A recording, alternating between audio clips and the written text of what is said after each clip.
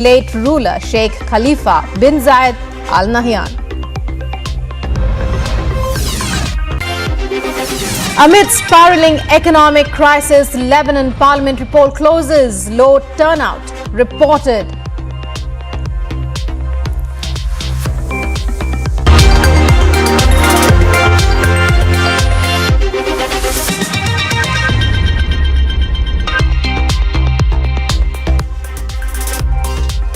And in news that's breaking at this hour, on the international stage, one person was killed and 4 others were critically wounded in a shooting on Sunday afternoon at a Presbyterian church in a suburban Southern California community where the majority of residents are seniors. The shooting was reported shortly before 1:30 p.m. GMT at Geneva Presbyterian Church in the city of Laguna Woods. So news coming in of 1 dead and 4 hurt at the California church shooting, which took place on Sunday afternoon. Let's listen in to some reactions to tell us more about the incident. 4 others are critical and 1 other victim sustained minor injuries. The injured victims were taken to local hospitals. We currently do not have a status of the injured 4 that are in critical condition. The incident happened at a lunch banquet following the morning service. And again, to remind you, this is all very preliminary information. We believe a group of churchgoers detained him and hogtied his legs with an extension cord and confiscated at least 2 weapons from him. He was detained when the deputies arrived. 1 person is confirmed deceased at the scene. 4 others are critical and 1 other victim sustained minor injuries. The injured victims were taken to local hospitals. We currently do not have a status of the injured 4 that are in critical condition. The incident happened at a lunch banquet following the morning service. And again, to remind you, this is all very preliminary information. We believe a group of churchgoers detained him and hogtied his legs with an extension cord and confiscated at least 2 weapons from him. He was detained when the deputies arrived. And the California church shooting takes place just a day after a teenager killed 10 people as part of a racial hate crime in the town of Milwaukee in the United States. He streamed the incident live moments before surrendering to the authorities. An officer who made the effort to kill the teenager was also killed. Here's a look at more details in this report.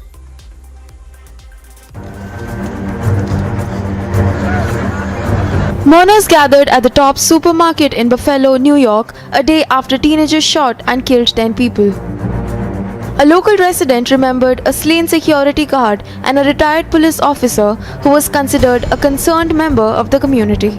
Yes, I come at Tops every day. I just had left out of here. I just left, and I usually come back. Thank God I ain't come back. Buffalo police officer. I was just talking to him yesterday morning while I was in Tops. And what were you talking about? We was just talking. I was playing my numbers. He said, "I see you playing your numbers." I laughed and I went on. And he was playing his numbers too. Can you imagine seeing somebody and then you don't know they gonna go home? Hey, could you tell us about him?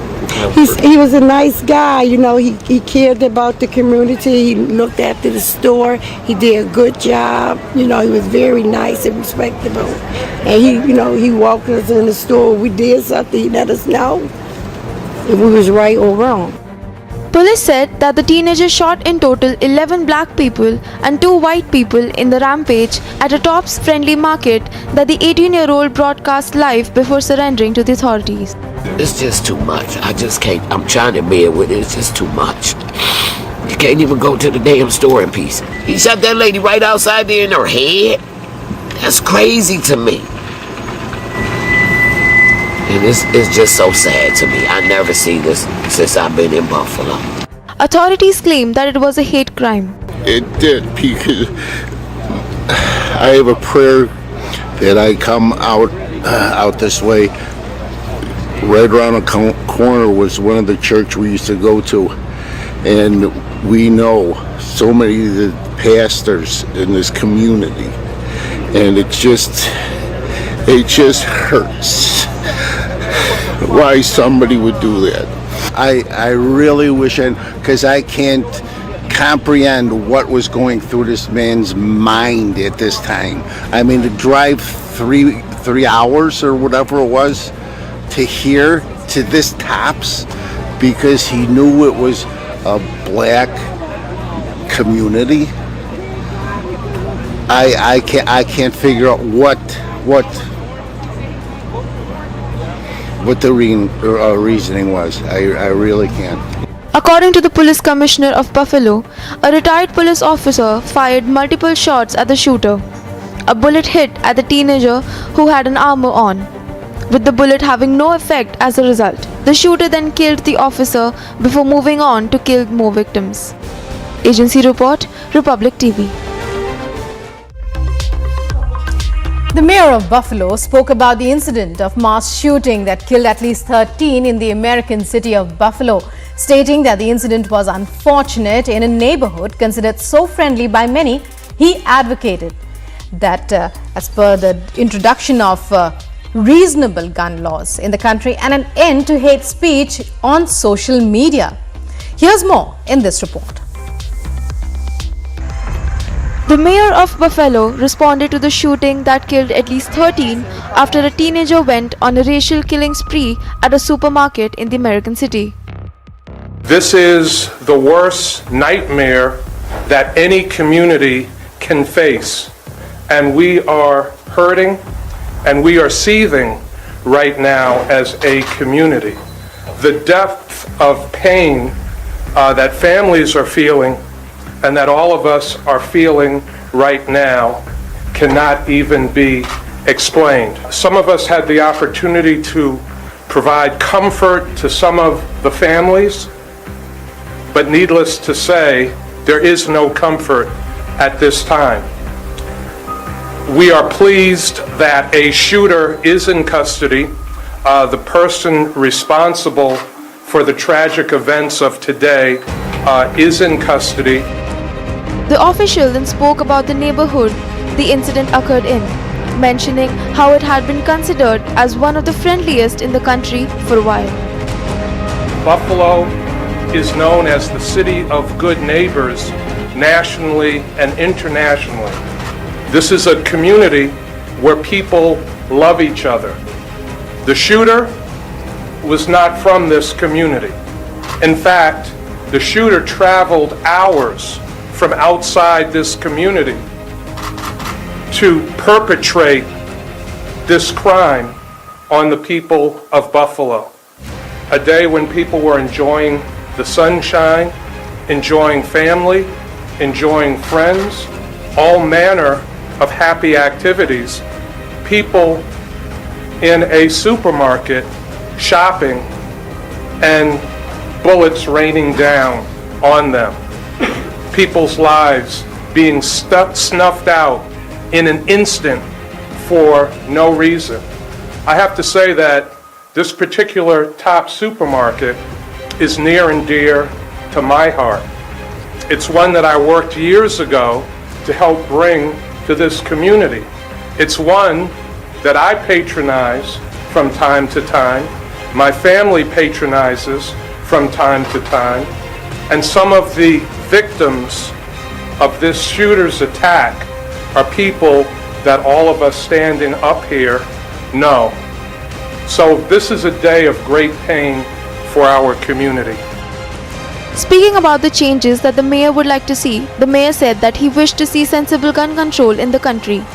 He added that he would like to see hate speech ending on the internet and on social media, stating that particular kind of speech was not the American way.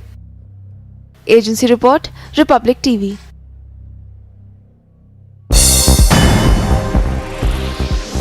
And former Pakistan Prime Minister Imran Khan has alleged that a conspiracy is being hatched abroad to kill him, and also said that he even recorded a video where he has called out the name of alleged conspirators.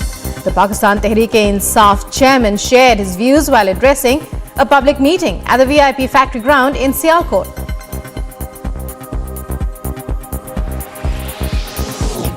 Newly appointed Sri Lankan Prime Minister Ranil Wickremesinghe has said he will provide a full explanation of the financial crisis faced by the island nation on Monday, days after he was appointed as the Prime Minister in the midst of violent protests throughout the country. Ranil was appointed Prime Minister this week with a promise to rejuvenate the crippling Sri Lankan economy. French President Emmanuel Macron arrived in Abu Dhabi to offer his condolences to Emirati leaders on the death of the federation's late ruler Sheikh Khalifa bin Zayed Al Nahyan, who died on Friday at the age of 73. An array of presidents and prime ministers continue to descend on the United Arab Emirates on Sunday from around the world to pay their respects to Sheikh Khalifa bin Zayed Al Nahyan. Somalia's presidential vote was proceeding to a second round on Sunday after the first round of voting did not produce a decisive winner. Legislators are choosing the country's next president in the capital Mogadishu, which is under lockdown measures aimed at preventing deadly militant attacks. Election officials began counting ballots in Lebanon's parliamentary elections, in which turnout was reported to be low. The vote is the first since Lebanon's implosion started in October 2019, triggering widespread anti-government protests. The election since 2018 is also being closely watched to see whether the heavily armed Iran-backed Hezbollah and its allies can preserve their parliamentary majority. Okinawa Governor Denny Tamaki on Sunday urged Japan's central government to do more to reduce the U.S. military presence in the southern island group, as it marks the 50th anniversary of its return to Japan after 27 years of American rule, amid frustration and bitterness over a lack of support from the mainland.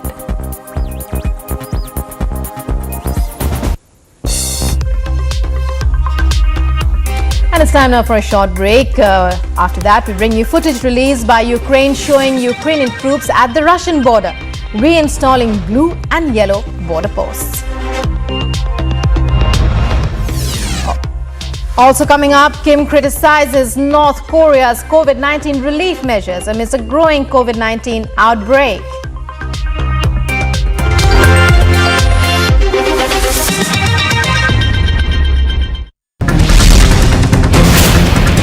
जिस दिन उद्धव ठाकरे मुख्यमंत्री नहीं रहेंगे, power चले जाएगा, उस दिन अगर रश्मि ठाकरे को जेल के पीछे डाला और तुम्हारी घर की महिला वहाँ जाएगी, तब मैं आपको पूछूंगी लॉकअप कैसा लगता है, दर्द कैसा रहता है और बिना क्राइम के जेल में जाना कैसा लगता है।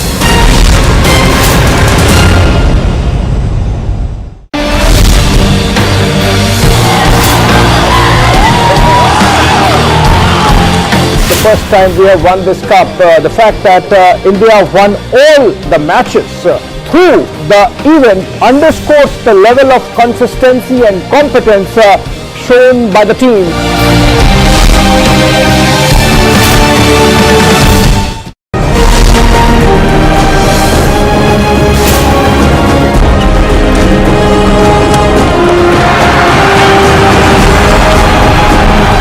Winning Thomas Cup and being a part of the Thomas Cup member, we are feeling much happy.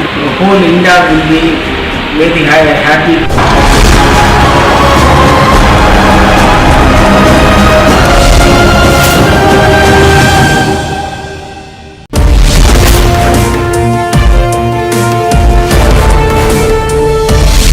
Of survey of Gyanvat Mosque has now come to an end. OEC and Congress party promoting falsehood and trying to create fear-mongering among the people about survey are doing so when it is being done on the red.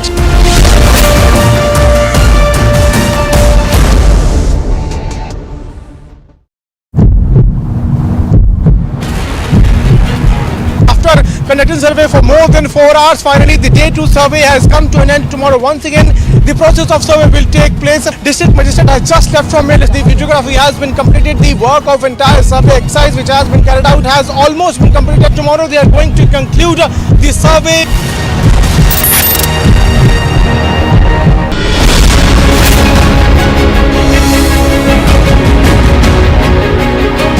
Rajesh Singh Chauhan breaking away from Rakesh Tikat on the death anniversary of his father Mahendra Singh Tikat and forming Bharatiya Kisan Union or Rajnatik, a huge cadre base that is breaking away from under the leadership of Rakesh Tikat and effectively makes his leadership of farmers groups redundant.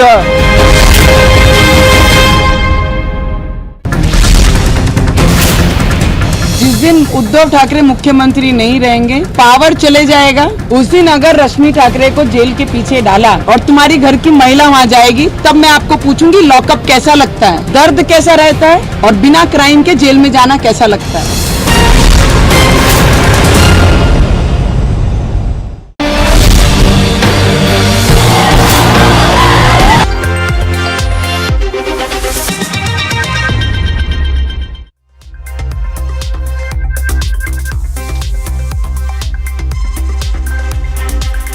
And in world this morning, breaking news coming in. This is in Panjshir as the Taliban are arresting local residents, beating them on the pretext of supporting the NRFA. This attitude has increased as the Taliban face severe casualties in Abdullah Khail and Dara districts of Panjshir Valley. Just a few days ago, we had heard about how there is a serious rebel front against the Taliban in Panjshir, and the resistance front had claimed the killing of more than 20 Taliban members in this area. Now in this video we can see the Taliban cracking down on local residents.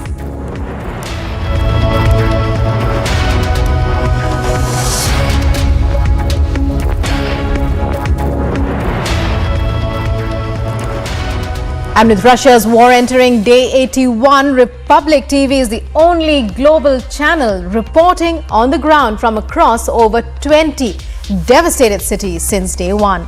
Here's an exclusive report filed by my colleague Alicia. Take a look.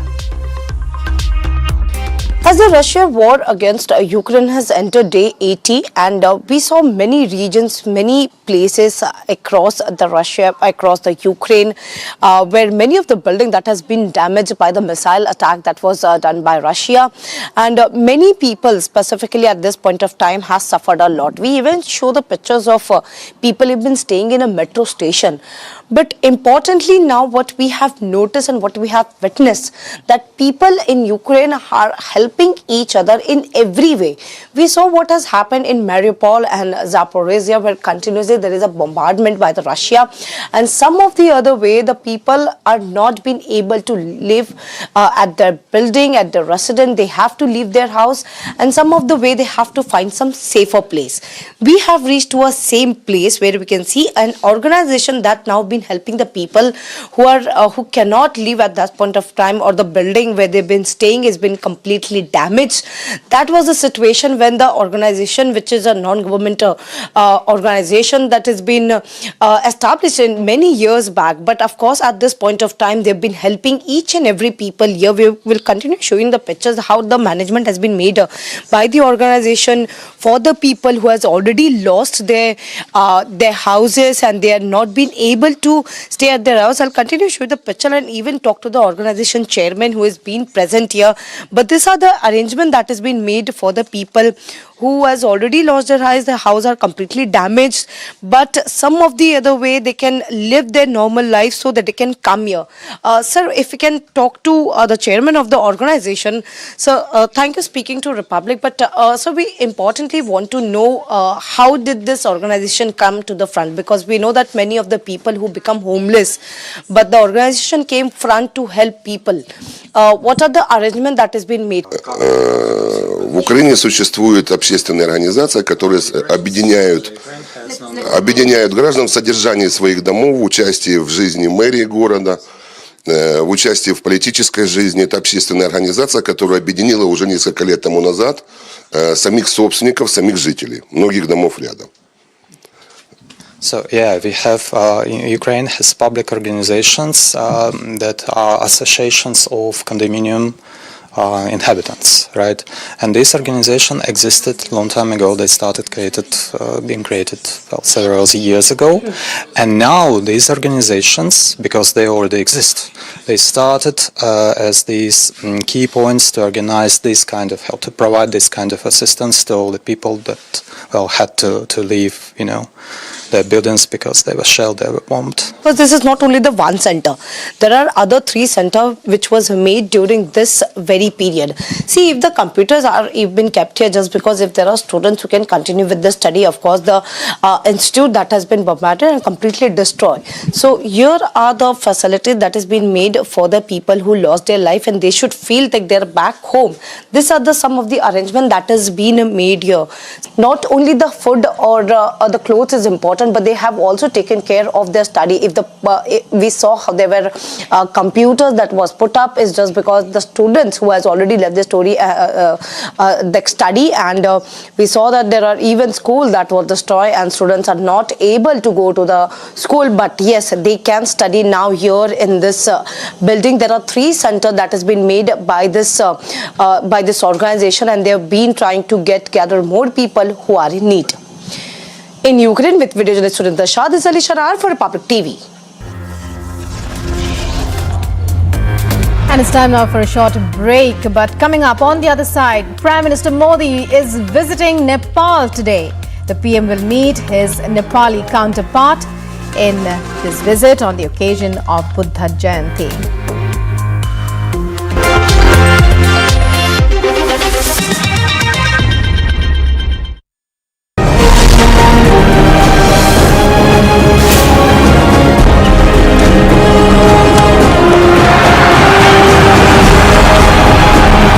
Winning Thomas Cup and being a part of the Thomas Cup member, we are feeling much happy. Whole India will be very happy.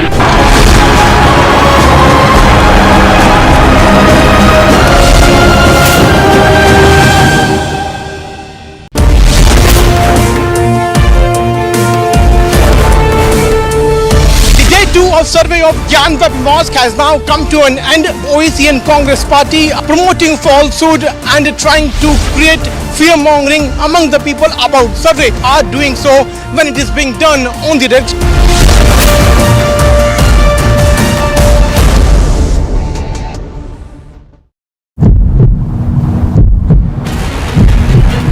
After conducting survey for more than 4 hours, finally the day 2 survey has come to an end. Tomorrow once again the process of survey will take place. District Magistrate has just left from it. The videography has been completed. The work of entire survey exercise which has been carried out has almost been completed. Tomorrow they are going to conclude the survey.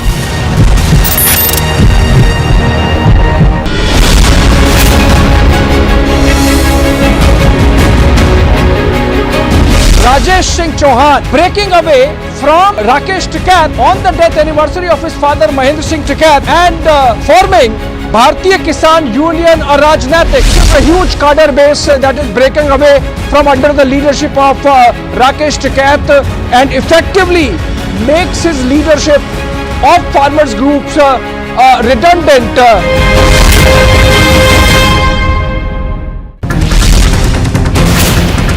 जिस दिन उद्धव ठाकरे मुख्यमंत्री नहीं रहेंगे, power चले जाएगा, उस दिन अगर रश्मि ठाकरे को जेल के पीछे डाला और तुम्हारी घर की महिला वहाँ जाएगी, तब मैं आपको पूछूंगी लॉकअप कैसा लगता है, दर्द कैसा रहता है और बिना क्राइम के जेल में जाना कैसा लगता है।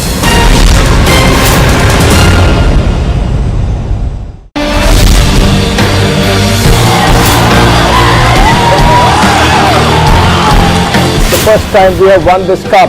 The fact that India won all the matches through the event underscores the level of consistency and competence shown by the team.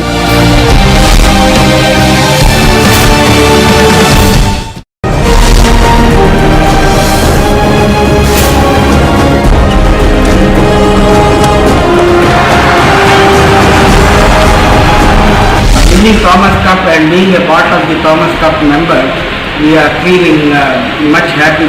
Whole India will be very happy.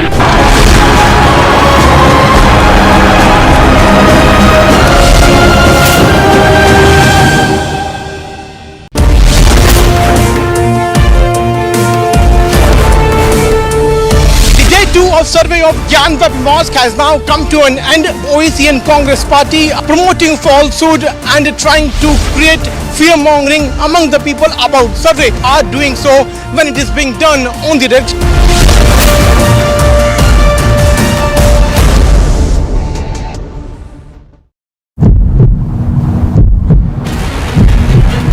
After conducting survey for more than 4 hours, finally the day 2 survey has come to an end. Tomorrow once again the process of survey will take place. District Magistrate has just left from here. The videography has been completed. The work of entire survey exercise which has been carried out has almost been completed. Tomorrow they are going to conclude the survey.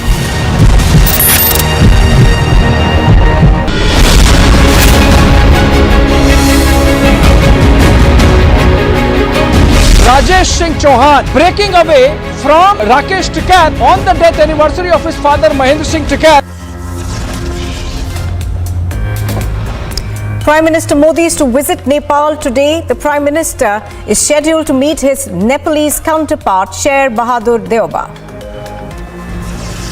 The Gyanvapi Mosque survey concludes today. Survey team to present its report in court on the 17th. India scripts history by winning the Maiden Thomas Cup title by defeating 14-time champions Indonesia. Atrocities on minorities in Pakistan. 2 Sikh shop owners are shot dead in broad daylight in Pakistan's Peshawar. Devendra Fadnavis attacks Uddhav Thackeray's led Shiv Sena government for opposing the Hanuman Chalisa.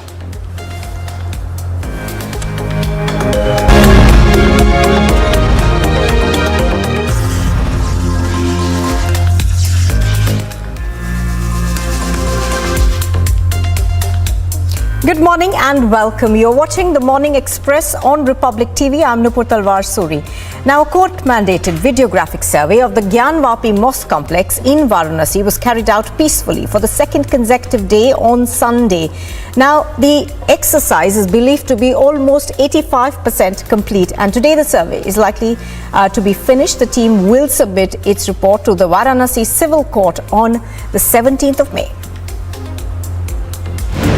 Well, after not one but all the 3 court commissioners indicating that the survey could very well continue for the 3rd day, that is today itself, and could be finalized, that is 100% survey would complete today itself. The indication is that the report, which was all set to be submitted prior to the 17th, could very well be submitted maximum by tomorrow itself, and hence it means that the final decision of the court in this regard will be taken in depending on what are the findings of this survey, and hence it is very, very important, if sources are to be believed, every inch has been recorded in the cameras, and the report is going to be a very, very detailed one.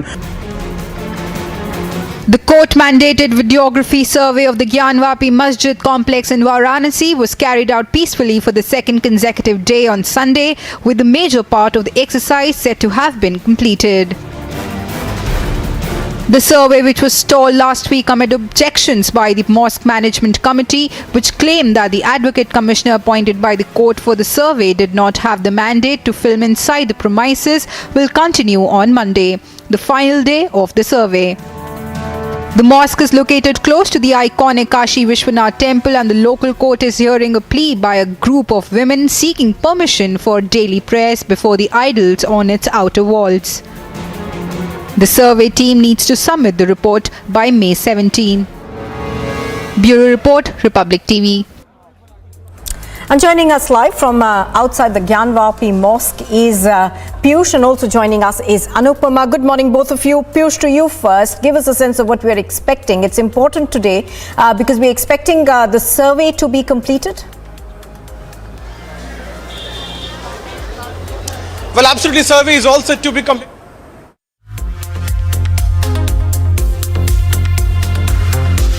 All right, just to tell our viewers, we are right now cutting across to visuals that we are getting of the Prime Minister arriving in Kathmandu in Nepal. Now, the Prime Minister, of course, is on a visit to Nepal. Now, this is on the occasion of Buddha Jayanti. He's visiting Nepal today at the invitation, of course, of his counterpart, Sher Bahadur Deoba. Ahead of his trip to Lumbini, the Prime Minister had said in a statement that his visit was intended to celebrate and further deepen time-honoured linkages with Kathmandu. Now, he's also, of course, gone on to say that his visit intends to celebrate and further deepen these linkages. Also, what we understand is that the Prime Minister will be offering prayers at the Maya Devi temple on the occasion of Buddha Jayanti. He will be accompanied by the Nepalese Prime Minister Deoba. The Prime Minister, of course, will be holding discussions with his counterpart in Nepal. This is on expanding cooperation in areas such as hydropower, development and connectivity. So, the Prime Minister arriving there in Kathmandu.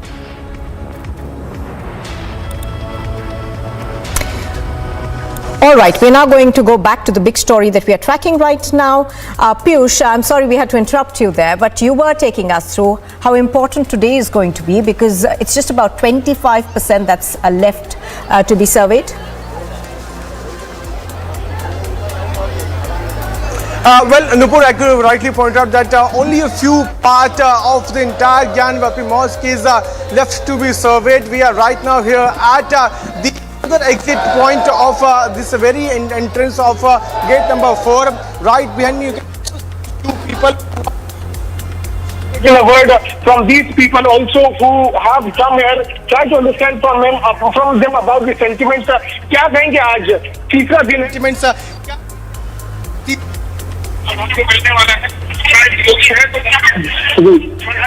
कहाँ से आए आप? कहाँ से आए आप? मैं झारखंड से आया हूँ। या अच्छा, आज तीसरा दिन है सर्वे का, 2 दिन लगातार चलता रहा, क्या लगता है आपको रिपोर्ट में क्या होगा? ये हमारा है, ये किसी के द्वारा हड़प लिया गया है। ये तो बस अभी सरकार जो आई है हमारी अपनी सरकार है, तो ये कुछ न कुछ हमारे लिए हल ऐसी निकालेगी जो हमें गर्व महसूस करेगा। आप कहाँ से आए? मैं वाराणसी का हूँ। वाराणसी के? हाँ, मैं प्रधानमंत्री जी के संसदीय क्षेत्र और सेवापुरी विधानसभा से मैं बूथ अध्यक्ष भी हूँ और आरएसएस का मंडल का अध्यक्ष भी हूँ मैं। अच्छा। हाँ। तो आज सर्वे का तीसरा दिन है, कितनी उम्मीद है? यहाँ पे काफी श्रद्धालु आए हैं, मैं देख रहा हूँ कई हिंदुस्तान के अलग अलग हिस्सों से यहाँ पे श्रद्धालु। देखिए, मैं एक चीज आपको बताऊँ, जो पुरानी चीज खोई होती है, जब उसको मिलने की संभावना होती है तो हम लोगों के हृदय में कमल के फूल खिल उठते हैं। हर हर महादेव। आप कहाँ से आए? सर, हम छोलापुर से आए हैं। विनोद कुमार पांडे नाम हमारा, सेक्टर संयोजक हम हैं, और हम लोग इस ऐतिहासिक चीज़ को देखने के लिए आए जो हमारा बहुत पुराना हड़प लिया गया था, उसको हम लोगों को मिलेगा और उससे बहुत हम लोगों के अंदर उत्साह है। 85% जो है लगभग काम सर्वे पूरा हो चुका है, और एक चीज़ जो बहुत महत्वपूर्ण है ये भी निकल के सामने आ रही है कि उम्मीद से ज़्यादा चीज़ें वहाँ पाई गई है। जी जी, पाई गई है और हम लोग बहुत कॉन्फिडेंस में एकदम है। असलियत छुप नहीं सकती बनावट के वसूलों से, या खुशबू आ नहीं सकती कागज के फूलों से। हम जिनके लिए उठकर रातों को भी रोते थे, ये हमारे प्रधानमंत्री जी बोल रहे हैं कि हम जिनके लिए उठकर रातों को भी रोते थे, हिंदुस्तान की जनता अपने बिस्तर पर आराम से सोती थी। दीवानों की दुनिया का दस्तूर निराला है, जब हम अपनी चीज को पहचान नहीं पाएंगे तो कश्ती के मुहाफिज खुद कश्ती को डुबोते हैं।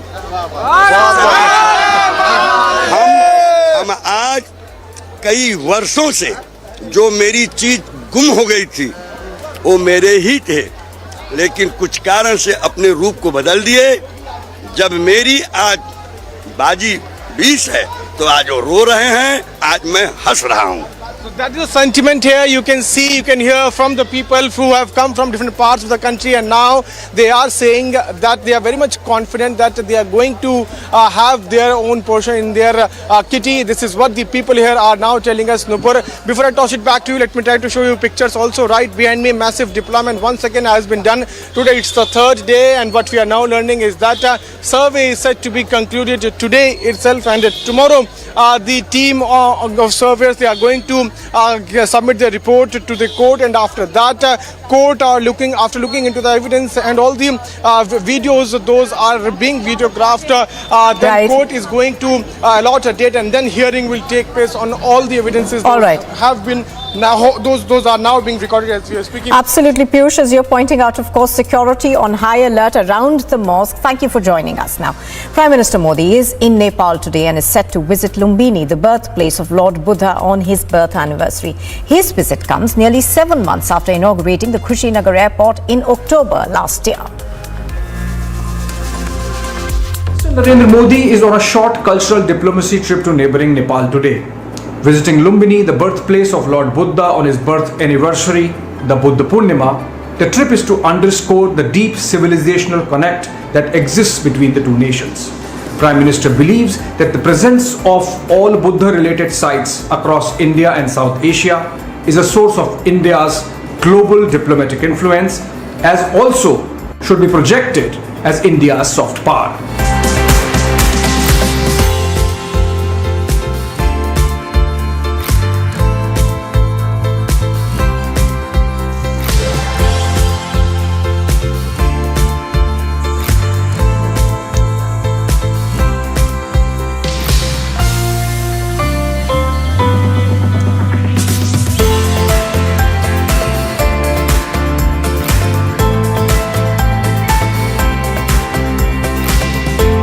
PM Modi is set to visit Nepal on Monday. The visit is set to be a one-day visit to Lumbini on the occasion of Buddha Purnima at the invitation of Nepal's Prime Minister.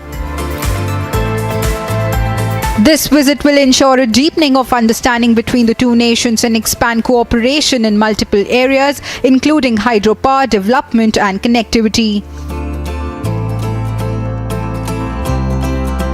In his departure statement, PM Modi said that he will offer prayers at the Maya Devi temple on the occasion of Buddha Jayanti. He will further participate in the Shilanyas ceremony of India International Centre for Buddhist Culture and Heritage in the Lumbini monastic zone. The Maya Devi temple is fabled to be the birthplace of Gautam Buddha as Siddhartha, the founder of Buddhism. Last month, on 1st April, Nepal PM visited India on a 3-day visit upon the invitation of the Prime Minister. This is PM Modi's first visit since the strain between the nation over border disputes at Kalapani and Susta over the map published by Nepal in 2019. PM Modi last visited Nepal in 2018 at the invitation of the then Prime Minister of Nepal, KP Sharma Oli, marking their second bilateral summit. This will also be the PM's 5th visit to Nepal since 2014. PM Modi's visit to Nepal is a significant diplomatic move for India to thwart Chinese threats, as the two nuclear giants have engaged in border skirmishes since the Galwan fight in 2020 and had at least 14 rounds of military talks.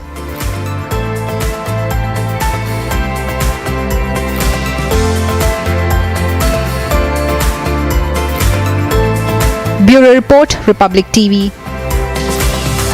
Now, 2 Sikh businessmen were shot dead yesterday by unidentified gunmen in Pakistan's northwestern Khyber Pakhtunkhwa province, sparking widespread outrage amongst the minority community.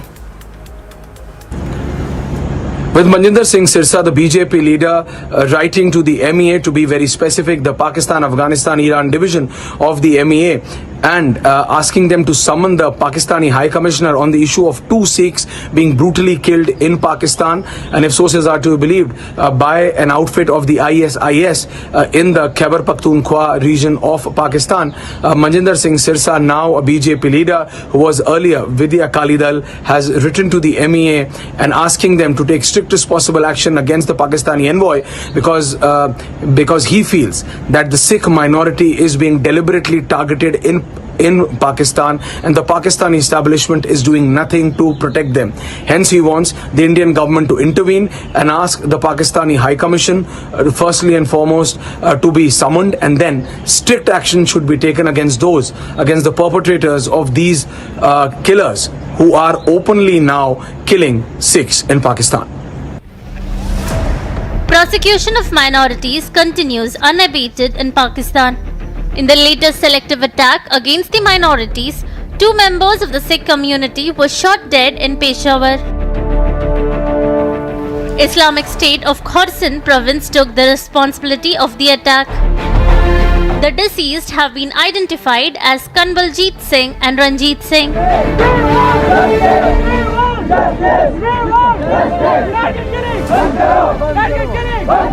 Massive protests were held in Pakistan's Peshawar against the killing of the 2 businessmen.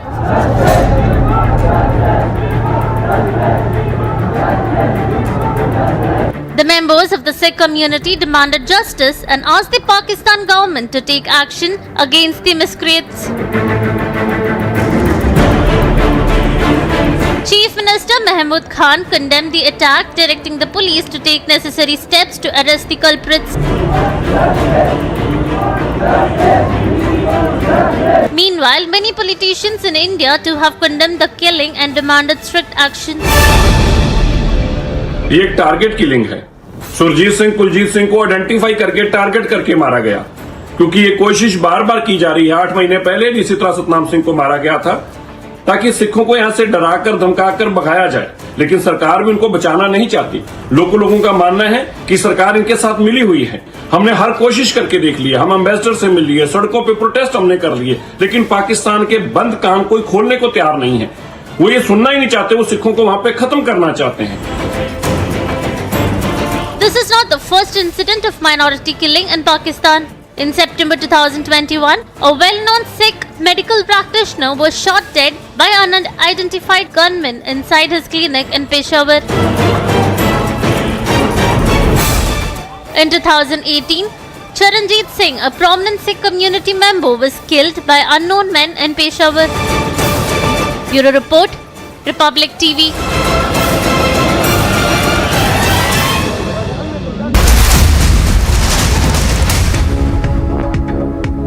Now, in a shocking development, Rajasthan's Chief Minister Ashok Gehlot has now said that all those accused in the recent riots in the state are either from the RSS or the BJP and not from Italy, and that it is the party that benefits from riots and therefore instigates rioters.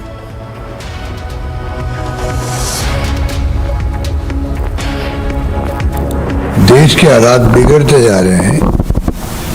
हालात बहुत चिंताजनक है, क्योंकि तनाव का माहौल है, हिंसा का माहौल है। हर धार्मिक जुलूस के वक्त में दंगे भड़क रहे हैं, और जहाँ जहाँ चुनाव होते राज्यों में, वहाँ पर ज़्यादा भड़कने शुरू हो जाते हैं। ये सोची समझी साजिश है। 13 पार्टियों के लोगों ने मांग करी प्रधानमंत्री जी से कि भाई आपको शांति की अपील करनी चाहिए देश को, इसमें बुरा नहीं हो सकता। आज तक मेरी समझ के परे है, प्रधानमंत्री मोदी जी इसके लिए आगे क्यों नहीं आ रहे हैं? अगर मान लो अशांति है, तनाव है, हिंसा का माहौल बन गया, दंगे भड़का रहे हैं, हम तो कहते हैं आरएसएस बीजेपी के लोगों का हाथ है। राजस्थान में ऐसे हुआ, करौली के अंदर जो मुख्य आरोपी है वो बीजेपी का। रामगढ़ के अंदर जब मंदिर तोड़े गए, बीजेपी का बोर्ड 35 में 34 मेंबर पार्षद बीजेपी के, प्रस्ताव पास किया गया, कार्रवाई हुई और बदनाम कांग्रेस किया गया। जोधपुर में तो कोई घटना ही नहीं हुई और घटना बना दी गई। और ये तो माने कि आज राजस्थान गवर्नमेंट ने कड़े दिखाई। हनुमानगढ़ में वहां पर 2 लोगों की लड़ाई हुई और वही माहौल, हम कार्रवाई करें सब जगह पर, इसलिए दंगा कहीं होने दिया। जो तनाव पैदा किया गया राजस्थान के अंदर, दंगे भड़क सकते थे, एक कैजुअलिटी नहीं हो पाई। दुकानें को जड़ ली वहां पर करौली के अंदर। जोधपुर में छोटी घटनाएं भी हुई कई जगह पर। करनी खोजी की दंगे को प्लानिंग वो की गई लोगों ने, उर्दू ने फेल किया है। अभी भी हम छोड़ेंगे नहीं, पूरी तरह राजस्थान में जहाँ जहाँ घटना हुई है उसकी पूरी तरह से तफ्तीश चल रही है। क्या एक्चुअल स्थिति क्यों बनी है वो वहां तक पहुंचेगी, जिससे कि आगे दंगे नहीं हो।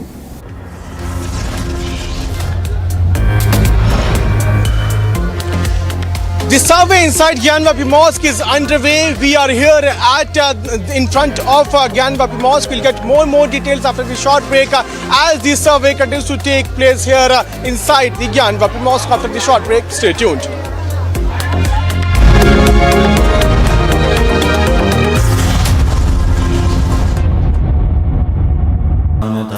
Pursue Amity University online bachelor's and master's degree at your own pace and convenience. Get assured placement opportunities powered by 300 hiring partners and 2,000 job openings with Amity online programs. Apply now at amityonline.com to fast forward your career. After conducting survey for more than 4 hours, finally the day 2 survey has come to an end. Tomorrow once again the process of survey will take place. District Magistrate has just left from here. The videography has been completed. The work of entire survey exercise which has been carried out has almost been completed. Tomorrow they are going to conclude the survey.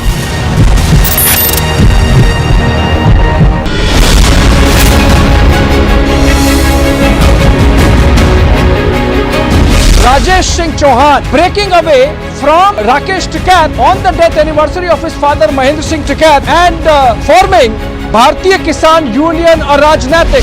A huge cadre base that is breaking away from under the leadership of Rakesh Tikath and effectively makes his leadership of farmers groups redundant.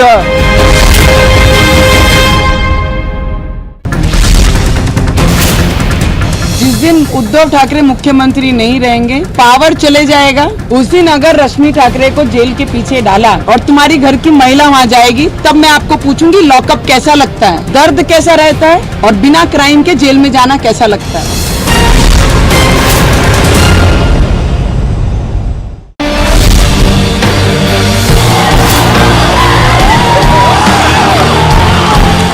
First time we have won this cup. The fact that India won all the matches through the event underscores the level of consistency and competence shown by the team.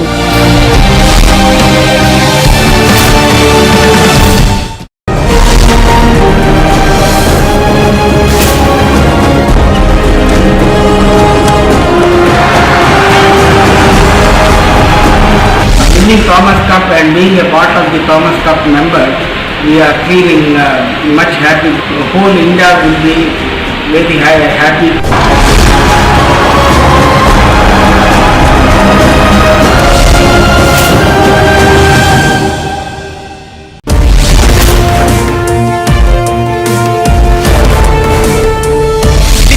Of survey of Gyanvapi Mosque has now come to an end. OEC and Congress party promoting falsehood and trying to create fear-mongering among the people about survey are doing so when it is being done on the direct.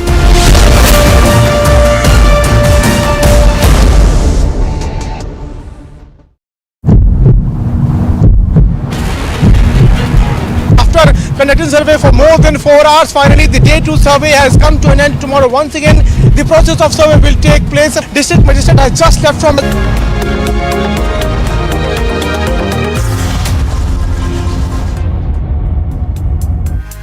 Well, you are watching Republic TV. This is the Morning Express. We are now getting a breaking news reaction that's coming in from the Congress party, which has backed Omar Abdullah on politicizing the killing of Kashmiri Pandits, further adding that the BJP has failed to protect Kashmiri Pandits.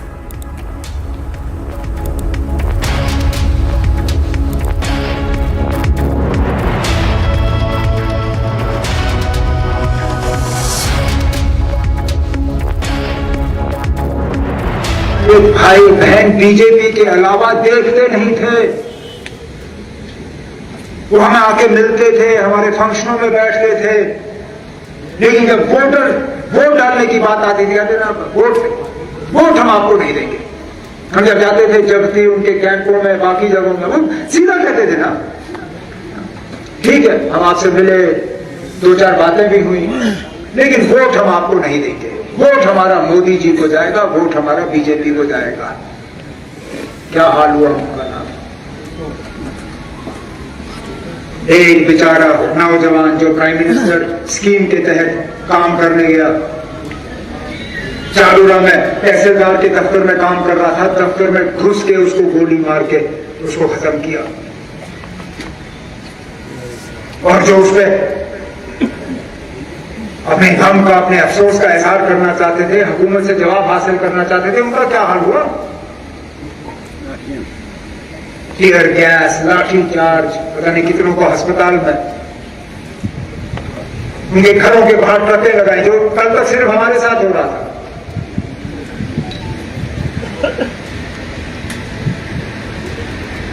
इन्होंने किसी के साथ इंसाफ नहीं किया है। उनके कहने का मतलब यह है कि जो बीजेपी पे बड़ा फेथ था कि वो कश्मीर की माइनॉरिटी को प्रोटेक्ट कर सकेगी, गवर्नमेंट में आने से लोगों को इसमें कोई शक नहीं कि इल्जाम तो यही लगाते थे कि पिछली सरकारें जो है वो माइनॉरिटीज को, जो बाकी लोगों को नहीं बचा सकते, इसलिए लोगों ने उनको चुना था। और अगर उन्होंने इस बात का कहा, उनके कहने का मतलब ये है कि वो कश्मीरी पंडितों की, हिंदूज की, माइनॉरिटीज की बड़ी बात करके पूरे देश को सुनाते थे कि ये सरकार जो है विफल है। आज जब टारगेटेड किलिंग्स हो रही हैं, राहुल भट्ट की बीवी ने तो ये कहा बेचारी ने रोते रोते कि जिस बीजेपी से हमसे बड़ी उम्मीद थी, तो उन्होंने जो कहा है, उन्होंने कहा मोदी और अमित शाह का नाम लेकर के कहा, तो इसलिए उनको उम्मीद थी कि शायद हमारी प्रोटेक्शन जो है वो ये करेंगे। लेकिन आज जिस तरह से पिछले 1.5-2 साल से हम देख रहे हैं, एक के बाद एक बिंदु साहब हों, चाहे वो सतपाल निश्चल हों, काश मेहरा हों, बाहर के लोग हों, अजय पंता हों, राकेश पंता हों, कई नाम ऐसे हैं, और अब राहुल भट्ट हैं, और वो प्रिंसिपल स्कूल के अंदर जो है वो टीचर मारे जाते हैं। तो भारतीय जनता पार्टी की सरकार केंद्र में भी है, यहाँ भी एडमिनिस्ट्रेशन उनके रिमोट कंट्रोल एमएचए चलाता है। तो इस तरह की टारगेटेड किलिंग तो इस तरह से नहीं होती थी।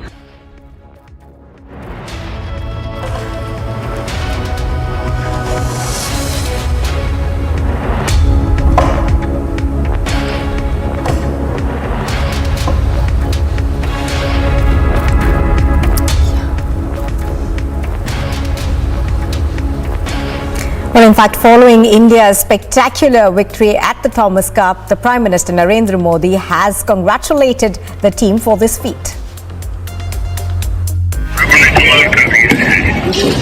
Sir, with all your support, sir, thank you. Hindustan के जो स्पोर्ट्स की दुनिया का एनालिसिस किसे करते हैं, सर, ये लोग जरूर उनको कहना पड़ेगा कि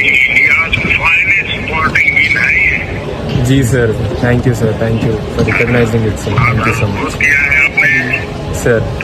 और मुझे खुशी आपको विशेष बधाई इसलिए है सर कि आप एक भी राउंड हारे नहीं है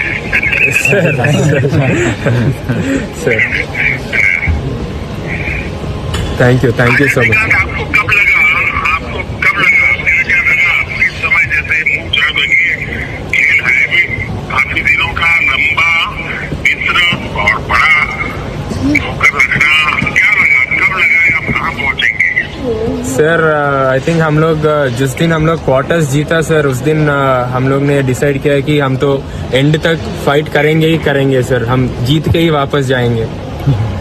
तो पूरा टीम ने बहुत मेहनत किया है सर, पूरा टीम ने ये एक सोचा कि बस हम एंड तक फाइट करेंगे और जीत के ही वापस जाएंगे sir.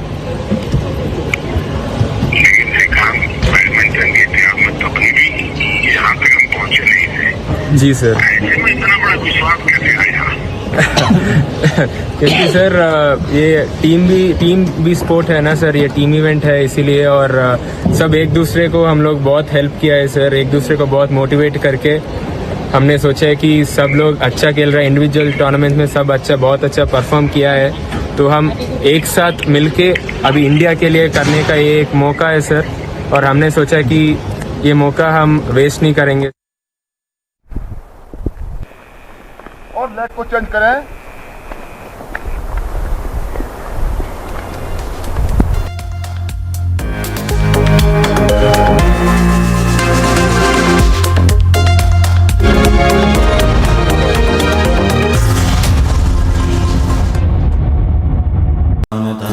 Pursue Amity University online bachelor's and master's degree at your own pace and convenience. Get assured placement opportunities powered by 300 hiring partners and 2,000 job openings with Amity Online programs. Apply now at amityonline.com to fast forward your career. जिस दिन उद्धव ठाकरे मुख्यमंत्री नहीं रहेंगे, power चले जाएगा, उस दिन अगर रश्मि ठाकरे को जेल के पीछे डाला और तुम्हारी घर की महिला वहाँ जाएगी, तब मैं आपको पूछूंगी लॉकअप कैसा लगता है, दर्द कैसा रहता है और बिना क्राइम के जेल में जाना कैसा लगता है।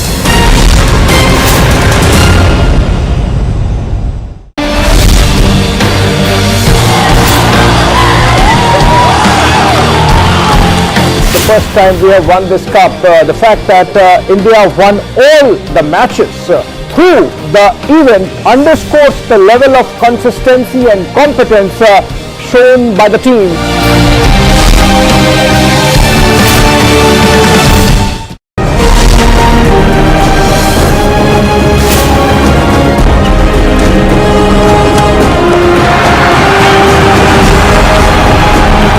Winning Thomas Cup and being a part of the Thomas Cup member, we are feeling much happy. Whole India will be very happy.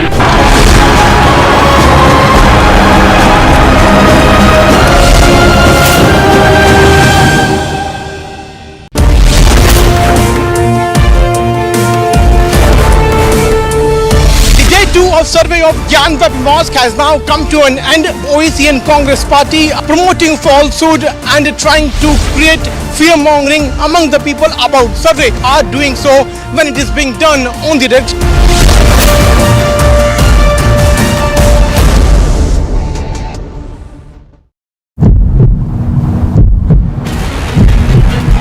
After conducting survey for more than 4 hours, finally the day 2 survey has come to an end. Tomorrow once again the process of survey will take place. District Magistrate has just left from it. The videography has been completed. The work of entire survey exercise which has been carried out has almost been completed. Tomorrow they are going to conclude the survey.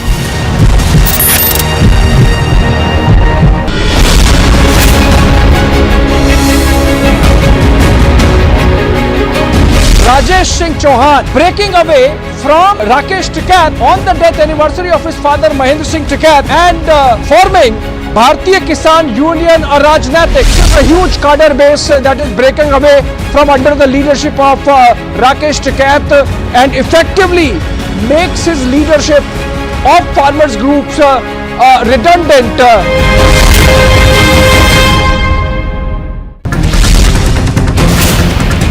जिस दिन उद्धव ठाकरे मुख्यमंत्री नहीं रहेंगे, power चले जाएगा, उस दिन अगर रश्मि ठाकरे को जेल के पीछे डाला और तुम्हारी घर की महिला वहाँ जाएगी, तब मैं आपको पूछूंगी लॉकअप कैसा लगता है, दर्द कैसा रहता है और बिना क्राइम के जेल में जाना कैसा लगता है।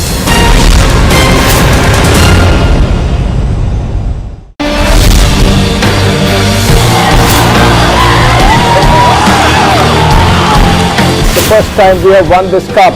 The fact that India won all the matches through the event underscores the level of consistency and competence shown by the team.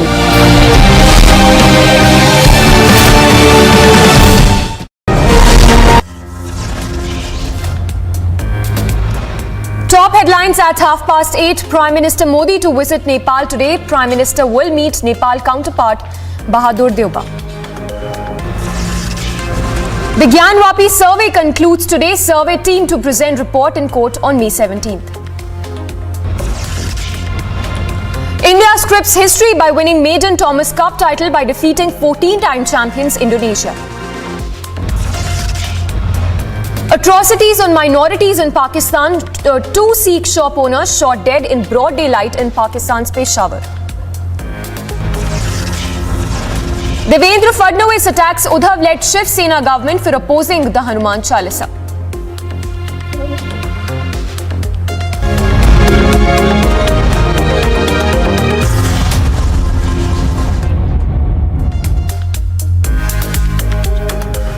Good morning, viewers. Thanks for tuning in. I'm Samiksha Srivastava. Let's get started with the top story coming in. Popular Bengali TV actress Pallavi Dey was found hanging at her apartment in South Kolkata on Sunday. The TV star Dey was declared broad dead on being taken to a nearby hospital.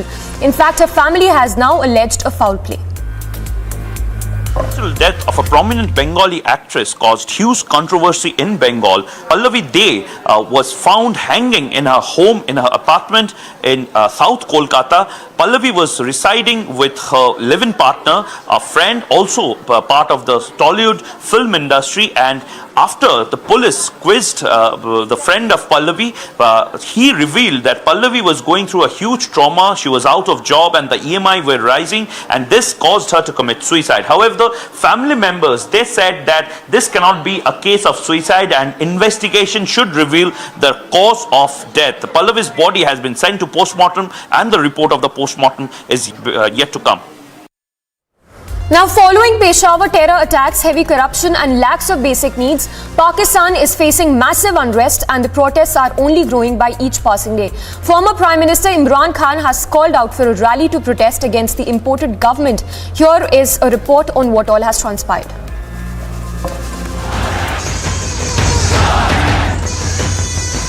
Hundreds of protesters participated in a campaign rally in support of former Prime Minister Imran Khan in Karachi. Supporters of the Pakistan's Tehreek-e-Insaf party were seen waving Pakistani and PTI flags as they were listening to a speech of the party leader. PTI chief Imran Khan voiced his concerns about the current PM Shehbaz Sharif's government and demanded fresh elections in the country. One of the rally participants slammed the government and said that the former Prime Minister Imran Khan must be voted back in power. कि जिस तरीके से regime change आया, regime change में अमरीकी और दूसरी ममालिक ने जिस तरह इसमें जो है पाकिस्तान पे मुसल्लत की इम्पोर्टेड गवर्नमेंट, हम ये नामंजूर करते हैं। हमें इमरान खान साहब वापस अपना वजीर आजम चाहिए, हम सारे पाकिस्तानियों को अपना वजीर आजम वापस चाहिए। Citing lack of basic needs, corruption and terrorism, many participants at the rally demanded for fresh elections in the country at the earliest. The rally came after Khan had called for action against the imported government after police had stopped PTI workers from holding similar events in Sialkot. Bureau Report, Republic TV. Moving on then, SpaceX has launched another 53 Starlink satellites into low Earth orbit from Cape Canaveral Space Force Station in Florida.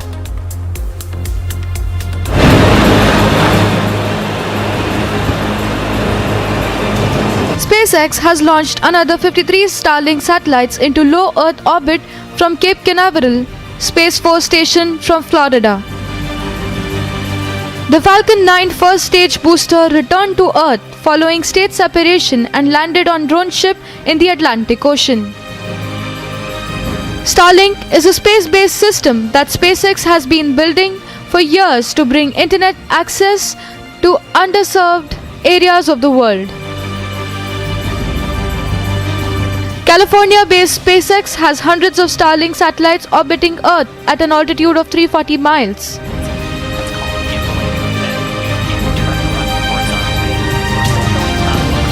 SpaceX up till now has launched 20 orbital flights in 2022. 13 of them have been dedicated to Starlink missions. Agency Report, Republic TV.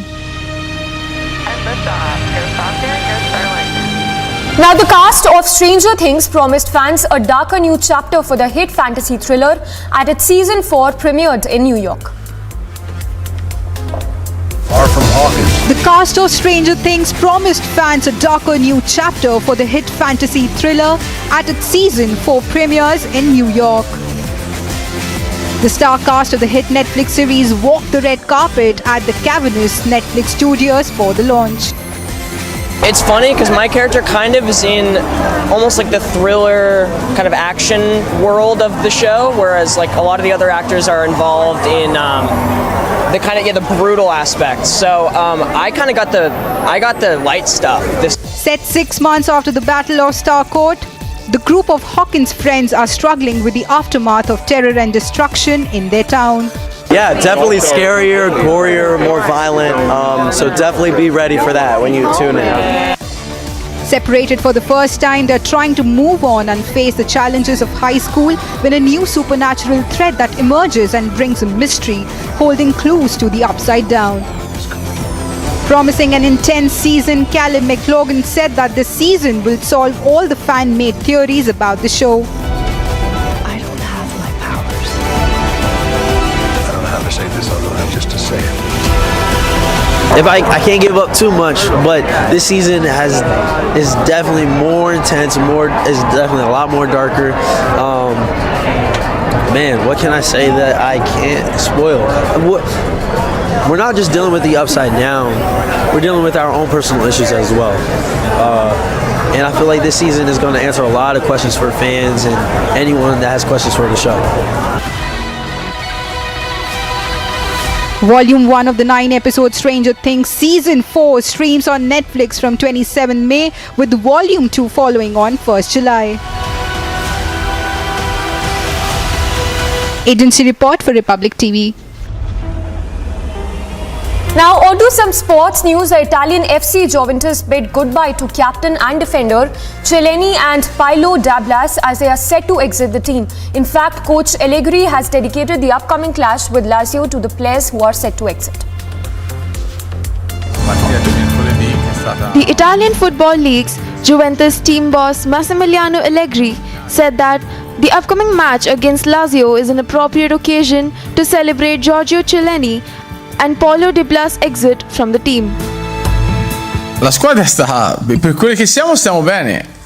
Domani è l'ultima partita che giochiamo in casa, quindi bisogna onorarla al meglio, e poi è la festa di Giorgio Chiellini e è anche l'ultima di Paolo Dybala, quindi dobbiamo unire tutte e tre le cose. The two players will leave the club at the end of the Italian Championship. Captain Cellini, who joined Juventus in 2004, will probably move to the Major League Soccer before ending his career.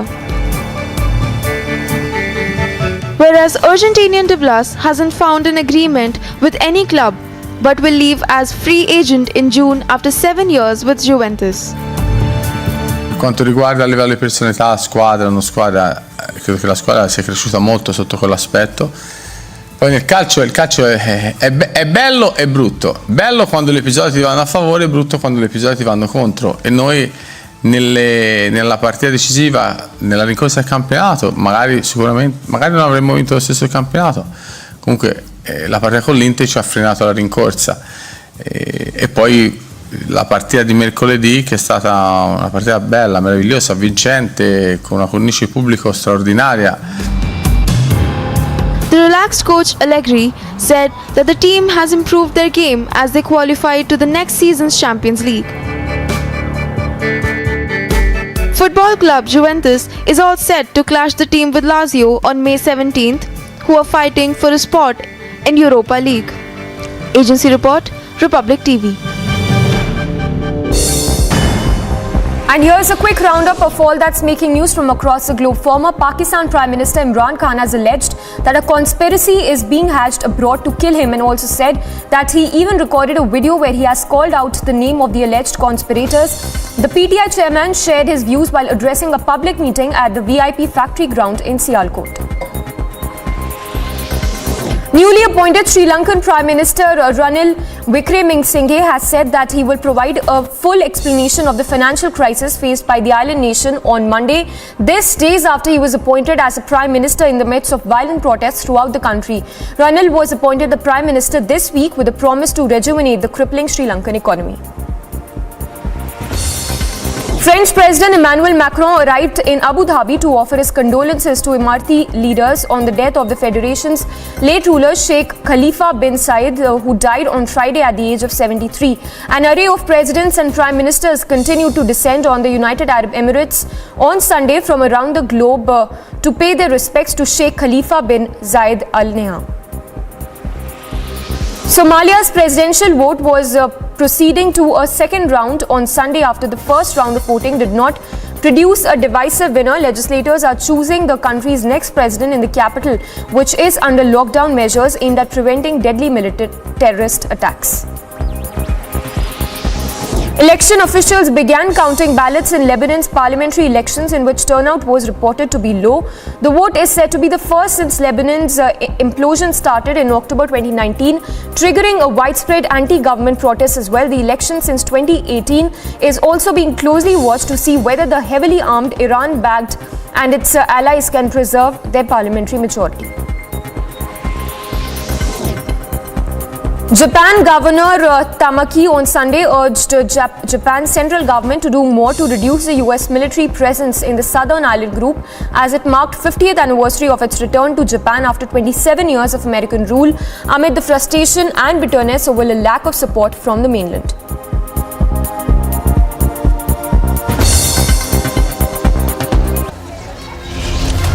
The members of survey team have now reached here at Gyan Vapi Mosque along with all the court commissioners appointed by court.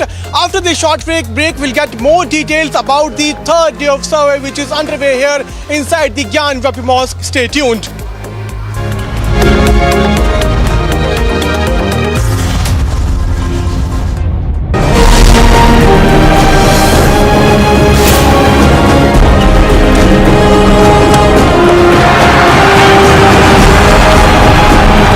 Winning Thomas Cup and being a part of the Thomas Cup member, we are feeling much happy. Whole India will be very happy.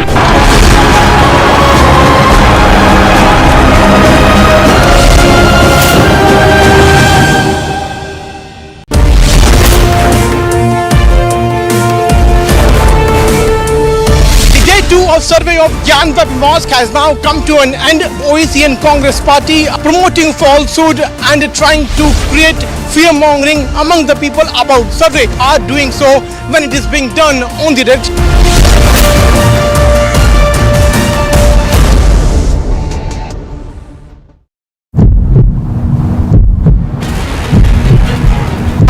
Conducting survey for more than 4 hours. Finally, the day 2 survey has come to an end. Tomorrow, once again, the process of survey will take place. District Magistrate has just left from it. The videography has been completed. The work of entire survey exercise which has been carried out has almost been completed. Tomorrow, they are going to conclude the survey.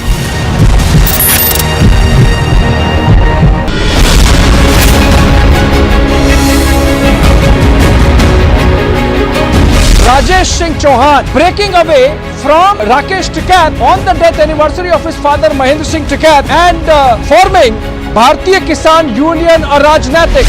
A huge cadre base that is breaking away from under the leadership of Rakesh Tikat and effectively makes his leadership of farmers groups redundant.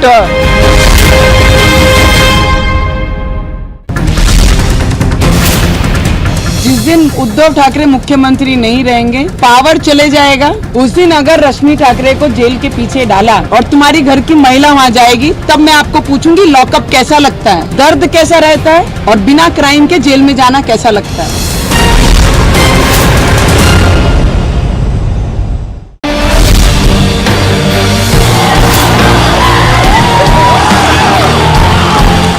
First time we have won this cup. The fact that India won all the matches through the event underscores the level of consistency and competence shown by the team.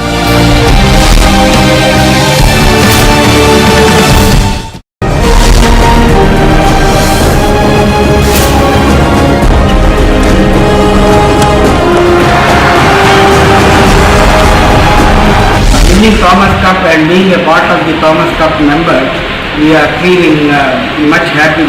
Whole India will be very happy.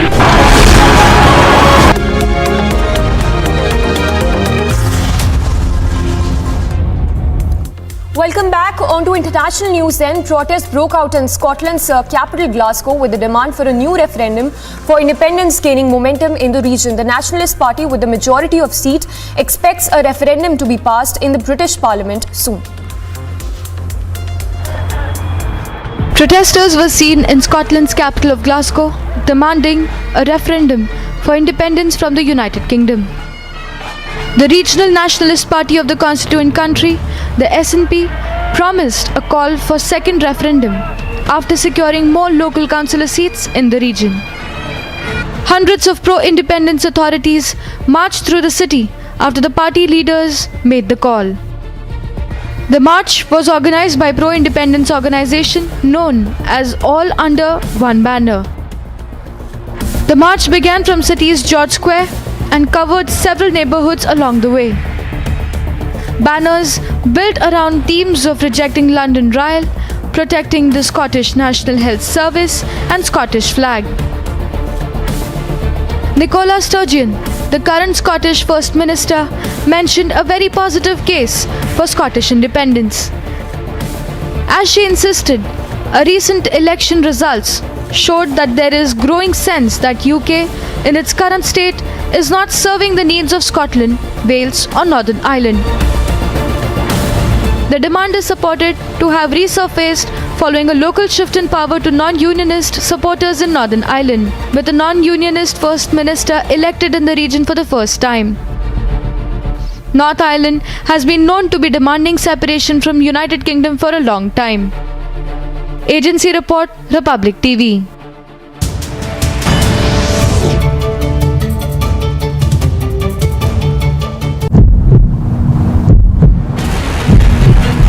After conducting survey for more than 4 hours, finally the day 2 survey has come to an end. Tomorrow once again the process of survey will take place. District Magistrate has just left from here. The videography has been completed. The work of entire survey exercise which has been carried out has almost been completed. Tomorrow they are going to conclude the survey.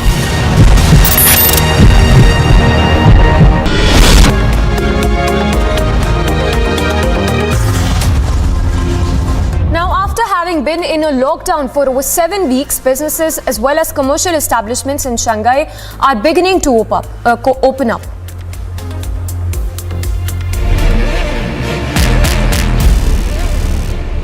After having been in lockdown for over 7 weeks, businesses and commercial establishments in Shanghai are beginning to open up. Supermarkets, malls, restaurants in Shanghai will be allowed to open in a limited capacity. Even while it remained unclear whether residents would be let out from their homes. 接下来，按照有序放开、有限流动、有效管控、分类管理原则，严格落实各项防疫措施。从5月16日起，我们将分阶段推动复商复市。 Agriculture markets will be allowed to reopen while ensuring no contact transaction in the city. Shanghai's Transportation Department recently said that all subway lines in the city had stopped operating, with it not being clear when the services would restart. Though the city's official total lockdown began at the end of the March, many have been stuck in their homes for a longer period of time. Shanghai officials have previously said that the city of 25 million people would reopen in a limited way. Restrictions, however, were reintroduced once again, even as cases were seen reducing over the days. While some residents have been allowed to return to work, they have been put into a closed loop similar to the one used in the Olympics. The result of the restriction is that they can often not return home but have to live on site. China as a whole has recently reported around 1700 locally transmitted asymptomatic cases. Agency report, Republic TV.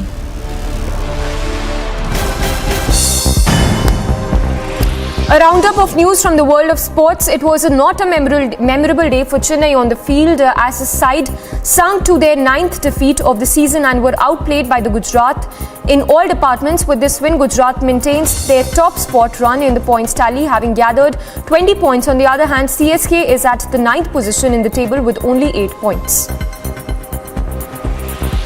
Riddhiman Saha of the Gujarat team smashed the third 50 of the ongoing season to power Gujarat to a 7-wicket win over Chennai at the Wankhede Stadium in Mumbai.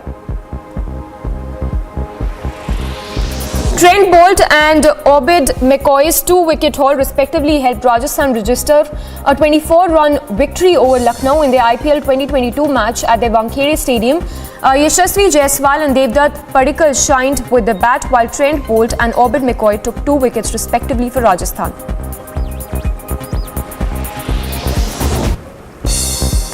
In the 64th match of the ongoing IPL 2022, Punjab will play against Delhi at the D.Y. Patil Sports Academy, Mumbai. Delhi has defeated the Punjab team 5 times in last 7 games, including one earlier this season. Delhi's David Warner has scored 427 runs for Delhi in just 10 games, and he is winning games for the side. On the other hand, Punjab's middle order has been inconsistent, and the side has paid a heavy price for its lack of consistency.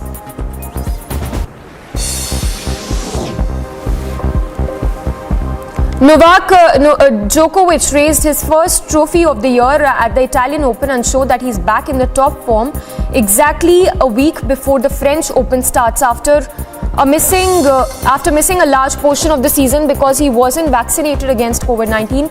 The top-ranked Djokovic beat Stefanos Tsitsipas for his 6th Rome title.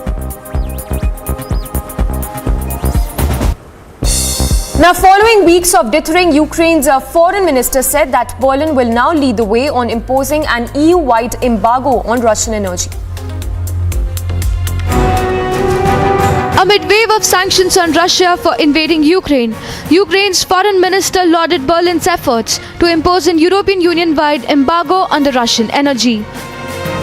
Dmytro Kuleba made the claim shortly after he returned from a meet of top G7 diplomats on Germany's Baltic Sea coast. He said, 2 місяці тому Німеччина говорила, що нафтове ембарго проти Росії неможливе, а зараз, і це треба теж відзначити, Німеччина є однією з провідних держав, які дійсно проштовхують нафтове ембарго. Ми говорили багато про ембарго на газ, і моє враження полягає в тому, що принципове політичне рішення про те, що залежність Німеччини від російського газу є величезною проблемою, і ця залежність має бути розірвана, таке рішення ухвалене. Тому треба їм трошки більше часу на те, щоб вирішити свої газові питання, але дуже важливо розуміти, що Німеччина нарешті усвідомила про те, що російський газ – це зброя. Зброя, яка б'є, яку завжди Росія тримає біля скроні і України, і Німеччини, і будь-якої іншої європейської країни. Voicing his concerns on Ukraine's entry in European Union, he said that Ukraine wanted to be a part of the group at the earliest and at an appropriate time.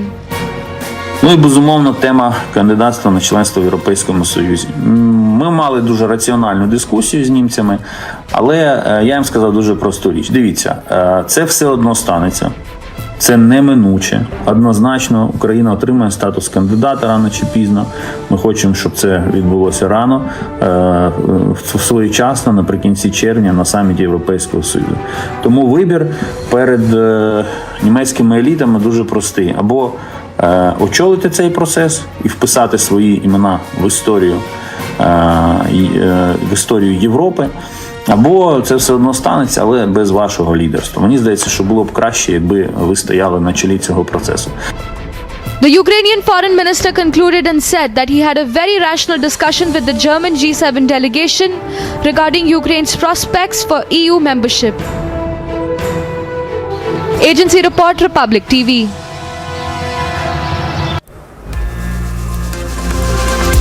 And viewers, that's all we have for you in this edition of our broadcast. Don't go anywhere. Lots lined up for you on the other side of this very short break. Day 3 of Gyanvapi survey begins. Survey team to present report in court on 17th of May.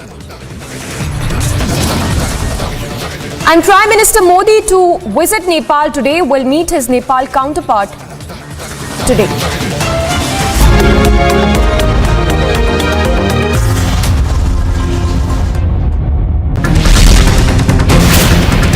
जिस दिन उद्धव ठाकरे मुख्यमंत्री नहीं रहेंगे, power चले जाएगा, उस दिन अगर रश्मि ठाकरे को जेल के पीछे डाला और तुम्हारी घर की महिला वहाँ जाएगी, तब मैं आपको पूछूंगी लॉकअप कैसा लगता है, दर्द कैसा रहता है और बिना क्राइम के जेल में जाना कैसा लगता है।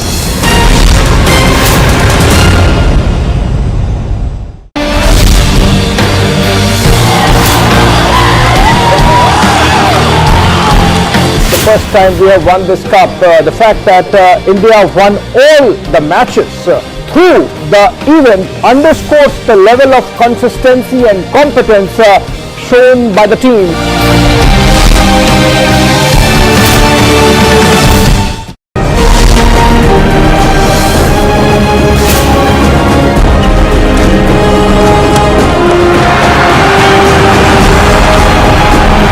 Winning Thomas Cup and being a part of the Thomas Cup member, we are feeling much happy. Whole India will be very happy.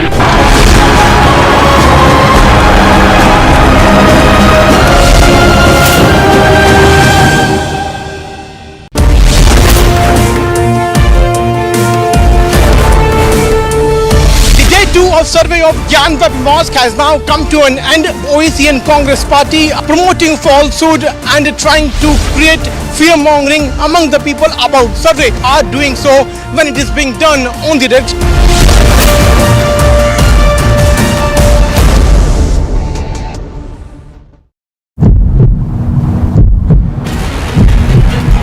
After conducting survey for more than 4 hours, finally the day 2 survey has come to an end. Tomorrow once again the process of survey will take place. District Magistrate has just left from here. The videography has been completed. The work of entire survey exercise which has been carried out has almost been completed. Tomorrow they are going to conclude the survey.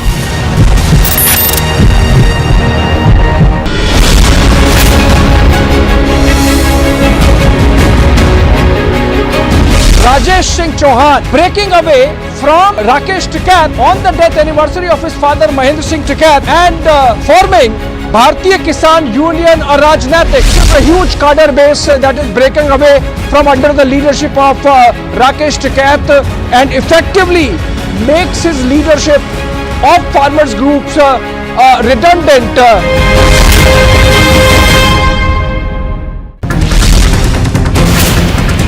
जिस दिन उद्धव ठाकरे मुख्यमंत्री नहीं रहेंगे, power चले जाएगा, उस दिन अगर रश्मि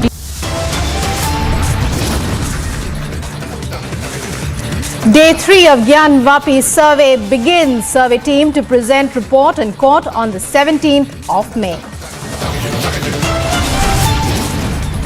Republic accesses inside details. Sources say soil, parts of idol remains found during the survey. Prime Minister Modi departs for Nepal. PM to meet his Nepal counterpart Sher Bahadur Deuba. Politics over attacks on Kashmiri Pandits continue. Now Congress backs Omar, says BJP failed to protect Pandits.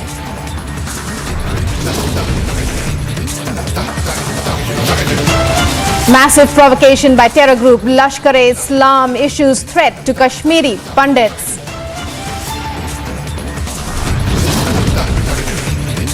A 30-year-old man loses life to yet another incident of apathy in Bengaluru.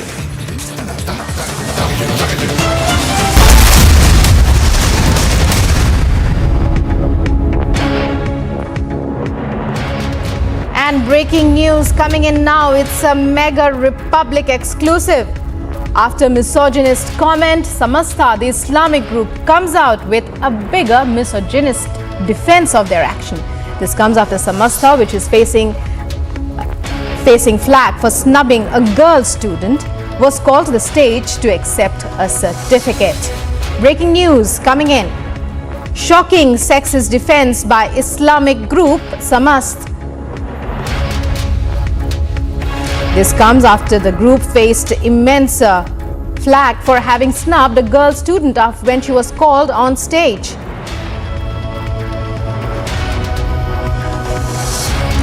Samast leaders say it is our tradition. Shocking sexist defense there.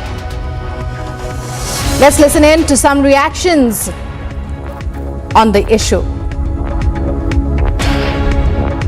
മൂപ്പര് വന്നു, ഈ കുട്ടിക്ക് ഇത് കൊടുത്തു. അപ്പോൾ ഈ കുട്ടീൻ്റെ മുഖത്ത് നോക്കുമ്പോൾ മൂപ്പർക്ക് മനസ്സിലായി ഈ കുട്ടിക്ക് ഉസ്താദന്മാരൊക്കെ ഇരിക്കുന്ന സദസ്സിലേക്ക് വരുമ്പോൾ ഒരു ചെറിയൊരു ലജ്ജ ഉണ്ടാവുമല്ലോ. സ്ത്രീകൾക്ക് മൊത്തത്തിൽ ലജ്ജ ഉണ്ടാവുമെന്നാണ് നമ്മൾ മനസ്സിലാക്കുന്നത്. ആ ഒരു ലജ്ജ ഈ കുട്ടിക്ക് ഉണ്ടെന്ന് മനസ്സിലായി. അപ്പോൾ ഈ കുട്ടിക്ക് ഒരു മാനസികമായി ഒരു പ്രയാസം വരുമോ? ഇതുപോലെയാണോ ഇനി ഇവിടെ വരുന്ന കുട്ടികളൊക്കെ അവരൊക്കെ വിളിച്ച് കണ്ട് വരുത്തിയാൽ അവർക്ക് സന്തോഷത്തിലേറെ പ്രയാസമാകുമോ എന്ന് മനസ്സിലാക്കിയിട്ട് മൂപ്പർക്ക് ആധികാരികമായി പറയാൻ പറ്റിയ ഒരുത്തരോടാണ് പറഞ്ഞത്, ഇനി അവനെ വിളിക്കാൻ പാടില്ല ഈ കുട്ടികളെയാണ്. അപ്പോൾ കുട്ടികളെ അപമാനിക്കാൻ വേണ്ടിയല്ല, കുട്ടികൾക്ക് നിങ്ങൾ പറഞ്ഞല്ലോ കുട്ടികളെ പീഡിപ്പിക്കാന്ന്, അവരെ വിഷമിപ്പിക്കാന്ന്, ആ വിഷമം ഇല്ലാതിരിക്കാൻ വേണ്ടി മൂപ്പര് പറഞ്ഞതാണ്. ഈ കുട്ടികളെ വിളിക്കണ്ട, ഇനി ഞാൻ വിളിച്ചു പോകരുത് എന്ന് അവനോട് പറഞ്ഞു. പിന്നെ ആ ശൈലി അത് മൂപ്പരുടെ ശൈലിയാണ്, അത് മൂപ്പരെ പറ്റി അറിഞ്ഞിട്ടില്ല. സമസ്തയുടെ ചരിത്രത്തിൽ ഇങ്ങനെ മുതിർന്ന പ്രായമായ പെൺകുട്ടികളെ പൊതു സ്റ്റേജിൽ കയറ്റിയിട്ടുള്ള പരിപാടികൾ അത് ഒഴിവാക്കിക്കൊണ്ടാണ്. അതിനൊരുപാട് ഗുണങ്ങൾ പെൺകുട്ടികളെ സംബന്ധിച്ചിടത്തോളം ഒരുപാട് ഗുണങ്ങൾ ഞങ്ങളതിൽ മനസ്സിലാക്കുന്നുണ്ട്. ആ മനസ്സിലാക്കുന്നതിൻ്റെ അടിസ്ഥാനത്തിൽ സമസ്തയുടെ നിലപാട് അതാണ്. So shocking defense there by Islamic group Samast. Let's listen into more reactions. Even as well, we have with us our reporter Ashwin joining us with more.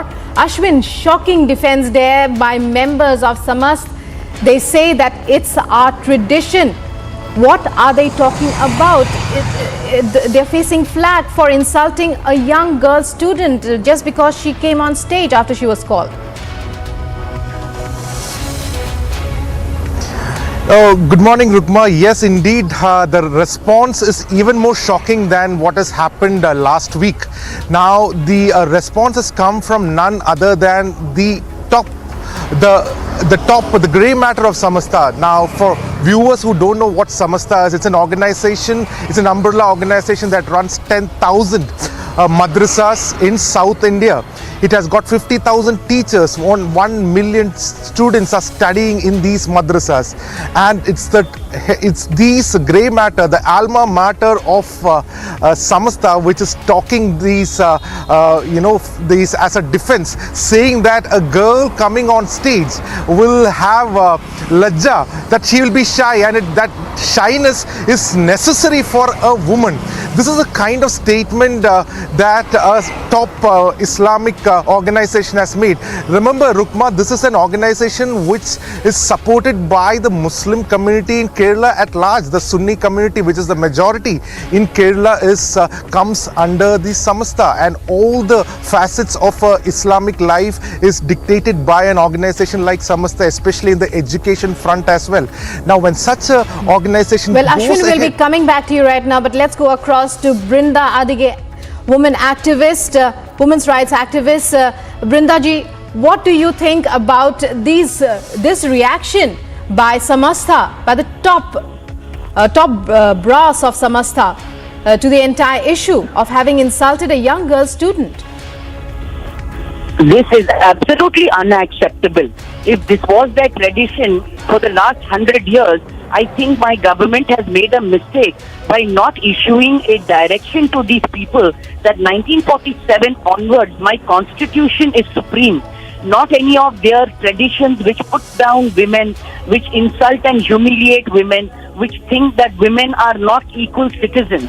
That kind of a samasta must be put into place or dismantled, because that samasta must understand that their rules and their whims and fancies will not work here. Whatever religious law that they may be following does not function here in my country since independence. My constitution is supreme.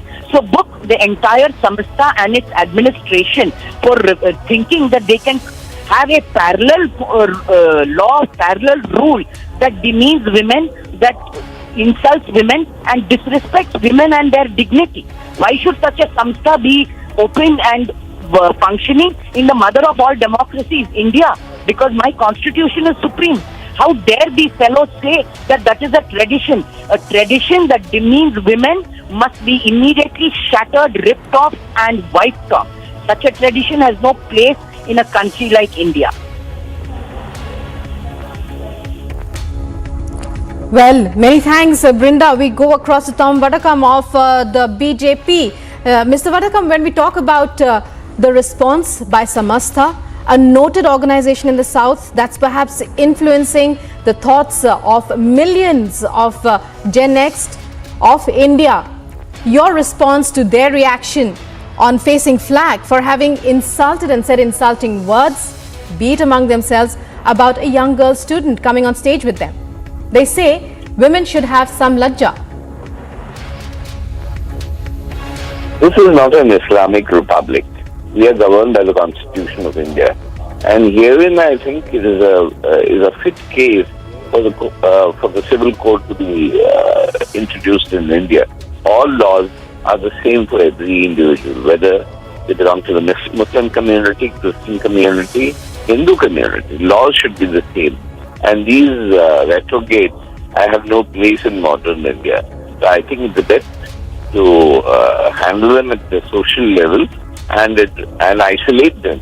I think that is the best language they understand. How do you feel they would justify such mindsets, can we say? And what do you think about the fact that they have been perpetrating these thoughts perhaps to millions of youngsters down the decades in their madrasas? Yes, there have been, but there has to be the other side of the picture, where modern India intervenes, when the modern thoughts come in, and madrasa should also be reformed. I think that is an important issue that needs to be taken up, because this kind of mindset, I don't think will carry anybody anywhere, especially in my state of Kerala. It's unfortunate that a highly educated state finds itself in such jeopardy, and it is important and incumbent on the government of the day, I'm talking of the left, that they need to take action against these elements who try to create this kind of division in society and this gender bias, which I think is not acceptable in any civil society. Not acceptable in any civil society. Many thanks, Mr. Tom Vadakan, for joining us there. We now go back once again to our correspondent Ashwin to tell us more about the case. Ashwin, activists are demanding that the leaders be booked, that the leaders of Samastha be booked. What is required here, we feel, because the laws are there, the constitution gives women the right to be respected, equality to all citizens of India. What is needed here is perhaps a people's movement.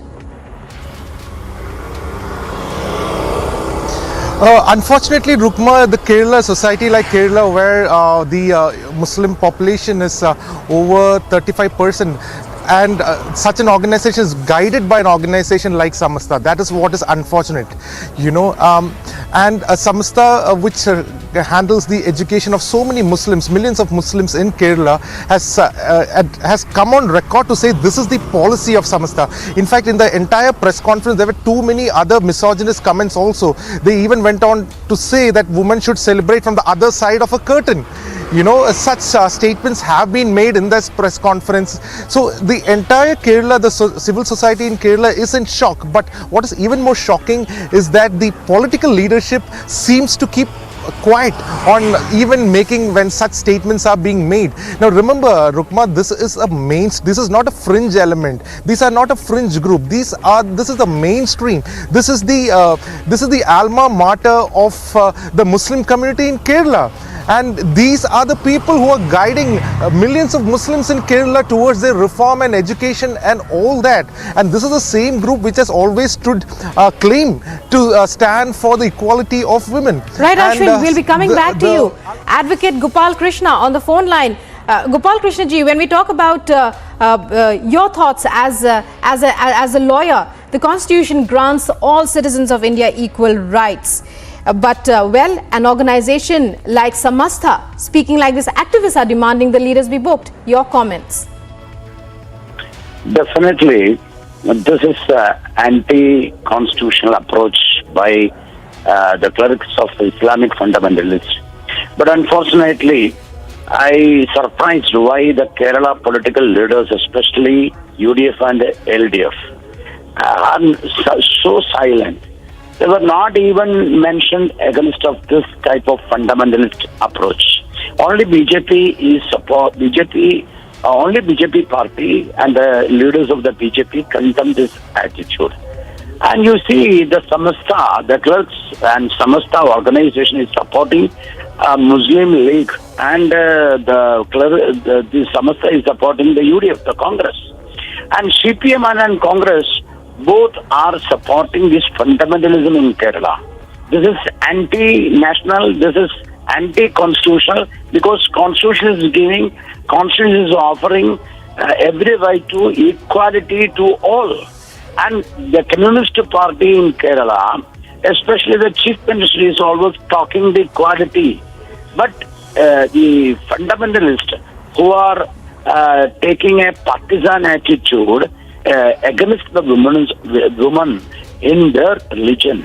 But the UDF and the Congress and the communist leaders, they are so silent. This is shocking statement, the shocking incident in Kerala. But even not only the UDF and LDF, the cultural luminaries or the cultural people who are always talking for left front, they are also silent. Many cultural leaders are here, including cinema, including drama, including many activities. They are always propagating the left ideology. Still, they are not even take any steps against of this, and they are always mum. I don't know why. Yes, this is a shocking news coming from this Malappuram. And you see the BJP is supporting Padma Shri Rabi. Padma Shri Rabi, they are giving Padma Shri to that lady, the Muslim lady. But this UDF and LDF, why they are so silent? Why the cultural leaders are silent? This is absolutely a shocking incident in Kerala. Only the Kerala governor who come forward to condemn this issue. So this is a very shocking situation. This is anti-national, anti-constitutional, and especially this is against the equality. Right, a shocking situation. Why is everybody in the government of Kerala, the LDF, the UDF, cultural luminaries, why is everyone silent at this shocking statement? Let's listen to the statements again. ഈ കുട്ടിക്ക് ഇത് കൊടുത്തു. അപ്പോൾ ഈ കുട്ടീൻ്റെ മുഖത്ത് നോക്കുമ്പോൾ മൂപ്പർക്ക് മനസ്സിലായി ഈ കുട്ടിക്ക് ഉസ്താദന്മാരൊക്കെ ഇരിക്കുന്ന സദസ്സിലേക്ക് വരുമ്പോൾ ഒരു ചെറിയൊരു ലജ്ജ ഉണ്ടാവുമല്ലോ. സ്ത്രീകൾക്ക് മൊത്തത്തിൽ ലജ്ജ ഉണ്ടാവുമെന്നാണ് നമ്മൾ മനസ്സിലാക്കുന്നത്. ആ ഒരു ലജ്ജ ഈ കുട്ടിക്കുണ്ടെന്ന് മനസ്സിലായി. അപ്പം ഈ കുട്ടിക്ക് ഒരു മാനസികമായി ഒരു പ്രയാസം വരുമോ, ഇതുപോലെയാണോ ഇനി ഇവിടെ വരുന്ന കുട്ടികളൊക്കെ അവരൊക്കെ വിളിച്ച് കണ്ട് വരുത്തിയാൽ അവർക്ക് സന്തോഷത്തിലേറെ പ്രയാസമാകുമോ എന്ന് മനസ്സിലാക്കിയിട്ട് മൂപ്പർക്ക് ആധികാരികമായി പറയാൻ പറ്റിയ ഒരുത്തരോടാണ് പറഞ്ഞത്, ഇനി അവനെ വിളിക്കാൻ പാടില്ല, വിളിക്കാൻ പാടില്ല ഈ കുട്ടികളെയാണ്. അപ്പം കുട്ടികളെ അപമാനിക്കാൻ വേണ്ടിയല്ല, കുട്ടികൾക്ക് നിങ്ങൾ പറഞ്ഞല്ലോ കുട്ടികളെ പീഡിപ്പിക്കാന്ന്, അവരെ വിഷമിപ്പിക്കാന്ന്, ആ വിഷമം ഇല്ലാതെ ഇരിക്കാൻ വേണ്ടി മൂപ്പര് പറഞ്ഞതാണ്. ഈ കുട്ടികളെ വിളിക്കണ്ട, ഇനി അങ്ങനെ വിളിച്ചു പോകരുത് എന്ന് അവനോട് പറഞ്ഞു. പിന്നെ ആ ശൈലി അത് മൂപ്പരുടെ ശൈലിയാണ്. അത് മൂപ്പരെ പറ്റി അറിഞ്ഞവർക്ക് എല്ലാവർക്കും അറിയാം. സമസ്തയുടെ ചരിത്രത്തിൽ ഇങ്ങനെ മുതിർന്ന പ്രായമായ പെൺകുട്ടികളെ പൊതു സ്റ്റേജിൽ കയറ്റിയിട്ടുള്ള പരിപാടികൾ അത് ഒഴിവാക്കിക്കൊണ്ടാണ്. അതിലൊരുപാട് ഗുണങ്ങൾ പെൺകുട്ടികളെ സംബന്ധിച്ചിടത്തോളം ഒരുപാട് ഗുണങ്ങൾ ഞങ്ങളതിൽ മനസ്സിലാക്കുന്നുണ്ട്. ആ മനസ്സിലാക്കുന്നതിൻ്റെ അടിസ്ഥാനത്തിൽ സമസ്തയുടെ നിലപാട് അതാണ്. Joining us is Trupti Desai now, social activist. Trupti, when we talk about equal rights, we are talking about a state here that's known for equal rights, where the Chief Minister is constantly talking and stressing about it. Yet, we are seeing a situation where the alma mater, where luminaries of an alma mater of an organization that has guided the thoughts of millions down the ages in Kerala is speaking about its lajja, its tradition, to insult women because they cannot share the stage with us. Your thoughts? Actually महिलाओं को जो है वो constitution ने अधिकार दिया है, हमें जो है वो जेंडर इक्वालिटी का अधिकार मिला है. हम 21st सेंचुरी में जो है वो अभी महिलाएं आगे जा रही है, और अभी ऐसे महिलाओं को इंसल्ट करना, ये जो है उनको जो है वो मतलब दुय्यम स्थान देना. केरला में तो बहुत, केरला का जो स्टेट है उसमें यहाँ पे ऐसा जो हो रहा है वो बिल्कुल गलत है। महिलाओं को उनका हक और अधिकार, उनका आवाज जो है वो कहीं भी उठा सकती है और कहीं भी वो बोल सकती है। आज स्टेज हो या कोई भी पार्टी हो या कहीं भी कौन सा भी मंदिर हो, वहां पे महिलाओं को समानता का अधिकार है और आप महिलाओं को इंसल्ट कर रहे हैं। मुझे तो लगता है कि वहां की जो सरकार है उन्होंने तुरंत ये जो महिलाओं के इंसल्ट कर रहे हैं, और हमारा जो कल्चर है, कल्चर ये कहता है कि सभी को मान सम्मान देना चाहिए, फिर वो पुरुष हो या महिला हो। हमारा कल्चर कहता है कि आप महिला को जो है वो मां सम्मान, देवी सम्मान आप मानते हैं तो आप उनका सम्मान करो, ना कि इंसल्ट करो। ये अगर ऐसा कोई इंसल्ट करता है तो उनके ऊपर तुरंत कार्रवाई होनी चाहिए। Well, Trupti, many thanks for joining us and for sharing your thoughts with Republic TV. Moving on now to some more national stories. A day after Manik Saha took oath as Tripura Chief Minister, 11 MLAs are scheduled to take oath as cabinet ministers at 12 p.m. in Agartala today. Governor S.N. Arya will administer the oath of office in secrecy to the cabinet ministers at a program in Raj Bhavan in the presence of CM Manik Saha, former Chief Minister Biplab Kumar Deb and other dignitaries. Amid the outrage of the killing of Kashmiri Pandit government employee Rahul Bhatt, a delegation of People's Alliance for Gupkar Declaration met Jammu and Kashmir Lieutenant Governor Manoj Sinha over the issue, demanding security for Kashmiri Pandits. The meeting was attended by National Conference Chief Farooq Abdullah, PDP Chief Mehbooba Mufti, CPIM leaders and Awami National Conference Senior Vice President Muzaffar Shah.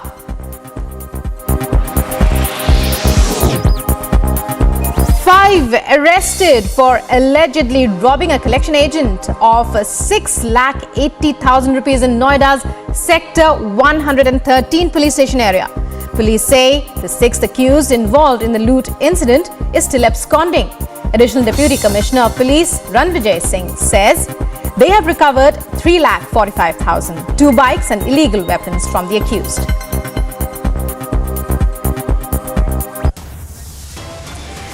And coming up in a short while, terror group Lashkar-e-Islam issues threat to Kashmiri Pandits. Coming up shortly on Republic TV.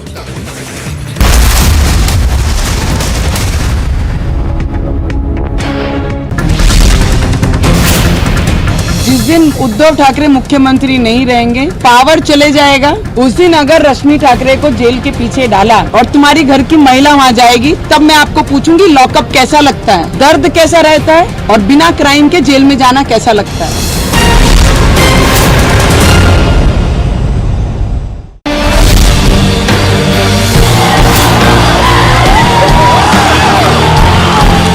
First time we have won this cup. The fact that India won all the matches through the event underscores the level of consistency and competence shown by the team.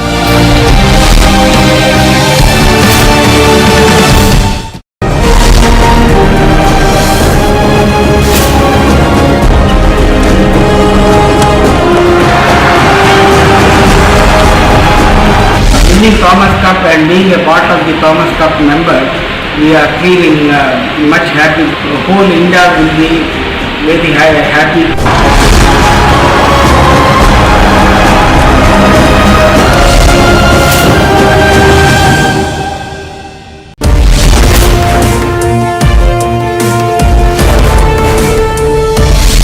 Of survey of Gyanvat Mosque has now come to an end. OEC and Congress party promoting falsehood and trying to create fear-mongering among the people about survey are doing so when it is being done on the direct.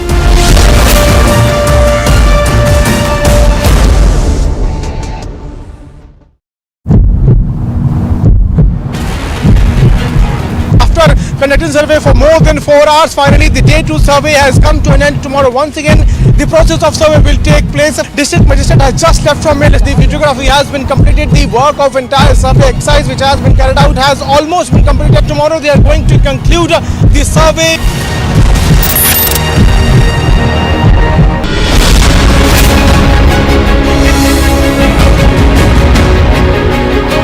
Rajesh Singh Chauhan breaking away from Rakesh Tikat on the death anniversary of his father Mahendra Singh Tikat and forming Bharatiya Kisan Union Rajnatik, a huge cadre base that is breaking away from under the leadership of Rakesh Tikat and effectively makes his leadership of farmers groups redundant.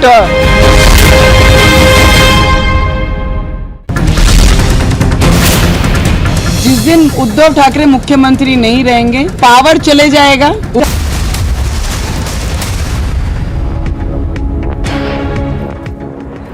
Prime Minister Modi is all set to land in Nepal in a short while from now.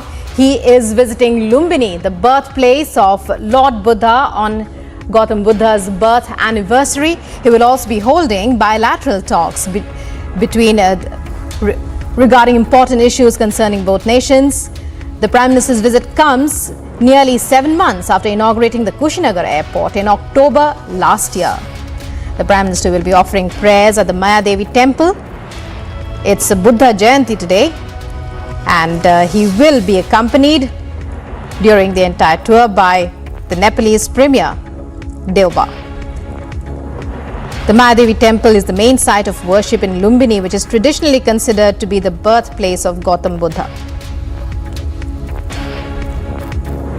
On the auspicious occasion of Buddha Purnima, Pradhan Mantri Narendra Modi will be visiting Lumbini, Nepal, which is the Buddha's birthplace, and we are standing in front of Lumbini Gate. As you can see, PM Modi's Nepal visit has been planned carefully to bypass a China-developed airport that is set to be inaugurated today itself. To mark Buddha Purnima, PM Modi will fly from Kushinagar in India to Nepal's Lumbini, both important destinations on the Buddhist circuit. With this, PM seeks to cement historic ties with Nepal. India's Buddhist symbolism also brings to focus atheist China's Buddhist card for the larger game of the geopolitics, cementing ties with Kathmandu and sending a message, a strong message to Beijing is what PM Modi targets about. With Vijay Vivek, Saloni Srivastava from Lumbini, Nepal. And so, as we were telling you, the Prime Minister set to begin his Nepal visit as he leaves for Nepal, and he has said that he intends to further boost and strengthen ties between the two countries who have been traditionally great friends. Pradhan Mantri Narendra Modi will be visiting Lumbini today at 10 a.m. and here we are standing at the Lumbini International, Gautam Buddha International Airport, which is developed and established by China. PM Modi will bypass the airport and fly directly to Lumbini, where a helipad has been constructed at the UNESCO World Heritage Site for his arrival. According to local Nepali media reports, Kathmandu had already suggested that PM Modi fly to the Gautam Buddha International Airport and then take the road to Lumbini while greeting people on the way. But was told that the PM will fly by chopper and so skip the airport entirely. This is being viewed as a deliberate snub to China. Analyst says India is making it clear that it does not want to be part of infrastructure projects developed by China in Nepal.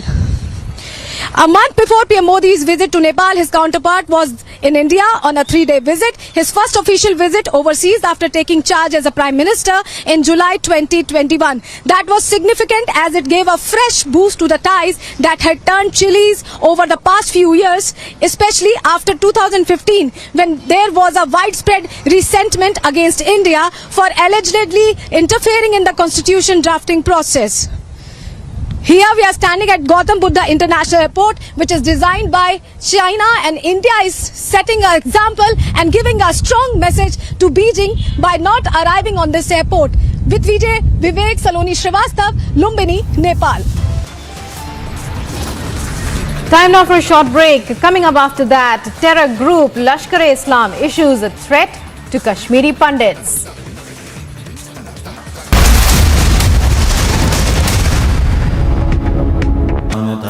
Pursue Amity University online bachelor's and master's degree at your own pace and convenience. Get assured placement opportunities powered by 300 hiring partners and 2,000 job openings with Amity Online programs. Apply now at amityonline.com to fast forward your career. It's great to be live with you every day. Of course, it's great to be live with you this Sunday evening as well. And we were watching the final game that led to India winning the Thomas Cup, and what a moment it was, ladies and gentlemen. destroying Indonesia 3-0 is really, really big. And winning the Thomas Cup is huge. And it all signifies one thing I've been talking about for a long time, is that there has been there is a complete shift in Indian sport, complete shift. Cricket, what it used to be and what it has become now. It is losing ground every day. Cricket is losing ground. The viewership on cricket is falling. People who put huge advertisements in cricket are now regretting it. In fact, this year's Premier League, IPL, has been a washout, an absolute unmitigated viewership disaster. The IPL viewership has totally crashed by a massive 35%, which means people are just quitting watching cricket. It means 1 in every 3 cricket viewers is no longer watching cricket, no longer watching the IPL. They are hashtag, ladies and gentlemen, hashtag for tonight. They are hashtag bored with cricket. And that's my hashtag tonight, bored with cricket. Too much cricket, makes no sense to them. And then in this context is the historic victory of our badminton superstars today. They've been smashing their way, dominating their way, jumping their way, and oh yes, smashing their way to the Thomas Cup victory. The Thomas Cup, ladies and gentlemen, the Thomas Cup, the very top of the league in international badminton, the World Men's Championships. And there in the intensity of the global court, our badminton heroes just outsmarted the Indonesians and destroyed the 14-time world champions with pure hunger and pure passion. Pure hunger and pure passion. Ladies and gentlemen, these two words, hunger and passion, it is these two words that matter the most in everything in life. Any game you play, any job you do, intensity and passion. And cricket and cricketers, Indian cricketers, are not hungry and not passionate, especially not in this IPL format. Cricket has become essentially commercial. But for all the hundreds and thousands of crores in marketing, hype, endorsements, thousands of crores in TV deals, could it save the IPL? No. The cricket fanatics can cry their heart out, but India has changed. The fact is, ladies and gentlemen, that India is hashtag bored with cricket. Bored with cricket. Cricket is not authentic anymore.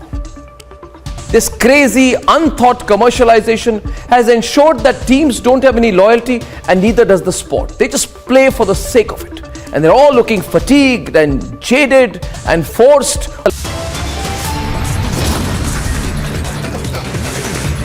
A quick recap of the top headlines at 9:30 this morning. It is day 3 of the Gyanvapi survey. Survey team is to present its report in court on the 17th of May.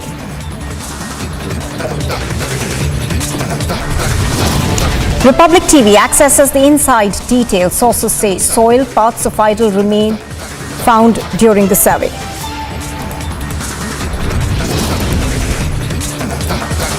Prime Minister Modi departs for Nepal. The Prime Minister is to meet his Nepalese counterpart Sher Bahadur Deoba.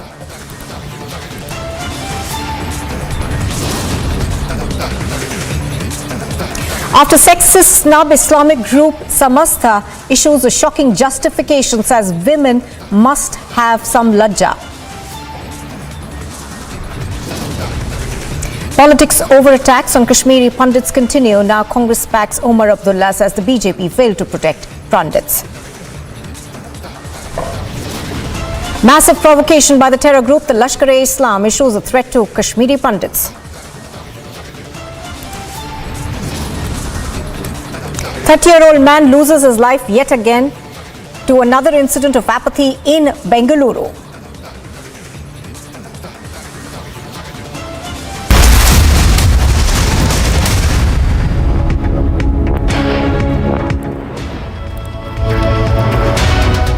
Well, we begin this morning with news that's just coming in. The terror group, the Lashkar-e-Islam, has issued a threat to Kashmiri Pandits, has asked them to leave the valley either or face death. Also going on to say that they will kill them even if security is doubled. Do remember that this has been one of the demands that have been made by Kashmiri Pandit associations in the valley as well as across the world, that there needs to be more security that is given to people who are working in the valley. I'm going to go across, I think, to Gursimran, who's reporting on this, and he joins us now. Gursimran, give us more details of what you're picking up on this terror threat that's come in for Kashmiri Pandits.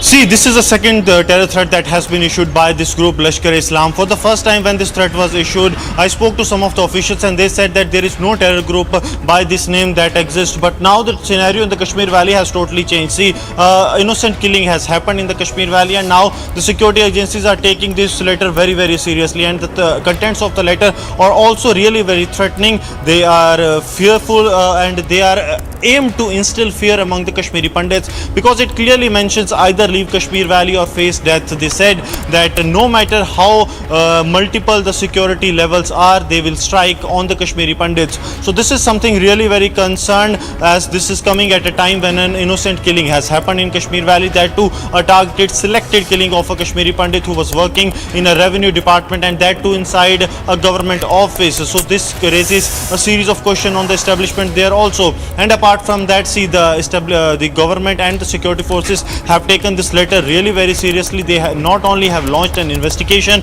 but also have ensured that there is adequate security that is to be provided to the Kashmiri Pandit colonies across the Kashmir Valley, be it in Pulwama, be it in Anantnag, or in other districts of the Kashmir Valley. Apart from that, a high-level security meeting is scheduled to be held tomorrow in the national capital, wherein the Lieutenant Governor of Jammu and Kashmir too will be taking part. It is to be chaired by a senior functionary of the government, in which all the details regarding the security being provided to the Kashmiri Pandits and other aspects of the security scenario will be discussed. So this is really very crucial and important to mention. Gursimran, I'm going to have to interrupt you there. I think we've got...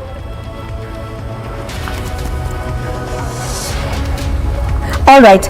I think we've got Rahul Bhatt's brother Ashwini Bhatt on the phone line with us. Ashwini Bhatt, thank you for joining us and speaking to us on Republic TV.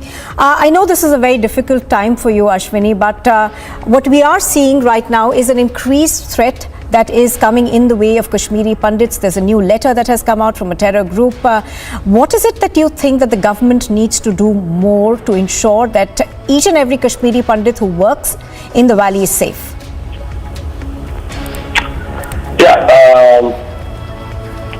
honestly, I mean, this is again a sort of a testimony of the fact of the situation on ground, that we need to be really tough on militancy, and we want to make sure that the last terrorist is wiped out. And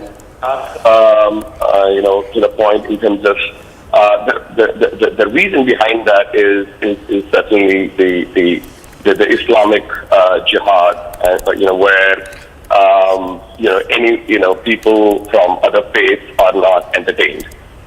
So we need to see it in that light, and we need to make sure that the terrorism is nipped in the bud, and no mercy for any terrorists or any sympathizers of terrorism. All right. As you're pointing out, obviously, there are a lot of things that the government perhaps needs to do to ensure that. Thank you, Ashwini, for joining us right now. So that was Ashwini Bhatt, the brother of Rahul Bhatt over there, that joining us on the phone line, saying that there needs to be a lot more that is done by the government to ensure that this is something that's not repeated. Also, going back now,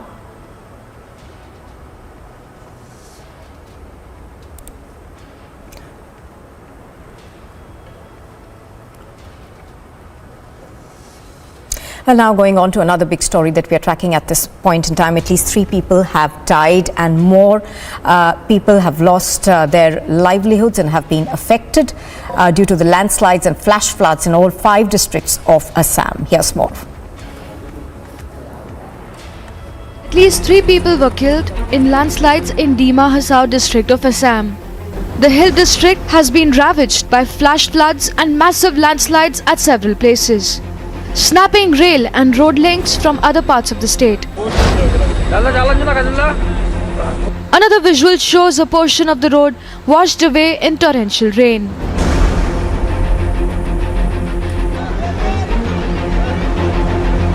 Watch how this PWD road, which connects to Hojai and West Kabi districts, have submerged under flood waters. According to the officials, the worst hit is Kachhar with 21,000 people affected, followed by Kabi Anglong West with nearly 2,000 victims and Dhimaji with more than 600 persons hit by the deluge. At least 227 people are taking shelter in 10 relief camps and distribution centers set up across 2 districts. Nearly 2,200 people were rescued by the army, paramilitary forces, fire and emergency services, SDRF, civil administration, and trained volunteers from Kachhar and Hojai districts. Incidents of massive waterlogging have been reported from various parts of Guwahati. The ASDMA has issued flood alerts for Kachhar, Karimganj, Dhimaji, Morigao and Nagaon district for the next 12 to 74 hours. Bureau Report, Republic TV. Now, a court-mandated videography survey of the Gyanvapi Masjid complex in Varanasi was carried out peacefully for the second consecutive day on Sunday, with 85% of the exercise completed. And today the survey, of course, is likely to be completed fully. The team will submit its report to the Varanasi Civil Court on the 17th of May. Piyush has been reporting live from outside the Gyanvapi Mosque. He joins us right now. Piyush, what we understand is that large parts of the survey has been completed, but there are still some areas that have not been videographed, and that perhaps should be over today. So tell us more about what are the areas that have been completed and what is left now. Well, Nupur, if we talk about the survey, what we are now given to understand is that around 85% of work has been completed in the last 2 days. We have seen how the team led by the court commissioners entered inside the Gyanvapi Mosque, and they have done thorough survey of almost all the areas. But there are few more tehkhanas, a part of pond and also a surang, which we are learning is that inside the mosque which needs to be surveyed, and that is why our third day has also been allotted to the surveyors by the court. Remember that tomorrow they are going to submit their report in the court. Let me straight away try to show you the pictures of this vicinity of this lane which goes towards the Gyanvapi Mosque. You can see how the devotees have also thronged in here in large numbers. If you talk about the entire survey, remember that team led by court commissioners has been doing videography of each and every corner of Gyanvapi Mosque. In fact, what we are now learning from our sources is that around 85% of work has been done, and today most likely they are going to complete their survey, and that is why team reached in the morning at around 8 a.m. and since then the survey, as we are speaking, is still underway. Yesterday the surveyors had told us that today they will complete this survey in just 1 to 2 hours, so it's likely to be completed today by 11 a.m. This is what the sources had also told us. They have also found, according to the people who have gone inside, according to the sources, they are also telling us that they have found many unexpected things out of which they did not even expect. They have found those things inside that particular mosque. I'm also joined with this person who is from Varanasi. Let me try to get in a word from him as to how does he feel about this survey.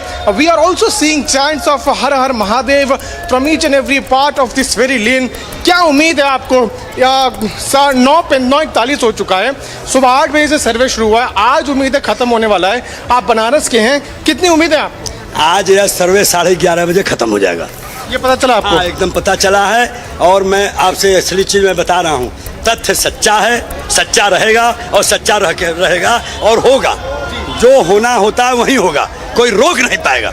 सबसे बड़ी बातें हैं कि जो अपनी थी अपनी है और अपनी रहेगी। अच्छा, ऐसा आपको क्या पता चला? आपके लोगों से लगातार यहाँ के लोगों से बात होती रही है, क्या पता चला कि क्या ऐसा रह गया है इलाका, कौन सा ऐसा पार्ट रह गया है ज्ञानव्यापी का जिसको अभी भी सर्वे करना बाकी है? ऐसा है ना कि मलबा, जी, जो मलबा नीचे का है, जो जिसमें गर्भगृह बताया जाता है, मुख्य पार्ट वही है जहां पर बाबा भोलेनाथ की ज्योतिर्लिंग है, उसी मेन है और उसी मलबा दबा हुआ है। जब तक वो सर्वे में नहीं आ जाएगा, पूर्णतः सर्वे नहीं माना जाएगा। साक्ष्य जो है कोर्ट को साक्ष्य चाहिए, साक्ष्य के आधार पर ही न्यायालय में फैसला हो सकता है। ऐसी साक्ष्य के प्रमाण के जुटाव के लिए आज 3 दिनों से सर्वे चल रहा है। आज हुआ कि सर्वे अंतिम हो जाएगा, लेकिन ये कहा नहीं जा सकता क्योंकि मलबा दबा हुआ है, क्योंकि ये मस्जिद जो बनी हुई है एक तल के ऊपर बना है, गुंबद का ढांचा बदला है, जो मलबा है उसी तरफ पड़ा है। जब से तोड़ा गया तब से जो है हम यहाँ पढ़ते हैं, संस्कृत के छात्र हैं हम यहाँ से। अच्छा, आप क्या कहेंगे? तो ज्ञानवापी मुख्यतः मंदिर ही था। अगर हम लोग पढ़ते हैं ना, जैसे क्या कहते हैं, काशी का नाम विश्वेश्वर से होता है, और विश्वेश्वर में समझाते रहिए क्या क्या है। गर्भगृह का मेन जो अभी भी कल ढांचा देखेंगे, साथ हम देखें, आप लोग का 10 कदम चलता है ना साथ में रात में, साथ उसमें हम देखे ऐश्वर्या कपूर का भी हम एजेंडा देखे थे, उसमें हम देख रहे थे और हम पढ़े इसके बारे में। काशी खंड में स्पष्ट बताया गया है कि नीचे एकदम पूरा मंदिर था। ये औरंगजेब आक्रांता जो थे ना, आप इतिहास खोलिए तो मोहम्मद गौरी ने ही इसको नष्ट किया था। मुख्यतः विश्वनाथ जी का अगर अस्तित्व को देखा जाए, पूरी दुनिया में सबसे बड़ा सनातन के ऊपर कुठारा घात था। This is what the sentiments here of the people. Let me also try to get in a word from this gentleman who is from Varanasi. आप मुझे बता रहे थे कि मलबा दबा हुआ है। मलबा कहाँ है? अगर आप मुझे बताएं, ये रास्ता जो है ज्ञानवापी की तरफ जाता है, मैं ये देख पा रहा हूँ। आप मलबा बताइए कि यहाँ से आगे राइट की तरफ जो है, क्या उसके नीचे गेट नंबर 4 था। गेट नंबर 4 से एक बार किसी की सरकार थी, वो उस गेट पर लिखवाना ना चाहते थे गंगा जमुना तहजीब, तो इन लोगों ने उस टाइम भी विरोध किया, जो कि उन्हीं की सरकार थी। तो बताइए कि असली चीज पर Well, we are now cutting across to something that all of us have been waiting for. India have hammered the 14-time champions Indonesia 3-0 in the final, dethroning the Asian powerhouses for their first ever title. Now, one of the top performers in India's Thomas Cup campaign, Kidambi Srikanth, now joins us live. Srikanth, good morning. Congratulations. How does it feel to bring your country so much glory and honor this morning? Thank you so much. It's great. It feels nice. It's a great feeling. It's a great experience. To win Thomas Cup. This is considered to be one of the the biggest team event that we have in badminton, and it's like basically World Cup for cricket, or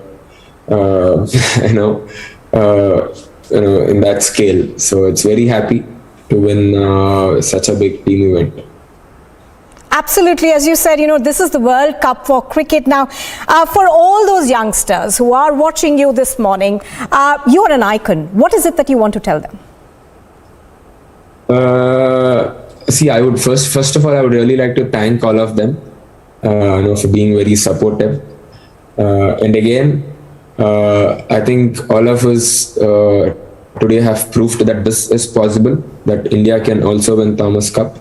So the next generation, all the youngsters, who have just started playing badminton, or who are slowly progressing towards, taking it up professionally, I think they all have the chance, they all have the potential, I feel. They all have the chance and infrastructure and the support from the government. So if they can really, work hard, work towards it, I think it is possible, and we can see many more Thomas Cups for India. And absolutely, and they have heroes like yourself to look at. Now, Srikanth, last week has been absolutely magical. It was your straight set victory actually over the Indonesian that set in the second singles that actually helped us secure this first ever Thomas Cup title. Now, what was it that was going on through your mind when you were playing that game? Going into the match, I always I knew that if I can really win, then we will be the Thomas Cup champions. But I lost to him the last time, so that result really put this pressure aside, and then all I was thinking about is to execute my strategies well, play the best badminton possible. And yeah, I I was really happy, and even now when I'm watching those videos, I'm not able to speak, but yeah, I'm extremely happy, and it's for a fact that I was able to contribute for the team's win is making me more happy. Oh yes, absolutely. We are as overwhelmed as you are, but tell us what that strategy was that helped us bring home the cup. Throughout the tournament I was playing well. So all my coaches told me was to just be there, be there till the end and be more consistent, not to give him any easy points. If I can really take that early lead, then I'll have a lot of advantages. And also because of the fact that India was leading 2-0 before my match. It's known that they'll be under a lot of pressure, so I only had to just be more consistent, not to just do any easy mistakes. It's just about being there, fighting for each point, and then being more focused and being more consistent. Consistent. Now that's the word you often use. We've heard you talk about consistently. Consistency consistently. Now, how important has that been in your journey to reach where you are? See, it's always important, when you're playing at the highest level, it's really important how consistent you are.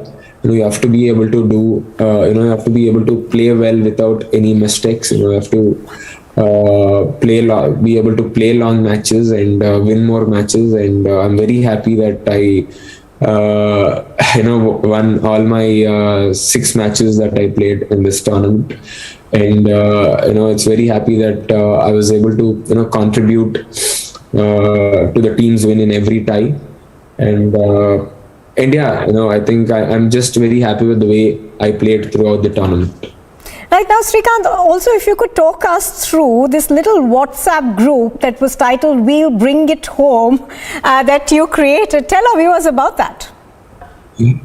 So I think we named it "It's Coming Home" even before we came here to Thailand. So it was only to there are a lot of youngsters, so it was mainly about to tell people that tell all the other players that we can do it. It's just about us believing in ourselves, and if we can really get on court and play the best badminton possible, we can definitely do it. So it's just about telling them that we can do it. Absolutely. And before we let you go, one final question. Now, the bond between players in the Indian squad, which was a fine mix of youth and experience, was extremely evident as you rallied behind each other during pressure situations, especially in the knockout stages, wherein you of course ousted the 5-time champions Malaysia and the European giants Denmark. So talk us through that kind of bonding that we've seen. Again, as I already mentioned, there are a lot of youngsters in the team, and I know all of them were very excited. All of them really wanted to do something for the nation. Winning this winning this means or just winning any medal in this Thomas Cup would mean a lot, because we haven't really won any medal from a very long time, and the last time we won, the format was also different. So if we can win any medal, it would have been very big, really huge. So all of them were very excited. They really wanted to do well, and we just only had to really calm them down, and then just say that it's just about that 1 hour that we get to play on court is what is really important. If we can really play well, execute the plans well in that 1 hour, I think we again, going into the tournament, we all know that we are capable, but it's more about being consistent. It's more about winning that match that we play. And even in the past, we won, say, sometimes we won singles, sometimes we won doubles, but it was never together. But this time we told each other that we have to do it together for the nation. and just happy that everyone did really well. Right. Absolutely. Shrikant, appreciate your taking out the time for us and joining us and speaking to us. Thank you very much.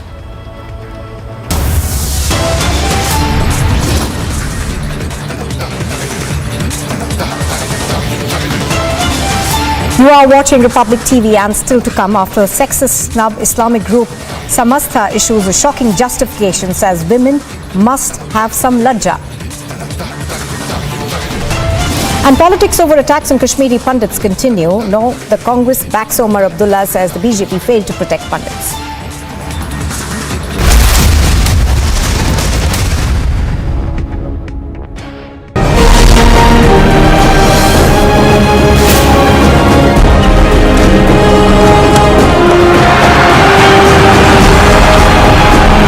Winning Thomas Cup and being a part of the Thomas Cup member, we are feeling much happy. Whole India will be very happy.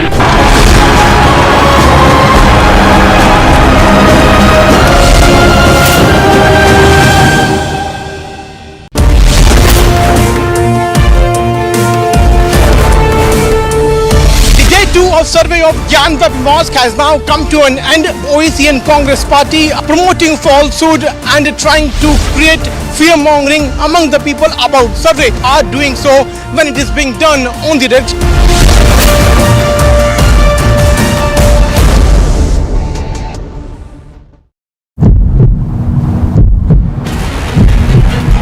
After conducting survey for more than 4 hours, finally the day 2 survey has come to an end. Tomorrow once again the process of survey will take place. District Magistrate has just left from here. The videography has been completed. The work of entire survey exercise which has been carried out has almost been completed. Tomorrow they are going to conclude the survey.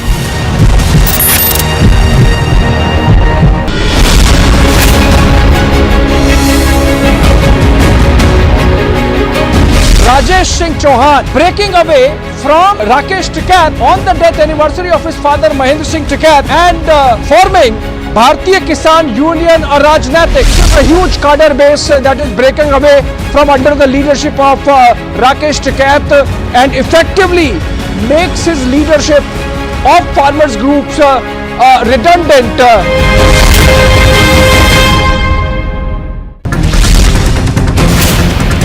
जिस दिन उद्धव ठाकरे मुख्यमंत्री नहीं रहेंगे, power चले जाएगा, उस दिन अगर रश्मि ठाकरे को जेल के पीछे डाला और तुम्हारी घर की महिला वहाँ जाएगी, तब मैं आपको पूछूंगी लॉकअप कैसा लगता है, दर्द कैसा रहता है और बिना क्राइम के जेल में जाना कैसा लगता है।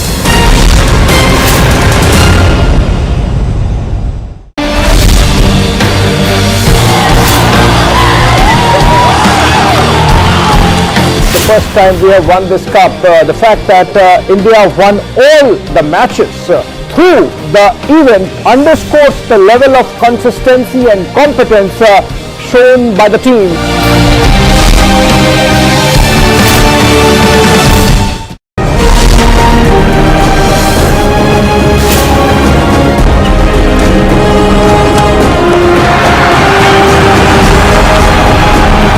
Winning Thomas Cup and being a part of the Thomas Cup member, we are feeling much happy.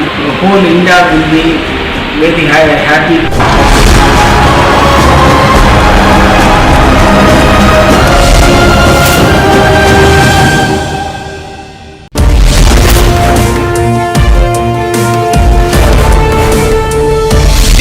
Of survey of Gautam Mosque has now come to an end. OEC and Congress party promoting falsehood and trying to create fear-mongering among the people about survey are doing so when it is being done on the red.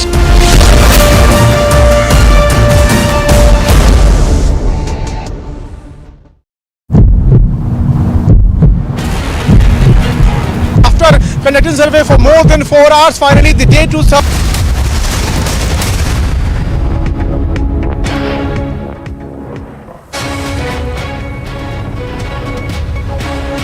लेकर, कहीं आगरा को लेकर, कहीं कृष्ण जन्मभूमि को लेकर, कहीं देश में अन्य अनेक स्थानों को लेकर, कहीं ताजमहल को लेकर, केवल भारत में नहीं विश्व में अन्य अनेक ऐसे स्थान हैं जहां दुनिया में ये चर्चा चली है इन स्थानों का सत्य क्या है।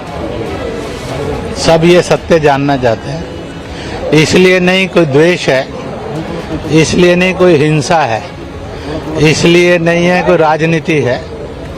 सामान्य लोग ये चाहते हैं कि जितना सच और सही पता होगा देश उतना ठीक रास्ते पर जाएगा। और इसलिए मैं देश के सब लोगों को, किसी भी जाति के हैं, किसी भी पंथ के हैं, किसी भी पार्टी के हैं, किसी भी भाषा के, किसी भी सूबे के हैं, उन्होंने इस बात का स्टैंड लेना चाहिए। जहाँ पर भी ऐसे विवाद हैं उनका सत्य और सही जानने में कोर्ट को मदद करनी चाहिए और वो सबके सामने आना चाहिए। You are watching Republic TV, and on the other side, after the sexist snub Islamic group Samastha issues shocking justifications as women must have some lajja.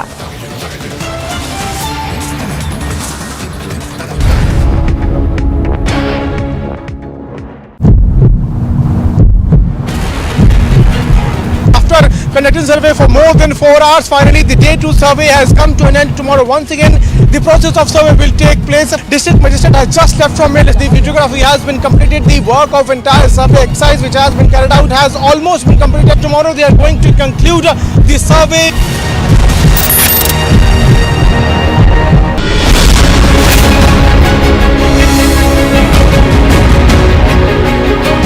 Rajesh Singh Chauhan breaking away from Rakesh Tikat on the death anniversary of his father Mahendra Singh Tikat and forming Bharatiya Kisan Union Rajnatik. A huge cadre base that is breaking away from under the leadership of Rakesh Tikat and effectively makes his leadership of farmers groups redundant.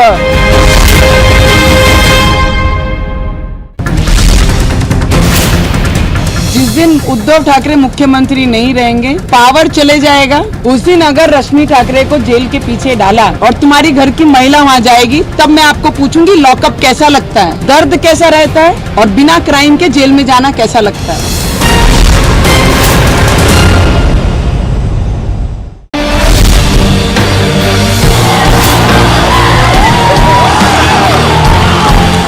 First time we have won this cup. The fact that India won all the matches through the event underscores the level of consistency and competence shown by the team.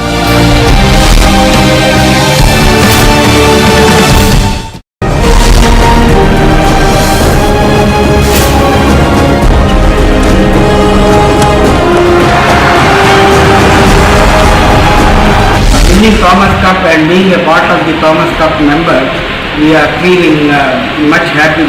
Whole India will be very happy.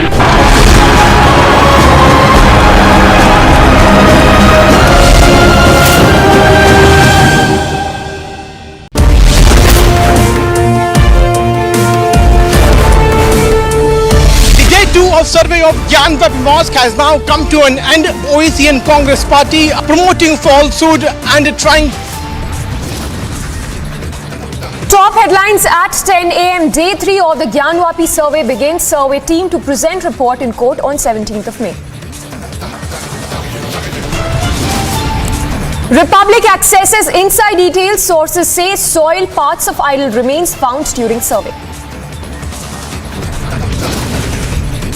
Prime Minister Modi departs for Nepal. Prime Minister to meet his Nepali counterpart.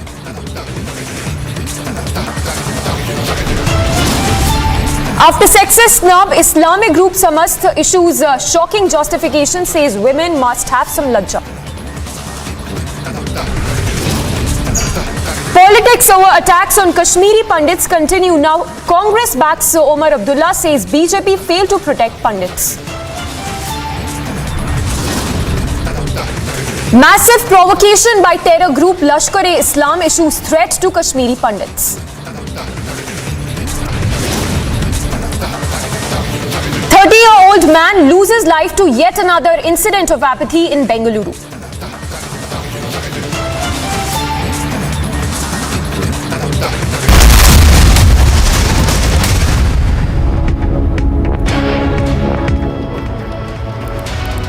Good morning, viewers. Thanks thanks for tuning in. It's a big focus this morning. It's a Mega Republic exclusive.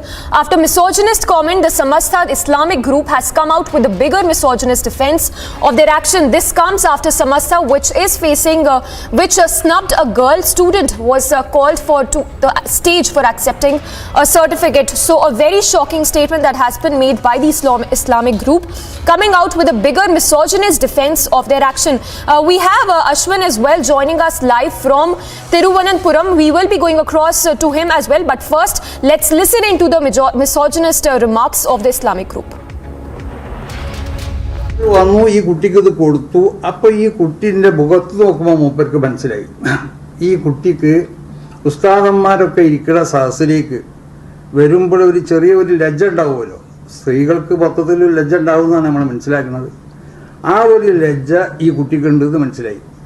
അപ്പം ഈ കുട്ടിക്ക് ഒരു മാനസികമായി ഒരു പ്രയാസം വരുമോ, ഇതുപോലെയാണോ ഇനി ഇവിടെ വരുന്ന കുട്ടികളൊക്കെ അവരൊക്കെ വിളിച്ച് കണ്ട് വരുത്തിയാൽ അവർക്ക് സന്തോഷത്തിലേറെ പ്രയാസമാകുമോ എന്ന് മനസ്സിലാക്കിയിട്ട് മൂപ്പർക്ക് ആധികാരികമായി പറയാൻ പറ്റിയ ഒരുത്തരോടാണ് പറഞ്ഞത്, ഇനി അവനെ വിളിക്കാൻ പാടില്ല, വിളിക്കാൻ പാടില്ല ഈ കുട്ടികളെയാണ്. അപ്പം കുട്ടികളെ അപമാനിക്കാൻ വേണ്ടിയല്ല, കുട്ടികൾക്ക് നിങ്ങൾ പറഞ്ഞല്ലോ കുട്ടികളെ പീഡിപ്പിക്കാന്ന്, അവരെ വിഷമിപ്പിക്കാന്ന്, ആ വിഷമം ഇല്ലാതിരിക്കാൻ വേണ്ടി മൂപ്പര് പറഞ്ഞതാണ്. ഈ കുട്ടികളെ വിളിക്കണ്ട, ഇനി അങ്ങനെ വിളിച്ചു പോകരുത് എന്ന് അവനോട് പറഞ്ഞു. പിന്നെ ആ ശൈലി അത് മൂപ്പരുടെ ശൈലിയാണ്. അത് മൂപ്പരെ പറ്റി അറിഞ്ഞവർക്ക് എല്ലാവർക്കും അറിയാം. സമസ്തയുടെ ചരിത്രത്തിൽ ഇങ്ങനെ മുതിർന്ന പ്രായമായ പെൺകുട്ടികളെ പൊതു സ്റ്റേജിൽ കയറ്റിയിട്ടുള്ള പരിപാടികൾ അത് ഒഴിവാക്കിക്കൊണ്ടാണ്. അതിലൊരുപാട് ഗുണങ്ങൾ പെൺകുട്ടികളെ സംബന്ധിച്ചിടത്തോളം ഒരുപാട് ഗുണങ്ങൾ ഞങ്ങളതിൽ മനസ്സിലാക്കുന്നുണ്ട്. ആ മനസ്സിലാക്കുന്നതിൻ്റെ അടിസ്ഥാനത്തിൽ സമസ്തയുടെ നിലപാട് അതാണ്. And going across to Ashwin, who's been tracking this story very closely. Ashwin, we just heard the Islamic leaders there. After that shocking snub to that Muslim girl on stage, they are justifying the statement, saying that it is not in our culture or tradition to share stage with women.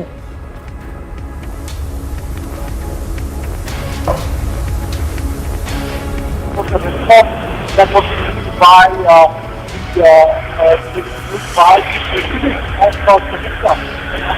Well, we will connect with Ashwin, but some very shocking remarks there that have been made by the Samastha leaders. A sexist justification after snubbing a girl on stage, saying that some lajja in fact is required for women and women are not allowed to share stage with us. Those are some of the very sexist remarks that have been made by the Islamic group. I'm told we have Ashwin back with us. Ashwin, over to you. Absolutely.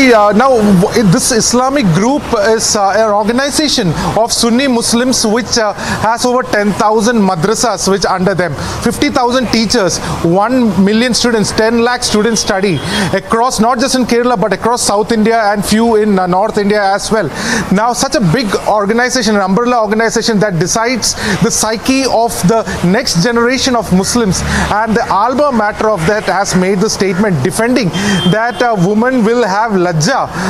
Lajja essentially can translate it to shame, that when she comes on stage or shares stage with a cleric or somebody when there are men on stage, that there will be shame in them, and to prevent such a shame she has been told not to come on stage.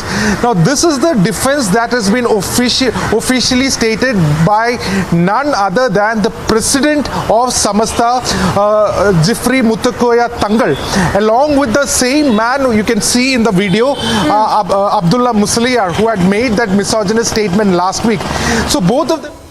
Well, we have activist Advaita Kala also joining us on the broadcast. Ma'am, your first response to these shocking remarks, the sexist justification that has been given by the Islamic group, saying that that women should have some lajja and that it is not in their tradition to share stage with women.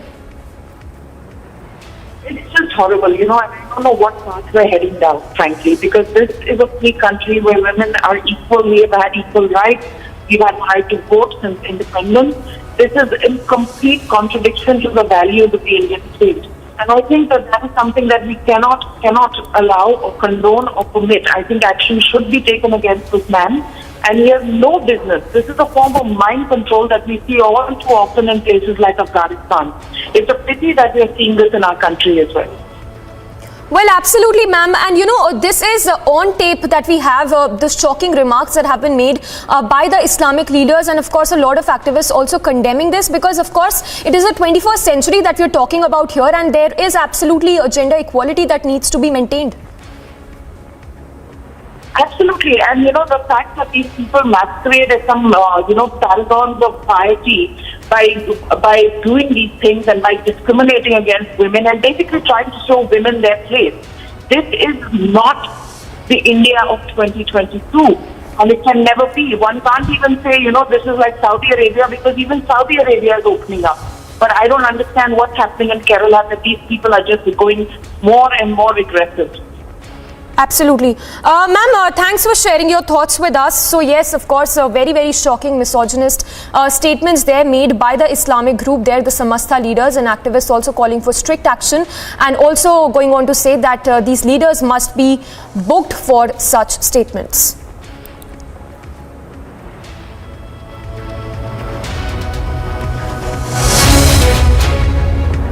Moving on then, the Rajasthan Chief Minister Ashok Gehlot has now said that all those accused in the recent riots in the state are from RSS and BJP, not Italy, and that the party is benefiting from the riots and therefore instigating rioters.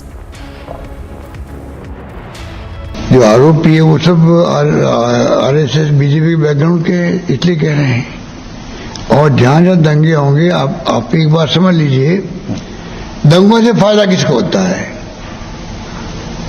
दंगों से फायदा जिस party को होता है, समझ लीजिए वो दंगे करवा रही है, इसलिए उनका नाम आ रहा है। दंगों से फायदा किसको होता है? अगर कांग्रेस को फायदा हो रहा है क्या?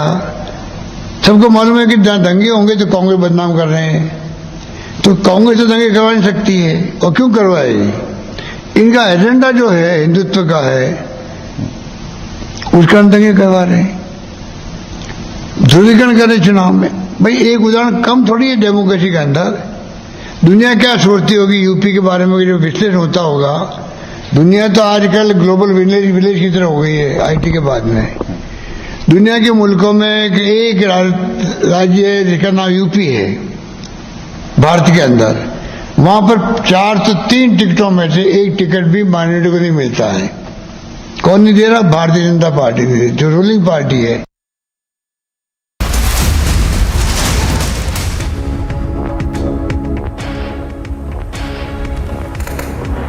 And getting in breaking news right now, the visuals on your screens of a 30-year-old who was electrocuted in Bengaluru. A very shocking incident coming to light from Bengaluru, which again highlights the apathy there. This 30-year-old man was electrocuted in Bengaluru. So you can see the live wires there as well. Another man losing his life to sheer apathy in the state. This particular incident coming to light from the Bengaluru city, where another man lost his life to apathy. The very disturbing visuals as well that have come to light from Bengaluru, where a man lost his life to the electrocution, which highlights the sheer apathy of the civic authorities. And we have Sagai as well joining us on the broadcast. Sagai, if you could give us more details of this case, because it again goes on to prove that there is absolute apathy when we talk about the responsibilities of the civic authorities as well. Absolutely, I am exactly standing at the place where this particular incident took place on a Saturday night around 9:30 p.m. and it was raining continuously on Saturday night, and the gentleman was sitting here in this bus stop around 9:30 p.m. and suddenly he came in connection with a metal there.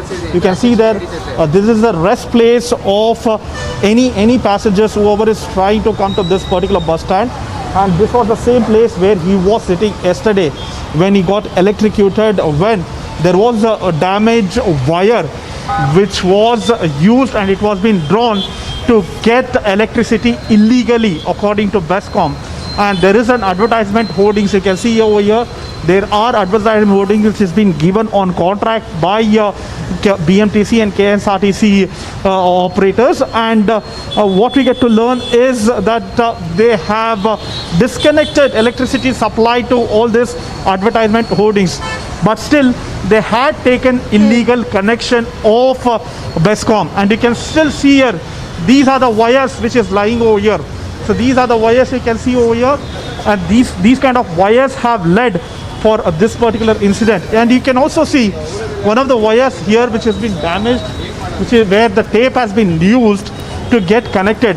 So these kind of damaged wire might have caused these kind of incident in this particular bus stop, where it would have got connected with any kind of metal object, and the electricity supply would have gone on the metal, and the man who came here just waiting for the bus in this particular bus stop was electrocuted. Yes. Sagai, if you could give us some more details as to any action that has been taken by the authorities now to prevent or avert any such future incidents. See, there is already a case which has been registered by Hebala police station in connection with this.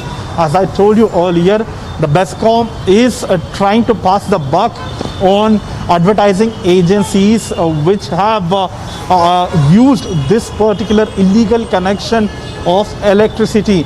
And this is not the first time where the Bescom is blaming the other agencies. Even in the past, when one person died due to electrocution when he came in contact with optic fiber cable on April 25. Similarly, the Bescom went on to say that it was the failure of Airtel optic fiber cable which was being used in that particular area. And now you can see that Bescom is blaming advertising agencies, claiming that this has happened, and this is a clear indication of failure of this one, the BMTC and KSRTC Association, which have given these advertising agency to go ahead and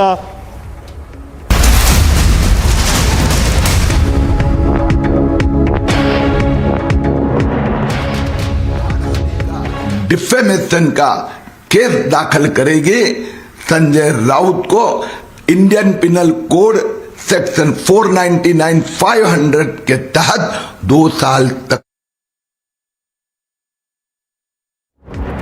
The visuals we are getting to you right now of Prime Minister Modi, who has landed in Kushinagar ahead of his visit to Nepal. So the first visuals on your screens right now of Prime Minister Modi, who has arrived in Kushinagar ahead of his Nepal visit. So of course PM there making a short visit to Kushinagar ahead of visiting Nepal and ahead of meeting his Nepalese counterpart. So Prime Minister, what we are told, will be leaving for Nepal very shortly, but the first visual of Prime Minister making a very short visit to Kushinagar just ahead of visiting Nepal. We will be going across to Abhishek as well to give us more details of Prime Minister's itinerary, but the first visuals on your screens right now of Prime Minister in UP's Kushinagar. And there we have the Prime Minister making a small visit to Kushinagar ahead of going to Nepal. And that's the first visual we have of Prime Minister Modi, who is in UP's Kushinagar ahead of visiting Nepal. Very, very shortly, Prime Minister Modi will be leaving for Nepal. We have Abhishek, our senior executive editor, joining us. Abhishek, give us more details of Prime Minister Modi now in Kushinagar ahead of Nepal visit. Well, he lands in Kushinagar, takes a chopper flight down to Lumbini. That's his 5th visit to Nepal since 2014. In fact, so of course, not his partner after his taking over in the second term. What is important is just a month and a half back, Nepal Prime Minister Sher Bahadur Deuba was in Delhi, and he invited Prime Minister to be his guest at the Buddha Purnima celebrations in Lumbini. Prime Minister would be laying foundations of an India International Center, essentially a Buddhist cultural center, being brought up by the government of India at Lumbini. Lumbini is birthplace of Gautam Buddha, and Prime Minister visiting there on his birth anniversary underscores the ancient, deep civilizational connect that exists between India and Nepal. And Prime Minister refers to underscore the fact that almost all of the Buddhist sites are in India, and it is one of the biggest cultural exports that the country has had over the millennia. And he has developed the Buddhist circuit, and believes that this is a big soft power diplomacy tool that India has. The Prime Minister there, he has visited Sri Lanka also, Anuradhapura Buddhist sites, and this is his 5th visit to Nepal. He has been to Lumbini earlier. In fact, today he would be inspecting or watering a Bodhi tree that he had planted himself in 2014. Apart from that, of course, in earlier visits, Prime Minister has visited Janakpur, which is known as the birthplace of Sita ji, and apart from that, of course, the Pashupatinath temple as well. So I think a cultural diplomatic push coming in from the Prime Minister. Apart from that, of course, there would be delegation level talks between the two leaders. Some MOUs we signed between Kathmandu University and IIT Madras, for example, among others. And then Prime Minister would also be addressing a public meeting. So खास है। देखिए, आपको याद होगा प्रधानमंत्री जब KP Sharma Oli थे तो एक दूरी आ गई थी, इतने विवाद हुए थे कि बवंडर हो गया था दोनों के रिश्तों में, नेपाल और देखिए भारत के रिश्तों में। तो उस पर एक बैलेंस लाने की कोशिश है। तस्वीरें आप देख रहे हैं, देखिए हेलीकॉप्टर्स आने लगे हैं। प्रधानमंत्री का हेलीकॉप्टर कभी भी, अब यहाँ पे तस्वीरें, हम पहली तस्वीरें लगातार आपको दिखा रहे हैं, लैंड होने वाला है। पीएम मोदी करीब 4 साल बाद देखिए नेपाल दौरे पर आ रहे हैं। अपनी सत्ता में वो 3 बार पहले आए थे और ये जो उनका दूसरा कार्यकाल है 2019 से अब तक, उसमें ये पहला दौरा है प्रधानमंत्री का। देखिए, महत्वपूर्ण ये भी हो जाता है कि जब देउवा ने सत्ता संभाली तो पहला विदेश दौरा उनका भारत हुआ, और भारत पहले पड़ोसी राज्यों को ही तरजीह देता है। और हमने देखा कि किस तरह से चीन के हालात बने, चीन की ज्यादा नजदीकियां बनी, तो उसको लेकर यहाँ पर ये देखिए तस्वीरें जो आप देख रहे हैं, MI-17 हेलीकॉप्टर, प्रधानमंत्री नरेंद्र मोदी पहुंच चुके हैं लुम्बिनी। पहली तस्वीरें हम आपको दिखा रहे हैं और देखिए बहुत अहम है ये दौरा। द्विपक्षीय रिश्तों की रिपेयरिंग यहाँ पर होगी, मुकम्मल होगा रिश्ता, और चीन का वो जो लुम्बिनी प्रोजेक्ट है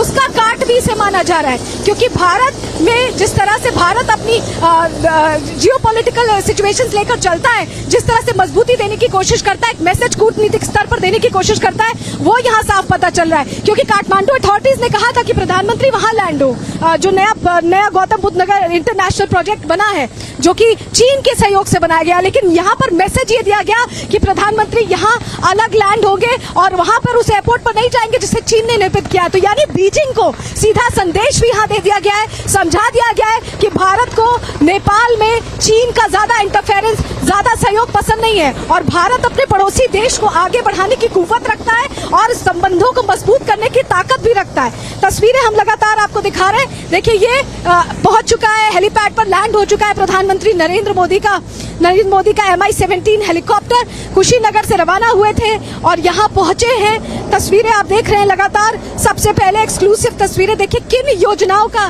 प्रधानमंत्री ऐलान करेंगे, इस पर भी सबकी निगाहें टिकी हुई हैं, क्योंकि पीएम मोदी बहुत सर्किट साझेदारी और कनेक्टिविटी की अहम परियोजनाओं का ऐलान कर सकते हैं। कुछ इंपॉर्टेंट MOUs दोनों देशों के बीच साइन हो सकते हैं, और जो कुशीनगर से लुम्बिनी की बीच रेल लाइन है उसे बिछाने का भी यहाँ पर काम किया जा सकता है। इस तरह की योजनाएं प्रस्तावित हो सकती हैं। तस्वीरें सबसे पहले हम आपको दिखा रहे हैं। देखिए, लुम्बिनी की भारत के बौद्ध तीर्थस्थलों से बेहतर कनेक्टिविटी नेपाल के लिए पर्यटन और आर्थिक संभावनाओं के दरवाजे खोलेगी, यानी कि नेपाल के लिए भी ये दौरा बहुत इंपॉर्टेंट और बहुत पॉजिटिव हो सकता है, क्योंकि पर्यटन और आर्थिक संभावनाओं के दरवाजे खोल सकती है नेपाल के लिए। जिस तरह से अगर कनेक्टिविटी बुद्धा सर्किट भारत को लेते हुए नेपाल में डेवलप किया जाता है, और इससे सबसे बड़ी वजह है कि जो अधिसंख्य के बहुत लोग हैं वो जापान, दक्षिण कोरिया, कंबोडिया समेत जो पूर्वी एशिया के देशों में चीन के बजाय भारत के प्रति ज्यादा धार्मिक झुकाव रखते हैं। तो ऐसे में एक बेहतर कनेक्टिविटी नेपाल और भारत के बीच बुद्धा सर्किट के जरिए हो सकती है, और इससे पर्यटन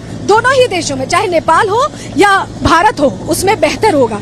तस्वीरें हम लगातार आपको दिखा रहे हैं। और देखिए, जो साफ तौर पर चीन की तरफ से कंस्ट्रक्शन किया गया भैरवा में, जो दूसरा अंतर्राष्ट्रीय एयरपोर्ट बना है, बुद्ध अंतर्राष्ट्रीय एयरपोर्ट, ये यहाँ से 20 किलोमीटर की दूरी पे, जो हम बार बार जिक्र कर रहे हैं कि हेलीपैड पर लैंड हुए प्रधानमंत्री मोदी, यहाँ से 20 किलोमीटर की दूरी पर वो एयरपोर्ट है। लेकिन जो तमाम काठमांडू ऑफिशियल्स थे उनकी तरफ से ये कहे जाने के बावजूद कि वहां लैंड कर सकते हैं, भारत ने ये तय किया कि वो दरअसल हेलीपैड पर लैंड होगा, क्योंकि साफ तौर पर देखिए हवाई मार्ग की कनेक्टिविटी नहीं है, लेकिन प्रधानमंत्री ने दूरी बनाई उस एयरपोर्ट से, जिसका डेवलपमेंट किया गया चाइना की तरफ से। यानी बीजिंग को भी एक संदेश, एक ग्लोबल पॉलिटिकल संदेश यहाँ पर देने की कोशिश प्रधानमंत्री की तरफ से की गई है। और तस्वीरों में आप देख पा रहे हैं जो पूरा काफिला आया है प्रधानमंत्री के साथ, एक एक करके वो चॉपर्स लैंड हो रहे हैं। ये जो हेलीपैड बनाया गया है बिल्कुल माया देवी मंदिर के नजदीक है। यहाँ से माया देवी मंदिर जाएंगे प्रधानमंत्री, उससे पहले उनका भव्य स्वागत देहुआ ज़ारा किया जाएगा, जो यहाँ के प्रधानमंत्री हैं।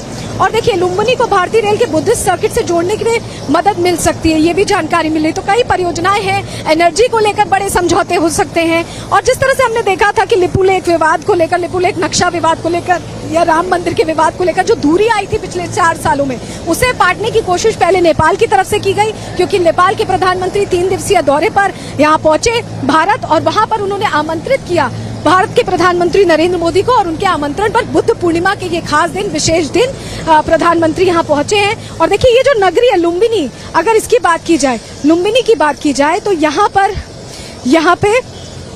पर देखिए लुम्बिनी आस्था का केंद्र रहा है बौद्ध धर्म से जुड़े लोगों के लिए। और भारत में भी अलग अलग इलाके, कुशीनगर की बात कर ले, बोधगया की बात कर ले, तो पूरा बुद्धा सर्किट यहाँ डेवलप करने की कोशिश है। लोग स्वागत सत्कार के लिए भी खड़े। अगर विजय वो तस्वीरें आपको दिखा पाए, विवेक आपको तस्वीरें दिखा पाए, लगातार इस बड़ी खबर पर हम बने हुए हैं, लगातार हर तस्वीर सबसे पहले रिपब्लिक नेटवर्क आपको दिखा रहा है सीधे लुम्बिनी नेपाल से। और देखिए विशेष स्वागत की तैयारियां हैं, अगर आप देखें तो पूरा का पूरा लुम्बिनी सचकर तैयार है प्रधानमंत्री के स्वागत के लिए। और साफ तौर पर देखिए बहुत अहम मैसेज यहाँ देने की कोशिश है, कि भारत और नेपाल पुराने सहयोगी हैं, और ये जो साथ है इसे और मजबूत करने की कोशिश लगातार की जा रही। यही वजह है कि प्रधानमंत्री यहाँ पर पहुंचे हैं Buddha Purnima.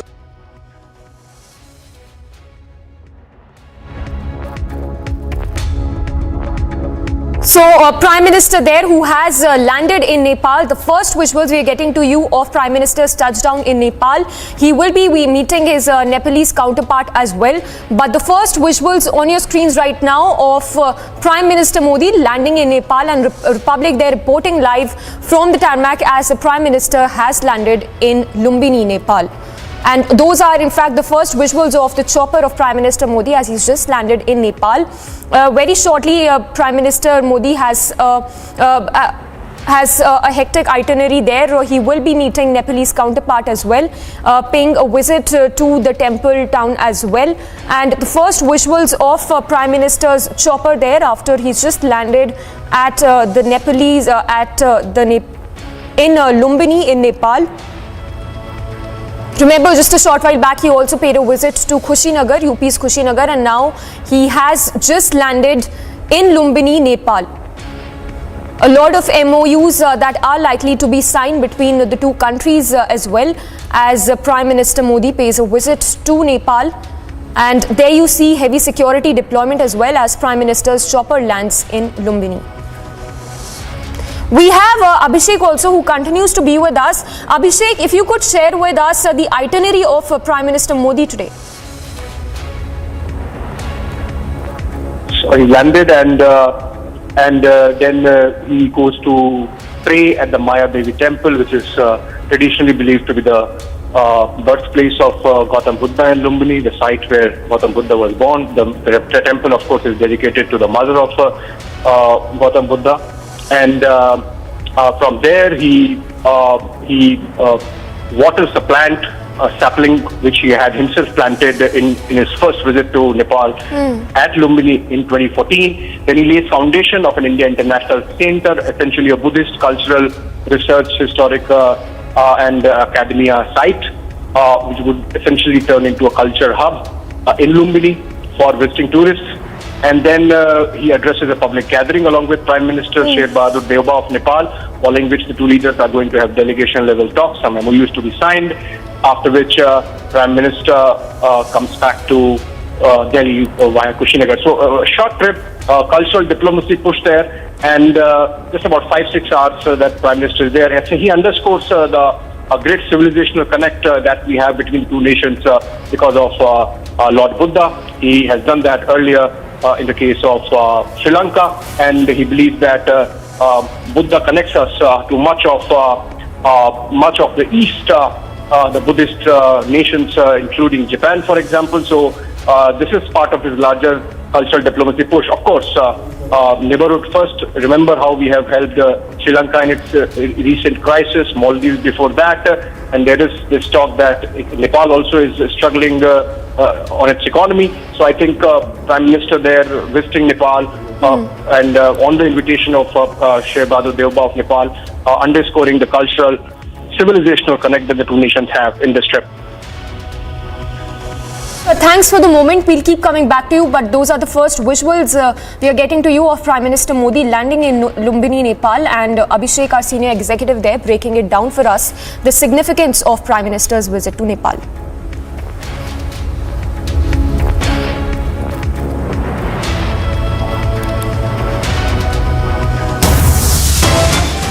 Slipping into a very short break, but on the other side, we'll get you live coverage from Nepal as Prime Minister lands in the country.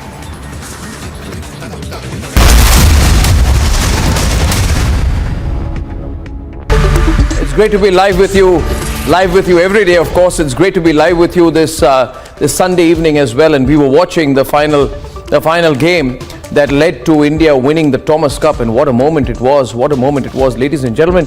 Destroying Indonesia 3-0 is really, really big, and winning the Thomas Cup is huge, and it all signifies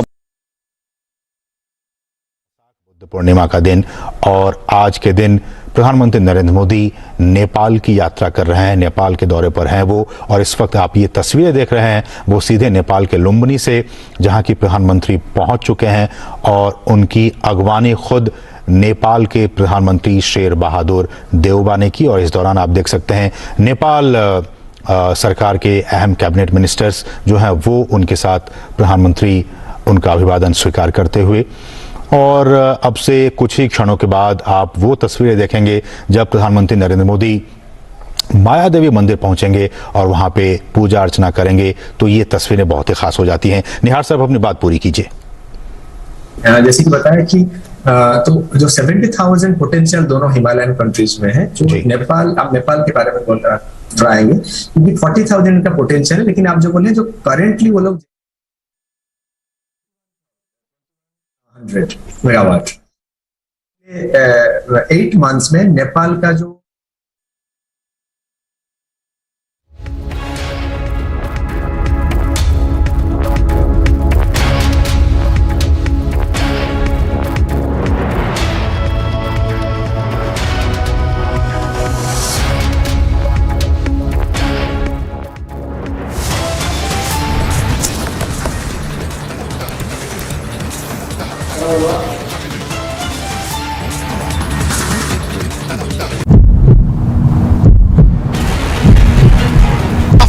conducting survey for more than 4 hours. Finally, the day 2 survey has come to an end. Tomorrow, once again, the process of survey will take place. District Magistrate has just left from here. The videography has been completed. The work of entire survey exercise which has been carried out has almost been completed. Tomorrow, they are going to conclude the survey.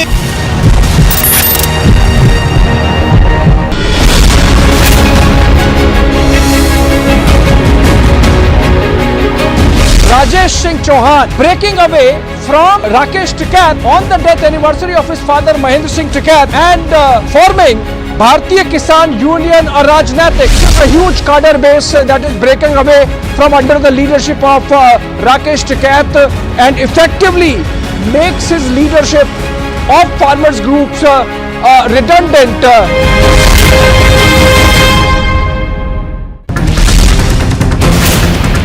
जिस दिन उद्धव ठाकरे मुख्यमंत्री नहीं रहेंगे, power चले जाएगा, उस दिन अगर रश्मि ठाकरे को जेल के पीछे डाला और तुम्हारी घर की महिला वहाँ जाएगी, तब मैं आपको पूछूंगी लॉकअप कैसा लगता है, दर्द कैसा रहता है, और बिना क्राइम के जेल में जाना कैसा लगता है।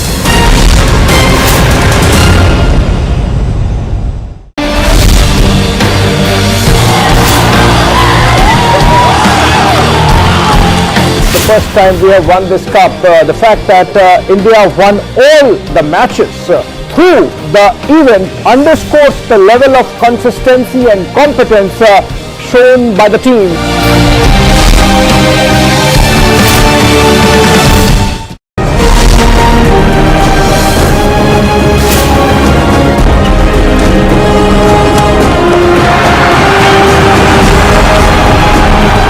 winning Thomas Cup and being a part of the Thomas Cup member, we are feeling much happy. Whole India will be very happy.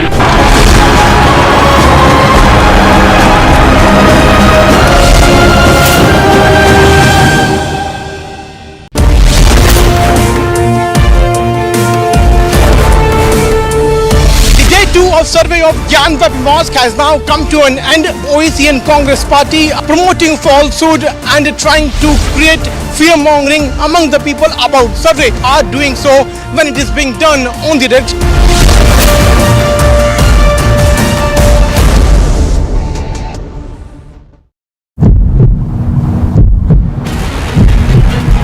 After conducting survey for more than 4 hours, finally the day 2 survey has come to an end. Tomorrow once again the process of survey will take place. District Magistrate has just left from it. The videography has been completed. The work of entire survey exercise which has been carried out has almost been completed. Tomorrow they are going to conclude the survey.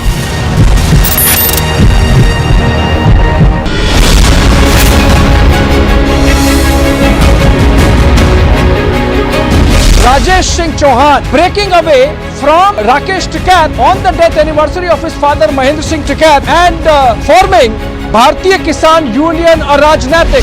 A huge cadre base that is breaking away from under the leadership of Rakesh Tikat and effectively makes his leadership of farmers groups redundant.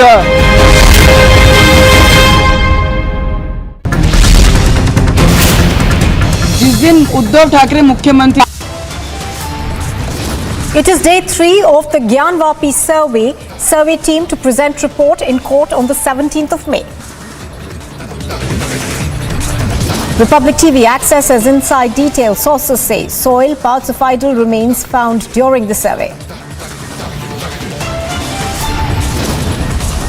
Prime Minister Modi lands in Nepal. The Prime Minister is to meet his Nepalese counterpart, Sher Bahadur Deuba.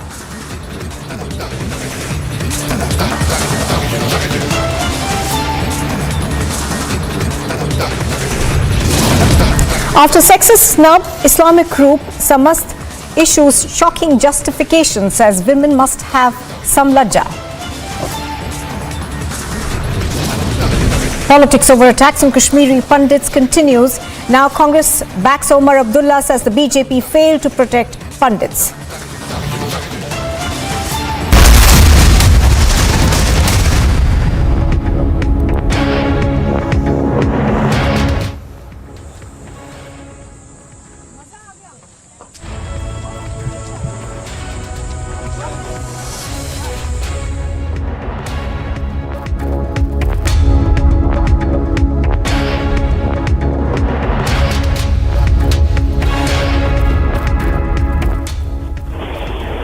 All right, Prime Minister there in Lumbini on the occasion of birth anniversary of Gautam Buddha, underscoring the deep cultural civilizational connect that exists between India and Nepal. This is his fifth visit since 2014 when he became Prime Minister, and that really shows the importance he attaches to Nepal. The fact that one of his secretaries had gone as ambassador to Nepal just a couple of years back, and Vinay Mohan Kwatra, in fact, has come back as Foreign Secretary of India. He's accompanying Prime Minister apart from National Security Advisor Ajit Doval. And remember, only a month and a half back, Nepal Prime Minister Sher Bahadur Deuba was in Delhi. In fact, while in India, he had visited Varanasi also and paid his respects and prayed at the Kashi Vishwanath temple, apart from a Pashupatinath temple called Nepal Temple at the Lalita Ghat in Varanasi, so Prime Minister's constituency as well, but a deep connect between Varanasi and the Pashupatinath temple of Kathmandu. The Prime Minister has gone and prayed in his earlier visits. The Prime Minister would visit the Maya Devi temple and attend a special prayer there. Sher Bahadur Deuba, the Nepalese Prime Minister, would be accompanying him, and there he would also be lighting a butter lamp in front of the Ashokan pillar. And then water the Bodhi tree that Prime Minister himself had gifted to Nepal during his 2014 visit. The sapling was brought in and planted at Lumbini. Prime Minister would then perform the foundation stone laying or the Bhumi Pujan of India International Center for Buddhist Culture and Heritage. This is being built at the initiative of the International Buddhist Confederation of India in New Delhi. Apart from that, once these prayer meetings are over, the two prime ministers would be addressing a public gathering at the event there and marking again the cultural link or linkages that exist between the two nations. After that, there is a bilateral meeting planned between the two prime ministers, and where they would be undertaking a comprehensive review of recent agreements that have taken place between the two sides. Remember, Sher Bahadur Deuba is a fifth-term prime minister, but he has taken over just about 10 months back. And during the bilateral engagement, some MOUs are also expected to be signed on cooperation in cultural and educational sectors, including one MOU between the IIT Madras and Kathmandu University, so that the two sides can explore the possibility of a satellite campus being set up in Kathmandu for upgrading technical and technological education facilities in Nepal. Prime Minister Deuba would also be hosting lunch in honor of Prime Minister Modi and his delegation, and then the visit would come to an end. But this is essentially aimed at promoting further the close, comprehensive, and multidimensional bilateral ties that have existed for millennia, in fact, encompassing history, culture, tradition, and religion, in fact. So the visit is expected to strengthen people-to-people contact. Remember, last couple of years, because of the COVID pandemic, there have been difficulties in movement of people, and there is also a certain past. In between, there was a government in Nepal led by KP Sharma Oli, which was not very well disposed towards India. So there was always this China card that was played. In fact, things came to a head with Nepal releasing a map which showed Limpiadhura and Kalapani as parts of Nepal, where India always has had a right to access. So things improving with the change of government now, and our Prime Minister taking the first opportunity out on the day of Buddha Purnima to underscore the old connect that we have. As I was mentioning earlier, this is Prime Minister Modi's fifth visit to Nepal, and since he was elected Prime Minister in 2014, and this, of course, first one since 2019 in his second term, but there have been regular high-level exchanges between the two sides, and the aim is to make it even better. If you look at the visits that the Prime Minister has made, and I continue to speak,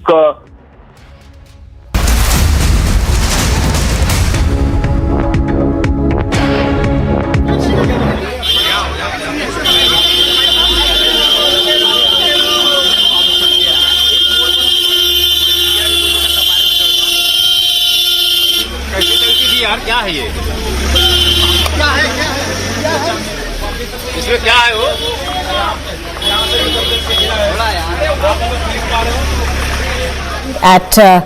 At the Gyanvapi Mosque. Now, do remember that this was the final day of the Gyanvapi survey. Now, it ends today. Do remember that after it ends, the Allahabad High Court will be hearing the land dispute over the Gyanvapi Mosque at 2 o'clock this afternoon. In today's hearing, it's mainly going to be deciding whether the case that was filed about 31 years ago in 1991 in Varanasi court can be heard or not. Now, the final survey that was supposed to be be finished by yesterday had to go on for another day because it took longer than expected for videographers to complete their work. Now, Piyush is live from us. He's joining us from outside the Gyanvapi Mosque. Now, Piyush, we are now getting an update that the Allahabad High Court will be hearing whether this dispute can be taken up again now. So, give us more details about what you're learning. Well, Nupur, if we talk about the latest update, what we are now given to understand is that day 3 survey has now been completed. We do not know if the entire survey exercise has been completed. We are still standing outside, but we have seen few people leaving from here. But sources are telling us that few members of the committee, they are also going to court. But we are still waiting for a confirmation coming in from the side of committee. But still, we are showing the pictures from right the same place where massive deployment is still there. We can see still the pictures of the convoy of top officers. DM's convoy is still there. Varanasi Commissioner is still there. So as we are speaking, many members have not left, but yet yes, few people are seen leaving from that particular mosque from inside the Gyanvapi mosque. कुछ पता चल पाए अभी सर्वे का काम कहां तक पहुंचा है? ऐसा है ना, सर्वे हो चुका है, अब ज्यादा मत बुलवाइए और कुछ बोल दूंगा मैं। वह चीज खत्म भी हो गई है। ये सब इसलिए किया जा रहा है कि किसी को कष्ट न हो। सर्वे खत्म हो गया, आपको पता चला अंदर से? धीरे धीरे कितना बजा? 11:30 बजे खत्म हो जाएगा। हो सकता है एक भी बज सकता है। अभी आज नहीं, अभी ये खबर आज जीत को पाने के लिए 1 घंटा भी लगेगा। किसी के दिल को दर्द मत पहुंचाइए। अंदर से लोगों से बात कर रहे हैं लगातार, मैं देख रहा हूँ। क्या मैं हवा से करता हूँ मैं? आप क्या कहूँ? झूठ बोलूँ कि मैं वहाँ जा रहा हूँ? कुछ पता चला है आपको? ऐसा भी हमको पता चला है कि 11:30 बजे का आदमी बताया कि बंद हो सकता है, लेकिन अभी सूचना मिली कि एक भी बज सकता है। So still, but though the people are telling us that it could take more time, but we have seen people leaving from the Gyanvapi Mosque in Nupur. Day 3 survey has now come to an end. We still do not know if the entire exercise has been completed, but we are showing the pictures. We are also seeing a police personnel are now on alert. Once again, the security has been up. The security personnel who had gone, who were not here seen in large numbers, but we can now see them, the deployment being beefed up here. But still there are officers who are inside. We'll have to wait and watch for an official word coming in from district magistrate, because he speaks to media soon after the survey of a particular day comes to an end. So today is the day when we are learning is that survey is likely to be concluded, and by tomorrow they have to submit the report also inside the court. This is what we have been told. If you talk about the entire survey, there are sources who are telling us that they have found many things. Those are those are to be submitted, and many unexpected things have been found.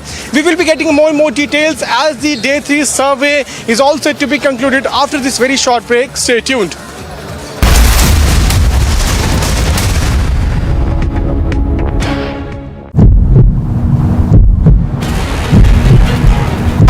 Conducting survey for more than 4 hours. Finally, the day 2 survey has come to an end. Tomorrow, once again, the process of survey will take place. District magistrate has just left from it. The videography has been completed. The work of entire survey exercise which has been carried out has almost been completed. Tomorrow, they are going to conclude the survey.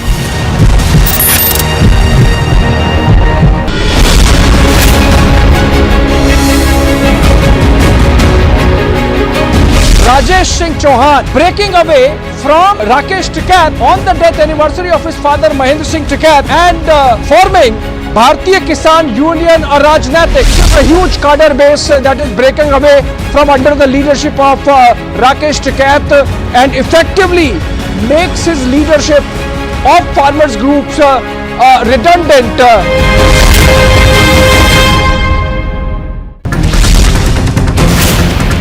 जिस दिन उद्धव ठाकरे मुख्यमंत्री नहीं रहेंगे, power चले जाएगा, उस दिन अगर रश्मि ठाकरे को जेल के पीछे डाला और तुम्हारी घर की महिला वहां जाएगी, तब मैं आपको पूछूंगी लॉकअप। वो उस माया देवी मंदिर की तरफ अग्रसर होते हुए जहां आपसे कुछ ही लम्हों के बाद प्रधानमंत्री नरेंद्र मोदी विधिवत पूजा अर्चना करेंगे। बुद्ध की धरती, भगवान मंत्री आप इन तस्वीरों में देख सकते हैं, लुम्बिनी पहुंचे हुए हैं और यहाँ वो माया देवी मंदिर में पूजा अर्चना करेंगे। अब से कुछ ही क्षणों के बाद हम आपको वो तस्वीरें दिखाएंगे। भारत और नेपाल के संबंधों की जब बात आती है तो जैसा कि हमने कहा कि पॉलिटिकल और डिप्लोमेटिक संबंध अपनी जगह हैं, लेकिन जो एक कल्चरल रिलेशन है, जो रिलीजियस रिलेशनशिप है, वो बहुत पुराने संबंध हैं। और सांस्कृतिक संबंधों की बात की जाए तो बेटी और रोटी का संबंध कहा जाता है भारत और नेपाल के बीच में। इन्हीं तमाम तथ्यों को मद्देनजर रखते हुए आप इन तस्वीरों को देखिए और समझने की कोशिश कीजिए कि भारत और नेपाल के संबंध किस तरह से लगातार मजबूत होते जा रहे हैं।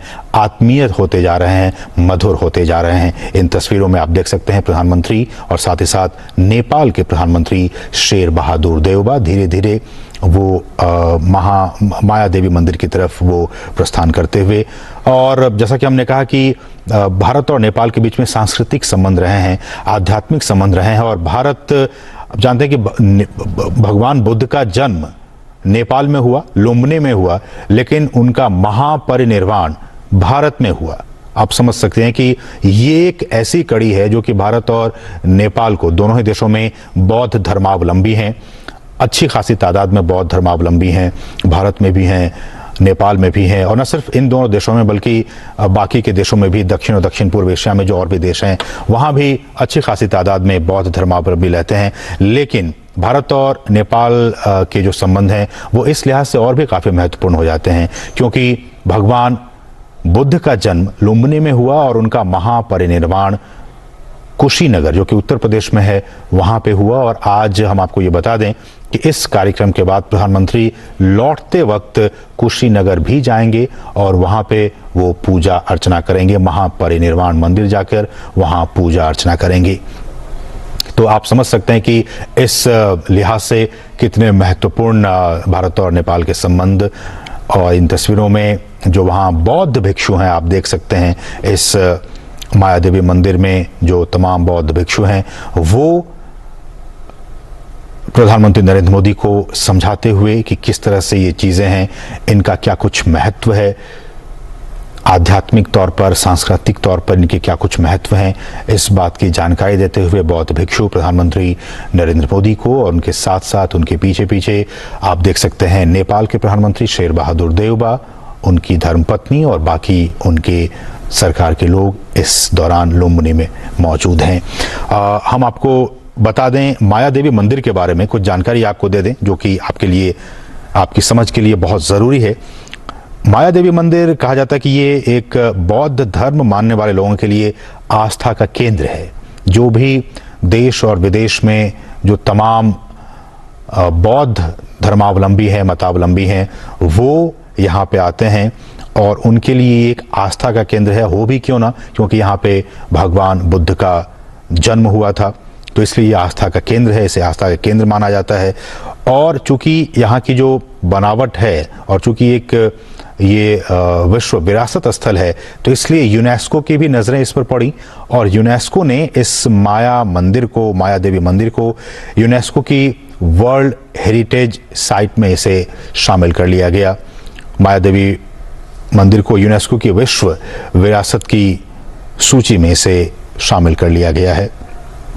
ये मंदिर, और आप इन तस्वीरों में देखिए, एक पवित्र कुंड है यहाँ पे और एक पवित्र बगीचे, उन बगीचों के जरिए आपने देखा प्रधानमंत्री जा रहे थे। पवित्र कुंड और पवित्र बगीचा है इस माया देवी मंदिर के प्रांगण में।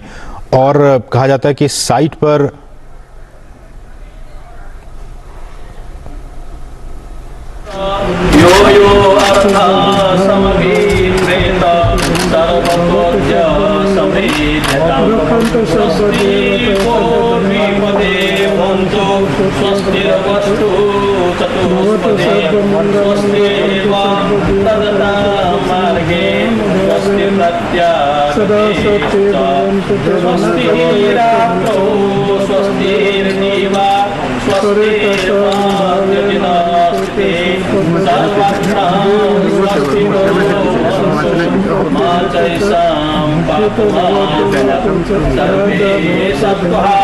सर्वे प्राणा सर्वे भूता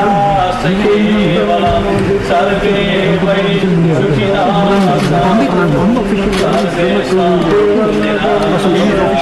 सर्वे भद्राणि पश्यन्तु मा कश्चित् पापमागमत् यानि भूतानि समागतानि स्थितानि भूमा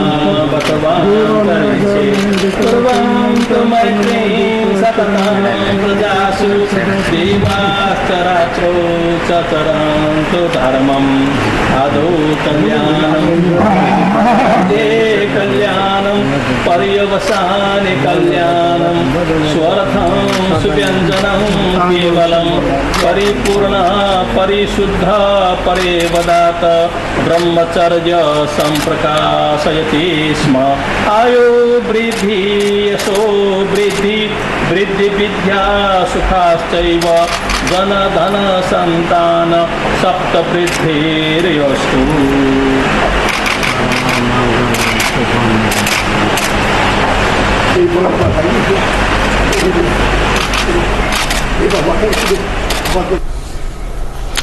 तो आप ये तस्वीरें देख सकते हैं, सीधी तस्वीर हम आपको दिखा रहे हैं डीडी न्यूज़ के ज़रिए। प्रधानमंत्री नेपाल के लुम्बिनी में मौजूद, और वो इसलिए क्योंकि आज बैसाख बुद्ध पूर्णिमा का दिन है। आज ही के दिन भगवान बुद्ध का जन्म भी हुआ था, और आज ही की तारीख में भगवान बुद्ध का महापरिनिर्वाण भी हुआ था, और आज ही के दिन उनको ज्ञान और शिक्षा भी उन्हें मिली थी बोधि वृक्ष के नीचे। तो आप समझ सकते हैं कि आज का दिन बहुत ही खास है, और इन्हीं खास चीज़ों को ध्यान में रखते हुए प्रधानमंत्री नरेंद्र मोदी नेपाल के लुम्बिनी में इस वक्त मौजूद हैं, और वहाँ पे पूजा अर्चना का ये कार्यक्रम चल रहा है। तमाम जो बौद्ध भिक्षु हैं, जिन्हें लामा कहा जाता है, वो यहाँ पे प्रधानमंत्री के साथ गुफ्तगू करते हुए, बातचीत करते हुए, और इस वक्त प्रधानमंत्री माया देवी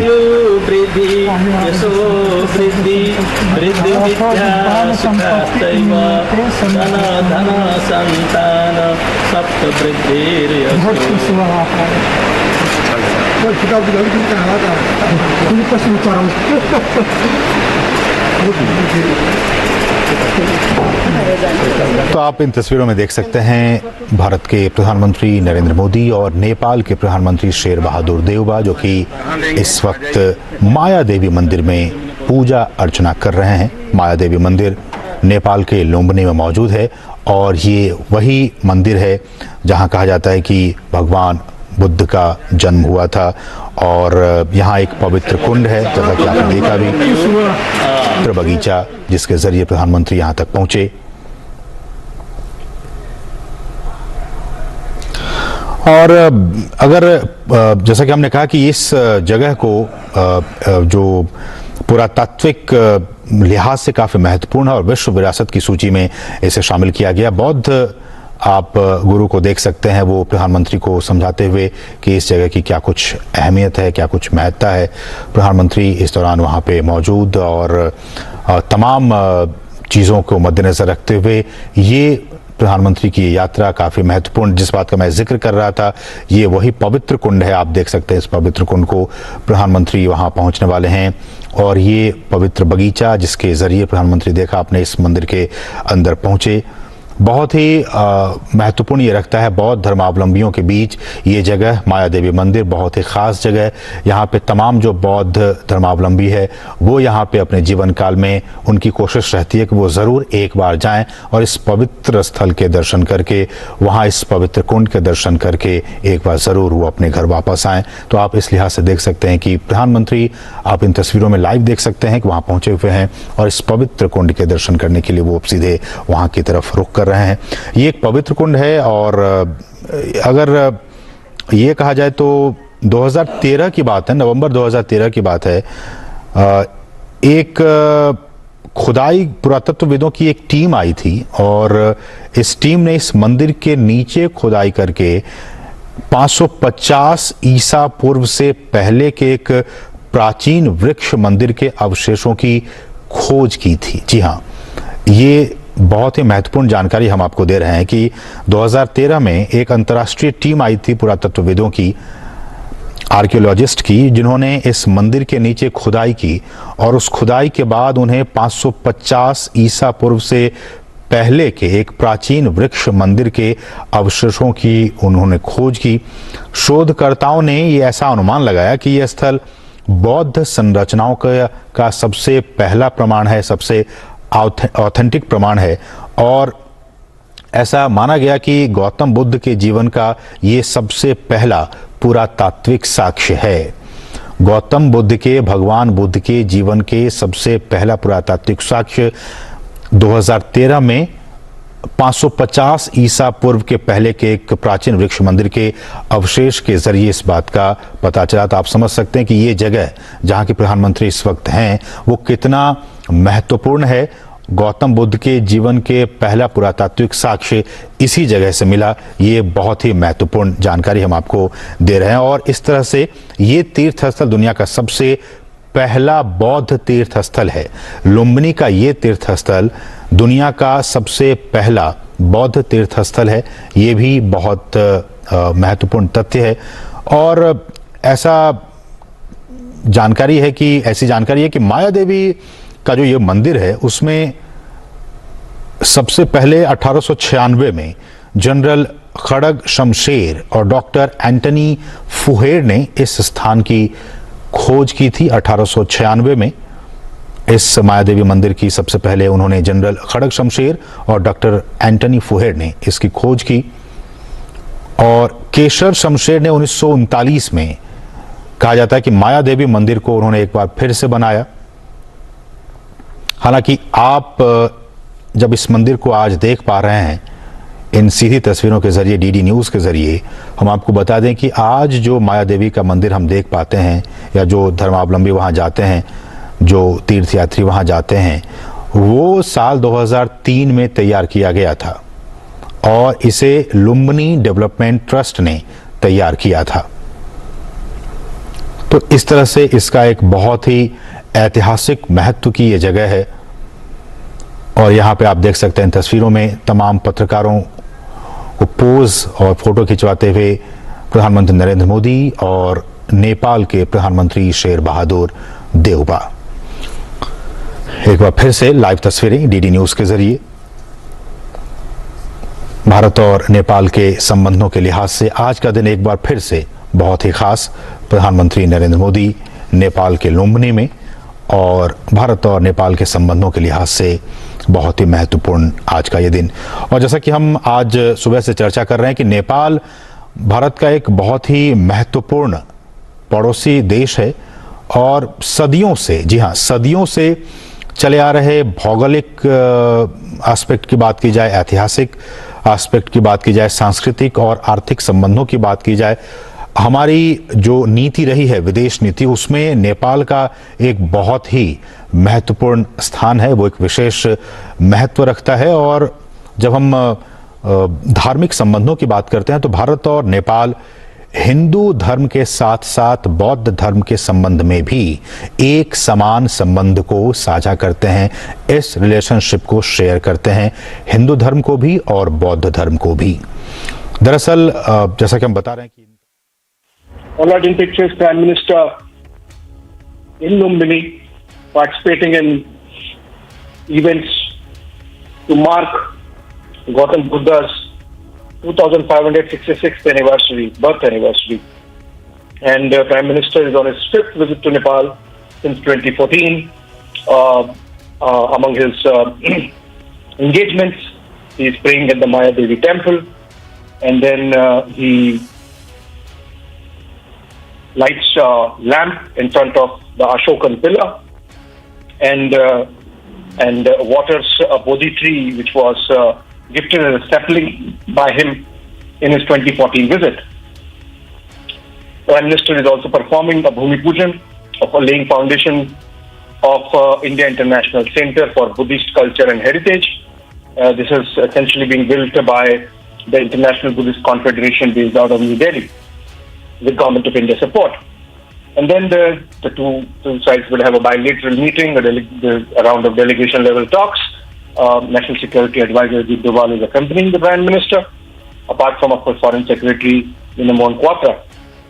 And MOU is likely to be signed for cooperation in cultural and educational sectors between India and Nepal, particularly between IIT Madras and Kathmandu University, to explore the possibility if the Indian institution can have a satellite campus in Nepal to further quality of technical and technological education there.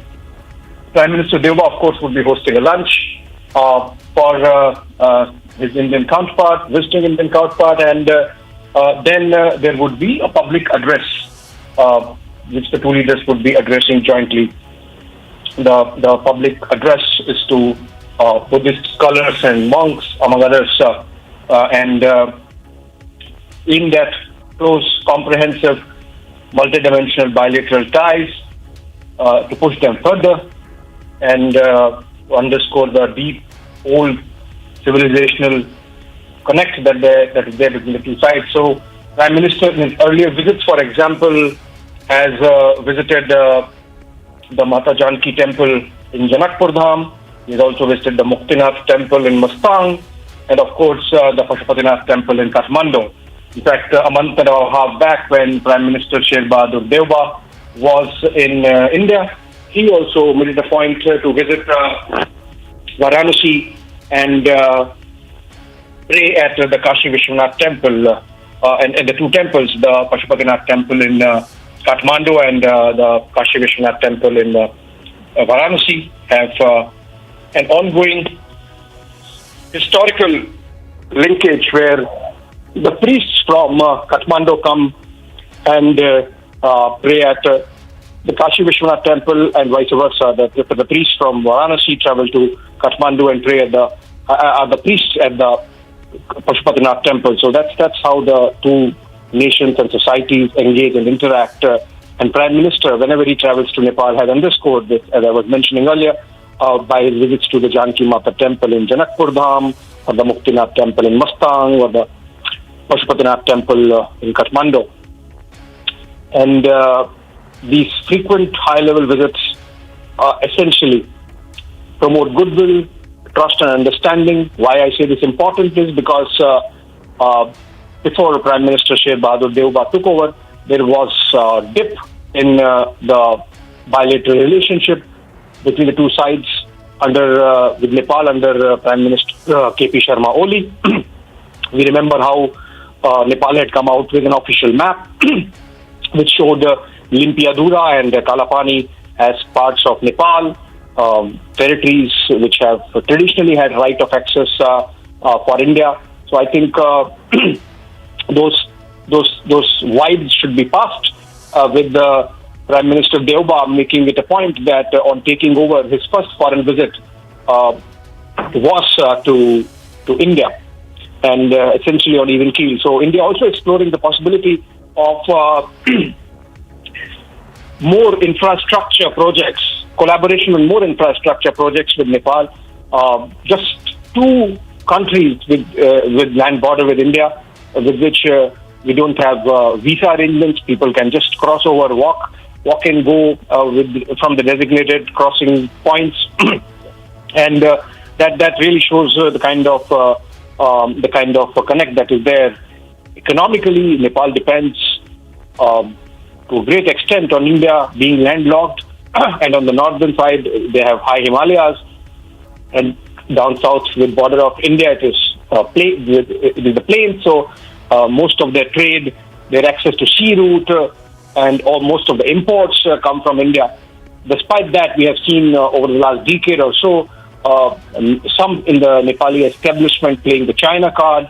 In fact, today also, when Prime Minister Deuba has landed in Lumbini, he has landed at Gautam Buddha International Airport in Siddharth Nagar, just about 15-20 kilometers from Lumbini, which is built with some Chinese assistance. Of course, the deal was signed by an earlier government, not by the government of Sher Bahadur Deuba.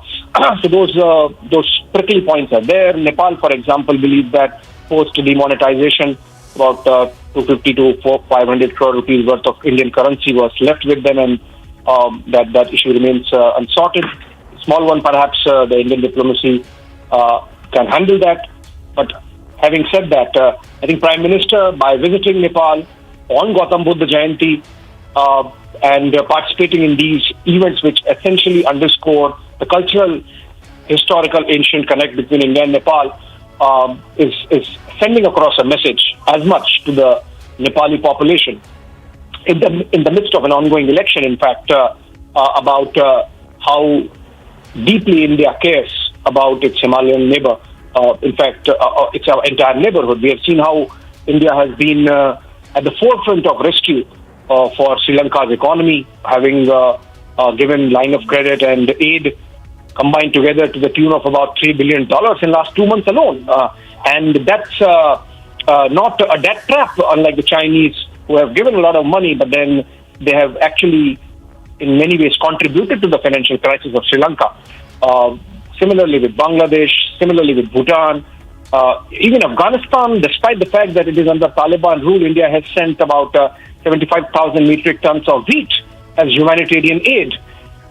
And before that, we had pulled out Maldives out of a veritable crisis when we had sent stuff like water, among other things, of course, apart from line of credit, but millions of dollars. So India there, as first port of call in any emergency for its neighbors, and now with Nepal, Prime Minister underscoring that connect with our neighbors.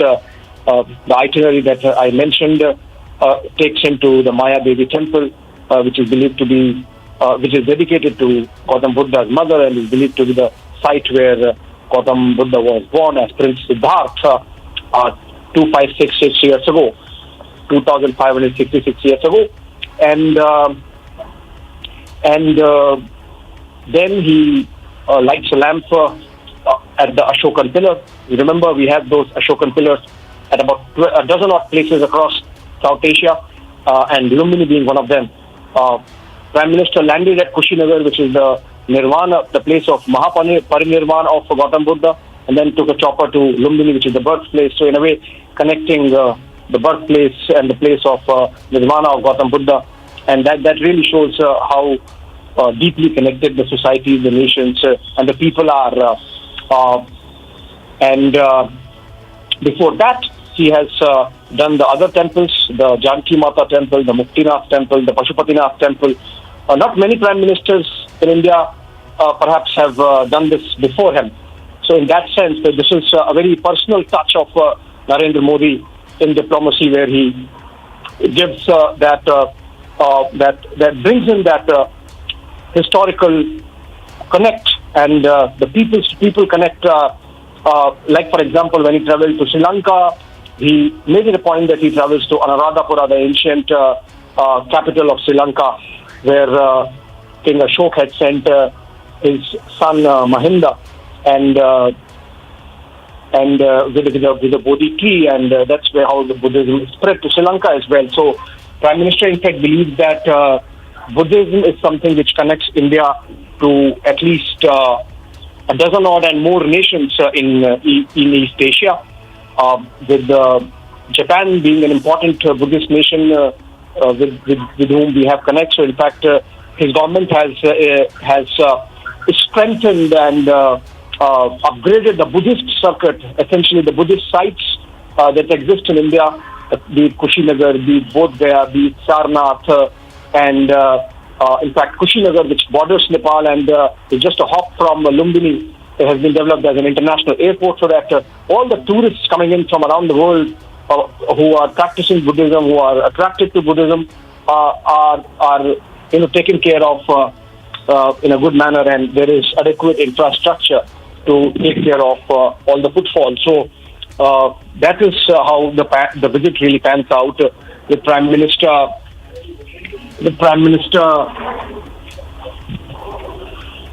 there in Nepal on a very short cultural diplomacy push visit, which lasts for about a few hours, and then he comes back by evening.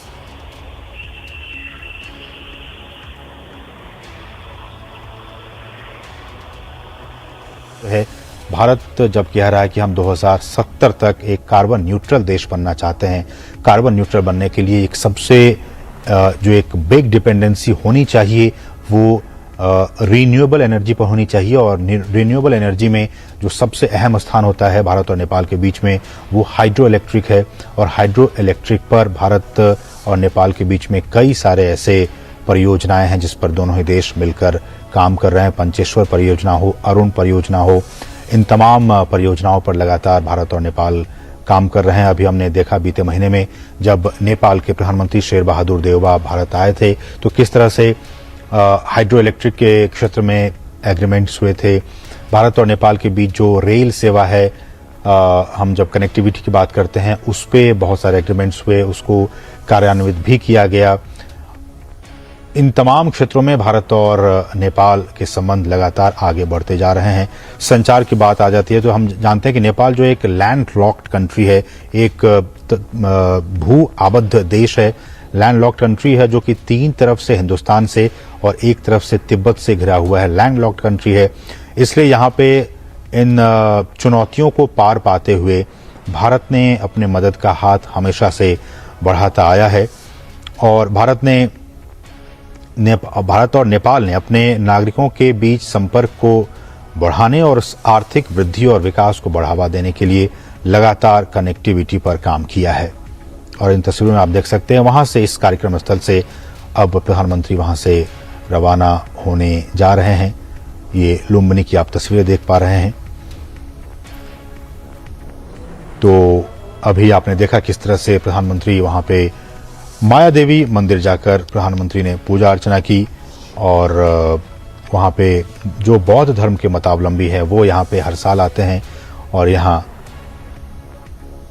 पूजा अर्चना करते हैं। और ये जो जगह है वो UNESCO की जो वर्ल्ड हेरिटेज साइट है उसमें भी इसे शामिल किया गया है।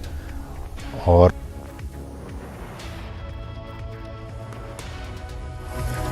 Prime Minister Narendra Modi in Nepal on the personal invitation of the Prime Minister of Nepal, Sher Bahadur Deoba.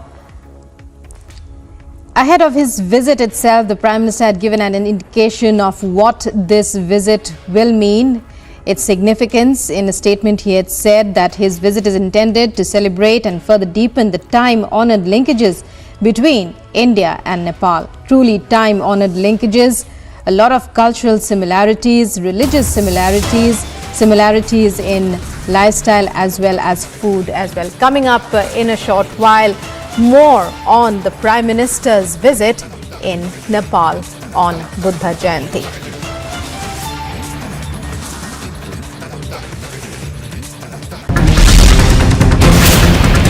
जिस दिन उद्धव ठाकरे मुख्यमंत्री नहीं रहेंगे, पावर चले जाएगा, उस दिन अगर रश्मि ठाकरे को जेल के पीछे डाला और तुम्हारी घर की महिला वहाँ जाएगी, तब मैं आपको पूछूंगी लॉकअप कैसा लगता है, दर्द कैसा रहता है और बिना क्राइम के जेल में जाना कैसा लगता है।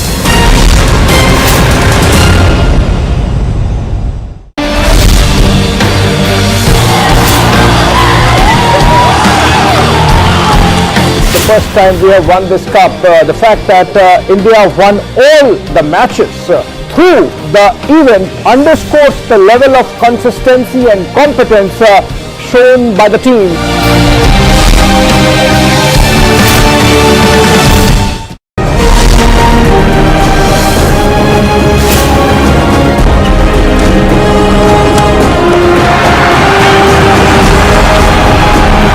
Winning Thomas Cup and being a part of the Thomas Cup member, we are feeling much happy. Whole India will be very happy.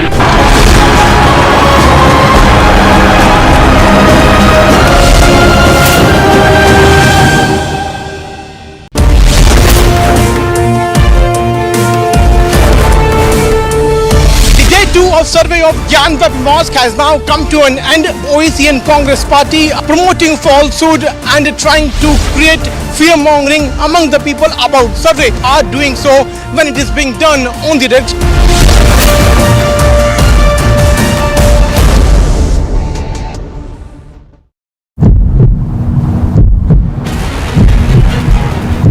Conducting survey for more than 4 hours. Finally, the day 2 survey has come to an end. Tomorrow, once again, the process of survey will take place. District Magistrate has just left from here. The videography has been completed. The work of entire survey exercise which has been carried out has almost been completed. Tomorrow, they are going to conclude the survey.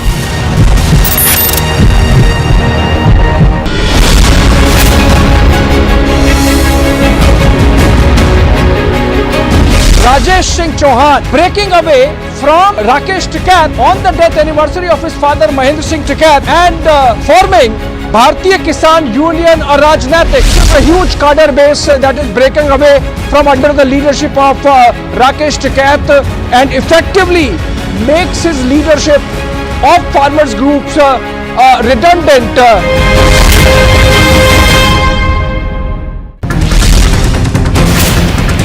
जिस दिन उद्धव ठाकरे मुख्यमंत्री नहीं रहेंगे, power चले जाएगा। उस दिन अगर रश्मि ठाकरे को जेल के पीछे डाला और तुम्हारी घर की महिला वहाँ जाएगी, तब मैं आपको पूछूंगी लॉकअप कैसा लगता है, दर्द कैसा रहता है और बिना क्राइम के जेल में जाना कैसा लगता है।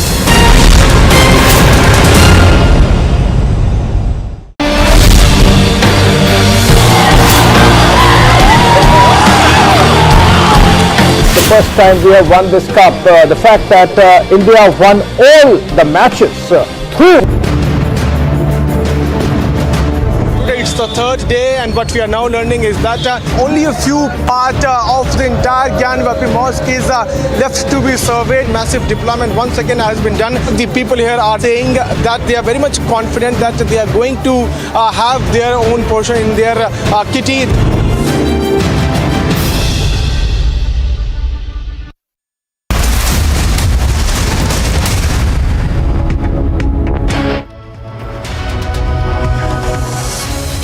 And live and breaking at this hour, the Allahabad High Court will hear the land dispute over the Gyanvapi Mosque at 2 p.m. today.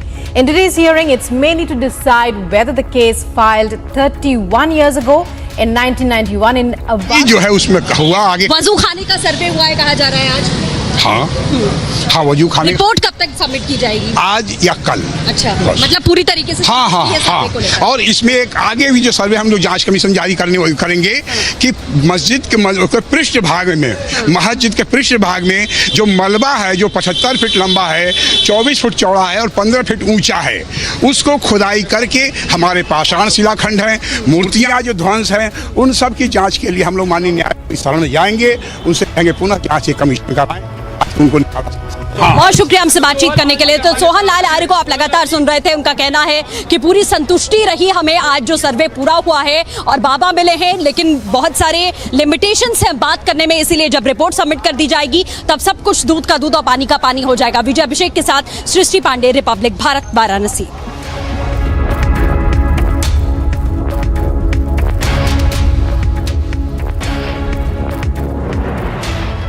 Meanwhile, with 85% of the exercise completed, today is the final day for the survey of the Gyanvapi Masjid in Varanasi. The team will submit its report to Varanasi Sessions Court tomorrow. And even as we speak, news is that the survey is complete as of now. It was completed this morning after it began at around 8 a.m. And the mosque, as our viewers are aware, is close to the iconic Kashi Vishwanath temple, and the local court is hearing the plea by a group of women seeking permission for daily prayers before the idols on its outer walls. And new evidence has emerged, evidence that has satisfied the Hindu side as far as reports go. And Baba claim as day 3 of a survey concludes. Piyush joining us for the latest. Piyush, covering this story. It's been a long drawn out battle, but the Hindu side now claims, as the survey concludes on day 3, that it has lots of evidence to support its claims. Well, absolutely. The Hindu side is now claiming that they have got a lot of evidence to support what they were initially asking for, and now we can confirm to our viewers that the survey has been concluded. The survey has been completed. Tomorrow they are going to submit their report inside the court. Remember that court had given them time till 17th, and now the committee which was formed by court under the guidance of 3 court commissioners, that is going to submit its report tomorrow in court here in Varanasi. Hindu side is now claiming that they have got a lot of evidence. They have got unexpected evidence. What they have got is out of the expectations, and they are very much satisfied. But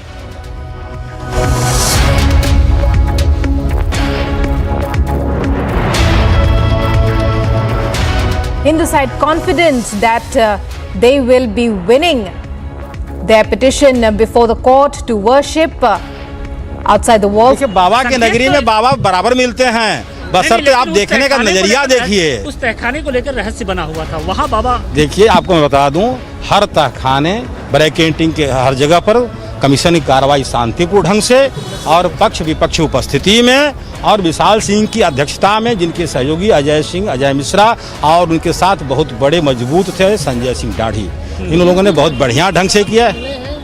देखिए 3 दिन की कार्रवाई में प्रतिदिन साक्ष्य मिले हैं, पक्ष विपक्ष के साक्ष्य मिले हैं। साक्ष्य के बारे में अभी कुछ कहना ठीक नहीं है, कंटेम्प्ट हो सकता है।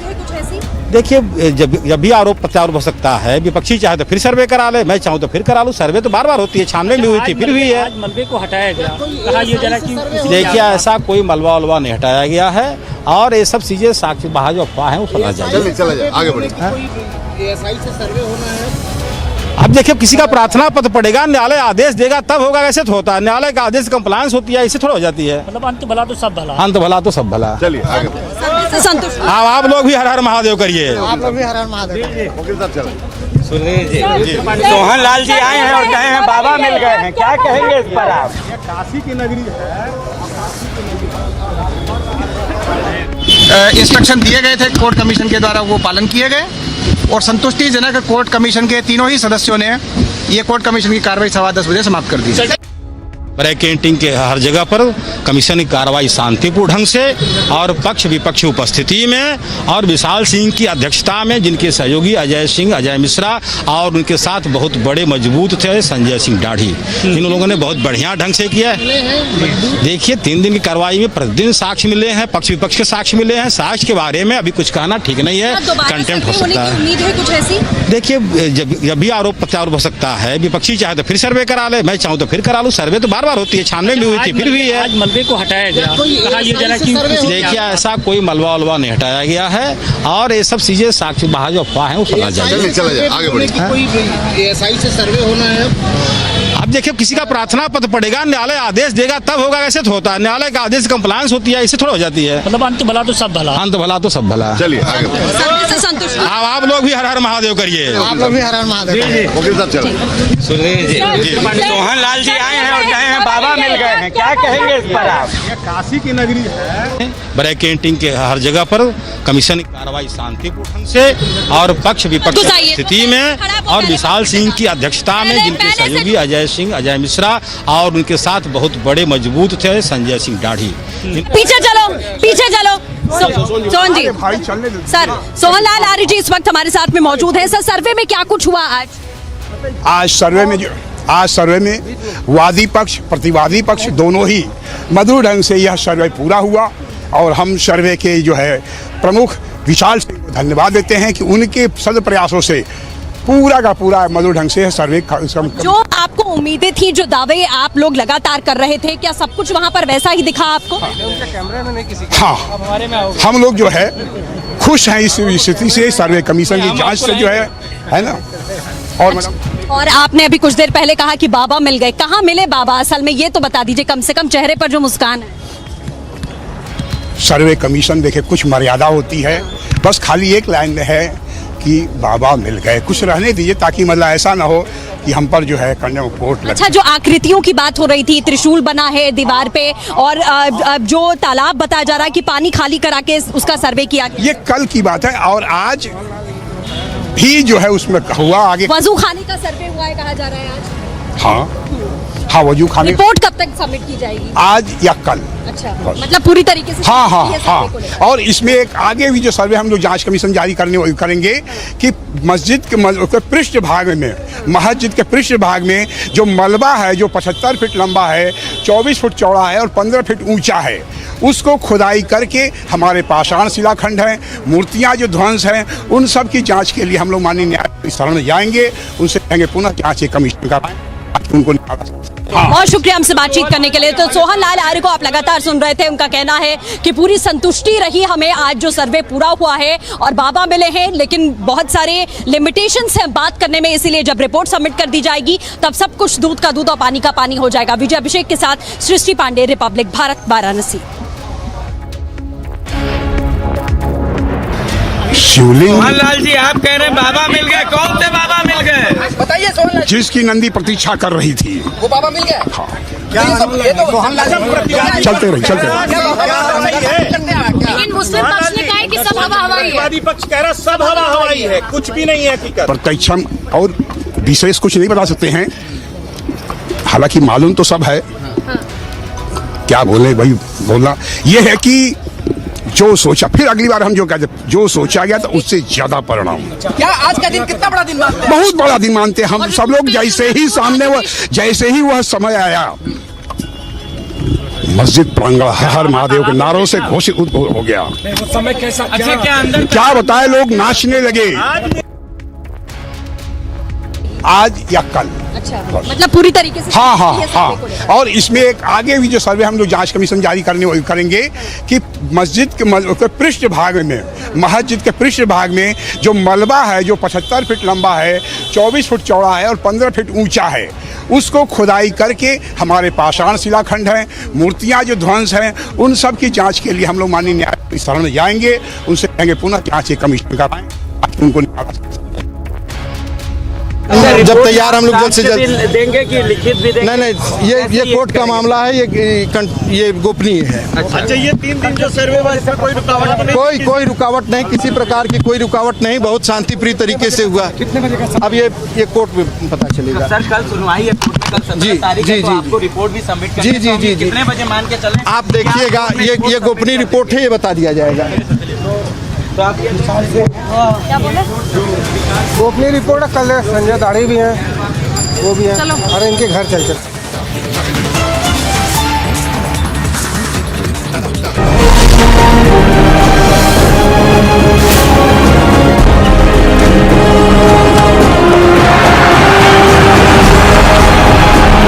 Winning Thomas Cup and being a part of the Thomas Cup member, we are feeling much happy. Whole India will be very happy.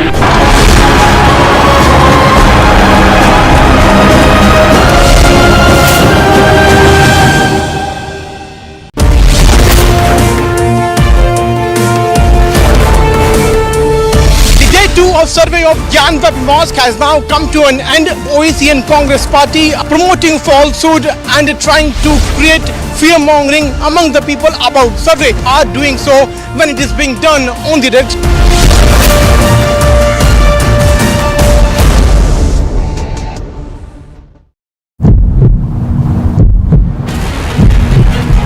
After conducting survey for more than 4 hours, finally the day 2 survey has come to an end. Tomorrow once again the process of survey will take place. District Magistrate has just left from it. The videography has been completed. The work of entire survey exercise which has been carried out has almost been completed. Tomorrow they are going to conclude the survey.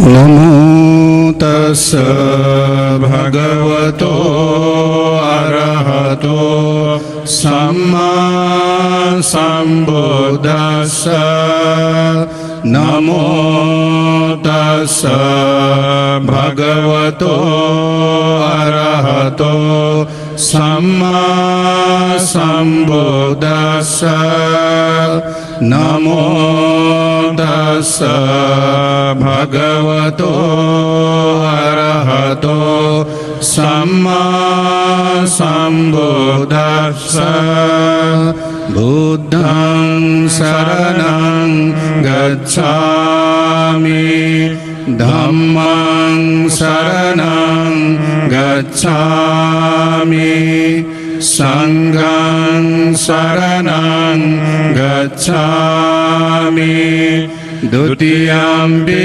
बुद्धं शरणं गच्छामि द्वितीयंपि धम्मं शरणं गच्छामि द्वितीयंपि संघं शरणं गच्छामि तृतीयंपि बुद्धं शरणं गच्छामि तृतीयंपि धम्मं शरणं गच्छामि तृतीयंपि संघं शरणं गच्छामि इति पिसो भगवा अरहं सम्मा सम्बुद्धो विद्याचरण संपन्नो सुगतो लोकविदो अनुत्तरो पुरुषधम्म सारथि सत्ता देव मनुष्यानां बुद्धो भगवाइति साक्षातो भगवता धम्मो संदिथिको अकालिको एहिपासिको औपनयिको पचतं वेदितम्बो विन्यो सत्ता देव मनुष्यानां बुद्धो भगवाइति साक्षातो भगवता धम्मो संदिथिको अकालिको एहिपासिको औपनयिको पचतं वेदितम्बो विन्यो सत्ता देव मनुष्यानां बुद्धो भगवाइति साक्षातो भगवता धम्मो संदिथिको अकालिको एहिपासिको औपनयिको पचतं वेदितम्बो विन्यो सत्ता देव मनुष्यानां बुद्धो भगवाइति साक्षातो भगवता धम्मो संदिथिको अकालिको एहिपासिको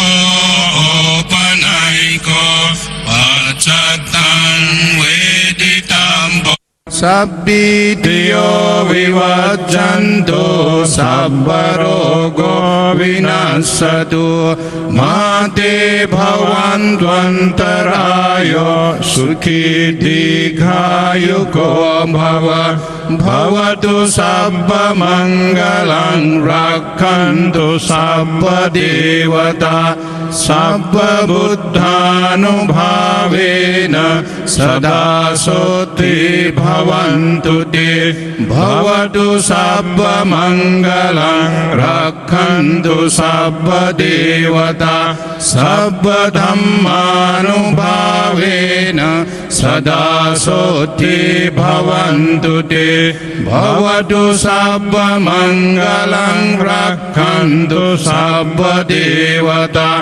सब्बसङ्घानुभावेन सदा सोत्ति भवन्तु ते आकाशथा च भूमट्ठा देवानागामहिद्दिका पुण्यं तं अनु सदा सोत्ति भवन्तु ते आकाशथा च भूमट्ठा देवानागामहिद्दिका पुण्यं तं अनुमोदित्वा चिरं रक्षन्तु शासनम् आकाशथा च भूमट्ठा देवानागामहिद्दिका पुण्यं तं अनुमोदित्वा चिरं रक्षन्तु देशनम् आकाशथा च भूमट्ठा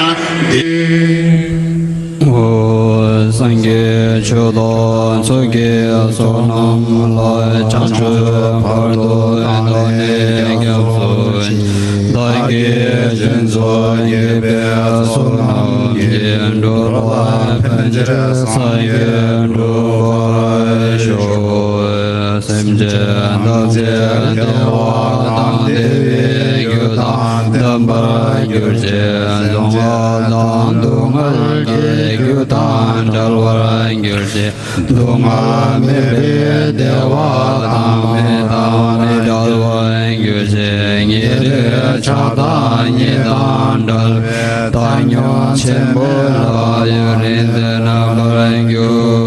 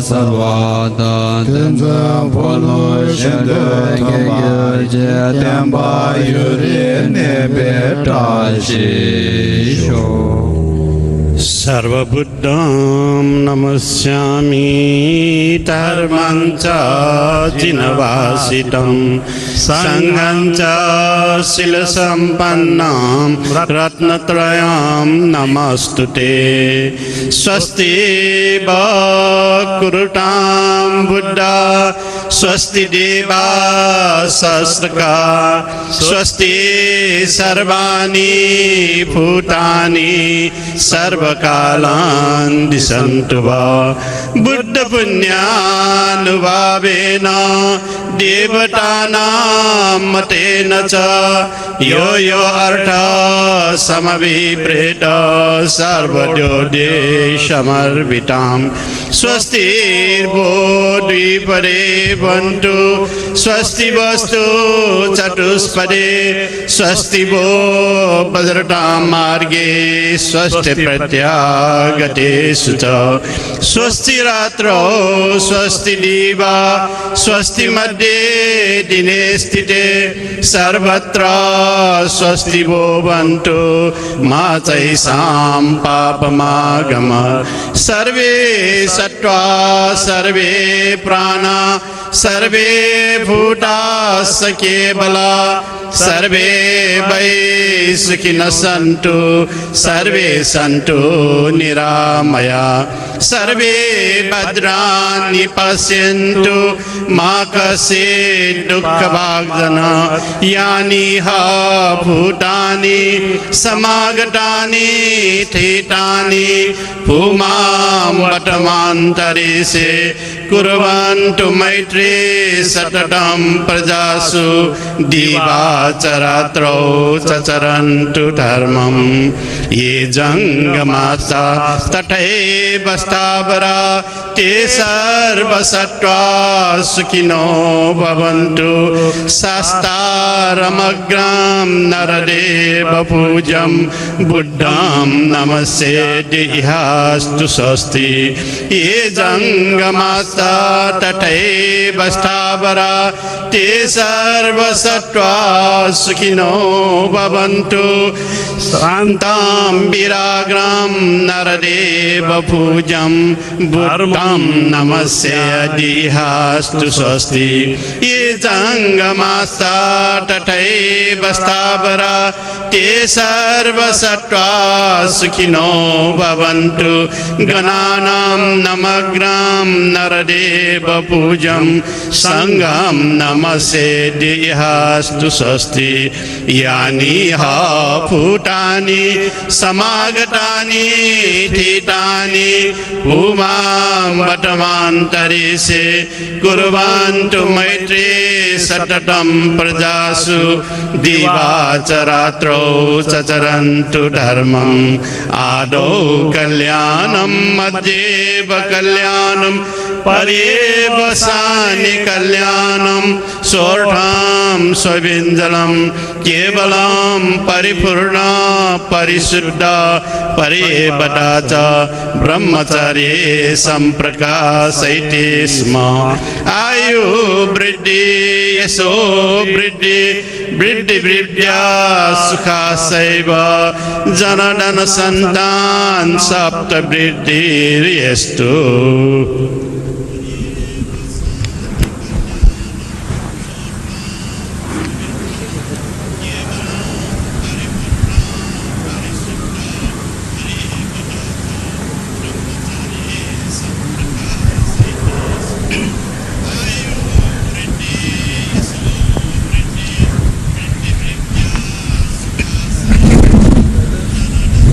दान सप्तवृद्धिर्यस्तु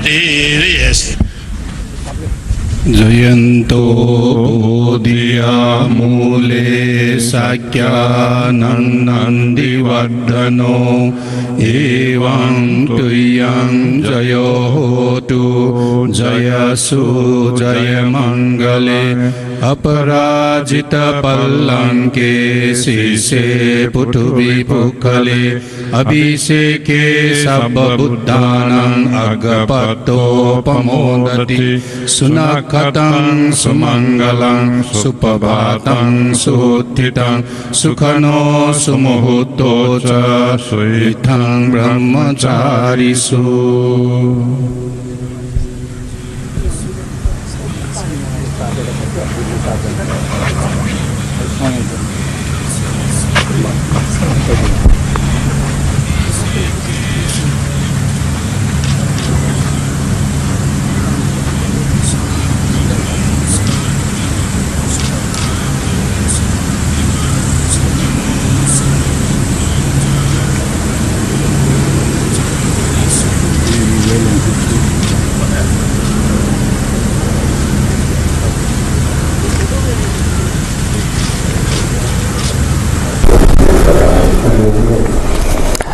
और कैसे दोनों देशों की दोस्ती और साझेदारी को नई ऊंचाइयों पर लिया जाएगा। लुम्बिनी नेपाल से ये तस्वीरें उसी को बयां कर रही हैं जब मंत्रोच्चारण किया गया।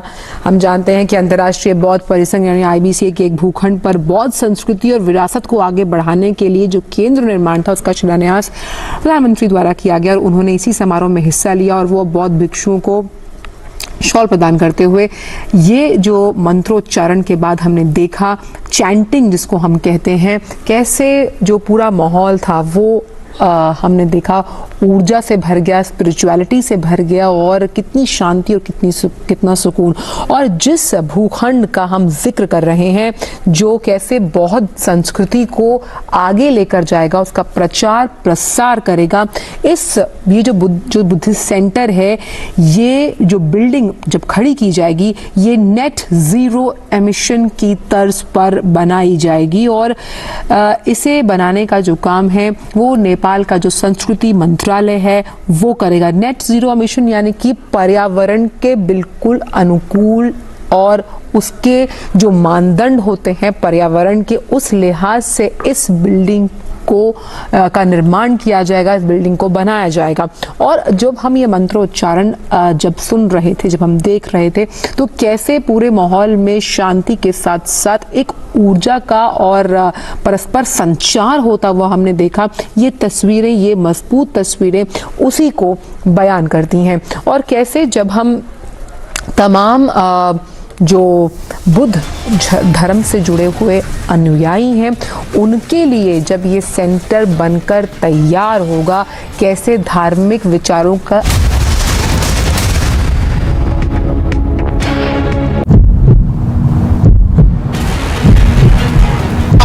conducting survey for more than 4 hours. Finally, the day 2 survey has come to an end. Tomorrow, once again, the process of survey will take place. District Magistrate has just left from it. The videography has been completed. The work of entire survey exercise which has been carried out has almost been completed. Tomorrow, they are going to conclude the survey.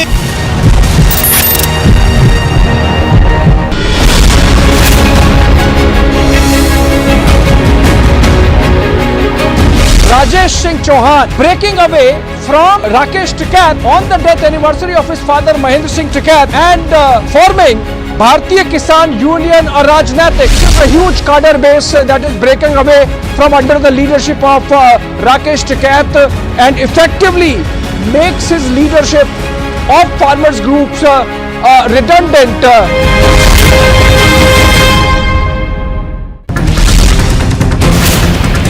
जिस दिन उद्धव ठाकरे मुख्यमंत्री नहीं रहेंगे, power चले जाएगा, उस दिन अगर रश्मि ठाकरे को जेल के पीछे डाला और तुम्हारी घर की महिला वहाँ जाएगी, तब मैं आपको पूछूंगी लॉकअप कैसा लगता है, दर्द कैसा रहता है और बिना क्राइम के जेल में जाना कैसा लगता है।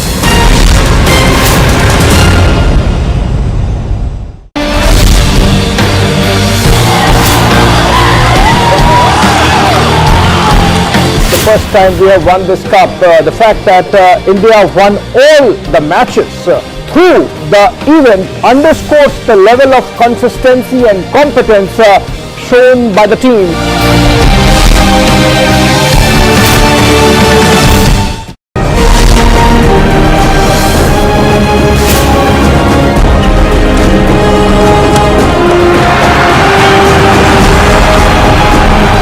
Winning Thomas Cup and being a part of the Thomas Cup member, we are feeling much happy.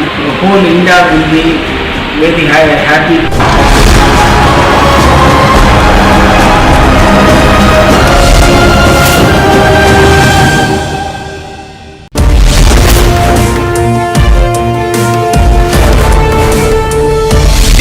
Of survey of Gyanvat Mosque has now come to an end. OEC and Congress party promoting falsehood and trying to create fear-mongering among the people about survey are doing so when it is being done on the direct.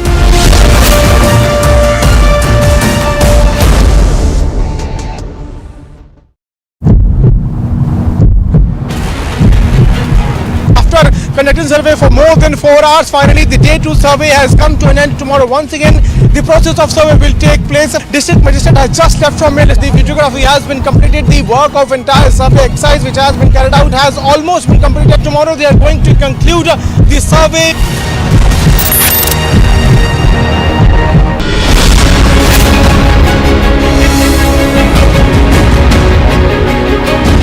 Rajesh Singh Chauhan breaking away from Rakesh Tikat on the death anniversary of his father Mahendra Singh Tikat and forming Bharatiya Kisan Union or Rajnatik, a huge cadre base that is breaking away from under the leadership of Rakesh Tikat.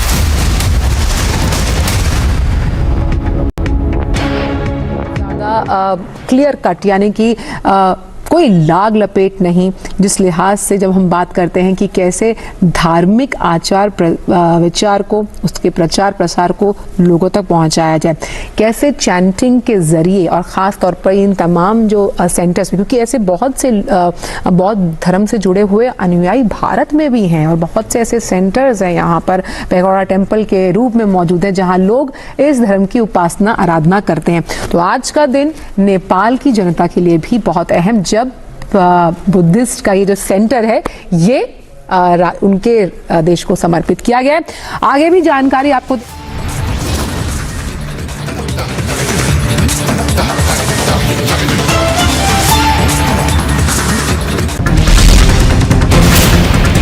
जिस दिन उद्धव ठाकरे मुख्यमंत्री नहीं रहेंगे, power चले जाएगा, उस दिन अगर रश्मि ठाकरे को जेल के पीछे डाला और तुम्हारी घर की महिला वहाँ जाएगी, तब मैं आपको पूछूंगी लॉकअप कैसा लगता है, दर्द कैसा रहता है और बिना क्राइम के जेल में जाना कैसा लगता है।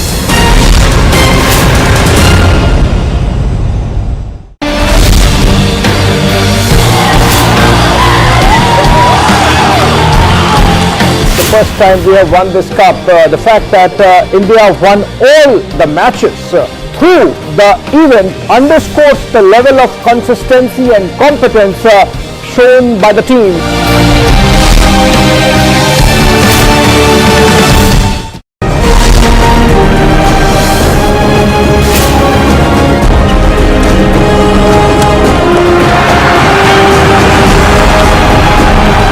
Winning Thomas Cup and being a part of the Thomas Cup member, we are feeling much happy. Whole India will be very happy.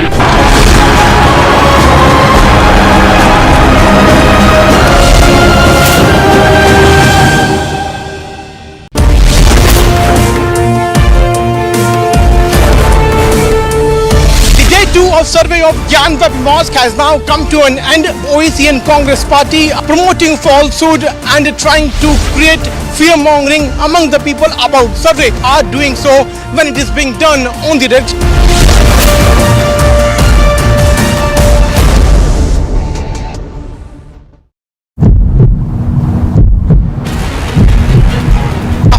Conducting survey for more than 4 hours. Finally, the day 2 survey has come to an end. Tomorrow, once again, the process of survey will take place. District Magistrate has just left from it. The videography has been completed. The work of entire survey exercise which has been carried out has almost been completed. Tomorrow, they are going to conclude the survey.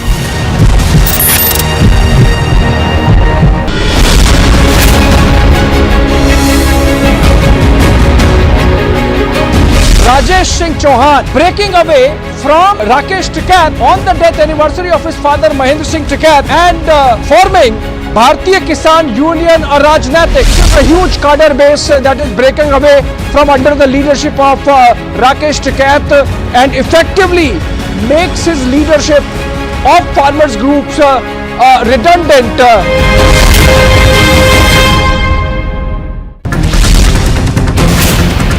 जिस दिन उद्धव ठाकरे मुख्यमंत्री नहीं रहेंगे, power चले जाएगा, उस दिन अगर रश्मि ठाकरे को जेल के पीछे डाला और तुम्हारी घर की महिला वहाँ जाएगी, तब मैं आपको पूछूंगी लॉकअप कैसा लगता है, दर्द कैसा रहता है और बिना क्राइम के जेल में जाना कैसा लगता है।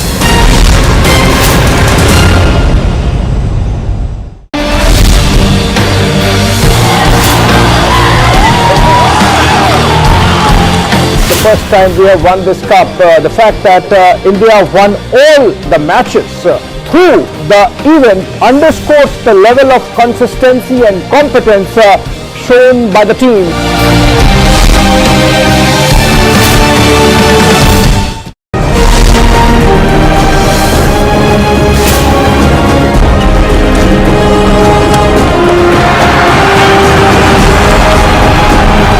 Winning Thomas Cup and being a part of the Thomas Cup member, we are feeling much happy. Whole India will be very happy.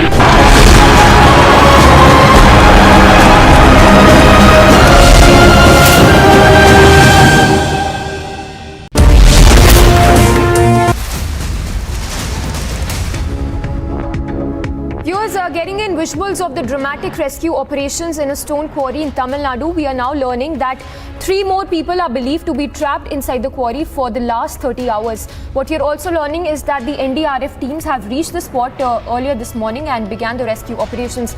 So rescue operations continue for over 30 hours now, and 3 people are still feared to be trapped inside this quarry. So the visuals there of the dramatic rescue operations, which continue for over 30 hours now. 3 people are trapped inside this quarry in Tamil Nadu.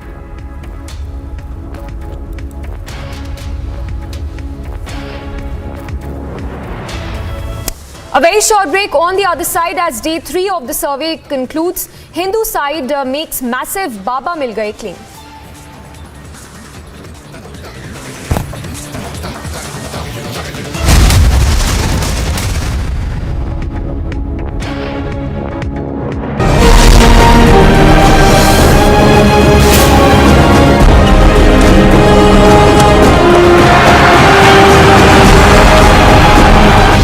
Thomas Cup and being a part of the Thomas Cup member, we are feeling much happy. Whole India will be very happy.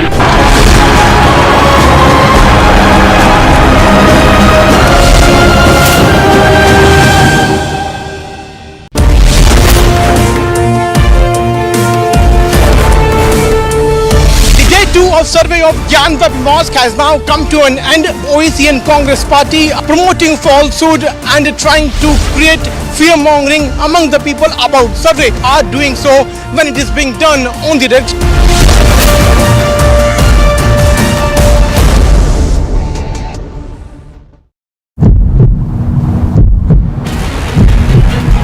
After conducting survey for more than 4 hours, finally the day 2 survey has come to an end. Tomorrow once again the process of survey will take place. District Magistrate has just left from it. The videography has been completed. The work of entire survey exercise which has been carried out has almost been completed. Tomorrow they are going to conclude the survey.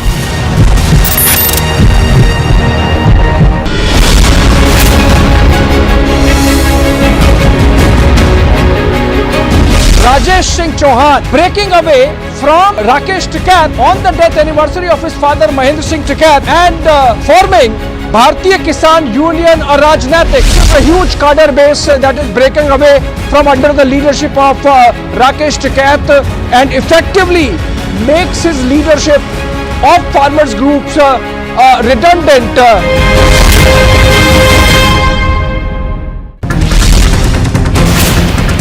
जिस दिन उद्धव ठाकरे मुख्यमंत्री नहीं रहेंगे, power चले जाएगा, उस दिन अगर रश्मि ठाकरे को जेल के पीछे डाला और तुम्हारी घर की महिला वहाँ जाएगी, तब मैं आपको पूछूंगी लॉकअप कैसा लगता है, दर्द कैसा रहता है और बिना क्राइम के जेल में जाना कैसा लगता है।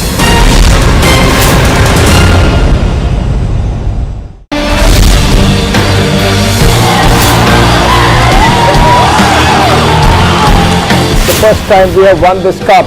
The fact that India won all the matches through the event underscores the level of consistency and competence shown by the team.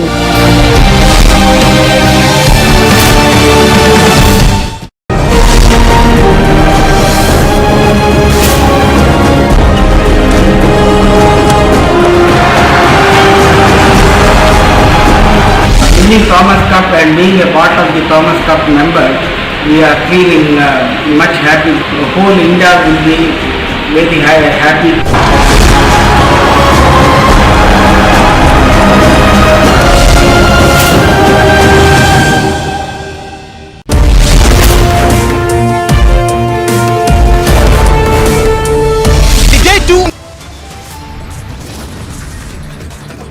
As day 3 of the survey concludes, Hindu side makes a massive claim. Prime Minister Modi is in Nepal to hold bilateral talks with his Nepalese counterpart Sher Bahadur Deoba. Tainted cop Parambir Singh is in big trouble as the CBI records multiple statements in the cases against him. More FIRs, more evidence. Trouble mounts for the tainted cop Parambir Singh as the CBI and the CID close in. The sexism tape is out after sexist snub Islamic group Samas issues a shocking justification, says women must have some lajja. A 30-year-old man loses his life to yet another incident of apathy in Bengaluru. Massive provocation by terror group Lashkar-e-Islam issues a threat to Kashmiri Pandits.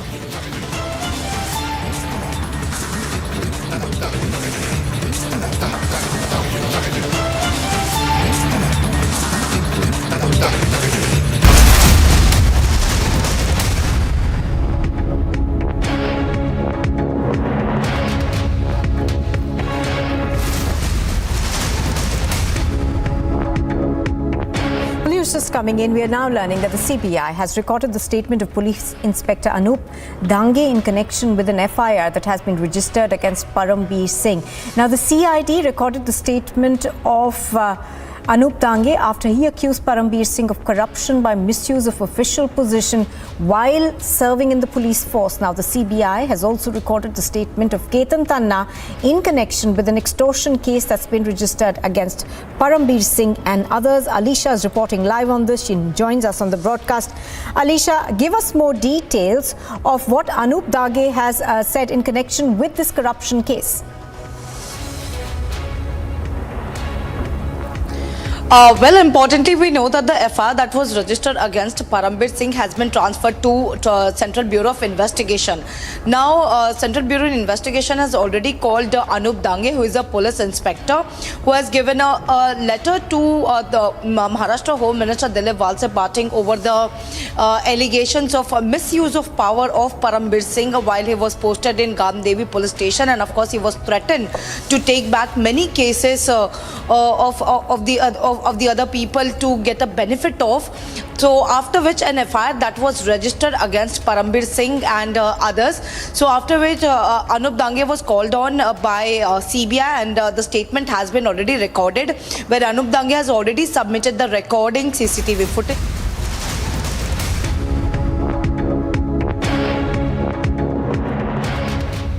All right, we are cutting across to visuals that we are getting from Nepal, where the Prime Minister is on a short visit. The Prime Minister, of course, has a list of engagements ahead of him, beginning, of course, with those visuals that you are seeing from Lumbini, the Indian diaspora over there, greeting the Prime Minister in Lumbini. Now, the Prime Minister later, of course, will be meeting his Nepalese counterpart, Sher Bahadur Deoba.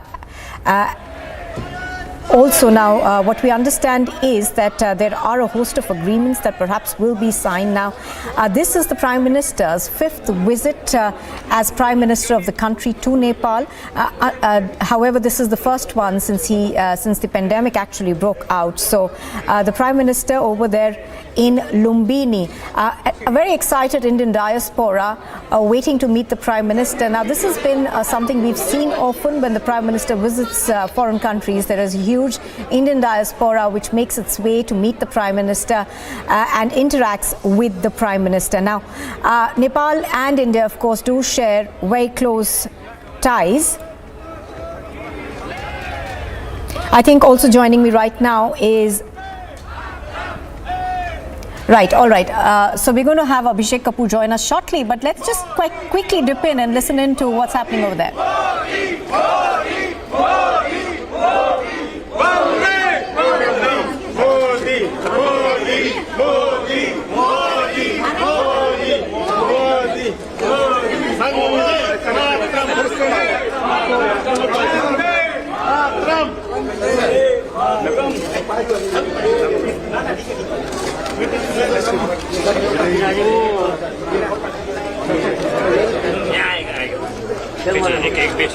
इधर ही आएगा जी हर हर मोदी हर हर मोदी हर हर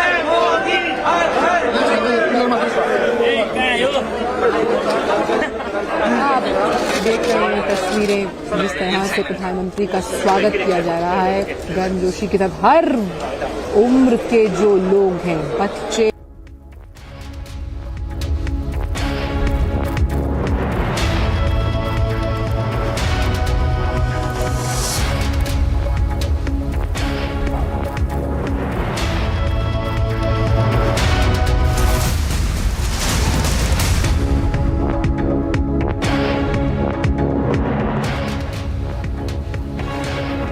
All right, we are now going back to the big story we've been tracking. The CBI has recorded the statement of Police Inspector Anup Dange in connection with an FIR that was registered against Parambir Singh.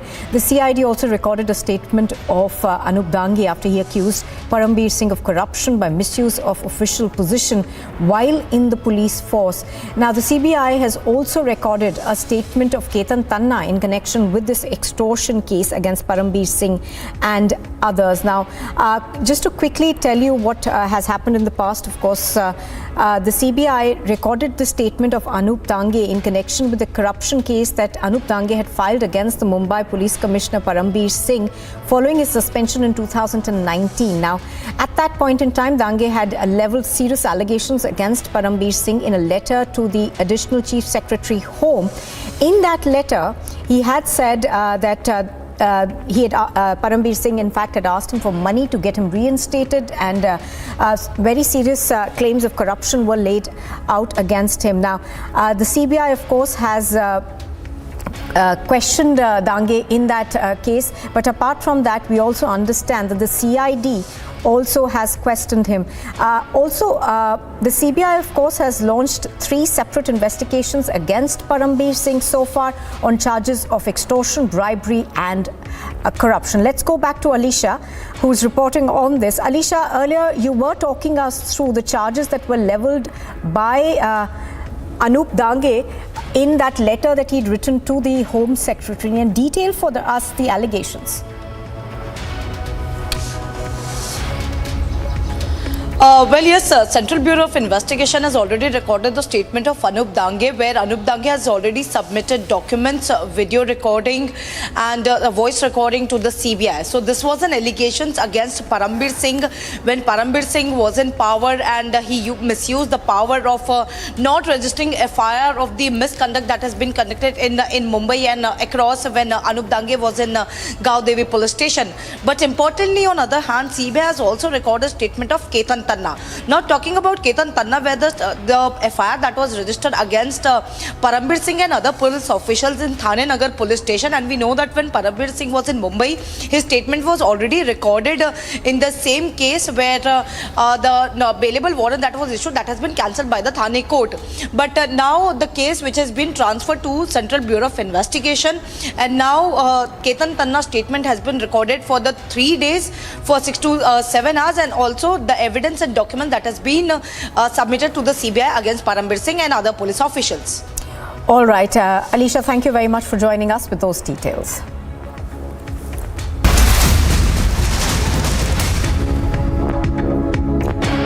Now, as the third day of the survey that was being conducted at the Gyanvapi Mosque concludes, Republic TV has spoken to the videographer of the survey.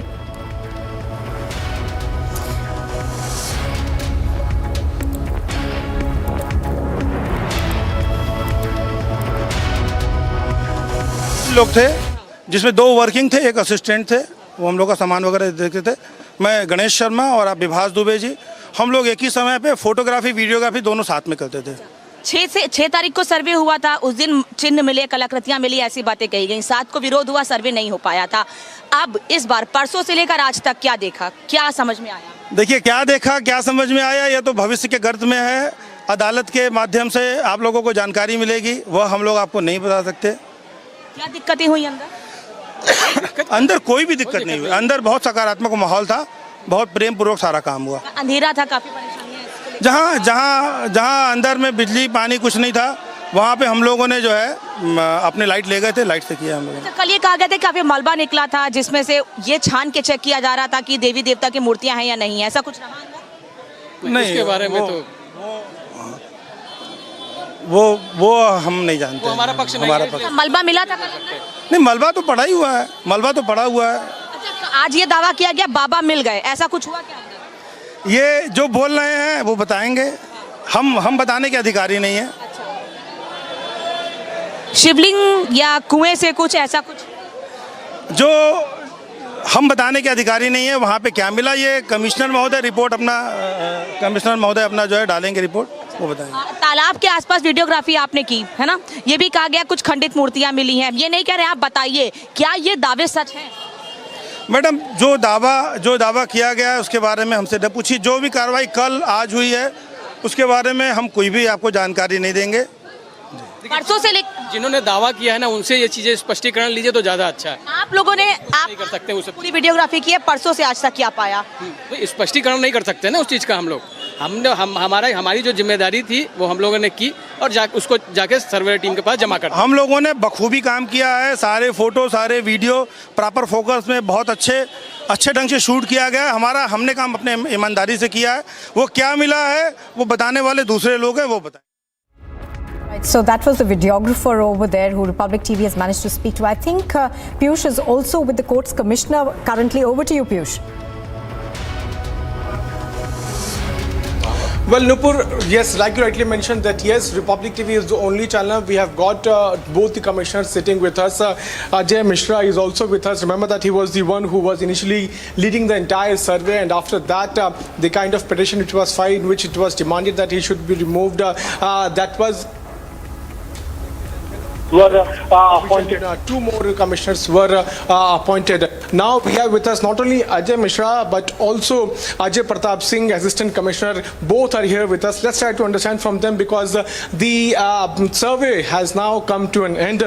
Let me first try to get in a word from Ajay Mishra ji. Ajay Mishra ji, सर्वे अब पूरा हो गया है। आप लोगों ने बहुत मेहनत की, आपने विरोध भी देखा इस पूरे को लेकर, क्या कहेंगे? जो विरोध हुआ इसके बाद बहुत ही शांति ढंग से विपक्षी भी बहुत सहयोगपूर्ण में रहे और वादी पक्ष भी बहुत शांति से सहयोग किया। जिला प्रशासन ने भी बहुत अच्छा सहयोग किया जिसकी वजह से जो है शांतिपूर्ण ढंग से अच्छे ढंग से कार्रवाई संपन्न हो सके। संपन्न हो गई। तो तीनों दिन की कार्रवाई कैसी रही? अच्छी रही, शांतिपूर्ण ढंग से सबके सहयोग से बड़े अच्छे ढंग से निपटी। जी, आगे की क्या प्रक्रिया है? आगे सर हम लोग को रिपोर्ट बैठ के बनाना है। देखते हैं न्यायालय के अनुपालन में जो है हम कल तक उसको दे पाते हैं। वैसे न्यायालय ने समय दिया है कल तक का और हम लोग पूरी कोशिश करेंगे कल तक दे देंगे। मैं ये नहीं पूछूंगा कि रिपोर्ट में क्या है कैसा है। समय लगा कुछ, किसी तरह की कोई अपोजिशन, किसी तरह का विरोधाभास आपको वहाँ पे फेस करना पड़ा? ऐसा कुछ नहीं है, कुछ नहीं हुआ है। सभी लोग सहयोग में रहे। एक चीज़ जो चल रही है उसके बारे में आपसे जानना चाहूँगा, अगर आप बताना चाहें तो।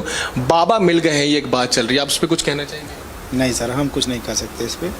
लोगों का है, ऑप्शन है भाई, बनारस है, कुछ भी लोग कह सकते हैं, लेकिन हम अभी कुछ नहीं कर पाएंगे इसका। अभी आप कुछ नहीं पाएंगे। कल रिपोर्ट सबमिट हो जाएगी? कोशिश पूरी रहेगी, हो जाए, नहीं होगा तो न्यायालय से समय मांगा जाएगा जी। लेकिन काम पूरा हो चुका है, सर्वे पूरा हो चुका है? हाँ, सर्वे काम पूरा हो गया है। पूरा हो गया। So let me also try to get in a word from Mr. Ajay Pratap Singh, another commissioner who was the part of this survey team. Ajay Pratap जी, सर्वे पूरा हो गया है, आप क्या कहेंगे? 3 दिन सर्वे की कार्रवाई पूरा चली हम लोगों के नेतृत्व में और खास करके विशाल जी के नेतृत्व में, अजय मिश्रा जी के नेतृत्व में। तो वादी पक्ष प्रतिवादी पक्ष दोनों ने सहयोग किया। आज थोड़ा बहुत प्रतिवादी पक्ष को कष्ट हुआ कि जो हम लोग उनके जो कुंड, जिसको कुंड कहते हैं, कुंड को पानी का हम लोग निकलवा करके इसको देखा गया। तो इसमें थोड़ा सा उनका असंतोषजनक व्यवहार था, लेकिन बाकी सब कुछ ठीक था। प्रशासन का भी पूरा सहयोग था। जी। एक सवाल ये, आपने कहा कुंड को लेकर एक खुदाई की बात भी चल रही है, क्या उसको लेकर भी चीज़ें आगे बढ़ेंगी? नहीं, ऐसी कोई खुदाई की बात नहीं हुई है। हाँ, खुदाई की बात नहीं है, लेकिन जो था जैसे व्यास कुंड का है, व्यास जी का है, वो तो वहाँ पे कुछ चीज़ें ऐसी मिली हैं, लेकिन ये है कि उसको क्लियर अभी नहीं किया जा सकता। उसको तो हम लोग माननीय न्यायालय के समक्ष ही रिपोर्ट प्रस्तुत करेंगे। एक और महत्वपूर्ण सवाल ये है कि 3 दिन तक लगातार ये कार्रवाई चली, क्या क्या चीज़ें थी जहाँ पे आप गए? मैं ये नहीं पूछ रहा हूँ कि क्या क्या मिला, कैसे कैसे क्या क्या प्रोसेस आप लोगों ने?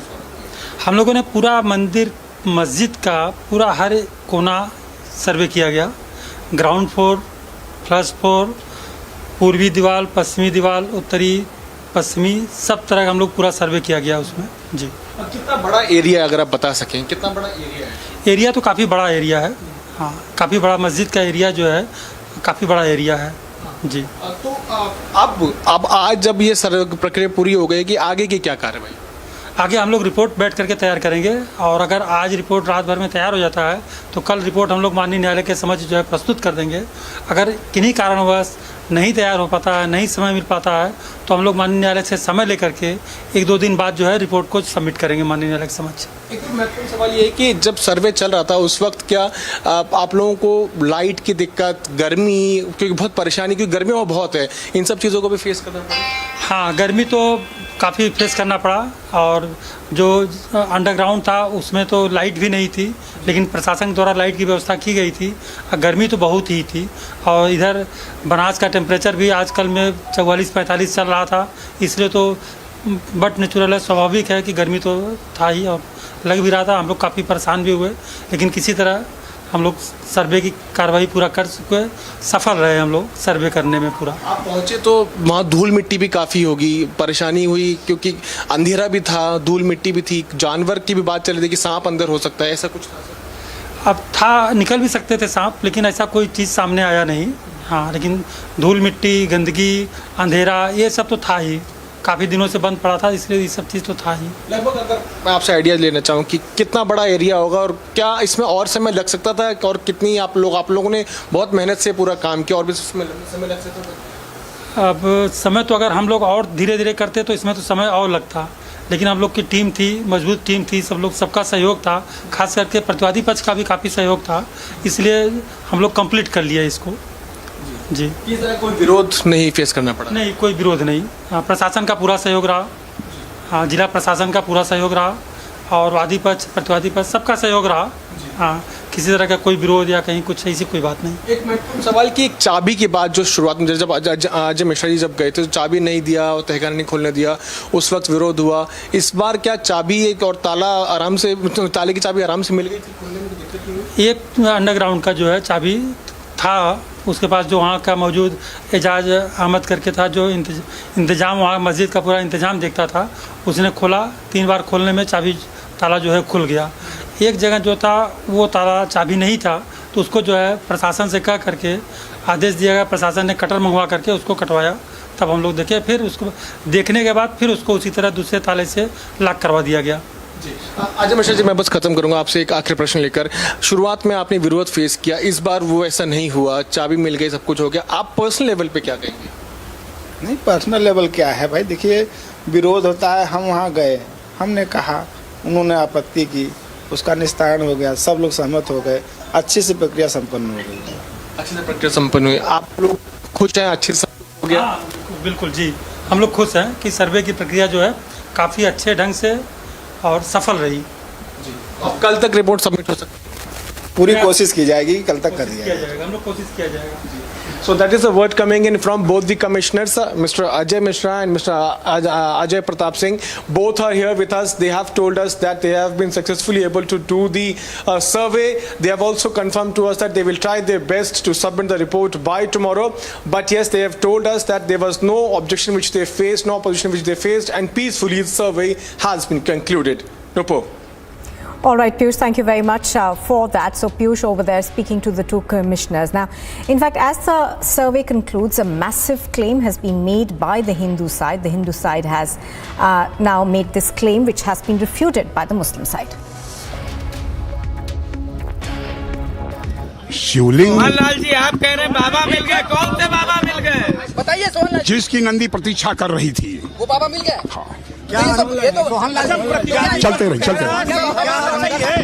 लेकिन मुस्लिम पक्ष ने कहा है कि सब हवा हवाई है। प्रतिवादी पक्ष कह रहा है सब हवा हवाई है, कुछ भी नहीं है हकीकत। प्रत्यक्ष और विशेष कुछ नहीं बता सकते हैं, हालांकि मालूम तो सब है।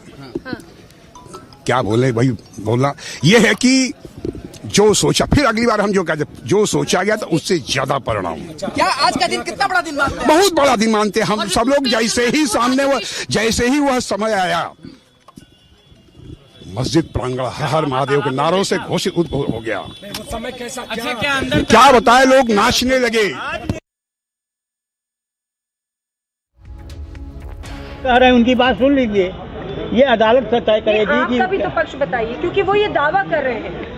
मिले हैं क्या? मिले हैं क्या? नहीं, हमारे घर नहीं मिले। अच्छा, कमीशन में क्या आप दोनों ने एक दूसरे का सहयोग किया? बिल्कुल बिल्कुल, हम लोग पूरा सहयोग किया, पर ये प्रतिवादी पक्ष ने और उधर भी सहयोग हुआ, तभी कमीशन। मुमताज जी, प्रशासन का तो एब्सोल्यूट रहा। मुमताज जी, आप लोग संतुष्ट हैं जो सर्वे हुआ? मुमताज जी, भैया संतुष्ट हो गए तो बताएंगे ना, रिपोर्ट आएगी तब ना। रिपोर्ट पिछली बार आप लोग संतुष्ट थे, इस बार क्या है? Well, news just coming in, we are learning that the Supreme Court is likely to tentatively hear tomorrow the challenge to the Court Commissioner's survey. Now, the bench headed by Justice Chandrachud is likely to hear the matter tomorrow. So that's news that's just coming in. We are now learning that this particular case will reach the Supreme Court. The plea that's essentially says that this is a violation of the Worship Act. The Supreme Court is likely to hear that challenge to the Gyanvapi survey that was mandated by a Varanasi court earlier. The Supreme Court is likely to hear that tomorrow. That's what we are learning tentatively. I'm going to try and go across to Ananya in just a bit to give us more details on this. But this is news that's just coming in. Ananya, I think we've got you now. Ananya, tell us more about when the Supreme Court is going to be hearing this.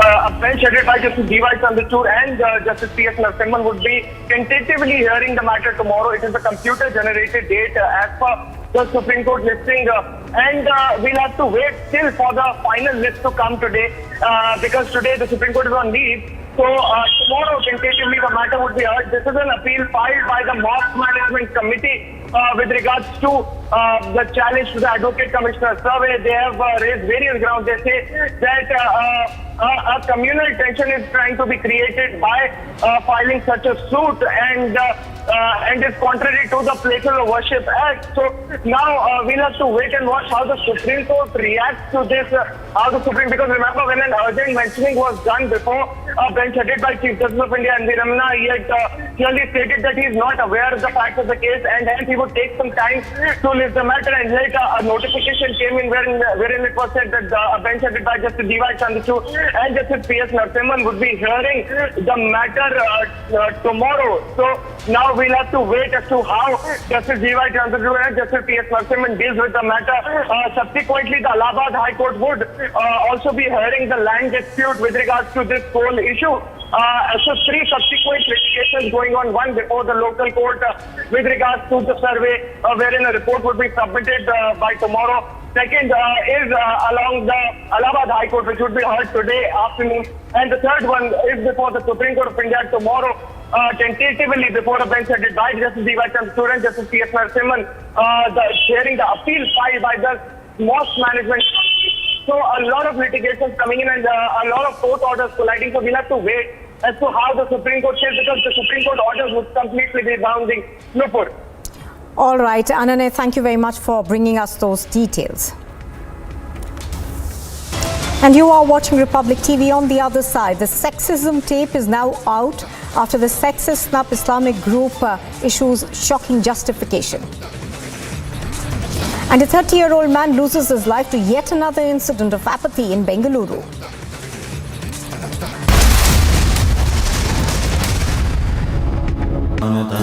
Pursue Amity University online bachelor's and master's degree at your own pace and convenience. Get assured placement opportunities powered by 300 hiring partners and 2,000 job openings with Amity online programs. Apply now at amityonline.com to fast forward your career. जिस दिन उद्धव ठाकरे मुख्यमंत्री नहीं रहेंगे, power चले जाएगा, उस दिन अगर रश्मि ठाकरे को जेल के पीछे डाला और तुम्हारी घर की महिला वहाँ जाएगी, तब मैं आपको पूछूंगी लॉकअप कैसा लगता है, दर्द कैसा रहता है और बिना क्राइम के जेल में जाना कैसा लगता है।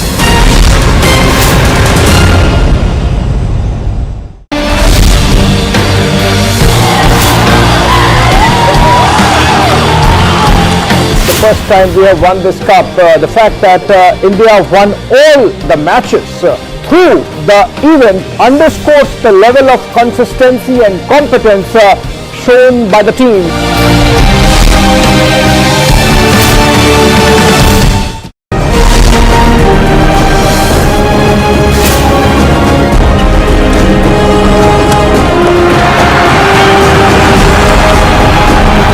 Winning Thomas Cup and being a part of the Thomas Cup members, we are feeling much happy. The whole India will be very happy.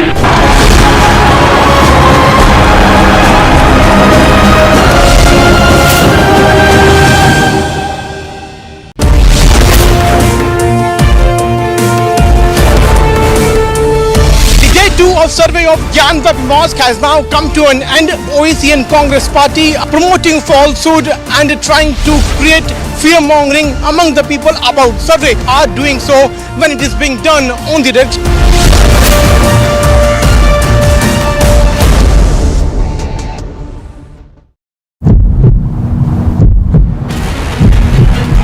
After conducting survey for more than 4 hours, finally the day 2 survey has come to an end. Tomorrow once again the process of survey will take place. District Magistrate has just left from it. The videography has been completed. The work of entire survey exercise which has been carried out has almost been completed. Tomorrow they are going to conclude the survey.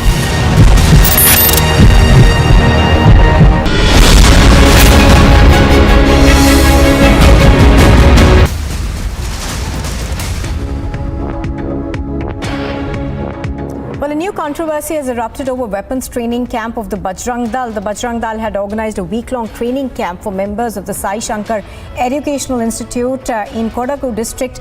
Republic TV has managed to access those pictures. Let's go across to Sagai Raj. Sagai, give us more details of what this really was. Explain to our viewers what are these pictures.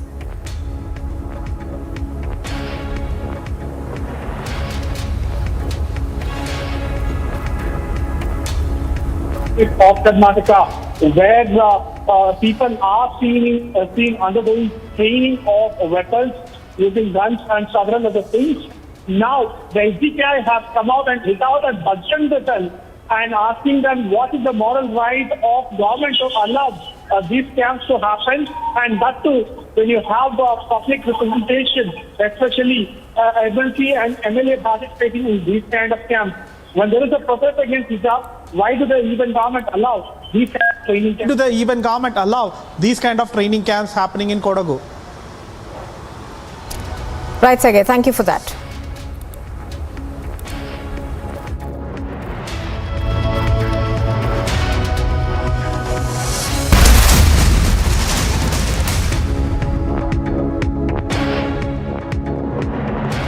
Coming in order to immediately seal the place where shivling was found. We are talking here about the Gyanvapi case. The court has ordered sealing of the place where a shivling was reportedly found.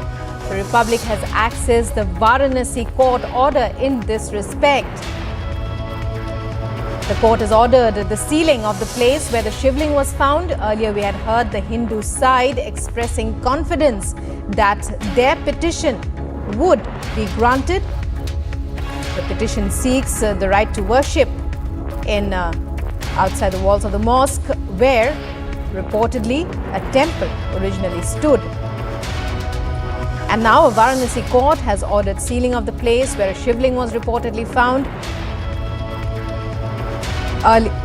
Earlier, those who were part of the survey had clearly said that there's clear evidence that would help and support the petition put forward by the Hindu side. Joining us is our correspondent Ananya. Ananya, what is this latest court order we are hearing about? The Varanasi court has ordered sealing of the place where reportedly a shivling was found.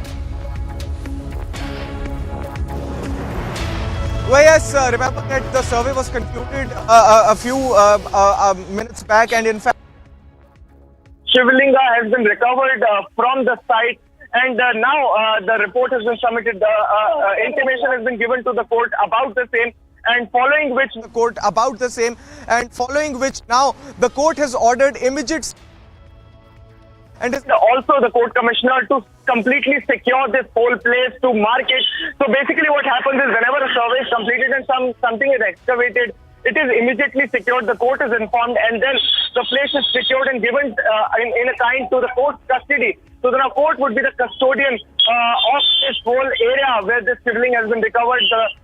These people, the DM Varanasi, the DGP would secure this place, would see that nothing is changed because the survey is still to be complete and the report is still to be submitted. Now, so the court has ordered the immediate,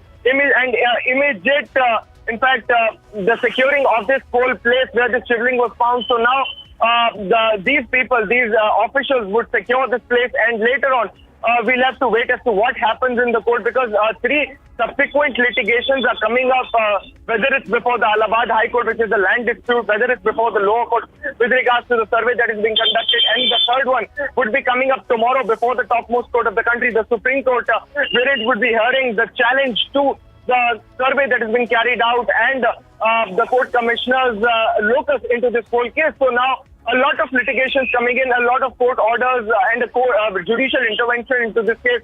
But the latest ones from the Varanasi local court clearly saying that secure the place where this shivling was found, and 8 feet long shivling has been found in the survey. The survey has been completed and now the court would be hearing the matter very soon. Studios. Well, if I'm hearing correct, Ananya, an 8-foot long shivling, tell us more about it. Well, yes, as per the survey and the people who were conducting the survey, 8-foot long shivling has been found. In fact, the Perukas of this whole temple have also stated in their interviews with the media.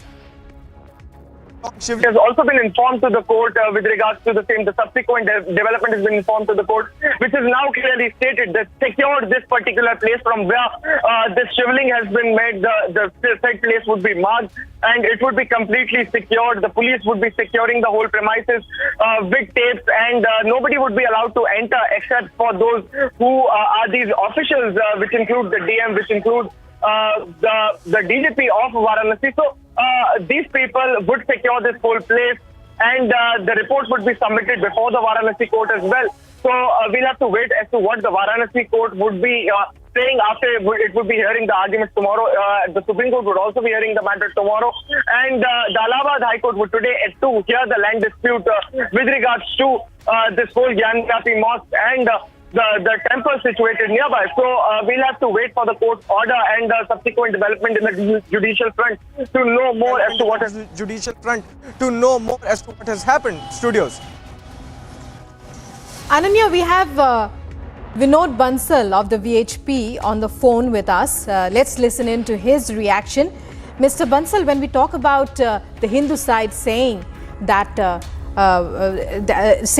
petition is now clearly likely to be granted, that they have strong evidence supporting it.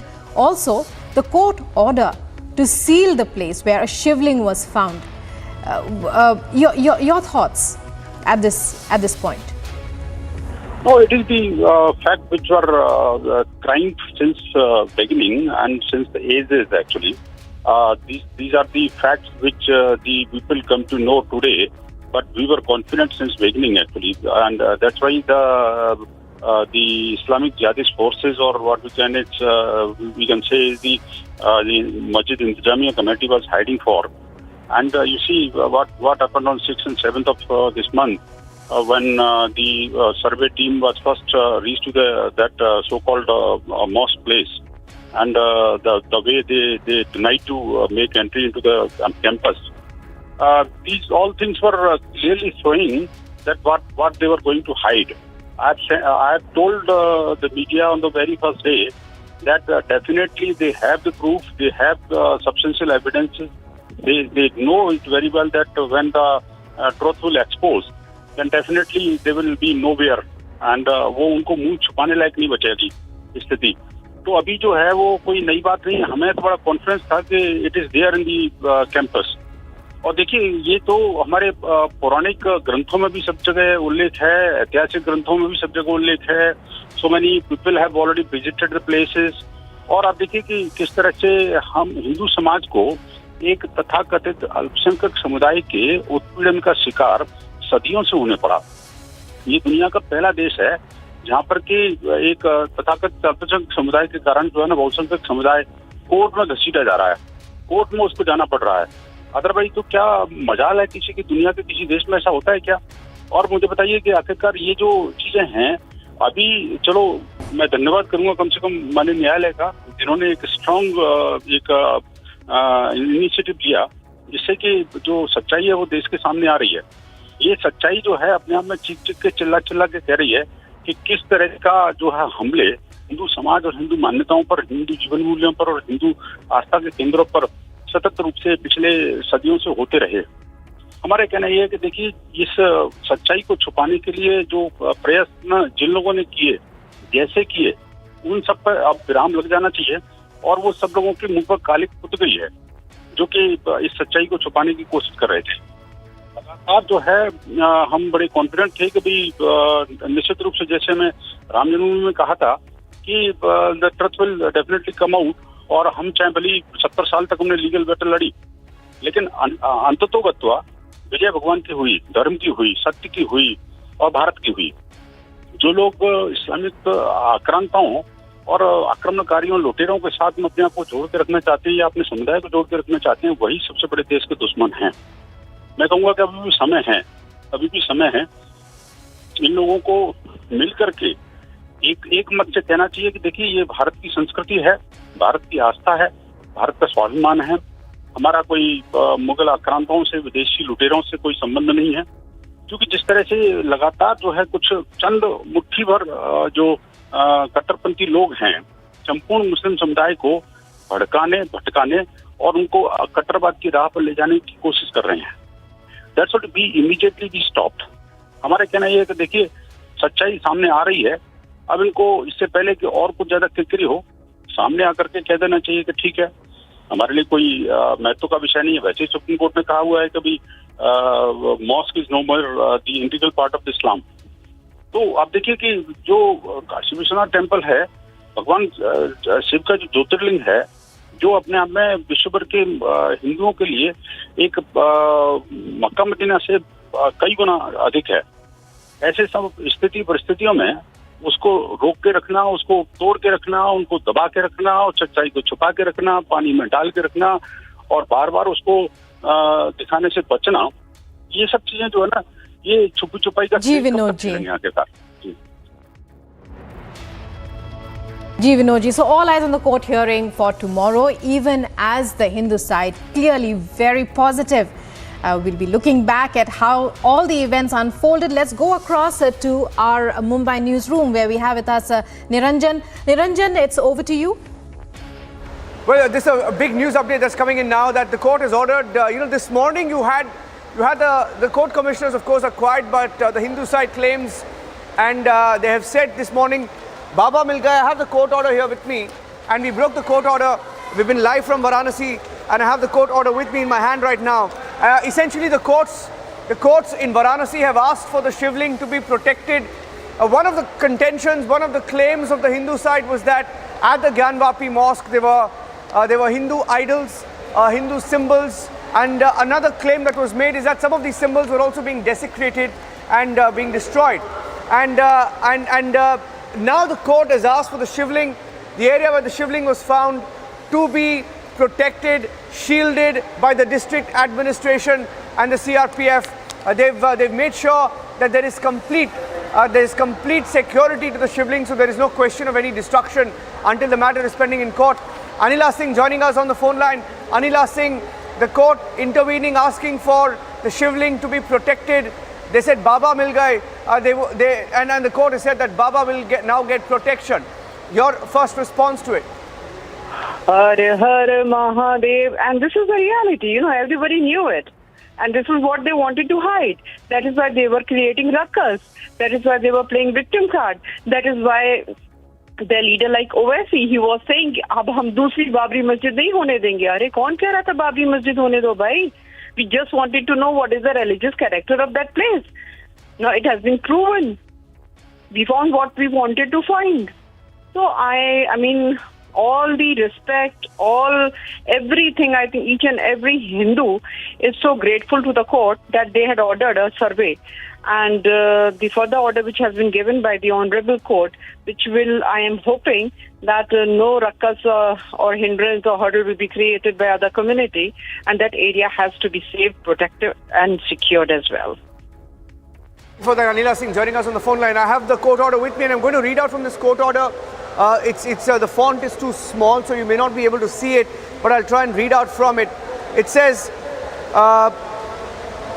16th of May को शिवलिंग मस्जिद complex के अंदर दौरान commission पाया गया है. ये बहुत ही महत्वपूर्ण साक्ष्य है. इसीलिए सीआरपीएफ कमांडेंट को आदेशित किया जाए कि वो इसे सील कर दे. So they have asked for the shivling, the area where the shivling has been found, to be sealed completely. It's a big development. I want to go across to Aishwarya as well. Aishwarya, our executive editor, also joining us live from the newsroom in Delhi, will be joining us anytime now. Aishwarya is joining us now. Aishwarya, this is significant. This is what the Hindu side has also been claiming, that there are Hindu idols or symbols that are there present in the Gyanvapi mosque complex, and that some of them they claimed were being destroyed, or attempts were being made to destroy it over the years and decades and centuries. Well, Niranjan, now that, yes, Aishwarya, yes. Go ahead, Aishwarya, go ahead. Well, Niranjan, it is no more about claims and counterclaims. We have the order copy. You have already translated it in English. It's very clear, the order part of it, which has been CC to not only the Chief Secretary of the State, but also to the DGP. And it specifies that it's not only about symbols. There is a shivling. There is a shivling, and it states in Hindi, and if I translate that, at that place, with immediate effect, it should be sealed. And it says in Hindi ki us sthan ko tatkal prabhav se seal kar dein. It means that that place where the shivling has...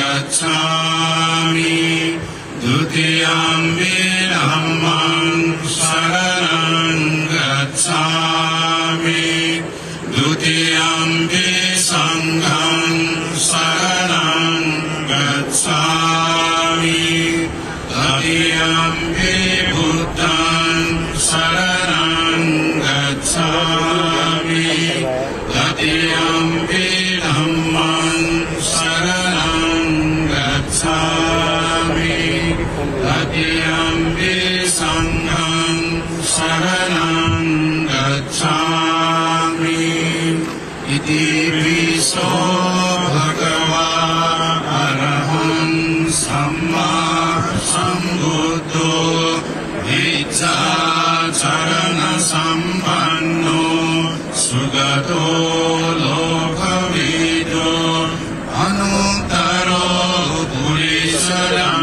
सारथि सत्ता देव मनुष्याणां बुद्धो भगवाइति साक्षातो भगवता धम्मो सन्निधिको अकालिको एवासिको पनाइको अचक्तं वेदितम्बो विन्योहिरि सुपदिपन्नो भगवतो सावकसङ्गो उजुपदिपन्नो भगवतो सावकसङ्गो न्यायपदिपन्नो भगवतो सावकसङ्गो स्वामीजी पदिपन्नो भगवतो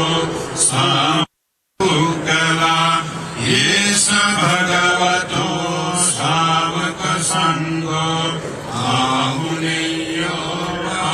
All right, pictures coming in from Lumbini, where in the monastic area, Prime Minister there participating in the prayers, where foundation stone is being laid for an India International Center being brought up by the India Buddhist Council based out of New Delhi, and this would essentially become a culture and academic hub for Buddhist studies and for Buddhist tourists from across the world. 24 odd Buddhist nations having their people coming in to Buddhist sites in India and Nepal, and Prime Minister fully involved in the prayers as the priests and the monks carry out the chants. Amid the chanting of Buddhist prayers, foundation stone being laid for the India-sponsored Buddhist center at Lumbini, the birthplace of Gautam Buddha, Prince Siddhartha, who became Lord Buddha. And just a few miles away, across the border, is Kushinagar, where Gautam Buddha had attained his nirvana. And Prime Minister actually flew out of Kushinagar.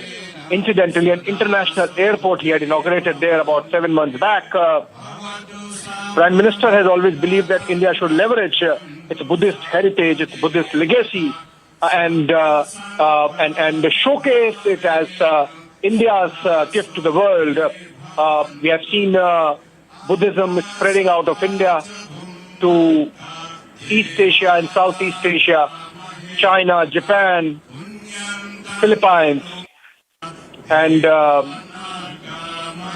Indonesia before it became Islamic country, and many other nations down in Southeast Asia. We have seen earlier Prime Minister visiting Sri Lanka and similarly traveling to Anuradhapura, where King Ashoka's the tree sent by King Ashoka is still there, and Prime Minister paid his respects and prayed there. And now we are seeing his pictures from Lumbini, where he's praying at the site where foundation stone is being laid for an India-sponsored Buddhist center of studies on culture. We're going to take a short break, but we come back to the pictures.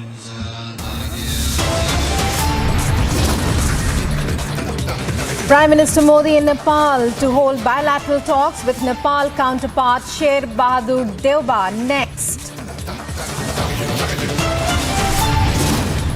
Massive provocation by terror group Lashkar-e-Islam issues threat to Kashmiri Pandits.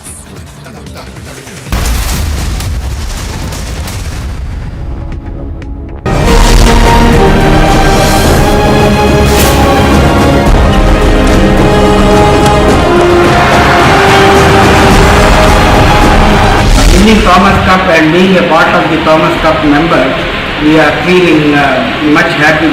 Whole India will be very happy.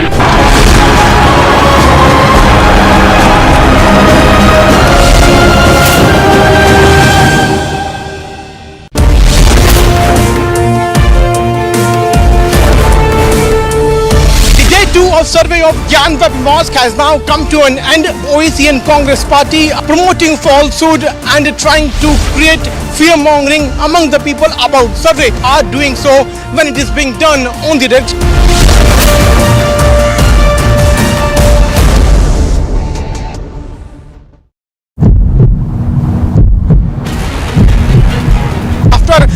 survey for more than 4 hours. Finally, the day 2 survey has come to an end. Tomorrow, once again, the process of survey will take place. District Magistrate has just left from here. The videography has been completed. The work of entire survey exercise which has been carried out has almost been completed. Tomorrow, they are going to conclude the survey.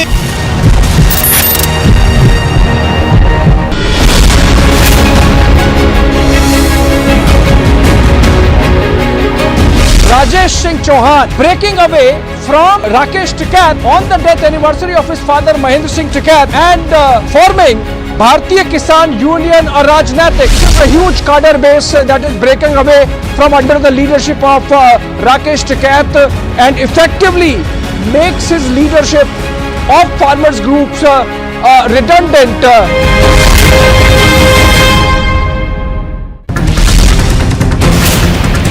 जिस दिन उद्धव ठाकरे मुख्यमंत्री नहीं रहेंगे, power चले जाएगा, उस दिन अगर रश्मि ठाकरे को जेल के पीछे डाला और तुम्हारी घर की महिला वहाँ जाएगी, तब मैं आपको पूछूंगी लॉकअप कैसा लगता है, दर्द कैसा रहता है और बिना क्राइम के जेल में जाना कैसा लगता है।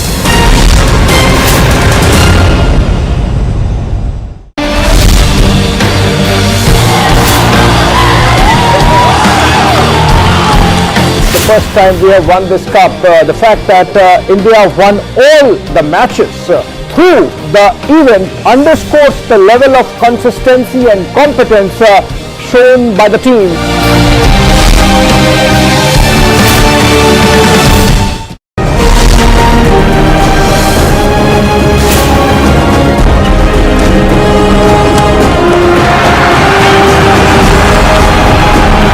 Winning Thomas Cup and being a part of the Thomas Cup member, we are feeling much happy.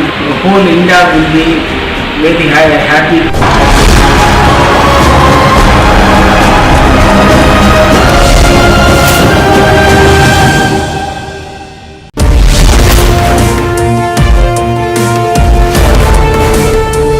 The day 2 of survey of Gyanvap Mosque has now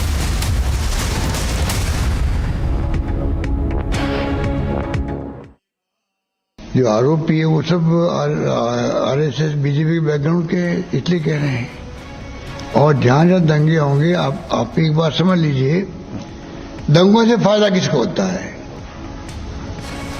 दंगों से फायदा जिस पार्टी को होता है, समझ लीजिए वो दंगे करवा रही है, इसलिए उनका नाम आ रहा है। दंगों से फायदा किसको होता है? अगर कांग्रेस को फायदा हो रहा है क्या? सबको मालूम है कि जहां दंगे होंगे तो कांग्रेस बदनाम कर रहे हैं, तो कांग्रेस तो दंगे करवा नहीं सकती है और क्यों करवाएगी? इनका एजेंडा जो है हिंदुत्व का है, उसका हम दंगे करवा रहे हैं, ध्रुवीकरण कर रहे चुनाव में। भाई एक उदाहरण कम थोड़ी है डेमोक्रेसी के अंदर। दुनिया क्या सोचती होगी यूपी के बारे में जो विश्लेषण होता होगा? दुनिया तो आजकल ग्लोबल विलेज की तरह हो गई है आईटी के बाद में। दुनिया के मुल्कों में एक राज्य है जिसका नाम यूपी है भारत के अंदर, वहां पर 403 टिकटों में से एक टिकट भी माइनॉरिटी को नहीं मिलता है। कौन नहीं दे रहा? भारतीय जनता पार्टी दे, जो रूलिंग पार्टी है।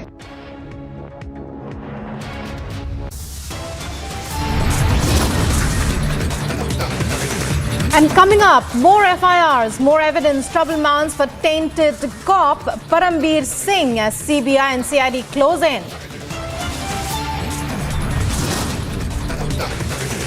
30-year-old man loses his life to yet another incident of apathy in Bengaluru. Coming up in a short while.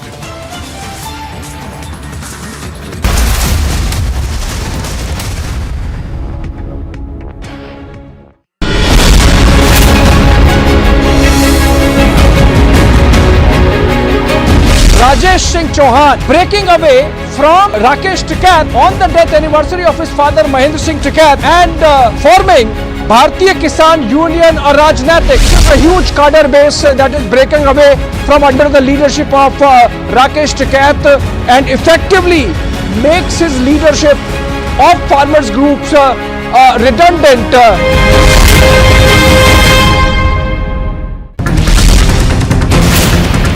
जिस दिन उद्धव ठाकरे मुख्यमंत्री नहीं रहेंगे, पावर चले जाएगा, उस दिन अगर रश्मि ठाकरे को जेल के पीछे डाला और तुम्हारी घर की महिला वहाँ जाएगी, तब मैं आपको पूछूंगी लॉकअप कैसा लगता है, दर्द कैसा रहता है और बिना क्राइम के जेल में जाना कैसा लगता है।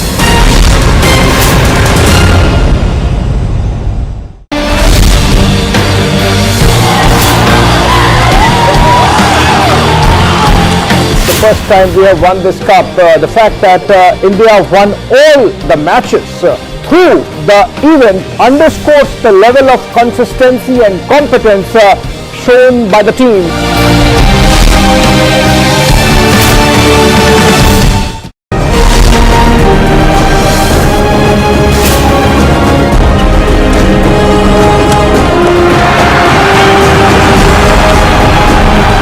Winning Thomas Cup and being a part of the Thomas Cup member, we are feeling much happy. Whole India will be very happy.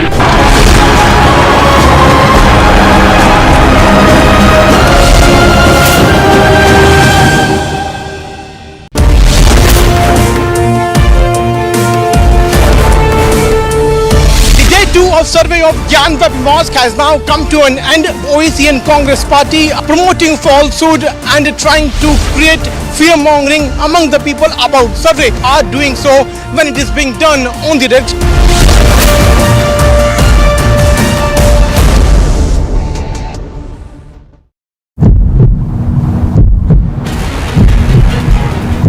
Conducting survey for more than 4 hours. Finally, the day 2 survey has come to an end. Tomorrow, once again, the process of survey will take place. District Magistrate has just left from it. The videography has been completed. The work of entire survey exercise which has been carried out has almost been completed. Tomorrow, they are going to conclude the survey.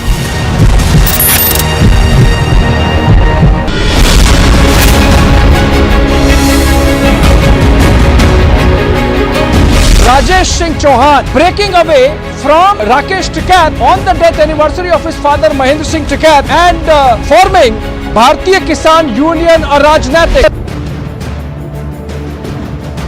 Today it's the third day, and what we are now learning is that only a few part of the entire Gyanvapi Mosque is left to be surveyed. Massive deployment once again has been done. The people here are saying that they are very much confident that they are going to have their own portion in their kitty.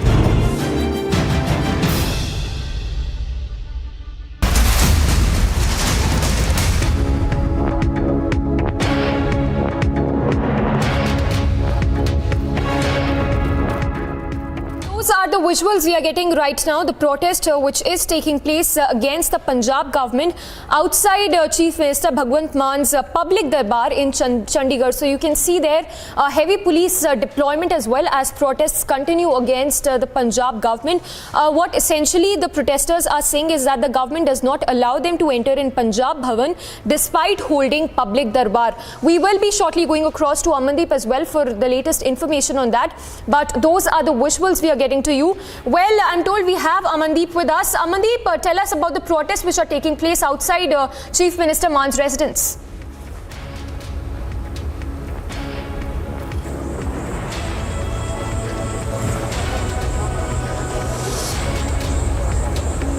Well, we seem to have lost that connection with Amandeep, but we will shortly go across to him.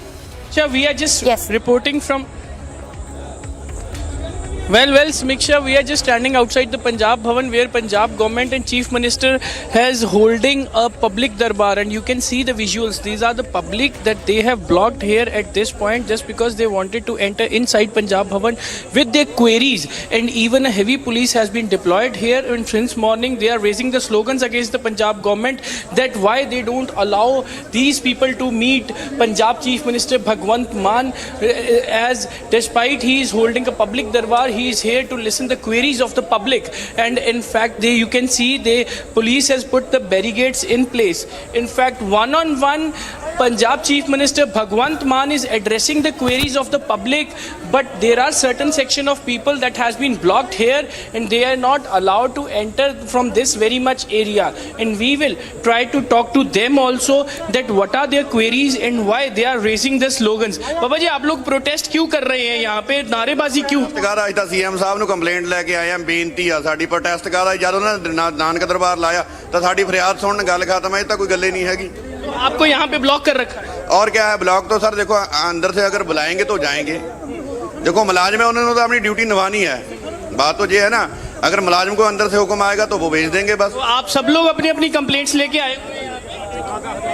See, Samiksha, these are the people who came up with their complaints, but they has been stopped here at this point and don't allow them to come beyond this point. And in fact, they are complaining repeatedly, raising the voice to Punjab government that at least they should meet with their queries so that Punjab Chief Minister can give some kind of solutions to their queries. So this is the situation right now here at outside Punjab Bhavan, where Punjab Chief Minister Bhagwant Mann, for the first time after coming into power, holding a public darbar, directly addressing the queries of the people. And गरीब आना तो ये नफरत खत्म करनी है। मैंने उनके सामने ये भी कहा, ये जो कश्मीर फाइल आपने फिल्म बनवाई है, क्या सच है कि एक मुसलमान एक हिंदू को मारेगा, उसके बाद उसका खून जो है वो चावल में डाल के कहेगा उसकी बीवी से तुम ये खाओ? क्या हो सकता है? क्या हम इतने गिरे हुए हैं? मैंने कहा ये फिल्म बेबुनियाद फिल्म, जिसने न सिर्फ नफरत मुल्क में पैदा की है, बल्कि यहाँ हमारे जवानों में भी नफरत हुई है कि हमारे तरफ कैसे सोच रहे हैं।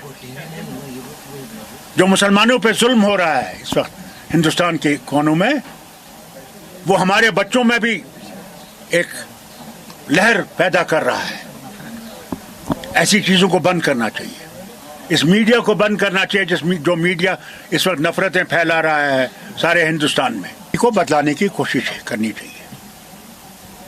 जहां तक हम लोगों का सवाल है, हमारी जमात का सवाल है, पीजेडी का सवाल है, हम लोग सब उस चीज में आपके साथ देंगे जिसमें यहाँ अमन कानून जो है वो ठीक रहे। हम लोग यहाँ के कानून को खराब नहीं करना चाहते। हम चाहते हैं कि रियासत फिर से आबाद हो, जहाँ लोग जो हैं भुखमरी से बच जाएं, बेकारी से बच जाएं, बदहाली से बच जाएं।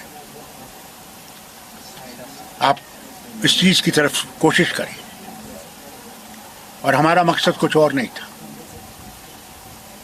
हमने कोई और चीजें कहने की जरूरत नहीं थी, वो खुद जानते थे, और उन्हें हमें इस बात का विश्वास दिया कि उनकी सरकार हर तरीके से कोशिश। हमने उनसे कहा कि हमारे लीडर घर, जनाब मनोज सिन्हा साहब लेफ्टिनेंट गवर्नर से मिले। हमारा मकसद मिलने का ये था कि यहाँ अमन और कानून की स्थिति जो है वो खराब है, और अगर हम ये डंडूरा पीट रहे हैं कि टूरिस्ट आ रहे हैं, वो अमन की शक्ल नहीं है। रोज लोग मारे जा रहे हैं, कोई पुलिस कांस्टेबल मारा जा रहा है, कोई कल देख लीजिए शोपियां में वो हाथ उठाए हुए है तब भी उसको गोली मार दी जाती है। कश्मीरी पंडित एहतजाज कर रहे हैं, कोई पत्थर नहीं मार रहे हैं। अगर कि गवर्नमेंट का बयान आया और अपने ईमान को मजबूत करो, अल्लाह मदद नहीं करेगा जब तक तुम अपनी मदद खुद नहीं करोगे, नहीं करेगा। इस हालत से आज मुसलमान गुजर रहा है, बर्बादी की हालत में है, और वजह खुद की है, ये नहीं कि उसकी है, खुद है। दुनिया के किसी कोने में देखिए क्या हाल है।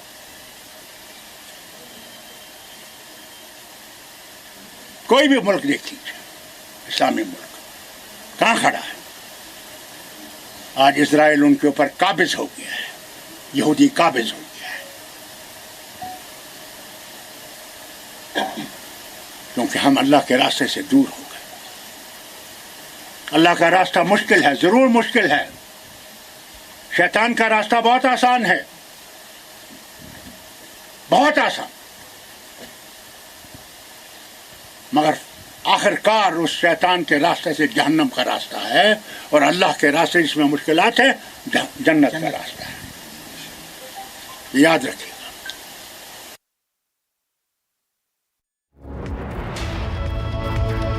Abdullah essentially saying that Kashmir Files is responsible for the targeted killings which are taking place in the valley. Also going on to add that the deterioration of law and order situation is because of the centre, and also blaming the centre for the division, for creating division in the society. We have Zeenat also joining us live. Zeenat, if you could also briefly enumerate to us the attacks, the kind of statements that were just made by Farooq Abdullah.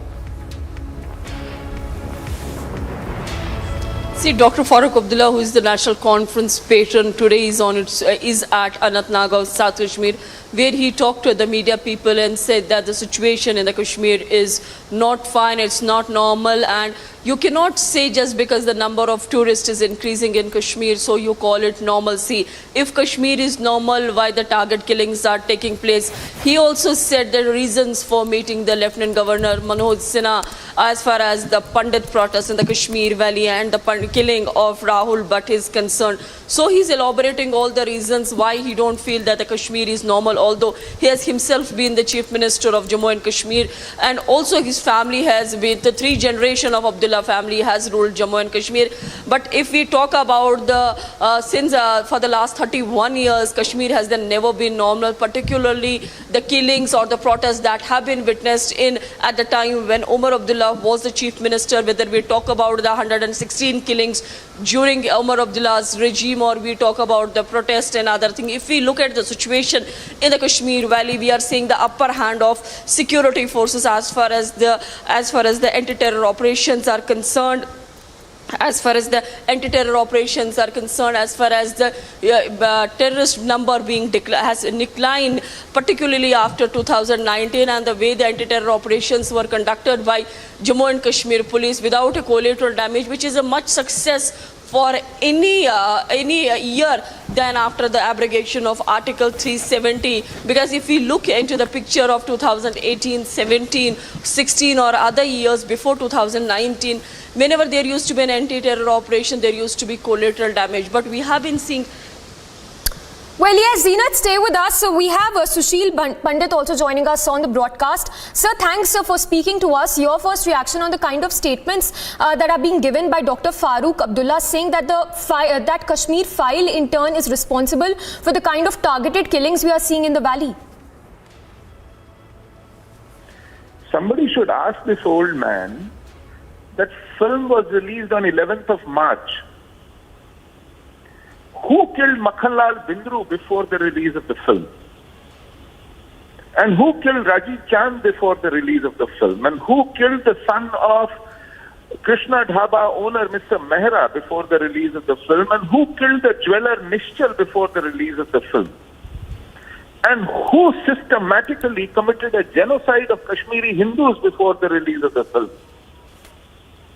Is Lashkar-e-Islam, who have owned up the responsibility for killing Rahul Bhatt, saying that they saw the film and that's why they killed him? Or is he feeding alibis now to jihad? Has he gone out of his mind? Does he belong to a zoo? Does he have any sense left, any shame left? Has he become an apologist of jihad so blatantly? He's the man who has been made chief minister so many times. His 3 generations have ruled Kashmir. Does he have any soul left? Should we be even discussing him anymore? He should be tried for abetting a genocide in Kashmir. And had he been punished for it, we would have been spared such indignities at the time of such tragedy. Because people like him go scot-free with murder, with massacre, with a genocide, that they summon such courage to speak such rubbish. Well, absolutely, sir. Thanks for your insights on this on the statements that have been made by Dr. Farooq Abdullah. And ironically, this on a day when we have the Lashkar group issuing another threat to Kashmiri Pandits.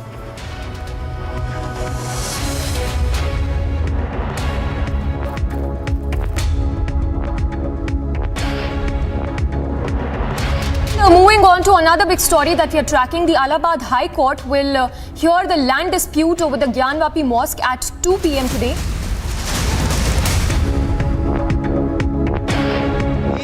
हमारे साथी गण गए।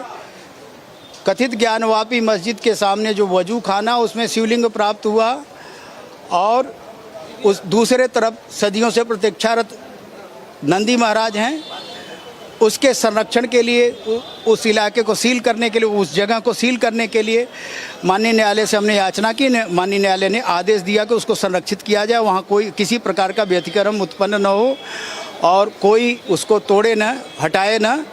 इस बात का माननीय न्यायालय से आदेश दिया, निवेदन किया। माननीय न्यायालय ने जिलाधिकारी वाराणसी और पुलिस कमिश्नरेट वाराणसी और उत्तर प्रदेश सरकार के शासन प्रशासन से संबद्ध जो लोग हैं और सीआरपीएफ की जो कमांडेंट हैं उनको भी निर्देशित कर दिया कि उसको सील करें, संरक्षित करें।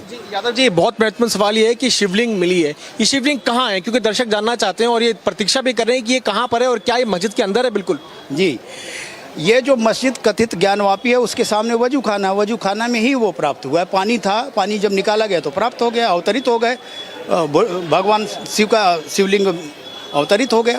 क्या वहाँ पे वो दबा के रखा, छुपा के रखा हुआ? हाँ, पानी भर के छिपाया गया था। जी। अब आगे की क्या कार्रवाई?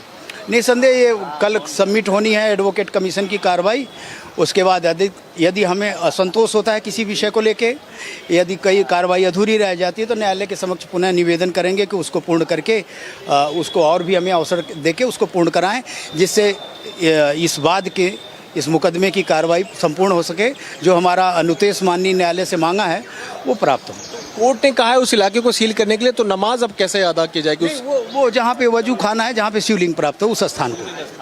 अच्छा, अगर आप ये बता दें कि शिवलिंग कितना बड़ा है, कितने बड़े शिवलिंग?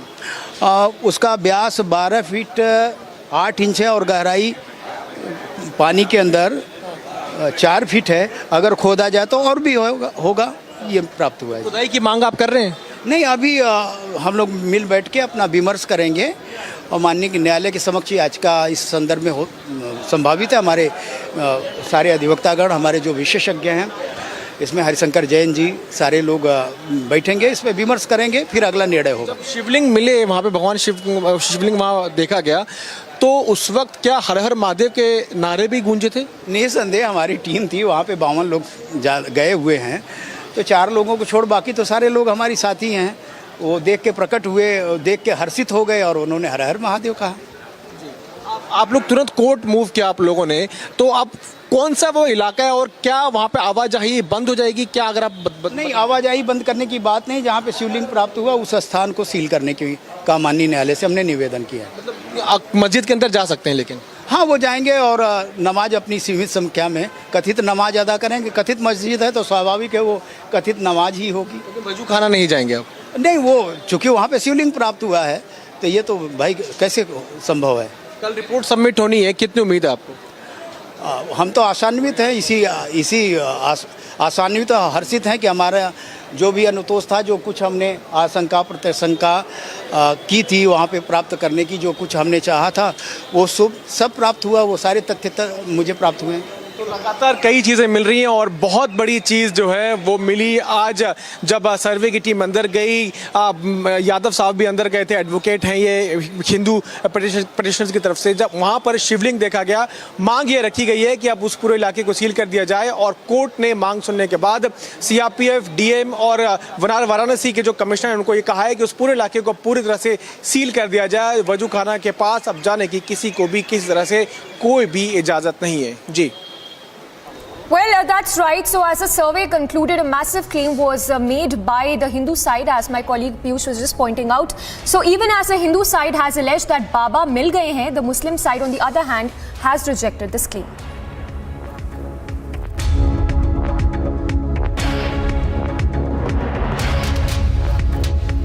सोहनलाल जी आप कह रहे हैं बाबा मिल गए, कौन से बाबा मिल गए बताइए सोहनलाल? जिसकी नंदी प्रतीक्षा कर रही थी वो बाबा मिल गए। हाँ। चलते रहे लेकिन मुस्लिम पक्ष ने कहा है कि सब हवा हवाई है। वादी पक्ष कह रहा है सब हवा हवाई है, कुछ भी नहीं है हकीकत। प्रत्यक्षम और विशेष कुछ नहीं बता सकते हैं, हालांकि मालूम तो सब है।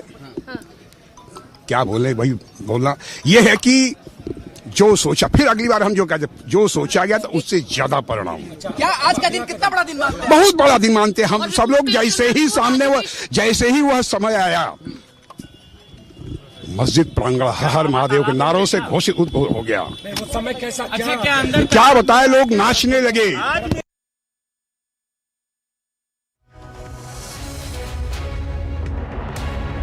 अरे भाई तो वो कह रहे हैं, उनकी बात सुन लीजिए, ये अदालत तय करेगी कि आपका भी तो पक्ष बताइए, क्योंकि वो ये दावा कर रहे हैं। मिले हैं क्या? मिले हैं क्या? नहीं, हमारे का नहीं मिले। अच्छा, कमीशन में क्या आप दोनों ने एक दूसरे का सहयोग किया? बिल्कुल बिल्कुल, हम लोग पूरा सहयोग किया पदाधिकारी पक्ष ने, और उधर भी सहयोग हुआ। तभी कमीशन मुमताज जी प्रशासन का तो मुमताज जी, आप लोग संतुष्ट हैं जो सर्वे हुआ? मुमताज जी भैया असंतुष्ट हो गए तो बताएंगे ना, रिपोर्ट आएगी तब ना। रिपोर्ट पिछली बार आप लोग असंतुष्ट थे, इस बार क्या है? To another big story that we are tracking, it's a Mega Republic exclusive. After misogynist comment, the Samastha, which is the Islamic group, has come out with a bigger misogynist defense of their action. In fact, this comes after the Samastha group snubbed a girl student who was called to the stage for accepting a certificate. So first, let's listen into what the Islamic leaders had to say, and then we will go across to Ashwin also for more details.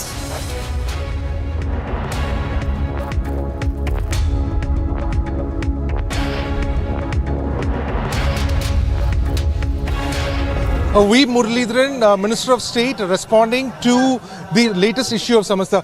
You have heard the response by the leadership at Samastha. How do you respond to it? They say that, a woman's lajja, they talked about women's lajja. How do you respond to this?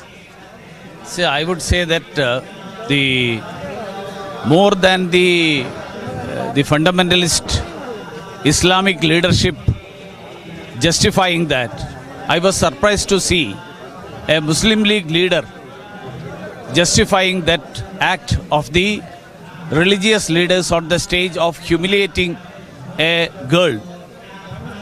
The Article 14 and Article 21 of the Constitution, which ensures equality and protection, dignity to all citizens of this country, that now the leadership of Muslim League, the religious leadership, they should clarify whether Constitution is above religion or the religious rules override the constitutional provisions. This is the major issue that has now come up on this issue. Everyone who is for the constitutional rights will have to stand up and deplore such acts of the religious leadership, that constitution can be sacrificed for the sake of some religious tenets.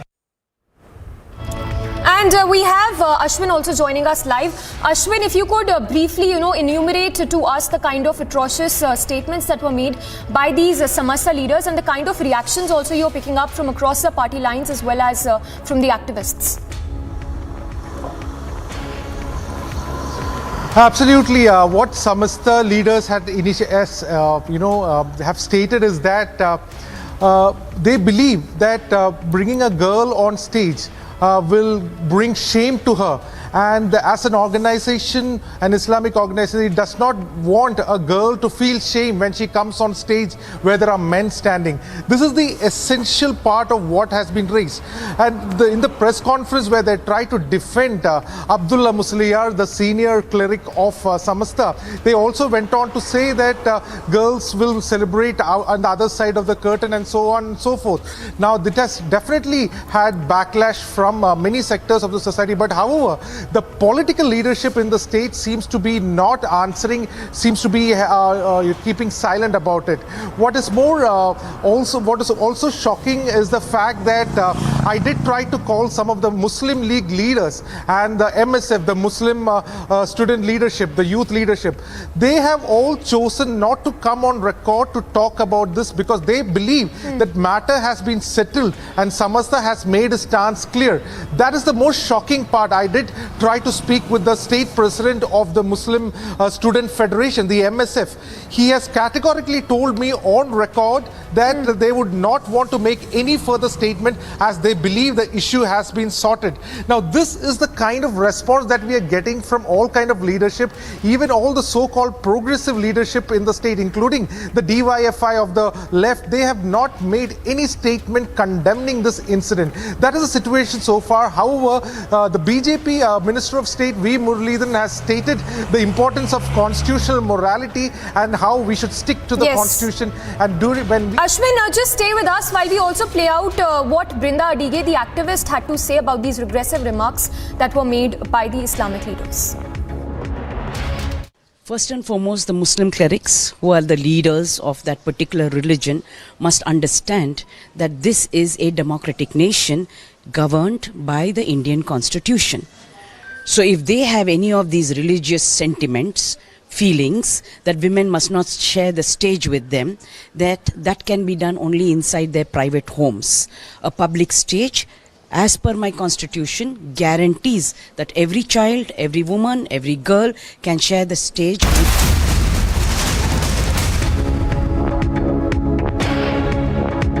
Cutting across live to the visuals we are getting right now from Lumbini, Prime Minister Modi there holding bilateral meet with his Nepalese counterpart. So the visuals that will be on your screens very, very shortly. Yes, those are the visuals, in fact, of Prime Minister holding a bilateral meet with the Nepalese counterpart. The first visuals we have for you of Prime Minister Modi there holding talks. Remember, a lot of significant MOUs are likely to be signed today. So India is likely to be to ink several MOUs with Nepal, and those are the visuals of Prime Minister Modi in Lumbini. And currently what we are told is that Prime Minister Modi is also holding bilateral meetings with his Nepalese counterpart.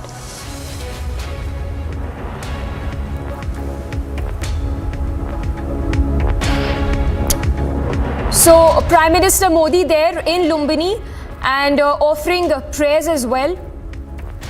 We have Abhishek, our senior executive editor, joining us on the phone line. Abhishek, if you could throw more light on the bilateral meetings which are happening today between Prime Minister Modi and his Nepalese counterpart.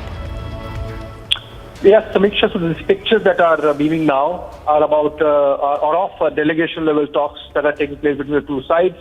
Prime Minister Narendra Modi accompanied by Foreign Secretary Vinay Mohan Kwatra, who incidentally just came back from Kathmandu as our ambassador there for a few years, and before that he was in the Prime Minister's office, and then of course the National Security Advisor Ajit Dubal, Prime Minister there in a very short trip to Nepal, just a few hours, but then squeezing in a meeting with the Nepalese side, and we are told that essentially this is aimed at taking out all the creases that were there, that had come up over the last few years, essentially during the government before this, led by KP Sharma Oli. We know the difficulties that India faced in terms of some infrastructure projects and some bottlenecks from the Nepalese side. We saw how Nepal came out with an official map showing Limpiadhura and Kalapani as territories of Nepal, despite the fact that India has had a right of way traditionally for so many decades and centuries. Despite that, Nepal coming out with that map. So I think those three things have been taken care of now, and a new lease of life being given to bilateral relations. And if you look at the manner in which the Prime Minister has really gone around this visit, reclaiming the past historical civilizational connect between the two sides. In the pictures we see Prime Minister Deuba reading something for Prime Minister Modi, Nepalese delegation by his side, and also remember this is the fifth time that Sher Bahadur Deuba is Prime Minister of Nepal. He's an old hand of Nepali politics, and this is his second visit, and he has visited India twice when Prime Minister Modi has been at the helm. So all those things there, but delegation level talks happening as of now, after which there would be a public address by the two leaders at a big gathering there as well. All right, Abhishek, thank you so much. So closely tracking all the developments in Nepal as Prime Minister is in the country meeting his Nepalese counterpart. On the other side, tainted cop Parambir Singh in big trouble as CBI records multiple statements in case against him.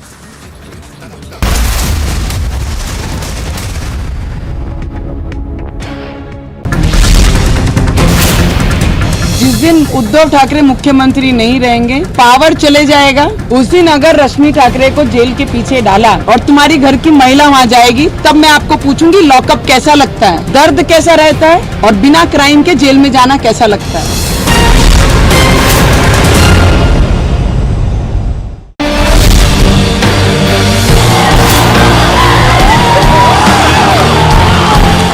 First time we have won this cup. The fact that India won all the matches through the event underscores the level of consistency and competence shown by the team.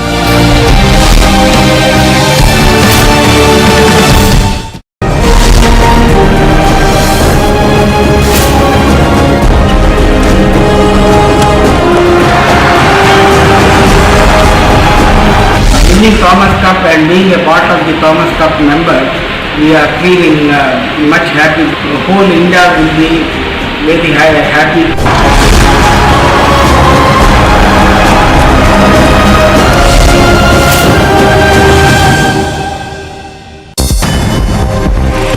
The police in West Bengal barged into the official legislative office of BJP West Bengal leader of opposition Suvendu Adhikari in the state's Nandigram. The police reportedly entered the premises without any search warrant.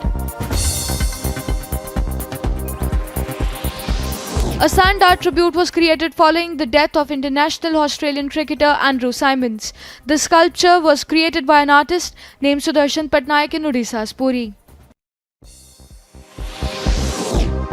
Himachal Pradesh Chief Minister Jairam Thakur was seen presiding over a fair held in the district of Sipur in Himachal Pradesh. The minister also announced the opening of Ayurveda dispensary in Sipur along with a health sub-center at Kanola. Union Minister for Education Dharmendra Pradhan visited the Jawahar Navodaya Vidyalaya in Odisha's Dhenkanal. The minister was seen inspecting the school's infrastructure in the city. Minister of State for Science and Technology Dr. Jitendra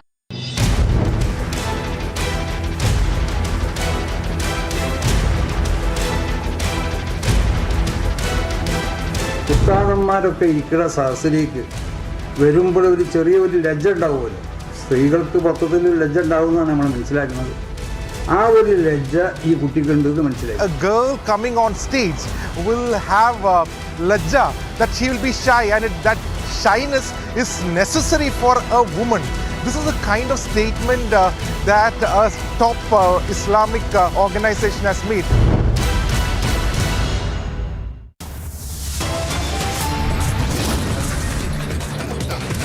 Varanasi court orders a protection of Shivling, asks for area where Shivling was found to be sealed.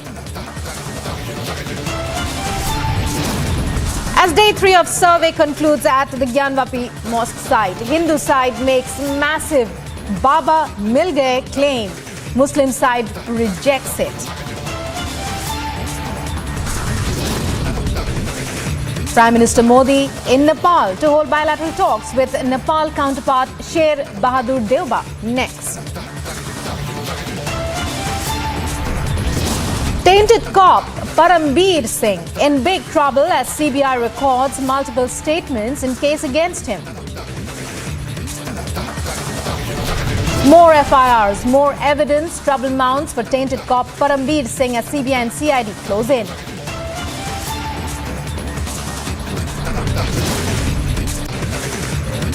The sexism tape is out after sexist snob Islamic group Samastha issues shocking justification. Says women must have some lajja.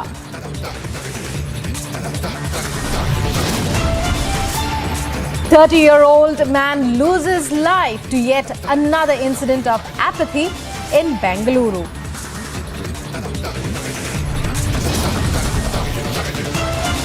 Massive provocation by terror group Lashkar-e-Islam issues threat to Kashmiri pundits.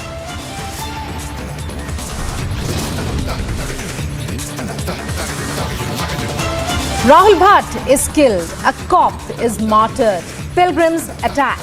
But Farooq spares terror outfits, blames Kashmir Files movie.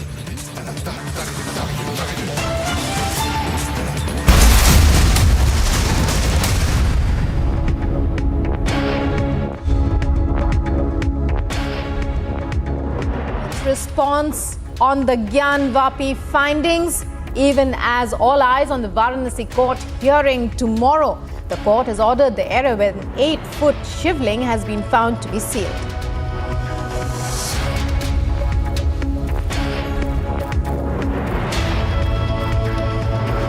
First up, government's response on UP government response on Gyan Vapi findings. As the survey concludes, a massive claim made by the Hindu side. Even as the Hindu side has alleged that Baba mil gaye hain, the Muslim side has rejected the claim. The UP government responds.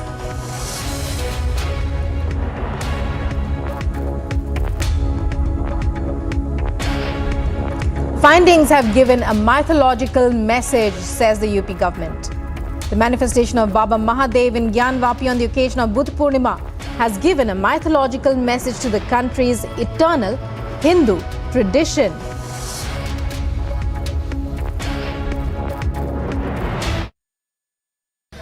शिवलिंग सोहनलाल जी आप कह रहे हैं बाबा मिल गए, कौन से बाबा मिल गए बताइए सोहनलाल? जिसकी नंदी प्रतीक्षा कर रही थी वो बाबा मिल गए। चलते रहे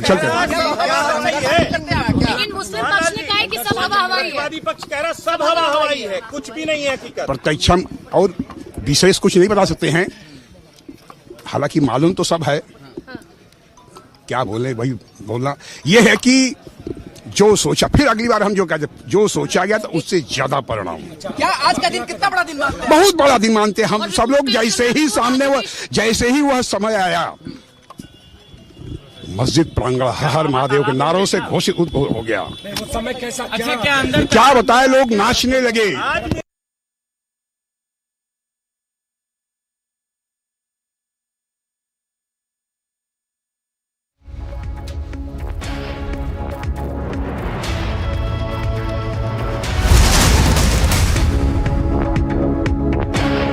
Is lawyer in this entire case from the Muslim side, Mr.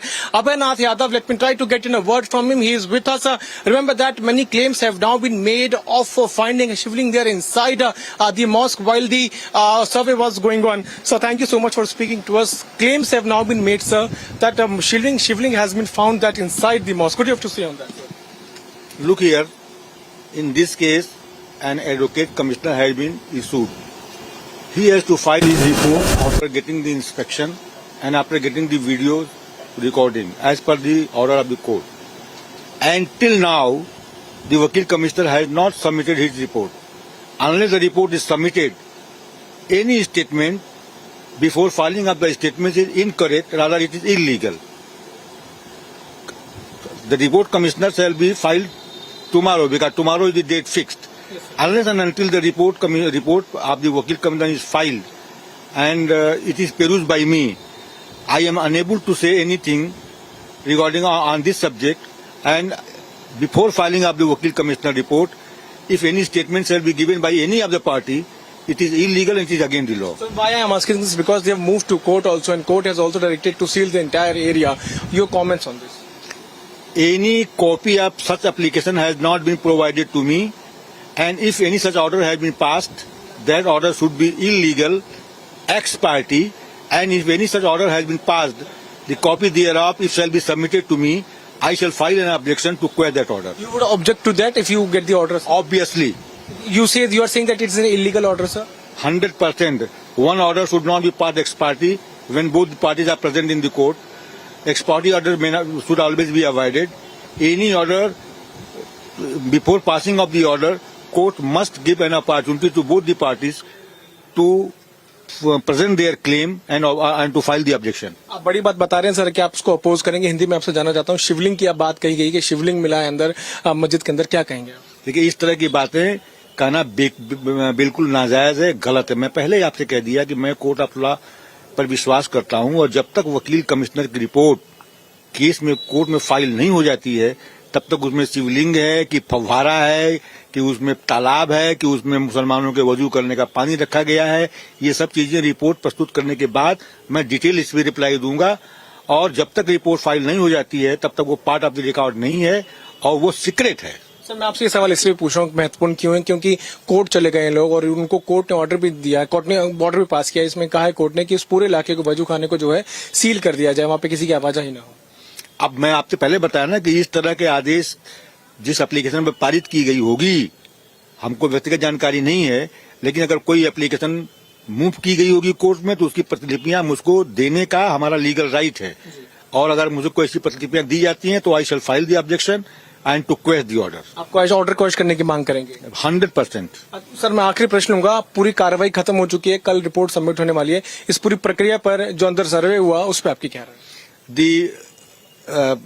Local administration has done its job very well, and under the supervision of the local administration, the survey has been completed, and we are awaiting of the report of the Wakil Commissioner. Thank you so much for speaking to us. So, Mr. Abhinath Yadav, who is also a lawyer from the Muslim side, he has now come out and made a very big statement saying that he will be filing a case against that particular order because they are saying that it is an illegal order as far as the preservation of shivling there inside is concerned. And also he has said that it is not allowed to make any such statement of finding any kind of things during the course of survey which was being carried out by the team of people which also included the court commissioners.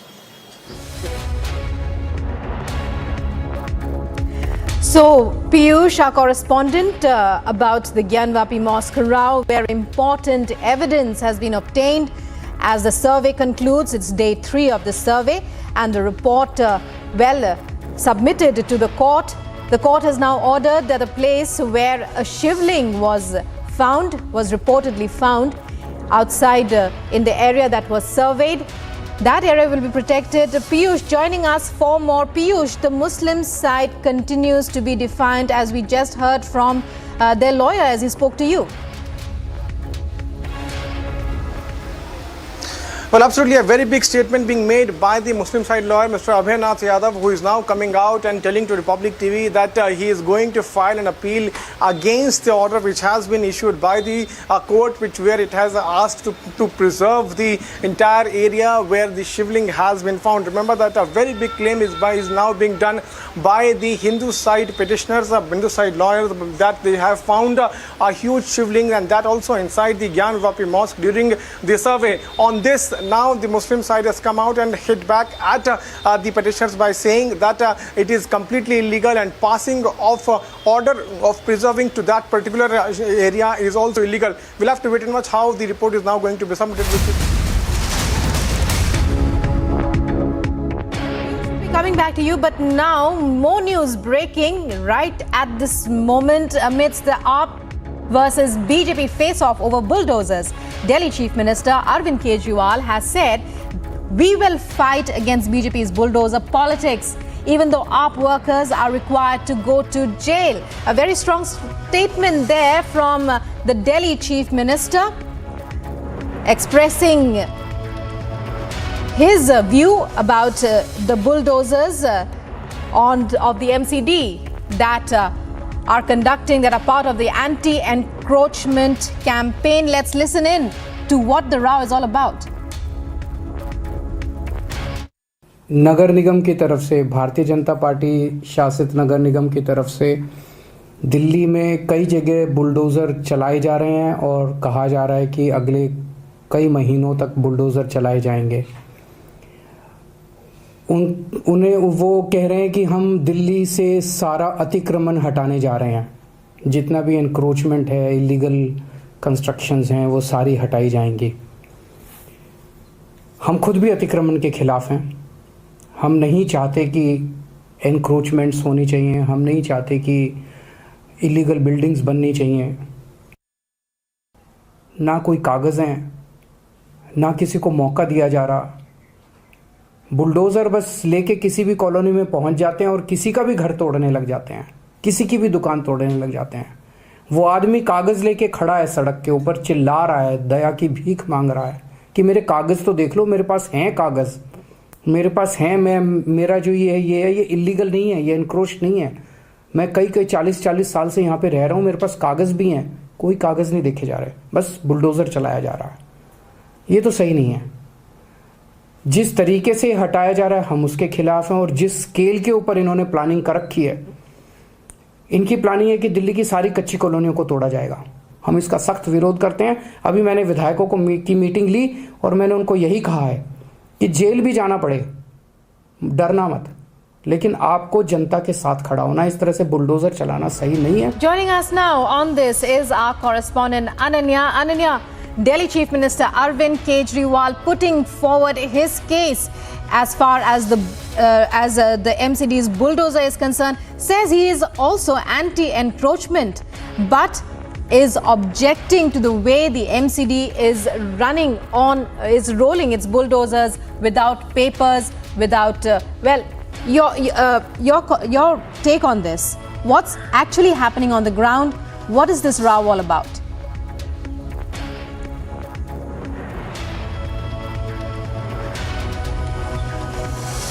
Well, exactly. Let me tell you, this was an important meeting which was called in by Arvind Kejriwal, the Delhi's Chief Minister. All the MLA of Aam Aadmi Party was there at the residence of Arvind Kejriwal, and this was an important meeting to strategize the further future course of action against the bulldozer drive. Arvind Kejriwal, they are stating it very much clearly that we are going to fight against this particular encroachment, this anti-encroachment drive of MCD. Whereas he has also stated if we will have to go to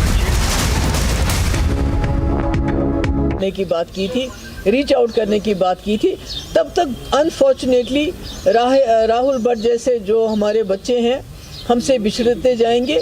इसलिए आपको अपनी policy change करनी चाहिए और उसी से जम्मू कश्मीर का जो मसला है, जो यहाँ की मुसीबतें हैं, उसका कुछ हो सकता है। ये मैंने उनको तफसील से बात बता दी। मैंने कहा कि हमारा जम्मू कश्मीर वाहिद एक मुस्लिम मेजॉरिटी स्टेट है और हमने ये सोच के हाथ मिलाया था इस मुल्क से कि हमें अलग तरीके से ट्रीट किया जाएगा, बेहतर तरीके से ट्रीट किया जाएगा, स्पेशल तरीके से ट्रीट किया जाएगा। मगर जो हमारे साथ हो रहा है उसमें हम लोगों का दम घुटता है। यहाँ पूरा जो है दबाव करके रखा हुआ है, किसी को बात करने की इजाज़त नहीं है। मैं जाना चाहती थी राहुल भट्ट के वहाँ जो वहाँ प्रोटेस्ट हो रहा था, वहाँ जाना चाहती थी, मुझे वहाँ जाने नहीं दिया गया। इससे पहले हरमैन शुपियन में एक कश्मीरी पंडित, उस पर अटैक हुआ था, उसके घर जाना चाहती थी वहाँ, तो कहीं हमें जाने नहीं, हमें तो गम में भी शरीक होने की इजाज़त नहीं है, खुशियों की तो बात बहुत दूर की है। तो मैंने ये ओवरऑल जो है उसके बारे में मैंने बात की उनसे कि ये खाली एक कश्मीरी पंडित जो हमारा, और कश्मीरी पंडित हमारे जिस्म का हिस्सा है। देखिए जो लखनपुर से वहाँ है उनको दर्द होने में टाइम लगेगा, मगर हम जानते हैं कि कश्मीरी पंडित हमारे लिए क्या माने रखते हैं। मैं जानती हूँ और मैंने सुना ये राहुल भट्ट कितना अच्छा लड़का था, कितना अच्छा ये सबके साथ इसका व्यवहार कितना अच्छा था, मगर चढ़ गए ये बीजेपी के ये जो नफरत वो फैलाते हैं, ये जो उन्होंने पॉलिसी अडॉप्ट की है पिछले 3-4 साल से, उसकी भेंट चढ़ गया ये। और अभी भी इन इंसिडेंट्स को वो पूरे मुल्क में इस्तेमाल करते हैं मुसलमानों के खिलाफ और नफरत फैलाने में, और उनका कोई मकसद नहीं है। अदरवाइज़ मेरे वक्त में 2016 में जब यहाँ अनरेस्ट था, या उमर साहब के वक्त में जब 2010 में अनरेस्ट था, किसी कश्मीरी पंडित को नहीं मारा गया, बल्कि मैंने 1.5 साल कश्मीरी पंडितों को अपने घर में बैठ के उनको तनख्वाही दी। हमने कहा अगर आप सेफ फील नहीं करते हो अभी, आप बैठिए, जहाँ बैठना चाहिए हम आपको तनख्वाह दे देंगे। तो इस किस्म के इक़दाम हमने अपने वक्त में किए। आज हमें समझ नहीं आता है, ये तो चिल्लाते रहते हैं, देख रहा है वो तो रूफ टॉप्स के हमने कश्मीरी पंडितों के लिए ये करना है, वो करना है, 370 हमने ख़त्म किया, ये किया, मगर नीचे मिला क्या? यहाँ के लोगों को क्या मिला? कश्मीरी पंडित को क्या मिला? बल्कि उसकी जान तो जोखिम में पड़ गई तब से आज तक।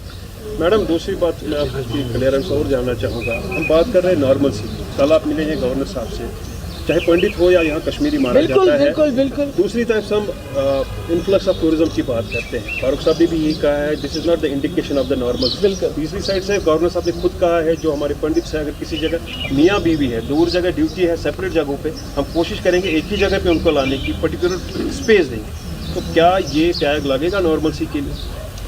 देखिए, ये जो बार बार टूरिज्म की बात करते हैं कि टूरिज्म है तो इसलिए नॉर्मलसी है, या जैसा अभी वो संजय तिकू जी ने बहुत अच्छी बात कही कि ये बाहर से एम्बेसडर्स को लेके आते हैं, उनको डल की सैर कराते हैं, उनको बोलते हैं सब कुछ ठीक ठाक है। सब कुछ ठीक ठाक नहीं। जैसे मैंने पहले भी कहा, जो हम लोगों ने मेहनत की थी, चाहे वो एनसी है, कांग्रेस है, पीडीपी है, यहाँ सिक्योरिटी फोर्सेस के साथ मिलके एक माहौल बनाया था कि अब कश्मीरी पंडित क्यों मारा नहीं जाता था।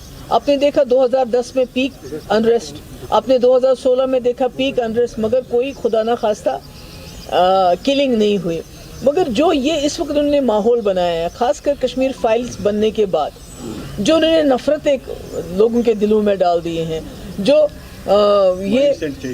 बिल्कुल एक नैरेटिव के साथ ये माइंडसेट चेंज करे। और अनफॉर्चुनेटली जो मीडिया है, जैसे कल मुजफ्फर शाह साहब ने वहाँ बताया गवर्नर साहब को, कहा ये जो मीडिया शाम को 4 घंटे हिंदू मुस्लिम डिबेट करता है, उससे और नफरतें बढ़ रही हैं और उसका असर हमारे जम्मू कश्मीर पे डायरेक्ट पड़ता है। जब आप मुसलमानों को निशाना बनाते हैं, उनके घर तोड़ देते हैं, हमारे मस्जिदों को जो है दिन ब दिन बाबरी मस्जिद बना के शहीद करके वहाँ कुछ और बनाना चाहते हो, तो उससे कश्मीर में डायरेक्ट इम्पैक्ट पड़ता है और यहाँ लोगों में और दूरियाँ बढ़ती हैं। तो फारूक साहब ने अभी इसी बात को थोड़ा सा दोहराया था कि अब ये कश्मीर की बात नहीं है, across the country Muslim safe नहीं। वो तो मैंने पहले भी कहा है कि पूरे मुल्क के अंदर जो हालात हैं बहुत बद से बदतर होते जा रहे हैं, ख़तरनाक होते जा रहे हैं, जहाँ हर चीज़ पे जो है, जो भी मुसलमानों की शनाख्त है, कोविड जब हुआ तो कहा मुसलमानों ने कोविड फैलाया। अब खुद ही बताइए इससे बदतर और क्या हो सकता है।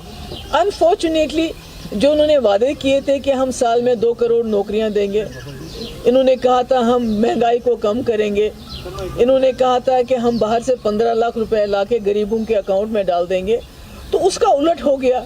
महंगाई तो आसमान को छू रही है, दाल चावल खाना भी गरीब के लिए मुश्किल हो गया, नौकरियों का तो नामो निशानी नहीं है, बल्कि हमारे यहाँ तो नौकरियों से लोगों को निकालते हैं। तो इन सब सवालों का इनके पास कोई जवाब नहीं है, इसलिए लोगों का ध्यान हटाने के लिए ये तो मुल्क में नहीं, मैं राहुल गांधी के इस बात से बिल्कुल सहमत नहीं हूं।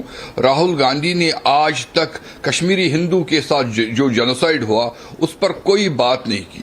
राहुल गांधी और सोनिया जी कभी भी कश्मीरी हिंदुओं के किसी भी कैंप में नहीं गए हैं, और जबकि वो दावा करते हैं कि वो खुद कश्मीरी हिंदू हैं और जनेऊदारी कोल ब्राह्मण हैं, लेकिन वो कभी भी नहीं गए। कश्मीर जाते रहे, जम्मू जाते रहे, और बहुत सारी सियासी बातें करते हैं वो कश्मीर को लेके, लेकिन कश्मीरी हिंदू के साथ जो जेनोसाइड हुआ उसके बारे में कोई बात नहीं की। ये जो कश्मीर फाइल्स की बात है, मुझे नहीं लगता ये कई लोगों और कई सियासी पार्टियों को क्यों चुभती है ये बात। कश्मीर फाइल ने पहली बार पूरे दुनिया में, पूरे संसार में दिखा दिया कि कश्मीरी हिंदू के साथ जो जेनोसाइड हुआ, जो नरसंहार हुआ, उसके लिए कौन जिम्मेदार है। उसके लिए वही Congress, national conference, PDP. And it's time now for a short break, but coming up after that,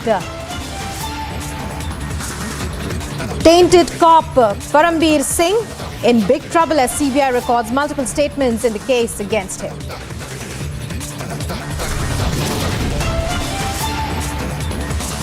So no escape for Parambir Singh. Meanwhile, it's misogyny galore. The sexism tape is out after sexist snub Islamic group Samastha issues a shock.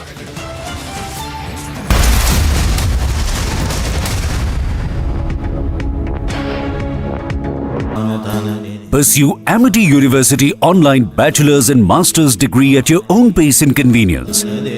Get assured placement opportunities powered by 300 hiring partners and 2,000 job openings with Amity online programs. Apply now at amityonline.com to fast forward your career.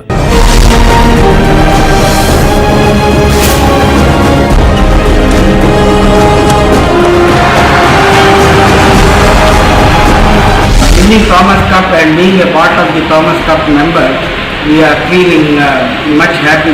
Whole India will be very happy.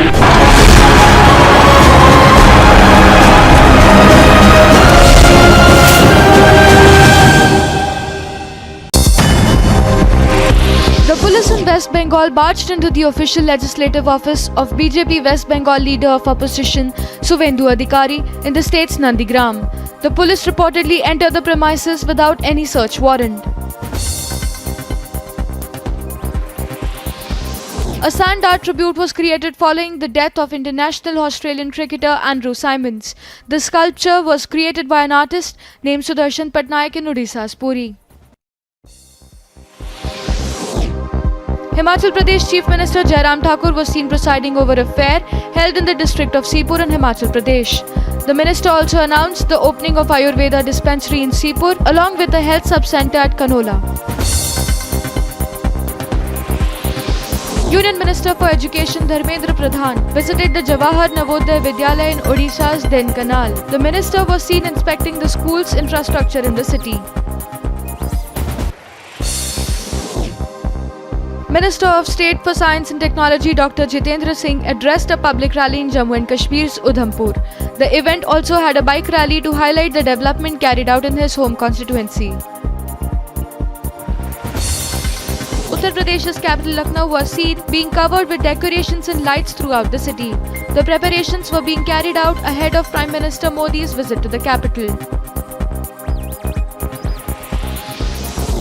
Karnataka Chief Minister Basavaraj Bommai inaugurated the Bhagavad Gita Gyan Lok Museum in Karnataka's Hubli. The museum was built around to highlight the teachings of Bhagavad Gita, with several teachings of the scripture described with the help of illustrations.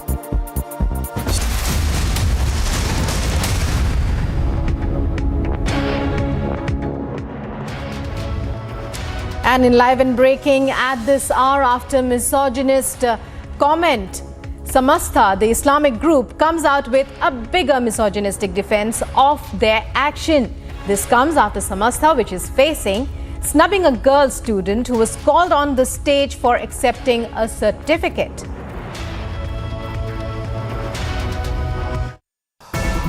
After receiving flack over a misogynist comment by one of the top leaders of Islamic organization called Samastha, which runs over 10,000 madrasas, now the Samastha came forward with a defense of its action that took place last week. A senior cleric of Samastha, Abdullah Musliyar, had stated on stage that a girl should not share a stage with him, which had received public flack at large. Now, defending the action, the president of Samastha, Syed Jifri Mutukoya Tangal, has stated that it is a policy of Samastha not to share stage with a woman, and also went on to further defend that a woman's shyness, or in the local language called as lajja, should always be preserved, as it is very important to her. They also went ahead to state that the policy of Samastha does not allow women to share stage with men, and also went on to defend the actions of the cleric. And it's time now for a short break. Coming up after that, Varanasi court orders protection of Shivling, asks for area where Shivling was found to be sealed.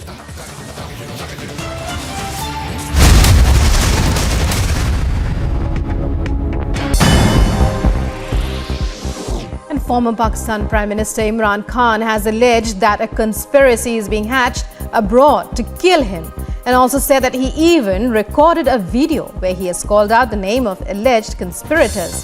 The Pakistan Tehreek-e-Insaf chairman shared his views while addressing a public meeting at the VIP factory ground in Sialkot.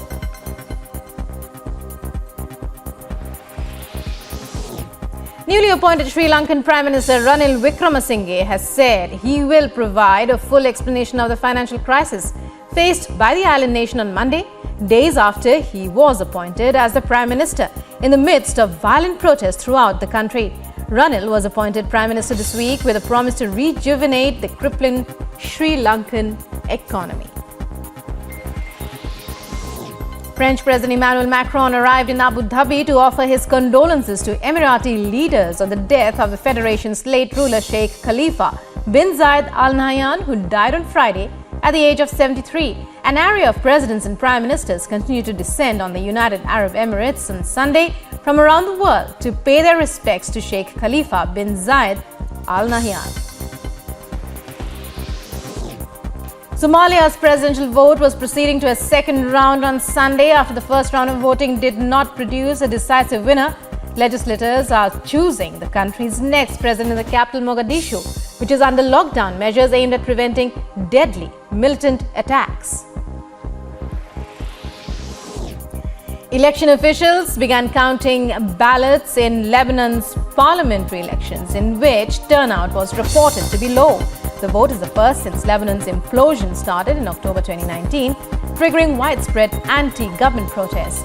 The election since 2018 is also being closely watched to see whether the heavily armed Iran-backed Hezbollah and its allies can preserve their parliamentary majority.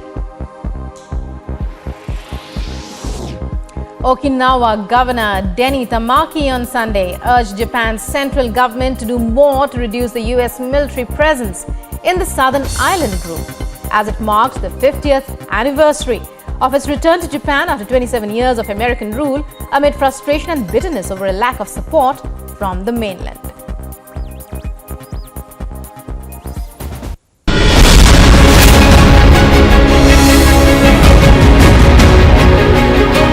Rajesh Singh Chauhan breaking away from Rakesh Tikait on the death anniversary of his father Mahendra Singh Tikait and forming Bharatiya Kisan Union or Rajnatik, a huge cadre base that is breaking away from under the leadership of Rakesh Tikait and effectively makes his leadership of farmers groups redundant.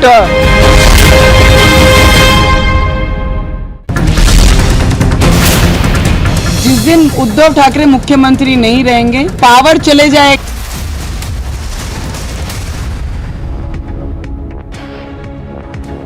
And in live and breaking at this hour, the Kashmiri Pandit community staging protests in Matan in Anantnag against Jammu and Kashmir Lieutenant Governor Manoj Sinha and the administration after the killing of Rahul Bhatt.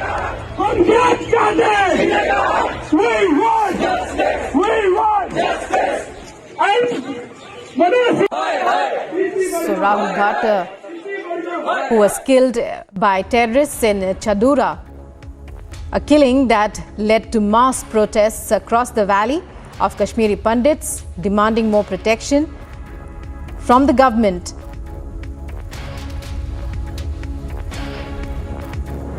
And our protests in Anantnag as well. Meanwhile, time for a short break. Coming up on the other side, more FIRs, more evidence, trouble mounts for tainted cop Parambir Singh as CBI and CID close in.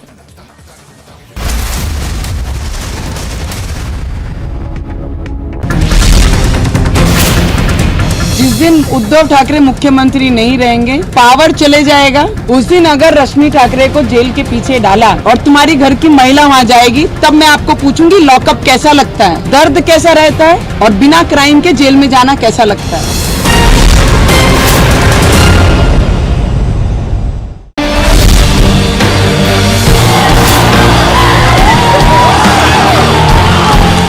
First time we have won this cup.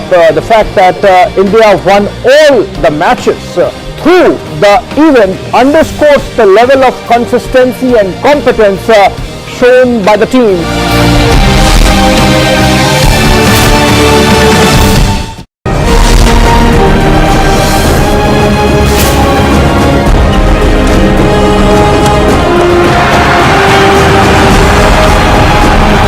Winning Thomas Cup and being a part of the Thomas Cup member, we are feeling much happy.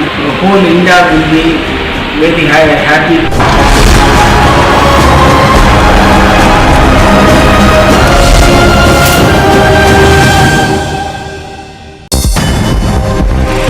The police in West Bengal barged into the official legislative office of BJP West Bengal leader of opposition Suvendu Adhikari in the state's Nandigram.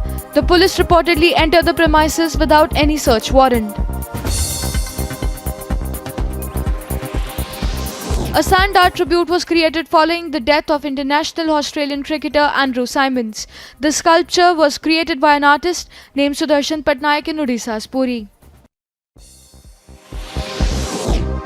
Himachal Pradesh Chief Minister Jairam Thakur was seen presiding over a fair held in the district of Sipur in Himachal Pradesh. The minister also announced the opening of Ayurveda dispensary in Sipur along with a health sub-center at Kanola. Union Minister for Education Dharmendra Pradhan visited the Jawahar Navodaya Vidyalaya in Odisha's Dhenkanal. The minister was seen inspecting the school's infrastructure in the city. Minister of State for Science and Technology Dr. Jitendra Singh addressed a public rally in Jammu and Kashmir's Udhampur. The event also had a bike rally. Top headlines at the Sava Varanasi court orders protection of shivlings, asks for area where shivling was found to be sealed. As day 3 of the survey concludes, Hindu side makes massive Baba Mil Gaye claim, Muslim side rejects claim.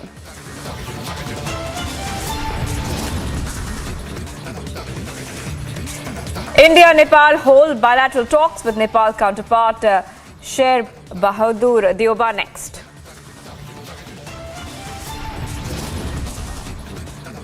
Tainted cop Parambir Singh in big trouble as CBI records multiple statements in case against him.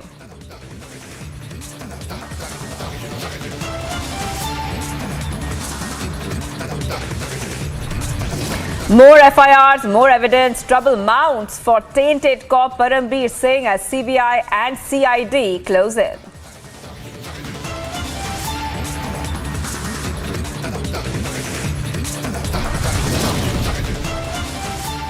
The sexism tape is out after sexist snub. Islamic group Samastha issues shocking justification, says women must have some lajja.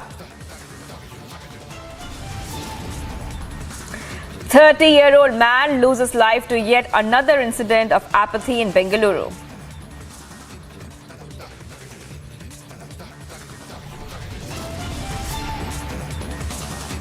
Massive provocation by terror group Lakshar-e-Islam issues threat to Kashmiri pundits.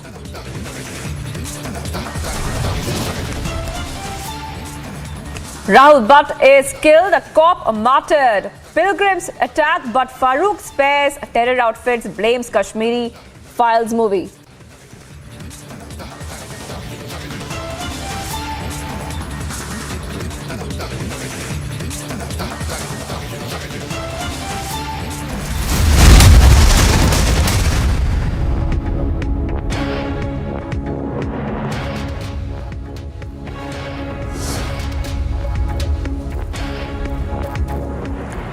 We are live and breaking on Republic TV. I am Shivangi Shukla. Let's start with the top story right now while we get you the first UP government's response to the Gyan Vapi findings.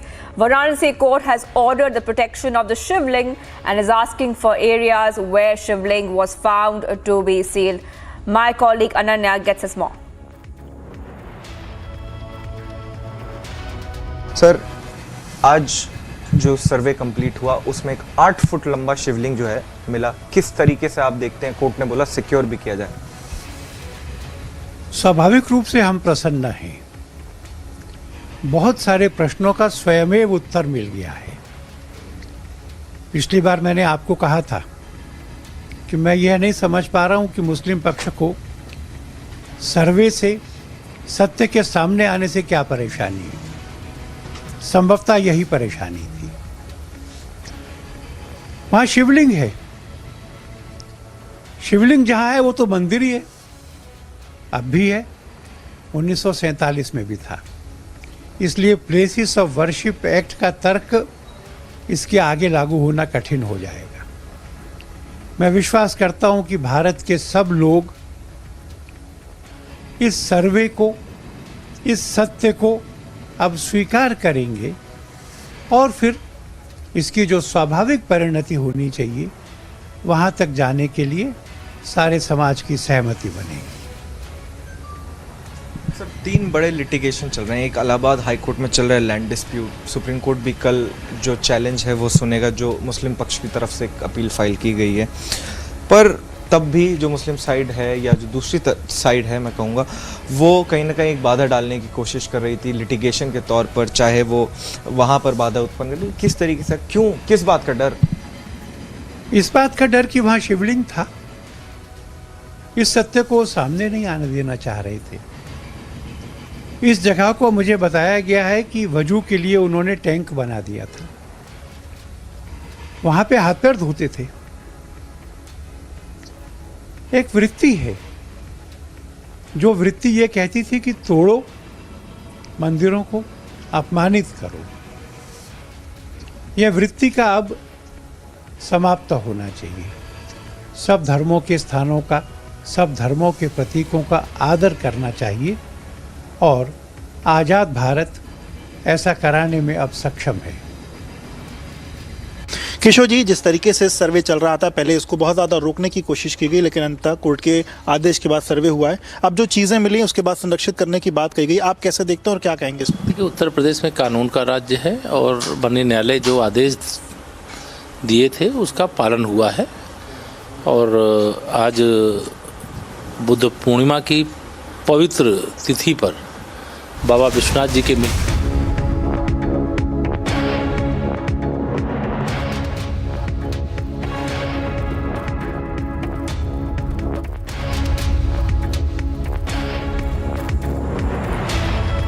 All right, getting you some breaking news right now. Now, this is the first picture, viewers, the first picture of the location of where the shivling was found. There you can see there, right there on your screens, viewers, this is the exact location where the shivling has been found. And those pictures on your screen are showing that the shivling has been found inside the Gyan Vapi mosque area, and this was claimed by the Hindu side. And on your screens, viewers, is the first picture there of that shivling. Remember that the Varanasi court has also asked to seal the area where the shivling was found, and this you're seeing first and exclusive on Republic, viewers. No other channel is showing you the first picture of the location of the shivling area. Exclusive visuals on Republic. Remember that a court has ordered that the area in the Gyan Vapi Masjid complex where the shivling was found to be sealed.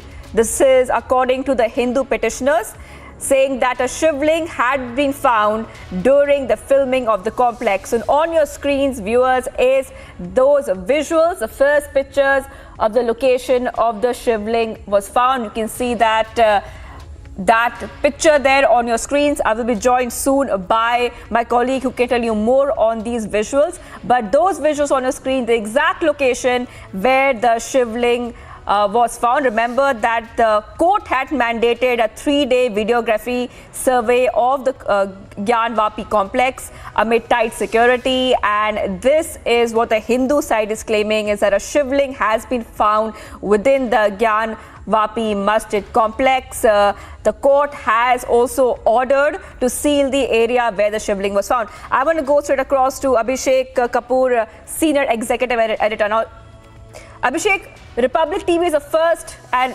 channel to show the location and the first picture of the shivling location. Abhishek, over to you. Well, yes, as can be seen in the picture, and we can keep full frame on this exclusive picture accessed by our team on the ground, Shivangi. And this is on the right, if you see this shed that is there, below that is the area which is used for wuzu, as it is called, the ablutions that happened before those who are participating in the prayers go for the namaz. So to the left, viewers can see a namaz actually happening, and to the right, the shed. The shed is the place where the place for wuzu was created, and we are told that the shivling that has been found during the survey was buried under this area, under the water, under this small pond which is used as a place for ablutions before the namaz happens.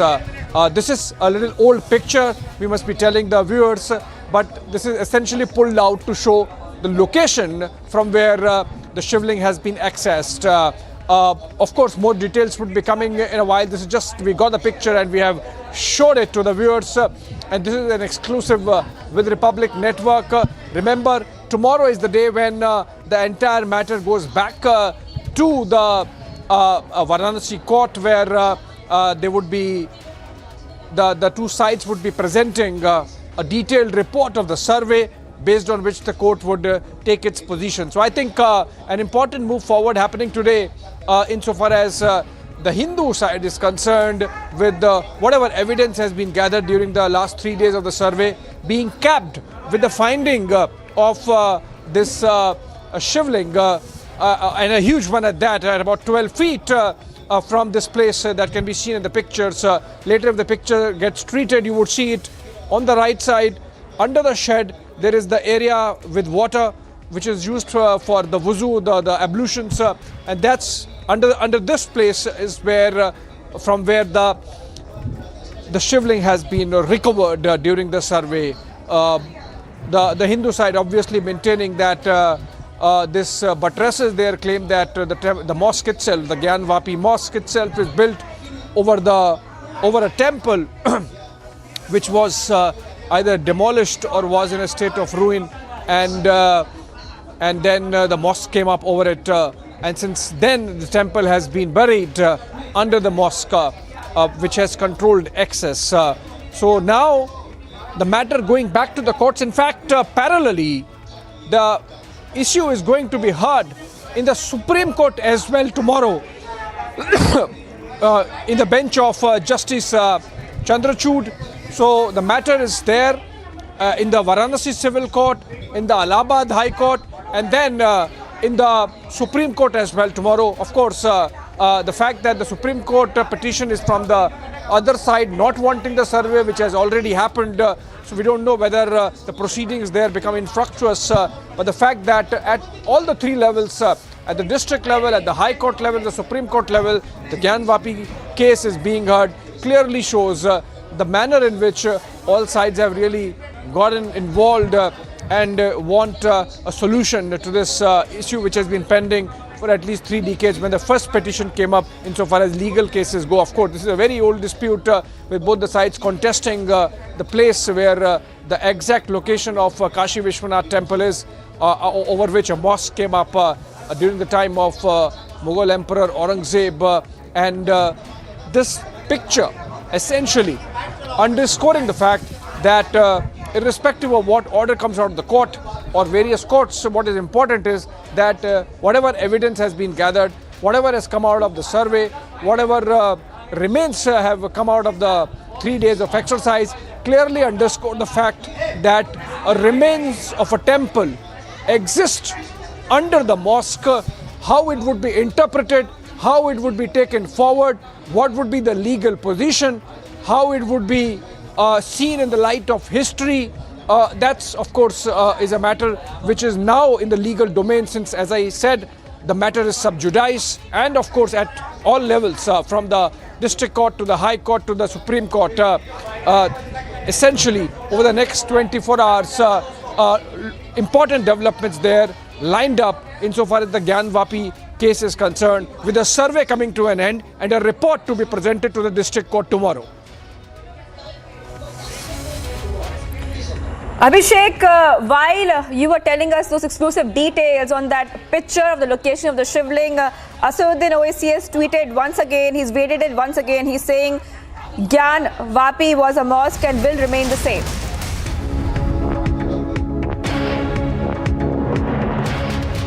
All right, the tweet again, the tweet I was telling you about, Abhishek, those are there on that screen once again as we were showing you the pictures of the location of the shivling. Abhishek, that tweet is again there on our screens where he's saying Gyan Vapi was a mosque and will remain the same. It will remain a mosque till forever. So political face-off continuing there, Abhishek, over the Gyan Vapi survey. Okay, I'll go back to Abhishek. Let's just hear what Owaisi just said a short while back. तो बाबरी मस्जिद को मुझसे छीन लिया गया, अब हम वही 19-20 साल के बच्चों की आंखों के सामने दोबारा मस्जिद को नहीं खोएंगे इंशाअल्लाह ताला। क्या आप तमाम लोग अहद लेते हैं कि हम कोई मस्जिद को नहीं खोएंगे? क्या आप अहद लेते हैं कि अब हम कोई मस्जिद को नहीं खोएंगे? तो अगर अहद लेते हैं तो हाथ उठा कर कहिए नारे तकबीर, नारे तकबीर। इनको पैगाम मिलना चाहिए, मस्जिद को अब हम नहीं खोएंगे। तुम्हारे दिल फरेब और हथकंडों से हम जान चुके तुम्हारे हथकंडों को। और अल्लाह के रसूल सल्लल्लाहु अलैहि वसल्लम का हदीस शरीफ है कि मोमिन वो है जो 2 बार एक सुराख से नहीं डसा जाता। अब हम दोबारा नहीं इनको डसने देंगे। मस्जिद है और रहेगी इंशाअल्लाह ताला सुबह क़यामत तक।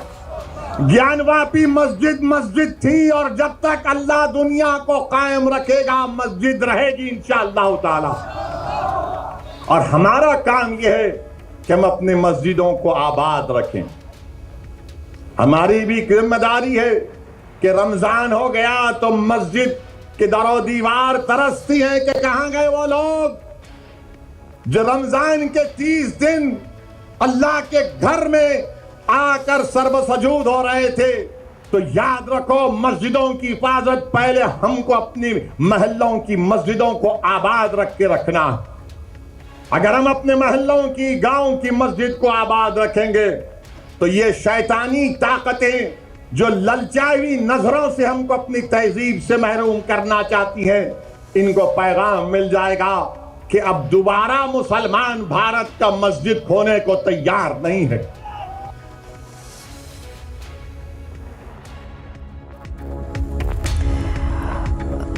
Abhishek, we just heard Assaduddin Owaisi once again spark a political face-off and make another controversial statement. Well, this was Assaduddin Owaisi in Ahmedabad, Shivangi. He has tweeted his own statement, comment as a clip from an address he made in Ahmedabad the day before yesterday evening. What is important is he is sticking to a position. He's taking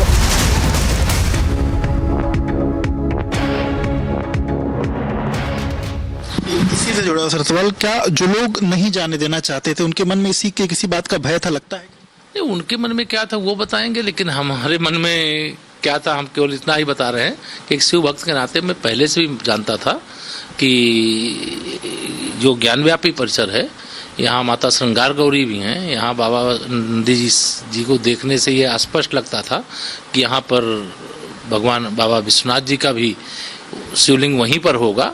और जो report है सर्वे commissioner की, वह report से यह संदेश आया और माननीय न्यायालय के आदेश में भी उसका उल्लेख है। यह देखकर मैं व्यक्तिगत तौर से बहुत प्रसन्न। इस तरीके से सर्वे चल रहा था, पहले इसको बहुत ज़्यादा रोकने की कोशिश की गई, लेकिन अंततः कोर्ट के आदेश के बाद सर्वे हुआ है। अब जो चीज़ें मिली उसके बाद संरक्षित करने की बात कही गई, आप कैसे देखते हैं और क्या कहेंगे? देखिए, उत्तर प्रदेश में कानून का राज्य है और माननीय न्यायालय जो आदेश दिए थे उसका पालन हुआ है।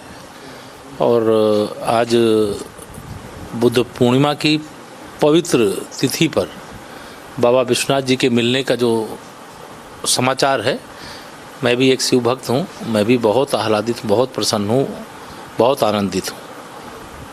और यह एक बड़ी खुशखबरी है। और इस तरह के समाचार मिलने के बाद जो माननीय न्यायालय के आदेश हुए हैं, उस आदेश का सरकार के माध्यम से पूरी तरह से पालन किया जाएगा। लेकिन एक शिव भक्त के नाते ये खुशी की बात है। इसी से जुड़ा सर सवाल, क्या जो लोग नहीं जाने देना चाहते थे उनके मन में इसी के किसी बात का भय था, लगता है? नहीं, उनके मन में क्या था वो बताएंगे, लेकिन हमारे मन में क्या था हम केवल इतना ही बता रहे हैं कि एक शिव भक्त के नाते मैं पहले से भी जानता था कि जो ज्ञानव्यापी परिसर है, यहाँ माता श्रृंगार गौरी भी हैं, यहाँ बाबा नंदी जी को देखने से ये स्पष्ट लगता था कि यहाँ पर भगवान बाबा विश्वनाथ जी का भी शिवलिंग वहीं पर होगा। और जो रिपोर्ट है सर्वे कमिश्नर की, वह रिपोर्ट से यह संदेश आया और माननीय न्यायालय के आदेश में भी उसका उल्लेख है। यह देखकर मैं व्यक्तिगत तौर से बहुत प्रसन्न हूँ और सरकार के नाते जो जिम्मेदारी माननीय न्यायालय तय करे दिए है उस न्यायालय के आदेश का अच्छा सा पालन किया जाए। एक आखिरी सवाल सर, प्रधानमंत्री मोदी आज उत्तर प्रदेश के दौरे पर हैं, हालांकि अभी वो लुम्बिनी गए हुए हैं, लेकिन जब वो यहाँ आएंगे तो यहाँ पर आज रात्रि भोज भी आप लोग के साथ बैठक भी है, वो एक तरीके से क्या मैसेज देने की कोशिश होगी या क्या आप सोच रहे हैं, क्या चीज़ें रहे? देखिए, मैं मानता हूँ कि माननीय नरेंद्र मोदी जी विश्व के नंबर 1 के मुख्यमंत्री थे जब गुजरात का शासन करते थे। विश्व में नंबर 1 था गुजरात उस समय। मुख्यमंत्री के नाते उनका बहुत लंबा अनुभव, और जब से उन्होंने देश के प्रधानमंत्री के रूप में बागडोर संभाली है तब से विश्व की संपूर्ण लीडरशिप जिसे के प्रति विश्वास जताने का काम करती है वो हमारे प्रधानमंत्री माननीय नरेंद्र मोदी जी हैं। तो मैं अथवा मंत्रिपरिषद का मेरा कोई भी साथी माननीय प्रधानमंत्री जी मंत्रिपरिषद के साथ बैठेंगे। देश में इतने राज्य हैं, किसी राज्य के मंत्रिपरिषद को यह सौभाग्य नहीं मिल रहा है, उत्तर प्रदेश के मंत्रिपरिषद को सौभाग्य मिल रहा है, तो बहुत आनंद का विषय है और उनका मार्गदर्शन उत्तर प्रदेश को विकास के पथ पर आगे ले जाने में बहुत सहायक सिद्ध होगा।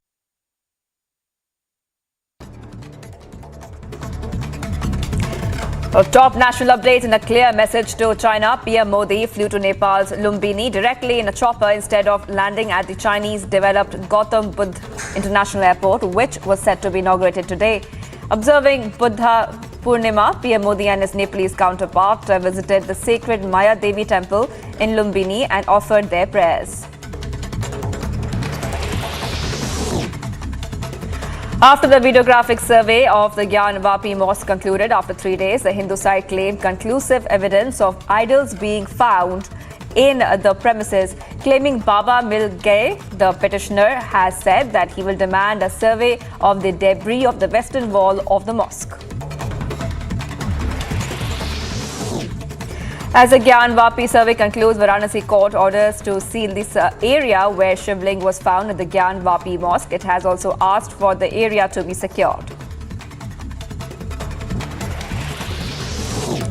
Muslim side differs with the claims of Shivling. Advocate says no Shivling was found in Gyan Vapi mosque.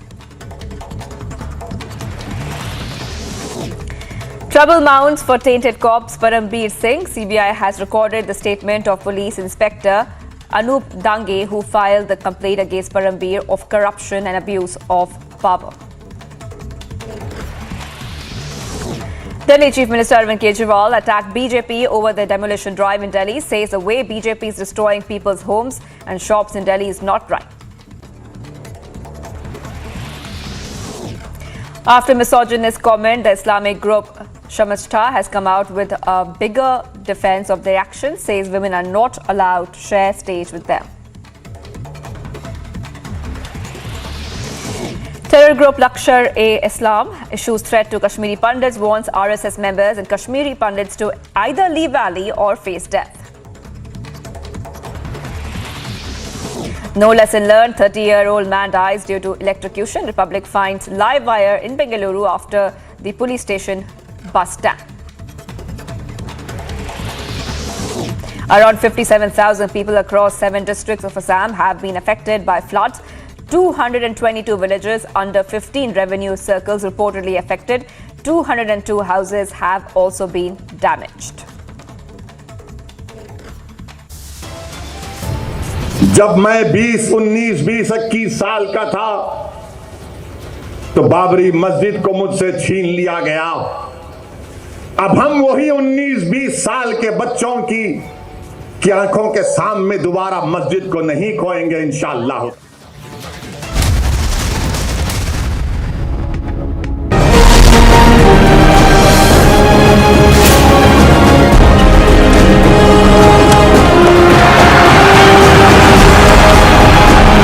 Winning Thomas Cup and being a part of the Thomas Cup member, we are feeling much happy.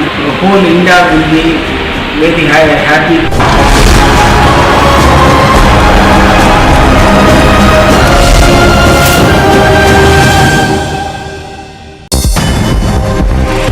The police in West Bengal barged into the official legislative office of BJP West Bengal leader of opposition Suvendu Adhikari in the state's Nandigram.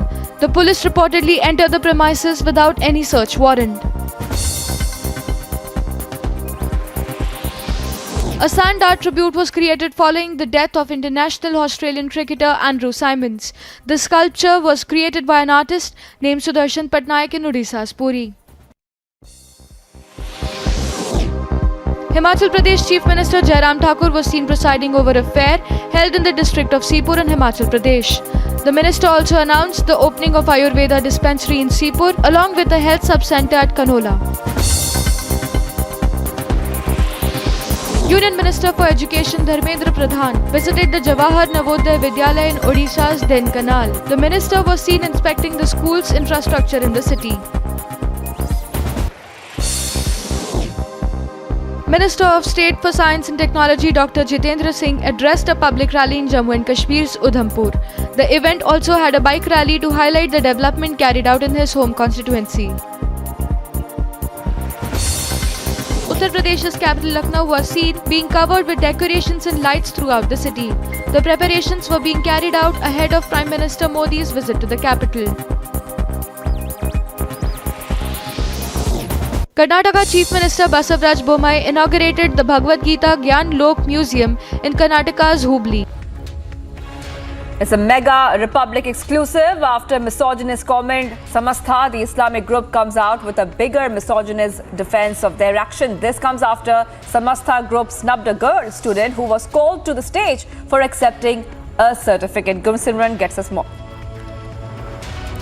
It's really a very shocking and very surprise incident which was held in Kerala few days back, in which the class 10th girl child was invited to the stage for the prize distribution for her academic excellence, and the Sunni Muslim Abdul, he is the Samast Education Board member also, he insulted her on the stage in front of everyone publicly, that why the organizers invited her to the stage. I think this is a humiliation. This is the insult which today's women don't want to tolerate. देखिए, ये एक समझने की बात है कि इस देश में एक प्राइम मिनिस्टर है, वो बात करते हैं कि बेटी बचाओ बेटी पढ़ाओ, बेटियों के लिए काम करते हैं, बेटियों के लिए स्कीम्स लाते हैं कि इस देश की बेटी आगे बढ़े। वो किसी समाज को लेकर एक स्कीम नहीं लाते कि ये सिर्फ मुस्लिम समाज के लिए है या हिंदू समाज के लिए है। वो हर एक लड़की के लिए, हर एक बेटी के लिए यहाँ पर स्कीम लाते हैं कि आगे सोच बढ़े, आगे लड़कियां बढ़े और अपने आप को इतना सक्षम कर सके कि वो एक अपनी इंडिपेंडेंट लाइफ जी सके। लेकिन हम अगर दूसरी तरफ देखें तो हमारे यहाँ पर ऐसी कम्युनिटी, एक मुस्लिम कम्युनिटी, जहाँ पर एक तालिबान सोच चल रही है कि भाई हमने अपनी लड़कियों को हिजाब में रखना है, हमने अपनी बेटियों को बुरखे के अंदर रखना है, हमने अपनी बेटी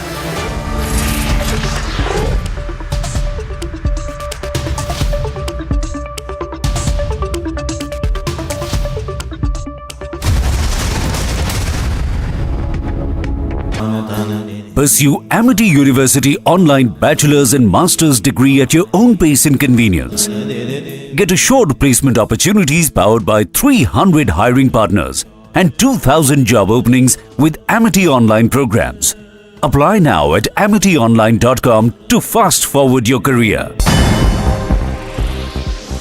And former Pakistan Prime Minister Imran Khan has alleged that a conspiracy is being hatched abroad to kill him, and also said that he even recorded a video where he has called out the name of alleged conspirators. The Pakistan Tehreek-e-Insaf chairman shared his views while addressing a public meeting at the VIP factory ground in Sialkot.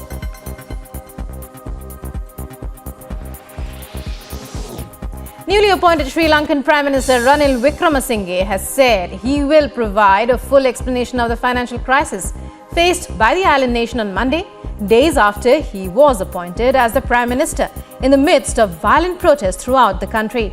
Ranil was appointed Prime Minister this week with a promise to rejuvenate the crippling Sri Lankan economy.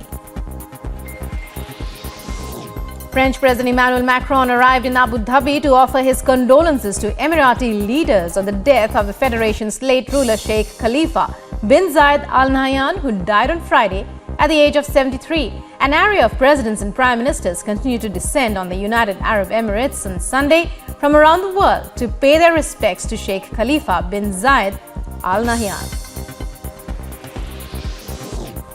Somalia's presidential vote was proceeding to a second round on Sunday after the first round of voting did not produce a decisive winner.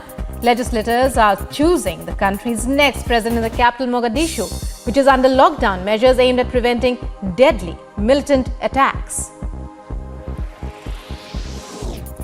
Election officials began counting ballots in Lebanon's parliamentary elections, in which turnout was reported to be low. The vote is the first since Lebanon's implosion started in October 2019, triggering widespread anti-government protests. The election since 2018 is also being closely watched to see whether the heavily armed Iran-backed Hezbollah and its allies can preserve their parliamentary majority. Okinawa Governor Denny Tamaki on Sunday urged Japan's central government to do more to reduce the US military presence in the southern island group, as it marked the 50th anniversary of its return to Japan after 27 years of American rule, amid frustration and bitterness over a lack of support from the mainland.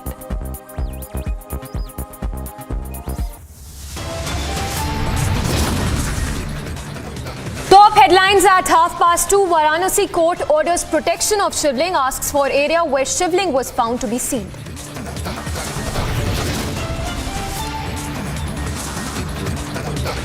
As day 3 of survey concludes, Hindu side makes massive Baba Mil Gaye claim, Muslim side rejects claim. Even as survey finds shivling, Owaisi files another Babri Masjid analogy. Prime Minister Modi in Nepal holds bilateral talks with Nepalese counterpart Deoba next. Tainted cop Parambir Singh in big trouble as CBI records multiple statements in case against him. More FIRs, more evidence, trouble mounts for tainted cop Parambir Singh as CBI and CID close in. The sexism tape is out after sexist snub Islamic group Samastha issues shocking justification, says women must have some lajja. 30-year-old man loses life to yet another incident of apathy in Bengaluru. Massive provocation by terror group Lashkar-e-Islam issues another threat to Kashmiri Pandits. Rahul Bhatt is killed, a cop martyred, pilgrims attacked, but Farooq spares terror outfits, blames a Kashmir Files movie.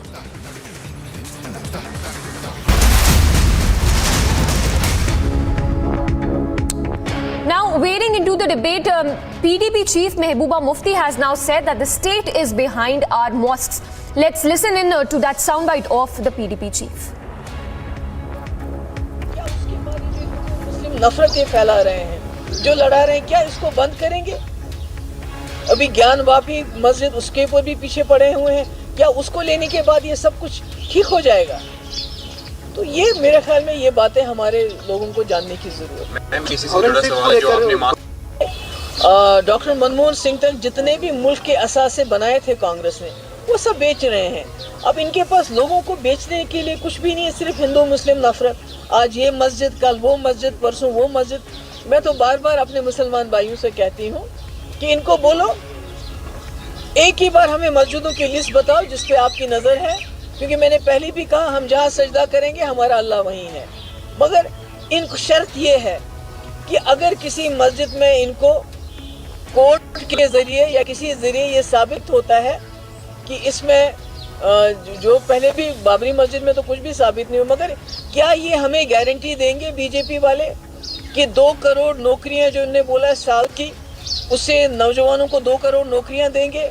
जो महंगाई आसमान को छू रही है, जो petrol Congress के वक्त में 60 रुपये लीटर था वो उसको 60 रुपये पे ले आएंगे? क्या ये हमारे असासे बेचने बंद करेंगे?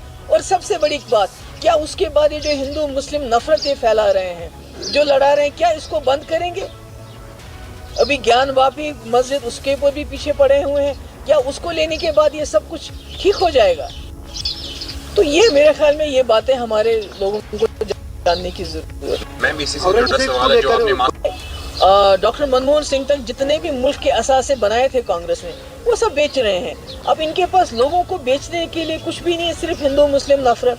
आज ये मस्जिद, कल वो मस्जिद, परसों वो मस्जिद। मैं तो बार बार अपने मुसलमान भाइयों से कहती हूँ कि इनको बोलो एक ही बार हमें मस्जिदों की लिस्ट बताओ जिस पे आपकी नज़र है, क्योंकि मैंने पहले भी कहा हम जहाँ सजदा करेंगे हमारा अल्लाह वहीं है। मगर इनको शर्त ये है कि अगर किसी मस्जिद में इनको कोर्ट के ज़रिए या किसी ज़रिए ये साबित होता है कि इसमें जो पहले भी बाबरी मस्जिद में तो कुछ भी साबित नहीं हुआ, मगर क्या ये हमें गारंटी देंगे बीजेपी वाले कि 2 करोड़ नौकरियां जो इन्होंने बोला है साल की, उससे नौजवानों को 2 करोड़ नौकरियां देंगे? जो महंगाई आसमान को छू रही है, जो पेट्रोल कांग्रेस के वक्त में 60 रुपये लीटर था वो उसको 60 रुपये पे ले आएंगे? क्या ये हमारे असासे बेचने बंद करेंगे? और सबसे बड़ी बात, क्या उसके बाद ये जो हिंदू मुस्लिम नफरत ये फैला रहे हैं, जो लड़ा रहे हैं, क्या इसको बंद करेंगे? अभी ज्ञानवापी मस्जिद उसके ऊपर भी पीछे पड़े हुए हैं, क्या उसको लेने के बाद ये सब कुछ ठीक हो जाएगा? And we have Piyush joining us live from the survey site. Piyush, we just heard what Mufti said. You know, she said that the state is after the mosques, and the kind of statements that are being made by OVC as well. The least one expects of these leaders is to at least respect the judiciary. Well, absolutely. Earlier also we have seen these leaders opposing the observations also made by the judiciary on the very first day when the court had asked to do the survey. At the time itself, Assaduddin Owaisi had opposed to that. In fact, he had targeted the BJP government. But they must understand one thing, that it is being done on the directions of court. There is not one political party involved in this very case. Remember that today the court has also heard to the Hindu petitioners side, where they have told to court that they have found a shivling inside the mosque and that needs to be preserved. Soon after that, now the court has also ordered to preserve that particular shivling, and the area where the shivling has been found has been completely sealed.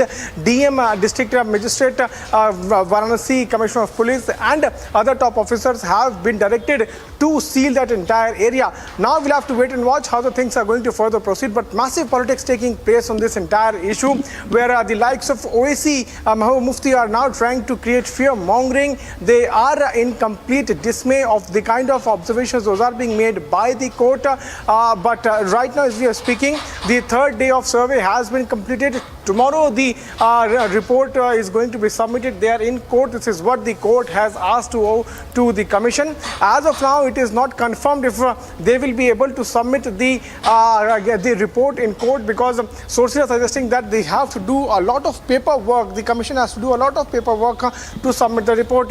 Before that, they are going to hold a meeting, and after that itself they will be submitting their report. But politics taking place, we'll have to wait and watch how the BJP is going to respond on this statement coming in from Mufti and Assaduddin Owaisi. Well, absolutely, Piyush. Thank you so much for getting us all those updates through the day from the survey site.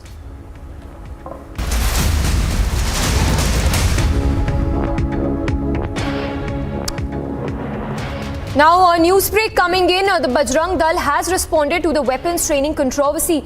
The Bajrang Dal has responded to the arms training image. It has said that physical training, it is not physical but weapons training, and that organizing such camps for the past 25 years. So that's the statement that has been made by the Bajrang Dal responding to the controversy. Also going on to add that the SDPI had sought action against Bajrang Dal under Terrorism Act and had questioned arms training by Bajrang Dal after pictures surfaced. So a big allegation there that the arms training by the Bajrang Dal is being carried out in the Kushinagar district in Karnataka. We have a reaction as well coming in. Let's listen in. देखिए, बजरंग दल बीत गए 25 साल से देश भर ऐसे हर साल camp चलाता है। ये कोई एक स्कूल का बच्चों के लिए नहीं है। जो बजरंग दल में एक्टिव काम करते हैं, ऐसे लोगों को शारीरिक और बौद्धिक रूप से और भी उनको तेज करने की ज़रूरत है, मोटिवेट करने की ज़रूरत है। ऐसे चुने लोगों को हम शिविर देते हैं, शिविर में बुलाते हैं। तीसरा, वेपन ट्रेनिंग के बारे में, वो वेपन नहीं है। जो सब जगह में एयर गन बोलते हैं हम, जो बच्चे खेलते हैं, जो कई स्टेट में बंदरों को मारने के लिए रखते हैं, वो एक एयर गन है। वो केवल एमिंग सिखाने के लिए इसको इस्तेमाल करते हैं। एमिंग एक केवल जैसे हम फिजिकल ट्रेनिंग में वो ऐड करते हैं। आज एमिंग तो कोई इलीगल नहीं है। एमिंग हर एक व्यक्ति भी करना है, कर भी सकते हैं। जैसे कई जगह में त्यौहार चलते हैं, बड़े बड़े सैंडविच चलते हैं, वहाँ बैलून को टारगेटिंग करने का वो हर सैंडी में रहता है, मार्केट में भी मिलता है कई जगह में। तो ऐसे ही एक कला है, इसके अलावा कोई वेपन नहीं है। बजरंग दल कभी भी वेपन ट्रेनिंग देने का काम बजरंग दल करता नहीं है, आगे हम नहीं कर रहे हैं अभी। And we have Sagai also joining us for more on the story. Sagai, so it's essentially the SDPI versus the Bajrang Dal over the training camp. Help us with more information. So what we get to learn is Bajrang Dal had organized a training camp, weapon training camp in Kodagu district of Karnataka. Criticizing on this, there is a campaign which has been started by SDPI where they are targeting government, that why the government is allowing Bajrang Dal to go ahead and practice these kind of things in the school premises when they don't give permission for hijab inside the schools and classes. Why do they even give permission to go ahead and allow Bajrang Dal activists to get weapon training? And they have also alleged that the adjoining district to Kodagu district where this particular training is happening, there was a training which was being given to people, especially when it comes to killing of Gauri Lankesh, where they have alleged that the killer who had killed Gauri Lankesh had got training from Dakshin Kannada district. Retaliating to this, the VHP has claimed that this is a regular training and there is no requirement of any kind of permission, and it is a toy gun or air gun which has been used in this particular practice, in this particular weapon training. And he has also claimed that there is no requirement of permission from any officials when this kind of training has been conducted, and it has been conducted from a long time. Well, absolutely. Sagai, if you could give us more information as to the kind of allegations that have been leveled by the PFI, because in a way the PFI has targeted the BJP as well, saying that all of this is very illegal, the training of the arms that is going on.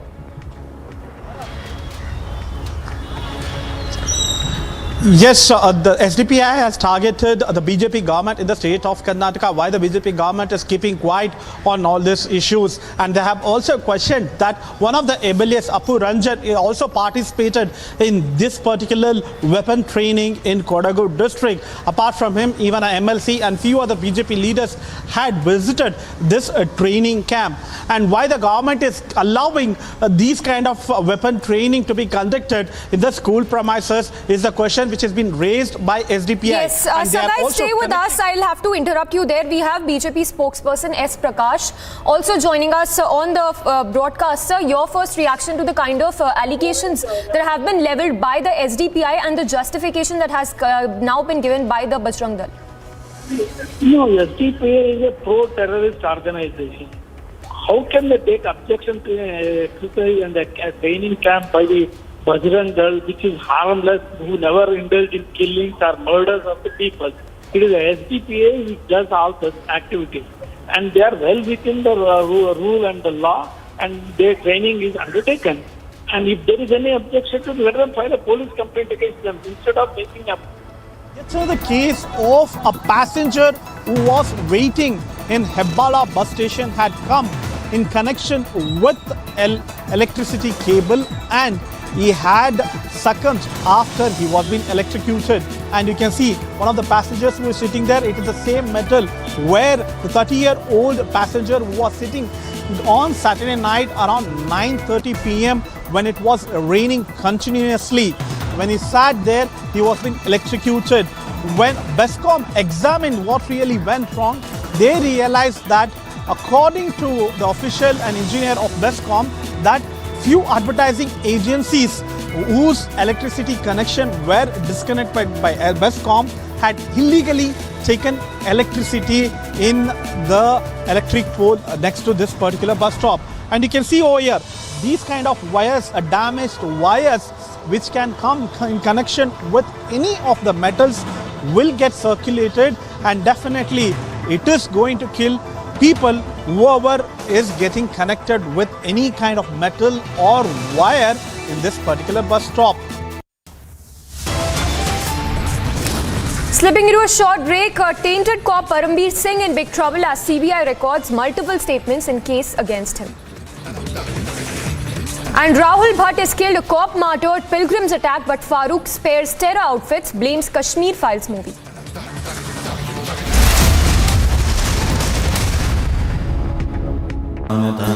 Pursue Amity University online bachelor's and master's degree at your own pace and convenience. Get assured placement opportunities powered by 300 hiring partners and 2,000 job openings with Amity online programs. Apply now at amityonline.com to fast forward your career. जिस दिन उद्धव ठाकरे मुख्यमंत्री नहीं रहेंगे, power चले जाएगा, उस दिन अगर रश्मि ठाकरे को जेल के पीछे डाला और तुम्हारी घर की महिला वहाँ जाएगी, तब मैं आपको पूछूंगी लॉकअप कैसा लगता है, दर्द कैसा रहता है और बिना क्राइम के जेल में जाना कैसा लगता है।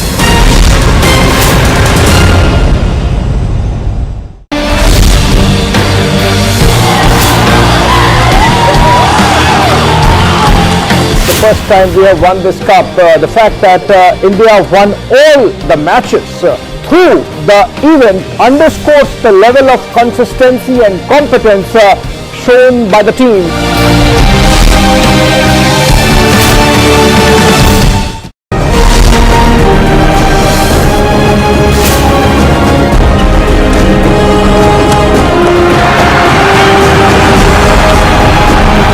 Winning Thomas Cup and being a part of the Thomas Cup member, we are feeling much happy. Whole India will be very happy.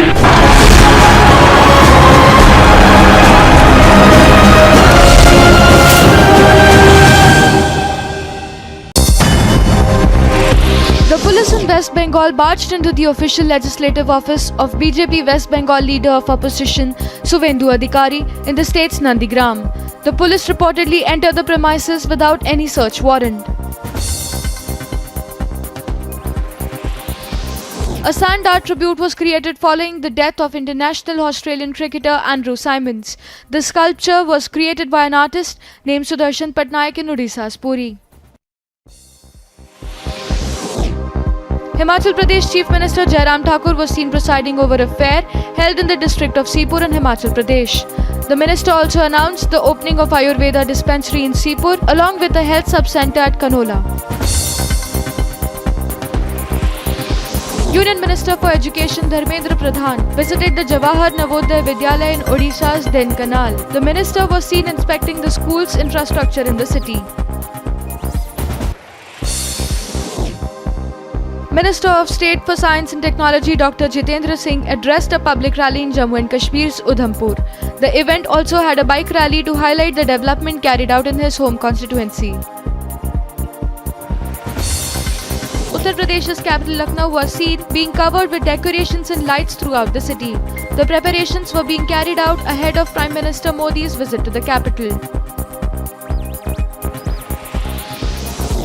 Karnataka Chief Minister Basavaraj Bommai inaugurated the Bhagavad Gita Gyan Lok Museum in Karnataka's Hubli. The museum was built around to highlight the teachings of Bhagavad Gita, with several teachings of the scripture described with the help of illustrations. An encounter took place between the police and miscreants in Noida's Sector 113. While two of the individuals were injured in the resulting altercation, 3 others were arrested by the police. Special prayers were held in Kerala's Thiruvananthapuram. The prayers were carried out for the canonization of 18th century non-clergy member at the church known as Devashayam Pillai. The layman was declared to be a saint by Pope Francis recently. The President of India, Shri Ram Nath Kovind, arrived in Jamaica for a 4-day visit. He was received at the airport in Jamaica's Kingston with the country's survey commission देखे कुछ मर्यादा होती है, बस खाली एक line में है कि बाबा मिल गए। अरे भाई तो वो कह रहे हैं, उनकी बात सुन लीजिए, ये अदालत से तय करेगी कि आपका भी तो पक्ष बताइए, क्योंकि वो ये दावा कर रहे हैं। मिले हैं क्या? मिले हैं क्या? नहीं, हमारे घर नहीं मिले। Debating tonight with Arnab Goswami.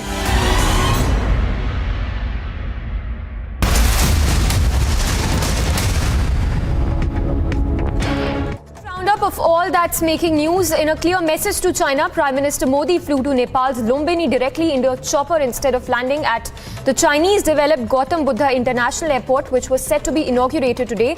Observing Buddha Purnima, Prime Minister Modi and his Nepalese counterpart visited the sacred Maya Devi temple in Lumbini and offered their prayers. After the videographic survey of the Gyanvapi mosque concluded after 3 days, the Hindu side claimed conclusive evidence of idols being found in the premises. Claiming Baba Mil Gaye, the petitioner said he will demand a survey of the debris on the western wall of the mosque.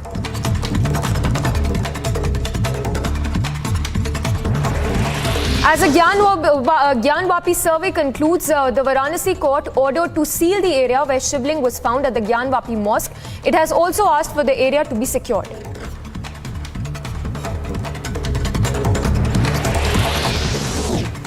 Muslim side differs with claims of Shivling. Advocate says no Shivling was found in Gyanvapi mosque. Trouble mounts for tainted cop Parambir Singh. CBI has recorded the statement of Police Inspector Anup Dange, who filed complaint against Parambir in corruption and abuse of power case. Delhi Chief Minister Arvind Kejriwal attacked BJP over the demolition drive in Delhi, says the way BJP is destroying people's houses and shops in Delhi is not right. After misogynist comment, the Islamic group Samastha comes out with a bigger defense of their action, says women are not allowed to share stage with them. Terror group Lashkar-e-Islam issues another threat to Kashmiri Pandits, warns RSS members and Kashmiri Pandits to either leave the valley or face death. No lesson learned. A 30-year-old man dies due to electrocution in Bengaluru. Republic finds live wire in Bengaluru near the Hebal police station bus stand.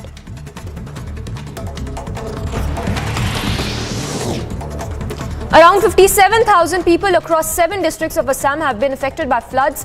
Over 200 villages in 15 revenue circles reportedly inundated and over 200 houses damaged.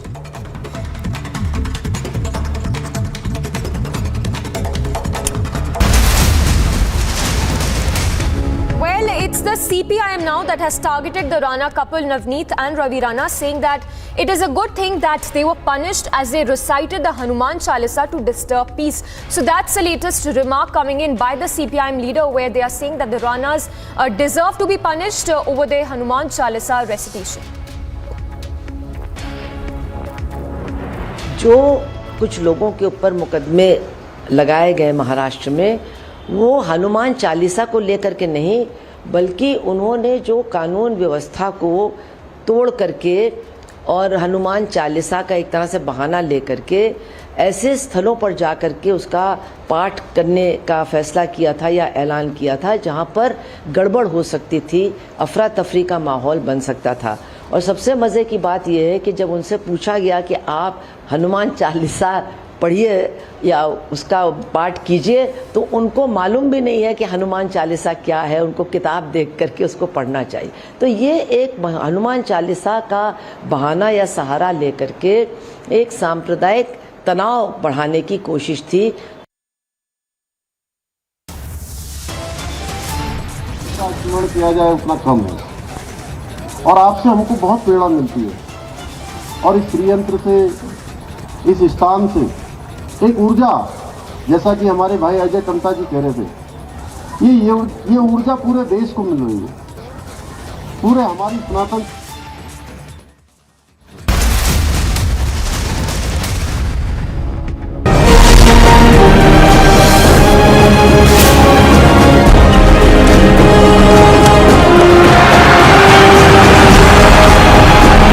Winning Thomas Cup and being a part of the Thomas Cup member, we are feeling much happy. Whole India will be very happy.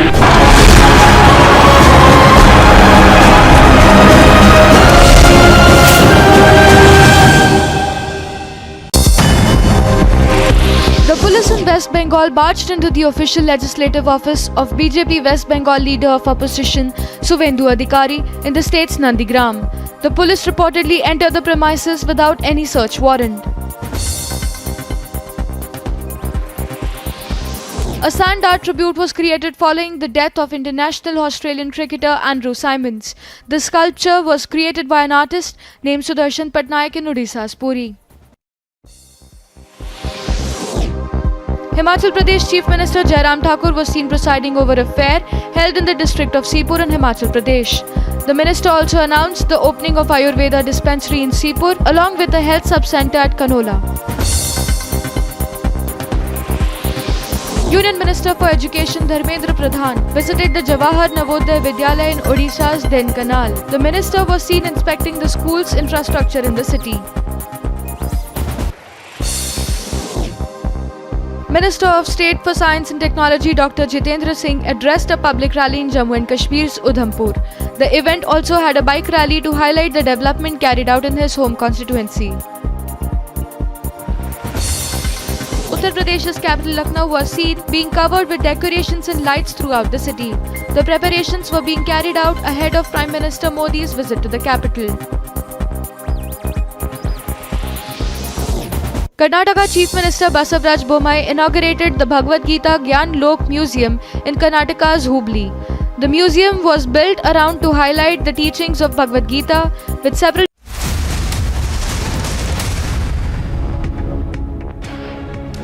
Now, viewers, it's a Mega Republic exclusive. After misogynist comment, the Samastha, which is the Islamic group, has come out with a bigger misogynist defense of their action. This comes after the Samastha group snubbed a girl student who was called to the stage for accepting a certificate. Listen in.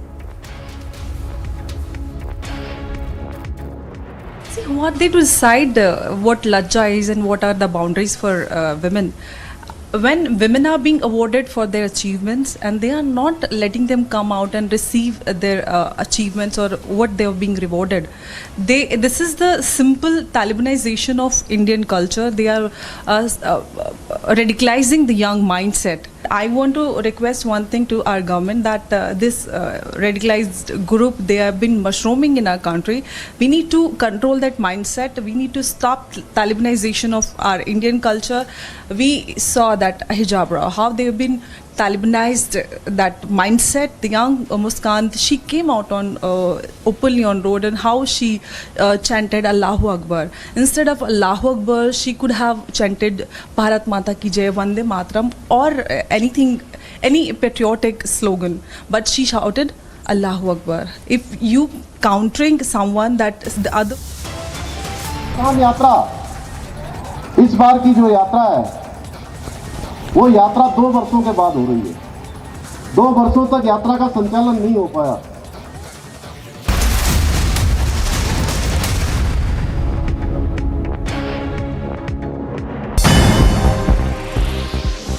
And former Pakistan Prime Minister Imran Khan has alleged that a conspiracy is being hatched abroad to kill him, and also said that he even recorded a video where he has called out the name of alleged conspirators.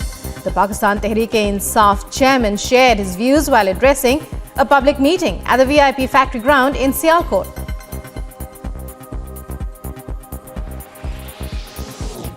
Newly appointed Sri Lankan Prime Minister Ranil Wickremesinghe has said he will provide a full explanation of the financial crisis faced by the island nation on Monday, days after he was appointed as the Prime Minister in the midst of violent protests throughout the country. Ranil was appointed Prime Minister this week with a promise to rejuvenate the crippling Sri Lankan economy. French President Emmanuel Macron arrived in Abu Dhabi to offer his condolences to Emirati leaders on the death of the federation's late ruler Sheikh Khalifa bin Zayed Al Nahyan, who died on Friday at the age of 73. An array of presidents and prime ministers continue to descend on the United Arab Emirates on Sunday from around the world to pay their respects to Sheikh Khalifa bin Zayed Al Nahyan. Somalia's presidential vote was proceeding to a second round on Sunday after the first round of voting did not produce a decisive winner. Legislators are choosing the country's next president in the capital Mogadishu, which is under lockdown measures aimed at preventing deadly militant attacks. Election officials began counting ballots in Lebanon's parliamentary elections, in which turnout was reported to be low. The vote is the first since Lebanon's implosion started in October 2019. triggering widespread anti-government protests. The election since 2018 is also being closely watched to see whether the heavily armed Iran-backed Hezbollah and its allies can preserve their parliamentary majority. Okinawa Governor Denny Tamaki on Sunday urged Japan's central government to do more to reduce the US military presence in the southern island group as it marks the 50th anniversary of its return to Japan after 27 years of American rule amid frustration and bitterness over a lack of support from the mainland.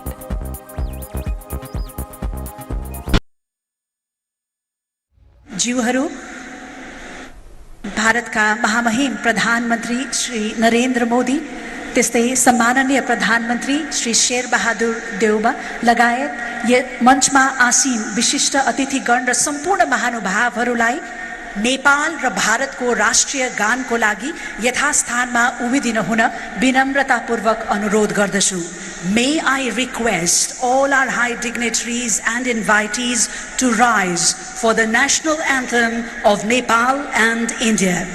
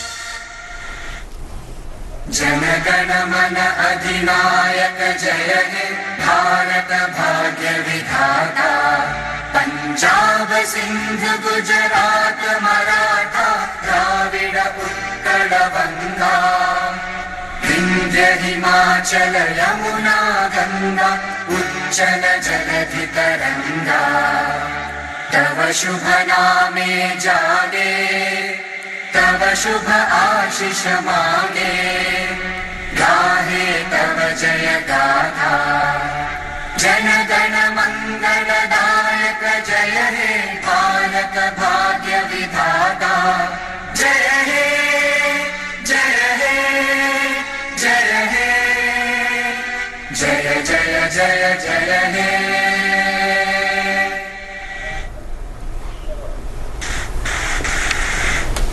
धन्यवाद. 2568 बुद्ध जयन्ती को यो पावन अवसर अब संघका नायका नेपाल भिक्षु महासंघबाट पञ्चशील मन्त्रोच्चारणको कार्यक्रम रहेको छ. Ladies and gentlemen, the Sangha Mahanayaka Bhikshus will now be offering the 5 precepts.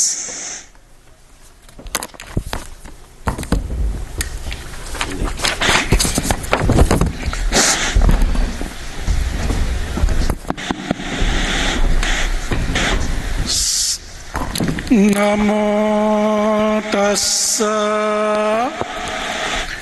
भगवतो अरहतो सम्मा सम्बुद्धस्स नमो तस्स भगवतो अरहतो सम्मा सम्बुद्धस्स नमो तस्स भगवतो अरहतो सम्मा सम्बुद्धस्स बुद्धं शरणं गच्छामि धम्मं शरणं गच्छामि संघं शरणं गच्छामि द्वितीयंपि बुद्धं शरणं गच्छामि द्वितीयंपि धम्मं शरणं गच्छामि द्वितीयंपि संघं शरणं गच्छामि तृतीयंपि बुद्धं शरणं गच्छामि तृतीयंपि धम्मं शरणं गच्छामि तृतीयंपि संघं शरणं गच्छामि पाणातिपाता वैरमणि सिक्खापदं समादियामि अदिन्नादाना वैरमणि सिक्खापदं समादियामि कामेषु मिच्छाचारा वैरमणि सिक्खापदं समादियामि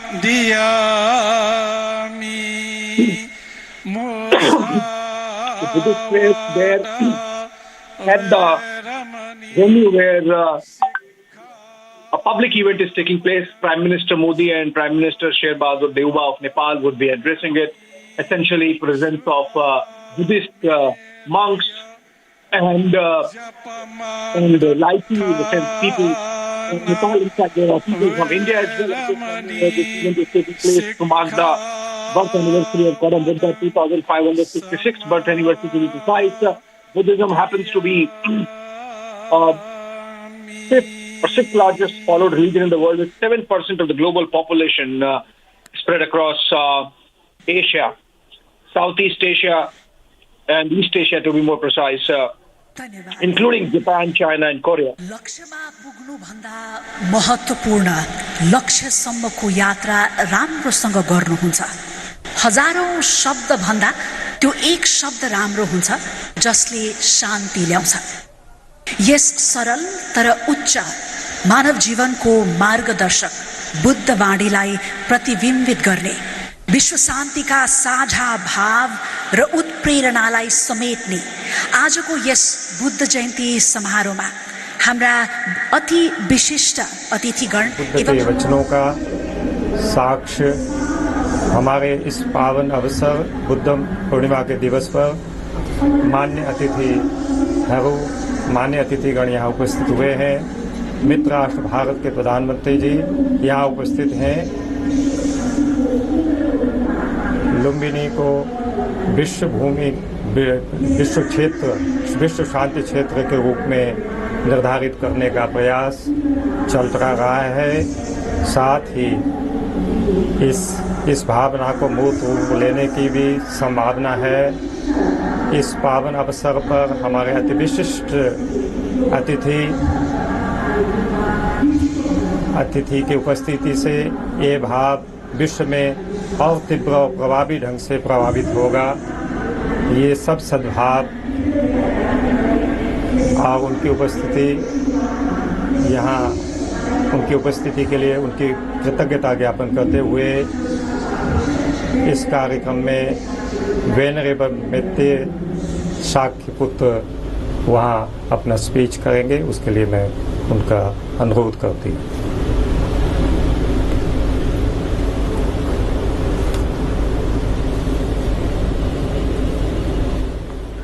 All right, so Prime Minister there at the public gathering where he would be addressing all these people present, particularly the Buddhist monks from across the world, in fact, though mainly from Nepal and India. And there would be an address by Prime Minister Sher Bahadur Deuba of Nepal as well. Buddhism, as we were discussing, constitutes about 7% of the world population, or practiced by 7%, 7 to 8% of the global population, spread essentially in Asia, particularly Southeast Asia and East Asia, countries like Japan, China, Korea.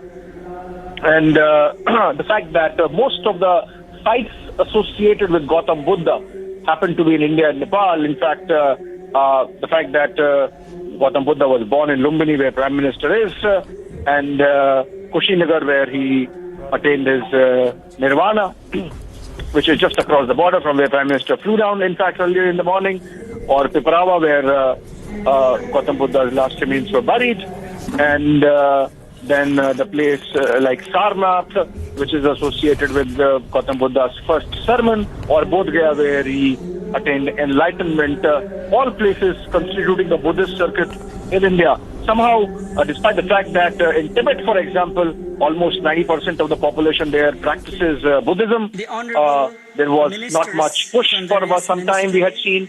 But now with Prime Minister Narendra Modi, there is a clear push, a clear owning up of the legacy of Gautam Buddha that we are seeing, and that's why Prime Minister there, the National Security Advisor of India, His Excellency Binay Mohan Quatraju, Foreign Secretary, Government of India, His Excellency Ambassadors, heads of the diplomatic missions, and all the distinguished participants.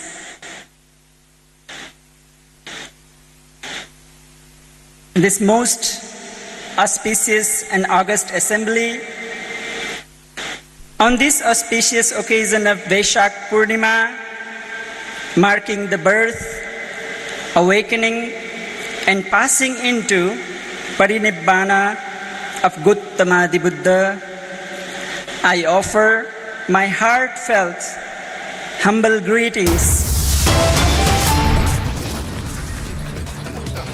Varanasi court orders protection of Shivling as for area where Shivling was found to be sealed. As day 3 of survey concludes, Hindu side makes massive Baba Mil Gaya claim, Muslim side rejects the claim. Even as survey finds Shivling, Owaisi fires another Babri Masjid analogy. PM Modi in Nepal holds bilateral talks with Nepal counterpart Sher Bahadur Deuba next. Tainted cop Parambir Singh in big trouble as CBI records multiple statements in case against him. More FIRs, more evidence. Trouble mounts for tainted cop Parambir Singh as CBI and CID close in. And the sexism tape is out after sexist snub Islamic group Samastha issues shocking justification, says women must have some lajja. A 30-year-old man loses life to yet another incident of apathy in Bangalore. Massive provocation by terror group Lashkar-e-Islam issues threat to Kashmiri Pandits. Rahul Bhatt is killed, a cop martyred, pilgrims attacked, but Farooq spares terror outfits, blames Kashmir. Files.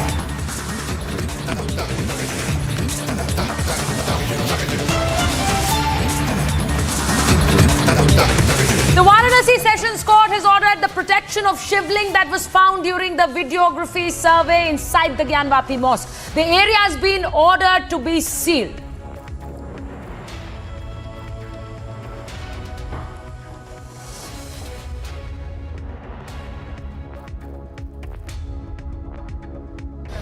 शिवलिंग सोहनलाल जी, आप कह रहे हैं बाबा मिल गए, कौन से बाबा मिल गए? बताइए सोहनलाल, जिसकी नंदी प्रतीक्षा कर रही थी वो बाबा मिल गया। हाँ। ये तो चलते रहे लेकिन मुस्लिम पक्ष ने कहा है कि सब हवा हवाई है। पक्ष कह रहा सब हवा हवाई है, कुछ भी नहीं है हकीकत। प्रत्यक्ष और विशेष कुछ नहीं बता सकते हैं, हालांकि मालूम तो सब है। क्या बोले भाई, बोलना ये है कि जो सोचा, फिर अगली बार हम जो कहते, जो सोचा गया तो उससे ज्यादा परिणाम। क्या आज का दिन कितना बड़ा दिन मानते हैं? बहुत बड़ा दिन मानते हैं हम सब लोग। जैसे ही सामने जैसे ही वह समय आया, मस्जिद प्रांगण हर हर महादेव के नारों से घोषित हो गया। समय कैसा क्या अंदर क्या बताए, लोग नाचने लगे। सोहनलाल आर्य जी इस वक्त हमारे साथ में मौजूद हैं। सर, सर्वे में क्या कुछ हुआ आज सर्वे में वादी पक्ष प्रतिवादी पक्ष दोनों ही मधुर ढंग से यह सर्वे पूरा हुआ और हम सर्वे के जो है प्रमुख विशाल सिंह को धन्यवाद देते हैं कि उनके सद प्रयासों से पूरा का पूरा मधुर ढंग से सर्वे जो आपको उम्मीदें थी, जो दावे आप लोग लगातार कर रहे थे, क्या सब कुछ वहां पर वैसा ही दिखा आपको? हाँ, हम लोग जो है खुश हैं इस स्थिति से, सर्वे कमीशन की जांच से जो है ना। और आपने अभी कुछ देर पहले कहा कि बाबा मिल गए, कहाँ मिले बाबा असल में, ये तो बता दीजिए, कम से कम चेहरे पर जो मुस्कान है। सर्वे कमीशन देखे कुछ मर्यादा होती है, बस खाली एक लाइन है कि बाबा मिल गए, कुछ रहने दीजिए ताकि मतलब ऐसा ना हो कि हम पर जो है कंडेम कोर्ट लगे। अच्छा, जो आकृतियों की बात हो रही थी, त्रिशूल बना है दीवार पे और जो तालाब बताया जा रहा है कि पानी खाली करा के उसका सर्वे किया गया, ये कल की बात है और आज भी जो है उसमें हुआ आगे। वजू खाने का सर्वे हुआ है कहा जा रहा है आज। हाँ, वजू खाने। रिपोर्ट कब तक सबमिट की जाएगी? आज या कल। अच्छा, मतलब पूरी तरीके से। हाँ। और इसमें एक आगे भी जो सर्वे हम लोग जांच कमीशन जारी करेंगे कि मस्जिद के पृष्ठ भाग में, मस्जिद के पृष्ठ भाग में जो मलबा है, जो 75 फीट लंबा है, 24 फुट चौड़ा है और 15 फीट ऊंचा है, उसको खुदाई करके हमारे पाषाण शिलाखंड हैं, मूर्तियां जो ध्वंस हैं, उन सब की जांच के लिए हम लोग माननीय न्यायालय शरण में जाएंगे, उनसे कहेंगे पुनः जांच कमीशन कराएं ताकि उनको निकाला। अरे भाई, तो वो कह रहे हैं, उनकी बात सुन लीजिए, ये अदालत तय करेगी कि आपका भी तो पक्ष बताइए, क्योंकि वो ये दावा कर रहे हैं। मिले हैं क्या? नहीं, हमारे घर नहीं मिले। कमीशन में क्या आप दोनों ने एक दूसरे का सहयोग किया? बिल्कुल, हम लोग पूरा सहयोग किया पदाधिकारी पक्ष ने और उधर भी सहयोग हुआ, तभी कमीशन। प्रशासन का मुमताज जी, आप लोग संतुष्ट हैं जो सर्वे हुआ? मुमताज जी भैया संतुष्ट हो गए तो बताएंगे ना, रिपोर्ट आएगी तब ना। रिपोर्ट पिछली बार आप लोग संतुष्ट थे, इस बार क्या है?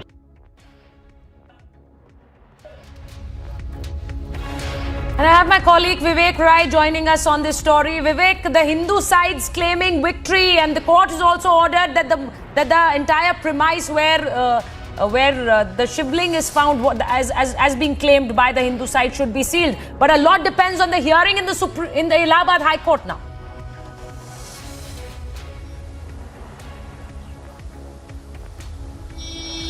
देखिए, अभी इलाहाबाद हाईकोर्ट में भी इस पूरे प्रकरण की सुनवाई चल रही है, लेकिन कल भी इस पूरे प्रकरण की, क्योंकि जिस तरीके से जो सर्वे हुआ है उस सर्वे की रिपोर्ट का पूरा जो मामला है वो उस पर कल सुनवाई होगी। वहीं सुप्रीम कोर्ट में भी इस पूरे प्रकरण पर जांच को रोकने को लेकर के सुनवाई है। तो ये तमाम अलग अलग कोर्ट्स में अलग अलग सुनवाई हो रही है, लेकिन आज जिस तरीके से वहाँ पर शिवलिंग निकलने की बात सामने आई है वो अपने आप में एक तरीके से जो लगातार एक पक्ष बात कह रहा था उस बात को कहीं ना कहीं प्रमाण देती है। और आपको बताऊं कि जिस तरीके से जो वजू खाना था, यानी कि जहां पर जो एक तालाब जैसा था जो 20 बाई 20 एरिया का था, और वहां पर जब सर्वे कराने की बात हुई तो कल जो एक पक्ष के लोग थे वो लगातार मना कर रहे थे। और वहां पर जब एक आकार मिलने की बात कल जब हो रही थी तब भी उन लोगों ने मना किया कि ये एक फाउंटेन है और किसी भी तरीके की चीज़ नहीं है। लेकिन वहीं जब जो हिंदू पक्ष है उसने इस बात की मांग रखी कि नहीं, यहाँ का पानी निकलवा करके और उसके बाद अंदर की जाँच हो। जैसे ही पानी निकला वहाँ पर एक विशाल आकार का जो शिवलिंग है, जो पुराने वो थे, वो वहाँ पर मिला है। 12 फीट 8 इंच का शिवलिंग मिलने की बात कही गई है। तो कहीं ना कहीं एक जो तमाम चीज़ को लेकर के जो याचिका दायर की गई थी, जो 5 महिलाओं की जो याचिका थी, वहाँ पर श्रृंगार गौरी के दर्शन की तो बात ही थी, लेकिन उसके पीछे श्रृंगार गौरी के दर्शन के इतर जो एक बड़ी चीज़ जो शिवलिंग की बात निकल के सामने आई वो अपने आप में एक पक्ष की जो लंबे समय की मांग थी उसको कहीं ना कहीं उसको आगे बढ़ाती। और वहीं दूसरी तरफ लोगों ने ये भी कहा कि जो जिस तरीके से नंदी पिछले एक लंबे अरसे से उस तरफ जो एक जो ढांचा है उसकी तरफ उसका चेहरा था, तो कहीं ना कहीं जो नंदी है वो लगातार इसी मस्जिद की तरफ वो लगातार देख रहा था। तो लोगों का ये भी कहना है कि उसी शिवलिंग की तरफ मस्जिद जो नंदी है उनका चेहरा था। और तो ये तमाम चीज़ें हैं जो अभी अलग अलग पक्ष अपना क्लेम कर रहे हैं। हालांकि एक पक्ष लगातार अभी भी इस बात को मानने से कहीं ना कहीं इनकार कर रहा है कि वहाँ किसी भी तरीके का शिवलिंग मिला है।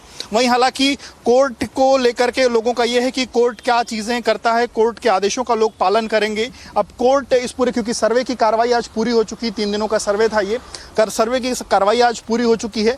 कल अब इस पूरे जब सर्वे की रिपोर्ट वहाँ पर पूरी तरीके से सबमिट होगी और उसके बाद सर्वे की रिपोर्ट के बाद अब देखना होगा कि कोर्ट क्या निर्देश देता है। क्योंकि आज हालांकि कोर्ट जाने का मकसद ये था, क्योंकि जिस तरीके से जो एक शिवलिंग के आकार की जो चीज़ बताई जा रही है, शिवलिंग बताया जा रहा है कि शिवलिंग जब मिला तो कोर्ट ने उसको भी संरक्षित करने को लेकर के कहा है और साथ साथ डीएम और कमिश्नर को भी ये आदेशित किया है कि उस पूरी प्रीमाइसेस को सील कर दिया जाए ताकि किसी भी लोग को वहाँ आने जाने की वहाँ पर वो जो वजू खाने की जो जगह थी वहाँ पर कोई ना जाए, क्योंकि वहाँ पर कुछ ऐसी चीज़ें मिली जिसको लेकर के एक पक्ष क्लेम कर रहा था तो एक पक्ष मना कर रहा था। वहीं दूसरे कुछ और भी बड़े आदेश आज जो चीज़ें रही हैं उसमें कोर्ट ने निर्देश दिए हैं, जिसमें ज़्यादा लोगों को अंदर मस्जिद में जाने की अनुमति फ़िलहाल नहीं दी गई है। उसमें 20 लोग एक साथ जा सकते हैं। वजू खाने वाले एरिया पर जाने की रोक लगाई गई है, अगर वजू करना है तो दूसरी तरफ या फिर नल के पानी से उसको कर सकते। ये तमाम चीज़ें हैं जो फ़िलहाल आज के डेवलपमेंट्स हैं। अब देखना होगा कि कल जब पूरी तरीके से जो सर्वे की जो रिपोर्ट है, सर्वे कमिश्नर की जो रिपोर्ट है,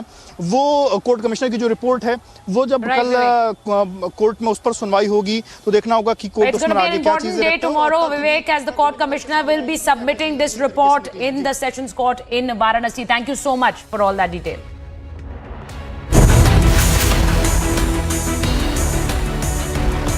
सर्वे कमीशन देखे कुछ मर्यादा होती है, बस खाली एक लाइन में है कि बाबा मिल गए। अरे भाई तो वो कह रहे हैं, उनकी बात सुन लीजिए, ये अदालत से तय करेगी कि आपका भी तो पक्ष बताइए, क्योंकि वो ये दावा कर रहे हैं। मिले हैं क्या? मिले हैं क्या? नहीं, हमारे घर नहीं मिले हैं।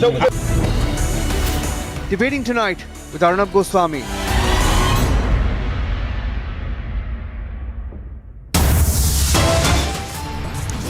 And the sexism tape is out after sexist snub Islamic group Samasta issues shocking justification, says women must have some lajja.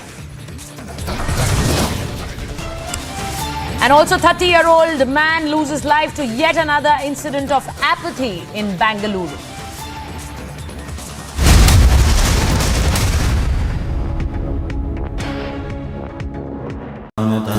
Pursue Amity University online bachelor's and master's degree at your own pace and convenience. Get assured placement opportunities powered by 300 hiring partners and 2,000 job openings with Amity online programs. Apply now at amityonline.com to fast forward your career.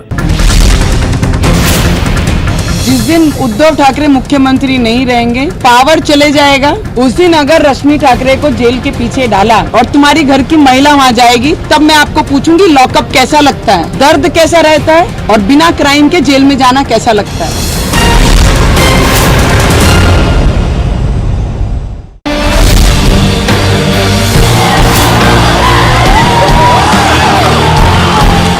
First time we have won this cup. The fact that India won all the matches through the event underscores the level of consistency and competence shown by the team.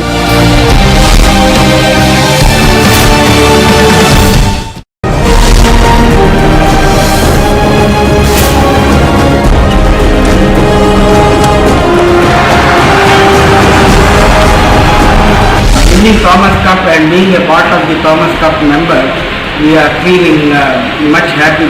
Whole India will be very happy.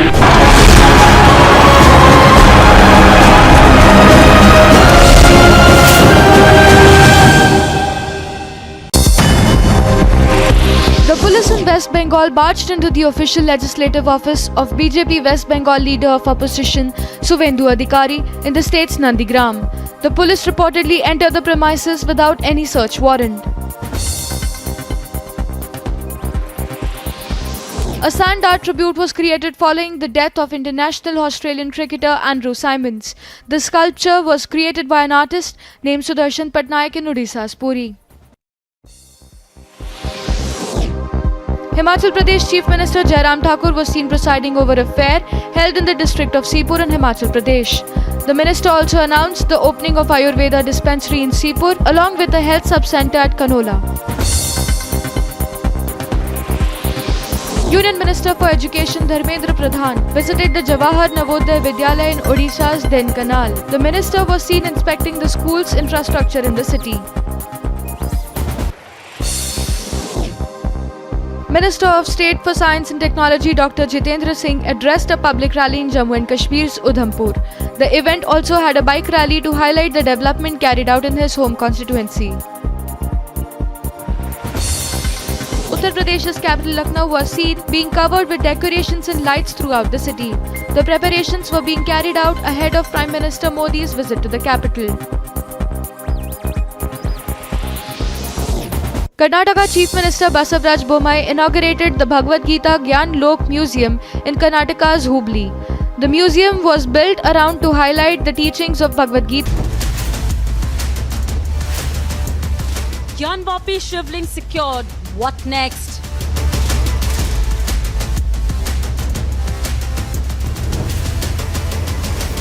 Watch the burning questions at 8 p.m.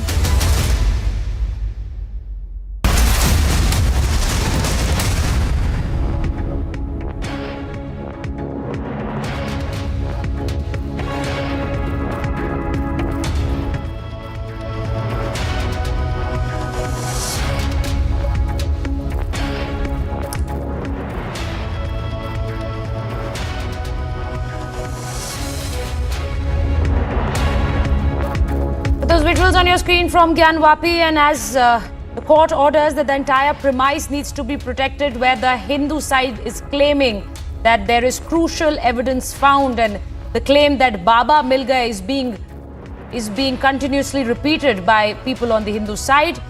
The Gyan Vapi hearing has been adjourned till Friday. That's the big breaking news that's coming in right now. The Gyan Vapi hearing has been adjourned to Friday. So there will be action till Friday. At least the court hearing will now be heard on Friday, and there are claims and counterclaims that continue. Let's listen in. Danish Azad ji, जब से सर्वे शुरू हुआ था तो एक पक्ष तमाम बातें कह रहा था, दूसरा पक्ष अंदर जाने को लोगों को रोक रहा था, लेकिन आज जिस तरीके से वहां पर शिवलिंग निकलने की बात आई है, इसके बाद कोर्ट ने तमाम आदेश भी दिए उसकी सुरक्षा को लेकर के, आप कैसे देखें तमाम चीज़? देखिए, मामला जो है माननीय न्यायालय में है और माननीय न्यायालय सभी तथ्यों की जांच कर रहा है पूरी गंभीरता से और बारीकी से, और हर तथ्य को सीधे मॉनिटर कर रहा है। तो हम सबको माननीय न्यायालय के फैसले का इंतजार करना चाहिए। सभी बिंदुओं की जांच माननीय न्यायालय द्वारा हो रही है और हम सबको माननीय न्यायालय के आदेशों का पालन करना चाहिए। न्यायालय ने वहाँ के कमिश्नर ऑफ पुलिस को, डीएम को, डीजीपी को तमाम निर्देश दिए। उन्होंने कहा है कि वहाँ की सुरक्षा व्यवस्था को चाक चौबंद रखा जाए। आप की सरकार में मंत्री हैं, क्या कहें? जी, मैंने जैसे बताया है कि माननीय न्यायालय सभी तथ्यों को देख रहा है, स्थितियों का जायजा ले रहा है और स्थितियों के अनुसार जो है निर्देशित कर रहा है। तो हम सबको माननीय न्यायालय का हम भी जो भी आदेश है हम सब भी उसको फॉलो अप कर रहे हैं और सबको माननीय न्यायालय के फैसले का इंतजार करना चाहिए। असदुद्दीन ओवैसी ने एक विवादित बयान दिया। उन्होंने कहा कि हमने वहाँ पर मस्जिद थी और मस्जिद रहेगी, कोई भी किसी भी तरीके की चीज़ों को नहीं तोड़ सकता है। फिर उन्होंने ये भी कहा कि जब हम 15-20 साल के थे तो हमने बाबरी मस्जिद को टूटते हुए देखा। आज का जो 15-20 साल का नौजवान है उसको हम इस तरीके की चीज़ें नहीं देखने दे सकते। देखिए, ये मामला राजनीति का नहीं है और सभी पक्ष अपने तथ्य जो है न्यायालय के समक्ष रख रहे हैं। न्यायालय सभी तथ्यों को देख रहा है, समझ रहा है, परख रहा है और आगे के फैसले बता रहा है, सुना रहा है। और हम सबको माननीय न्यायालय का फैसले का आदर करना चाहिए, उनका इंतजार करना चाहिए और इससे राजनीति से बचना चाहिए।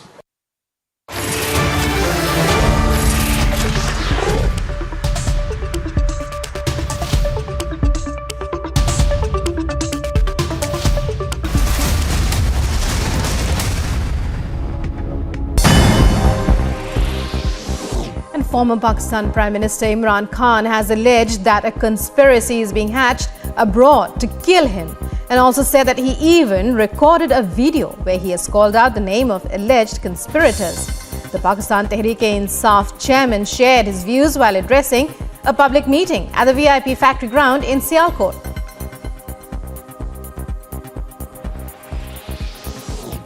Newly appointed Sri Lankan Prime Minister Ranil Wickremesinghe has said he will provide a full explanation of the financial crisis faced by the island nation on Monday, days after he was appointed as the Prime Minister in the midst of violent protests throughout the country. Ranil was appointed Prime Minister this week with a promise to rejuvenate the crippling Sri Lankan economy. French President Emmanuel Macron arrived in Abu Dhabi to offer his condolences to Emirati leaders on the death of the federation's late ruler Sheikh Khalifa bin Zayed Al Nahyan, who died on Friday at the age of 73. An array of presidents and prime ministers continue to descend on the United Arab Emirates on Sunday from around the world to pay their respects to Sheikh Khalifa bin Zayed Al Nahyan. Somalia's presidential vote was proceeding to a second round on Sunday after the first round of voting did not produce a decisive winner. Legislators are choosing the country's next president in the capital, Mogadishu, which is under lockdown measures aimed at preventing deadly militant attacks. Election officials began counting ballots in Lebanon's parliamentary elections, in which turnout was reported to be low. The vote is the first since Lebanon's implosion started in October.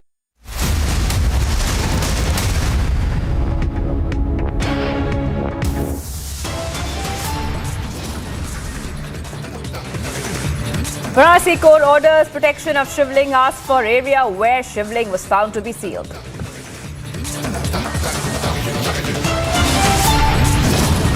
बाबा मिल गए, कौन से बाबा मिल गए? बताइए सोहन, जिसकी नंदी प्रतीक्षा कर रही थी वो बाबा मिल गए? हाँ।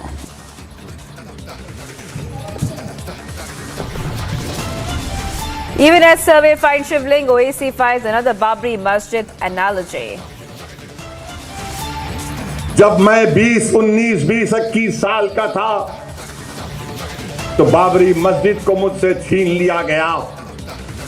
अब हम वही 19, 20 साल के बच्चों की आंखों के सामने दोबारा मस्जिद को नहीं खोएंगे इंशाअल्लाह ताला। क्या आप तमाम लोग अहद लेते हैं कि हम कोई मस्जिद को नहीं खोएंगे?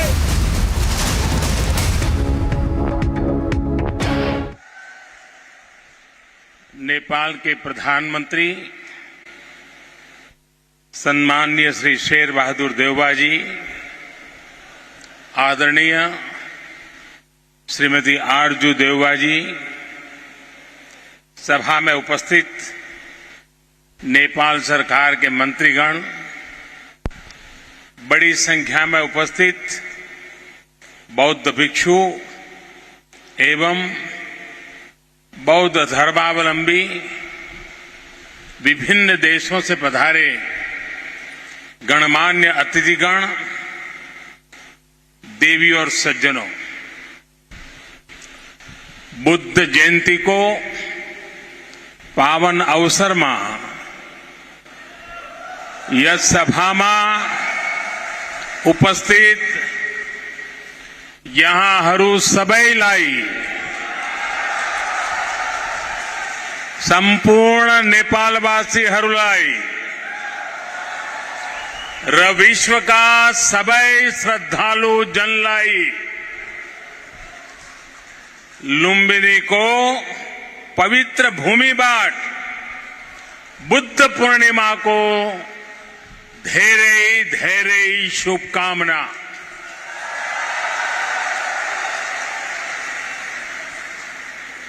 मुझे पहले भी वैशाख पूर्णिमा के दिन भगवान बुद्ध से जुड़े दिव्य स्थलों पर उनसे जुड़े आयोजनों में जाने का अवसर मिलता रहा है और आज भारत के मित्र नेपाल में भगवान बुद्ध की पवित्र जन्मस्थली लुम्बिनी आने का ये सौभाग्य मिला है। कुछ देर पहले माया देवी मंदिर में दर्शन का जो अवसर मुझे मिला वो भी मेरे लिए अविस्मरणीय है। वो जगह जहां स्वयं भगवान बुद्ध ने जन्म लिया हो, वहां की ऊर्जा, वहां की चेतना, ये अलग ही एहसास है। मुझे देखकर भी खुशी हुई कि इस स्थान के लिए 2014 में मैंने महाबोधि वृक्ष की जो सैपलिंग भेंट की थी, वो अब विकसित होकर एक वृक्ष बन रहा है। साथियों, चाहे पशुपतिनाथ जी हो, मुक्तिनाथ जी हो, चाहे जनकपुर धाम हो या फिर लुम्बिनी में जब जब नेपाल आता है, नेपाल अपने आध्यात्मिक आशीर्वाद से मुझे कृतार्थ करता है। साथियों, जनकपुर में मैंने कहा था कि नेपाल के बिना हमारे राम भी अधूरे हैं।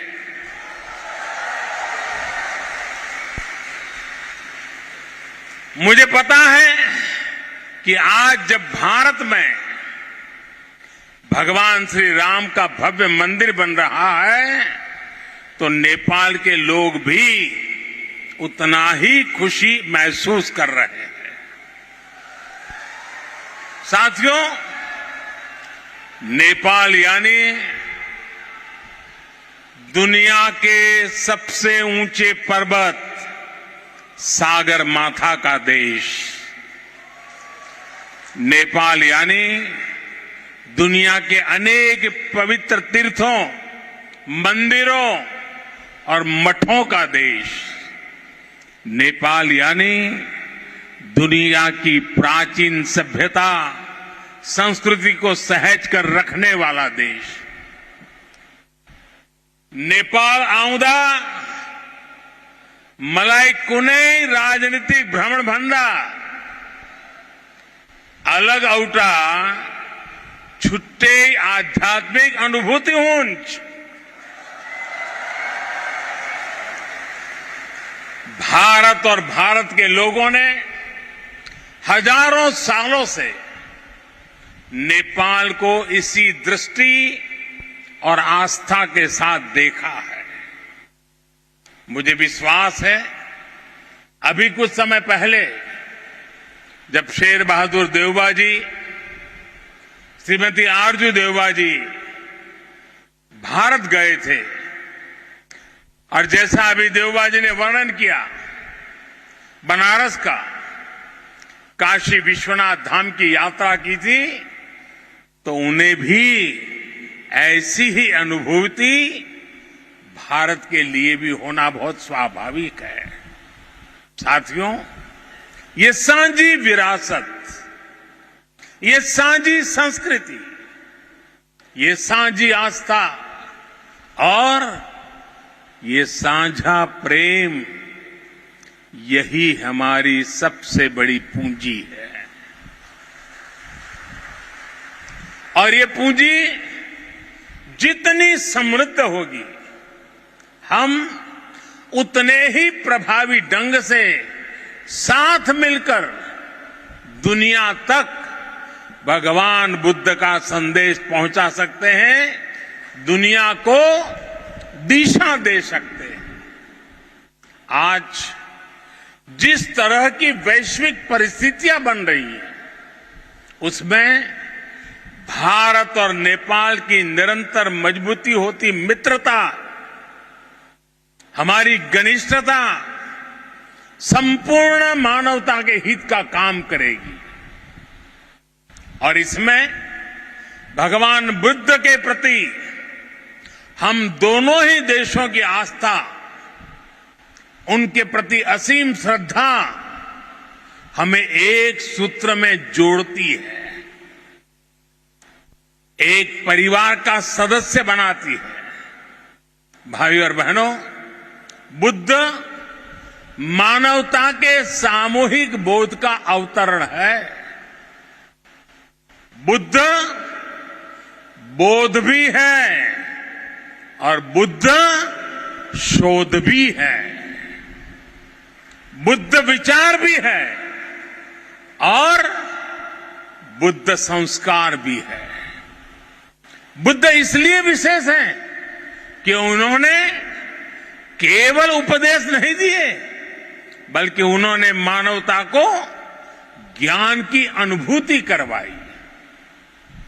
उन्होंने महान वैभवशाली राज्य और चरम सुख सुविधाओं को त्यागने का साहस किया। निश्चित रूप से उनका जन्म किसी साधारण बालक के रूप में नहीं हुआ था, लेकिन उन्होंने हमें यह एहसास करवाया कि प्राप्ति से भी ज्यादा महत्व त्याग का होता है। त्याग से ही प्राप्ति पूर्ण होती है। इसलिए वो जंगलों में विचरे, उन्होंने तप किया, शोध किया। उस आत्मशोध के बाद जब वो ज्ञान के शिखर तक पहुंचे तो भी उन्होंने किसी चमत्कार से लोगों का कल्याण करने का दावा कभी नहीं किया, बल्कि भगवान बुद्ध ने हमें वो रास्ता बताया जो उन्होंने खुद जिया था। उन्होंने हमें मंत्र दिया था, अप्पदीपो भव भिक्खवे, अप्पदीपो भव भिक्खवे, परीक्ष भिक्षवो, ग्राह्यम मद बचो न तू गौरवाद। अर्थात अपना दीपक स्वयं बनो, मेरे वचनों को भी मेरे प्रति आदर के कारण ग्रहण मत करो, बल्कि उनका परीक्षण करके उन्हें आत्मसात करो। साथियों, भगवान बुद्ध से जुड़ा एक और विषय है जिसका मैं आज जरूर जिक्र करना चाहता हूं।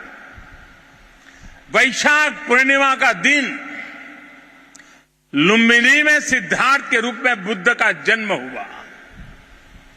इसी दिन बौद्ध गया में वो बोध प्राप्त करके भगवान बुद्ध बने और इसी दिन कुशीनगर में उनका महापरिनिर्वाण हुआ।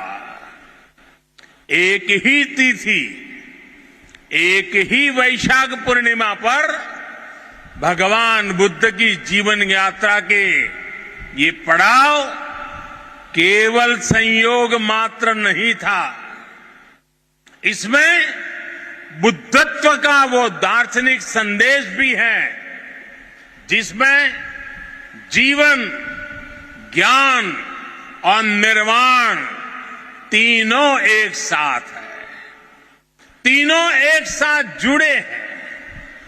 यही मानवीय जीवन की पूर्णता है और संभवतः इसीलिए भगवान बुद्ध ने पूर्णिमा की इस पवित्र तिथि को चुना होगा। जब हम मानवीय जीवन को इस पूर्णता में देखने लगते हैं तो विभाजन और भेदभाव के लिए कोई जगह नहीं बचती। तब हम खुद ही वसुधैव कुटुंबकम की उस भावना को जीने लगते हैं जो सर्वे भवन्तु सुखिनः से लेकर भवतु सब्ब मंगलम, भवतु सब्ब मंगलम के बुद्ध उपदेश तक झलकती है। इसलिए भौगोलिक सीमाओं से ऊपर उठकर बुद्ध हर किसी के हैं, हर किसी के लिए है। साथियों, भगवान बुद्ध के साथ मेरा एक और संबंध भी है जिसमें अद्भुत संयोग भी है और जो बहुत सुखद भी है। जिस स्थान पर मेरा जन्म हुआ, गुजरात का वडनगर, वहां सदियों पहले बौद्ध शिक्षा का बहुत बड़ा केंद्र था।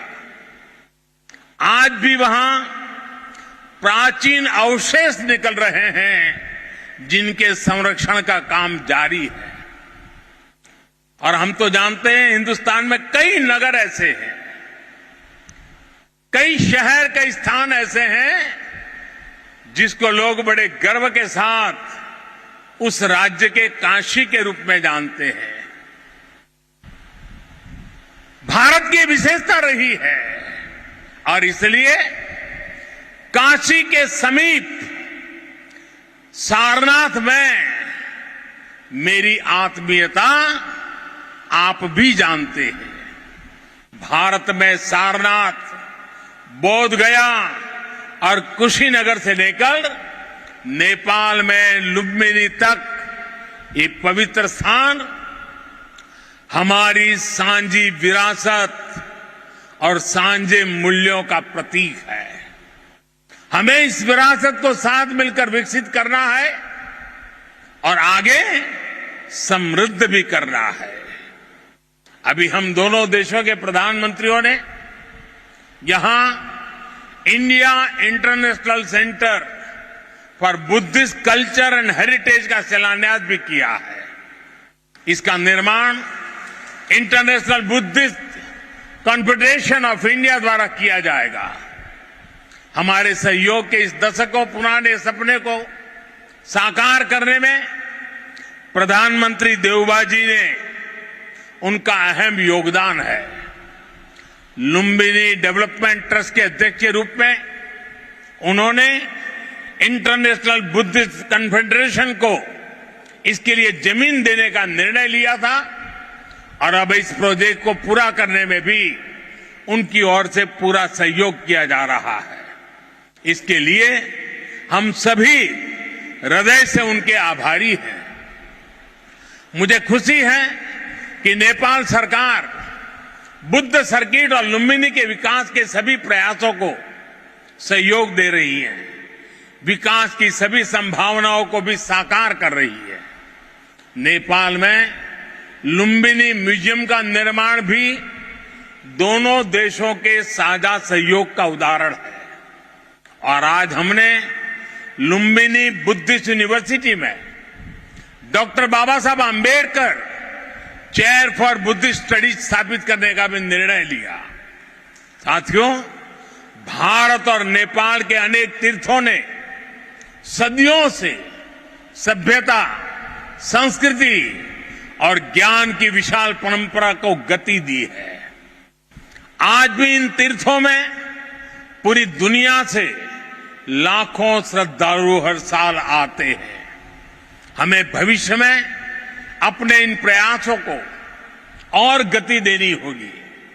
हमारी सरकारों ने भैरवा और सोनौली में इंटीग्रेटेड चेक पोस्ट बनाने जैसे फैसले भी लिए हैं।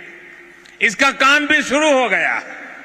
ये पोस्ट बनने के बाद बॉर्डर पर लोगों के आवागमन के लिए सुविधा बढ़ेगी। भारत आने वाले इंटरनेशनल टूरिस्ट ज्यादा आसानी से नेपाल आ सकेंगे। साथ ही इससे व्यापार और जरूरी चीजों के ट्रांसपोर्टेशन को भी गति मिलेगी। भारत और नेपाल दोनों ही देशों के बीच मिलकर के काम करने के लिए ऐसी अपार संभावनाएं हैं। हमारे इन प्रयासों का लाभ दोनों देशों के नागरिकों को मिलेगा। साथियों, भारत और नेपाल बीच को संबंध हिमालय जस्ते अटल छे। हिमालय जति के पुरानो छे। हमें अपने इन स्वाभाविक और नैसर्गिक रिश्तों को हिमालय जितनी ही नई ऊंचाई भी देनी है। खान पान, गीत संगीत, पर्व त्योहार और रीति रिवाजों से लेकर पारिवारिक संबंधों तक जिन रिश्तों को हमने हजारों सालों तक जिया है, अब उन्हें साइंस, टेक्नोलॉजी और इंफ्रास्ट्रक्चर जैसे नए क्षेत्रों से भी जोड़ना है। मुझे संतोष है कि इस दिशा में भारत नेपाल के साथ कंधे से कंधा मिलाकर काम कर रहा है। Lumbini Buddhist university, Kathmandu university और त्रिभुवन यूनिवर्सिटी में भारत का सहयोग और प्रयास इसके बड़े उदाहरण हैं। मैं इस क्षेत्र में अपने आपसी सहयोग के विस्तार के लिए और भी कई बड़ी संभावनाएं देखता हूं। हम इन संभावनाओं को और भारत नेपाल के सपनों को साथ मिलकर साकार करेंगे। हमारे सक्षम युवा सफलता के शिखर पर बढ़ते हुए पूरी दुनिया में बुद्ध की शिक्षाओं के संदेशवाहक बनेंगे। साथियों, भगवान बुद्ध का कथन है, सुप्प बुद्धम प्रभज्जन्ति सदा गौतम सावका एसम दिवाचरत्तो च भावनाए रतो मनो। अर्थात जो हमेशा मैत्री भावना में, सद्भावना में लगे रहते हैं, गौतम के वे अनुयायी हमेशा जागृत रहते हैं। यानी वही बुद्ध के वास्तविक अनुयायी हैं। इसी भाव को लेकर आज हमें पूरी मानवता के लिए काम करना है। इसी भाव को लेकर हमें संसार में मैत्री भाव को मजबूत करना है। भारत र नेपाल बीच को मित्रता ले यस मानवीय संकल्प लाई पूरा गर्न यसै गरी मिलेर काम गरी हने कुरामा मलाई पूर्ण विश्वास है। इसी भावना के साथ आप सभी को एक बार फिर से वैशाख पूर्णिमा की अनेक अनेक शुभकामनाएं। नमो बुद्धाय, नमो बुद्धाय, नमो बुद्धाय। धेरै धेरै धन्यवाद ज्ञापन गर्न चाहन्छु महामहिम श्री नरेन्द्र मोदीज्यूमा, उहाँको यो ऐतिहासिक र गरिमामय उपस्थिति अनि उहाँका अमूल्य र सद्भावपूर्ण भावहरूको लागि। आदरणीय महानुभावहरू, बदलिँदो विश्वको यो वर्तमान वस्तुस्थितिमा बुद्ध भूमि लुम्बिनीबाट नेपाल भारतको यो मित्रता, एकबद्धता, विश्व शान्तिको सन्देश, बुद्ध सोच, बुद्ध आचरणको उद्घोषले मानव कल्याणका सन्देश, विश्व शान्तिको सन्देश प्रभावकारी रूपमा फैलाउने छ भन्ने हामीले विश्वास लिएका छौं। र yes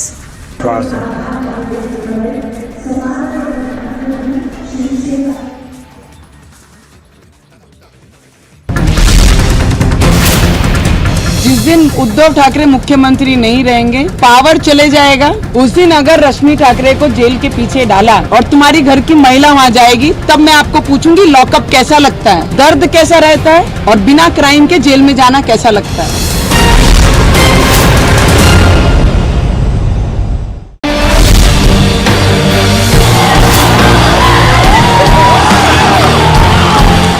First time we have won this cup. The fact that India won all the matches through the event underscores the level of consistency and competence shown by the team.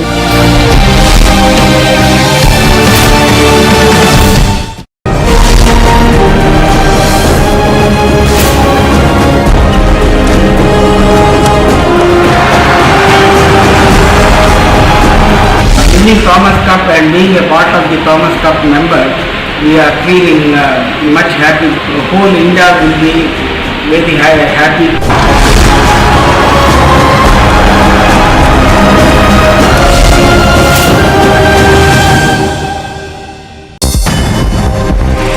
The police in West Bengal barged into the official legislative office of BJP West Bengal leader of opposition Suvendu Adhikari in the state's Nandigram. The police reportedly entered the premises without any search warrant.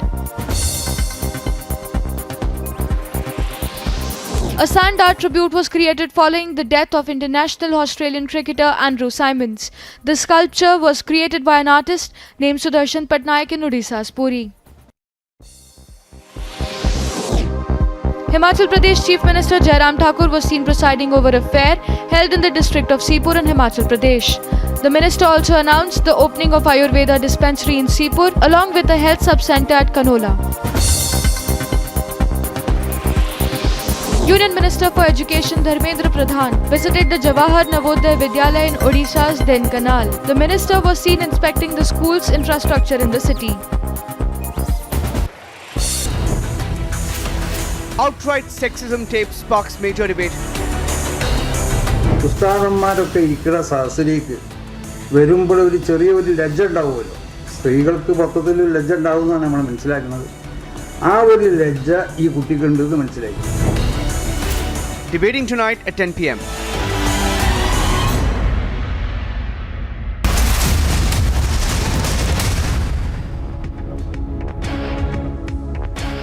Welcome back. Around 57,000 people across 7 districts of Assam have been affected by the current spell of flood in the northeastern state. The data also shows that nearly 222 villages under 15 revenue circles are affected apart from human beings. The flood has also affected 1,434 animals and a total of over 200 houses have been damaged. Here's more on that.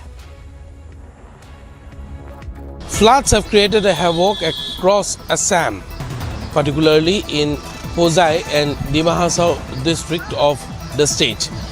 3 deaths have been reported due to landslides so far from Dima Hasao district.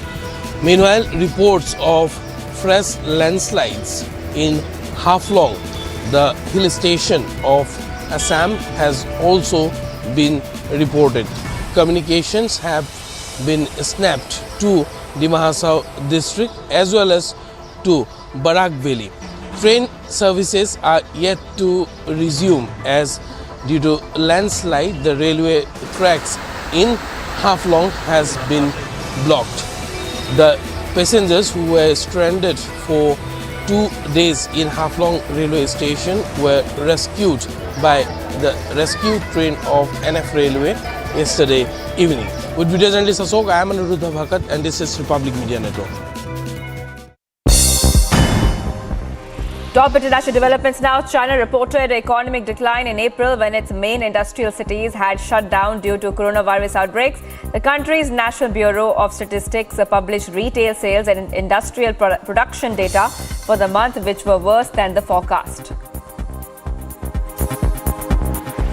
US Secretary of State Anthony Blinken has arrived in Abu Dhabi as leaders and diplomats come from around the world to pay their respects to the late ruler of United Arab Emirates, Sheikh Khalifa bin Zayed Al Nahyan. The long ailing ruler died on Friday at the age of 73. Ukraine government has released footage and claimed that the video showed its troops reaching the border with Russia and reinstalling a blue and yellow border post. However, location of the was not really specified.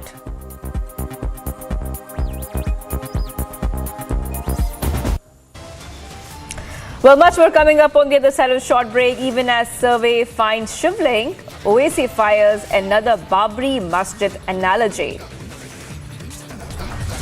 And 30-year-old man loses life to yet another incident of apathy in Bengaluru. Stay tuned to Republic TV.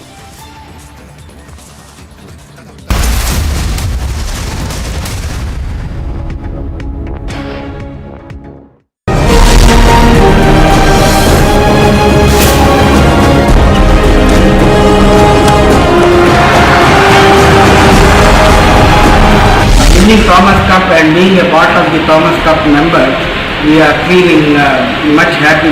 Whole India will be very happy.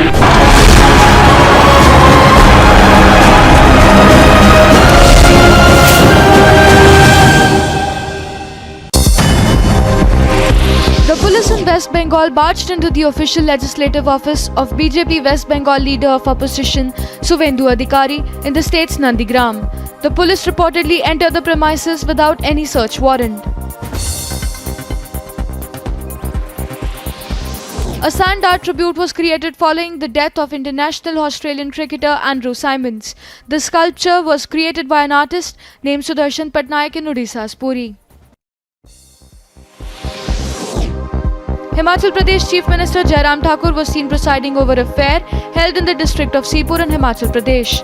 The minister also announced the opening of Ayurveda dispensary in Sipur along with a health sub-center at Kanola. Union Minister for Education Dharmendra Pradhan visited the Jawahar Navodaya Vidyalaya in Odisha's Dhenkanal. The minister was seen inspecting the school's infrastructure in the city. Minister of State for Science and Technology Dr. Jitendra Singh addressed a public rally in Jammu and Kashmir's Udhampur. The event also had a bike rally to highlight the development carried out in his home constituency. Uttar Pradesh's capital Lucknow was seen being covered with decorations and lights throughout the city. The preparations were being carried out ahead of Prime Minister Modi's visit to the capital.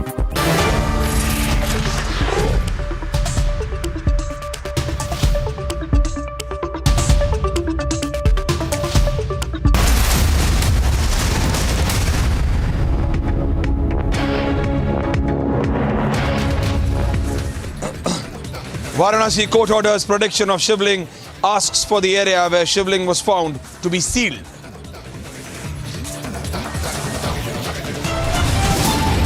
बाबा मिल गए, कौन से बाबा मिल गए? बताइए सोहन। जिसकी नंदी प्रतीक्षा कर रही थी वो बाबा मिल गए? हाँ।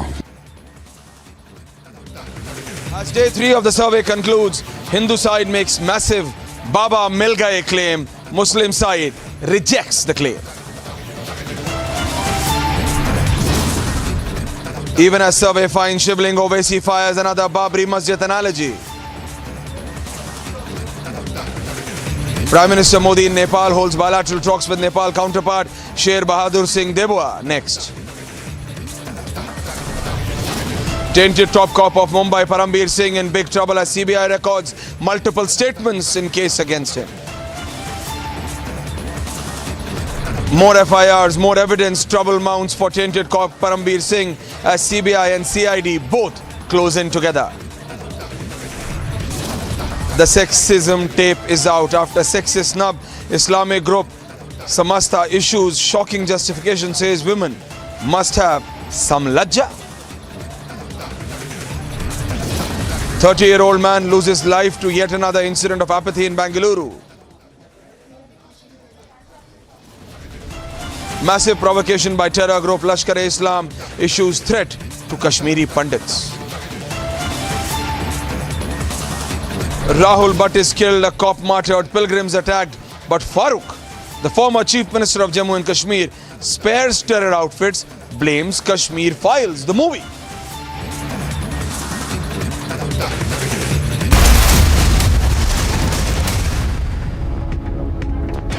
So the former Chief Minister of Jammu and Kashmir and National Conference's leader, Farooq Abdullah, is giving a clean chit, is giving a spare to the terrorists and blaming the movie Kashmir Files for what all is happening in Kashmir or against the Kashmiri Pandits at this time. Let's listen in to Farooq Abdullah first and then go forward. Farooq Abdullah.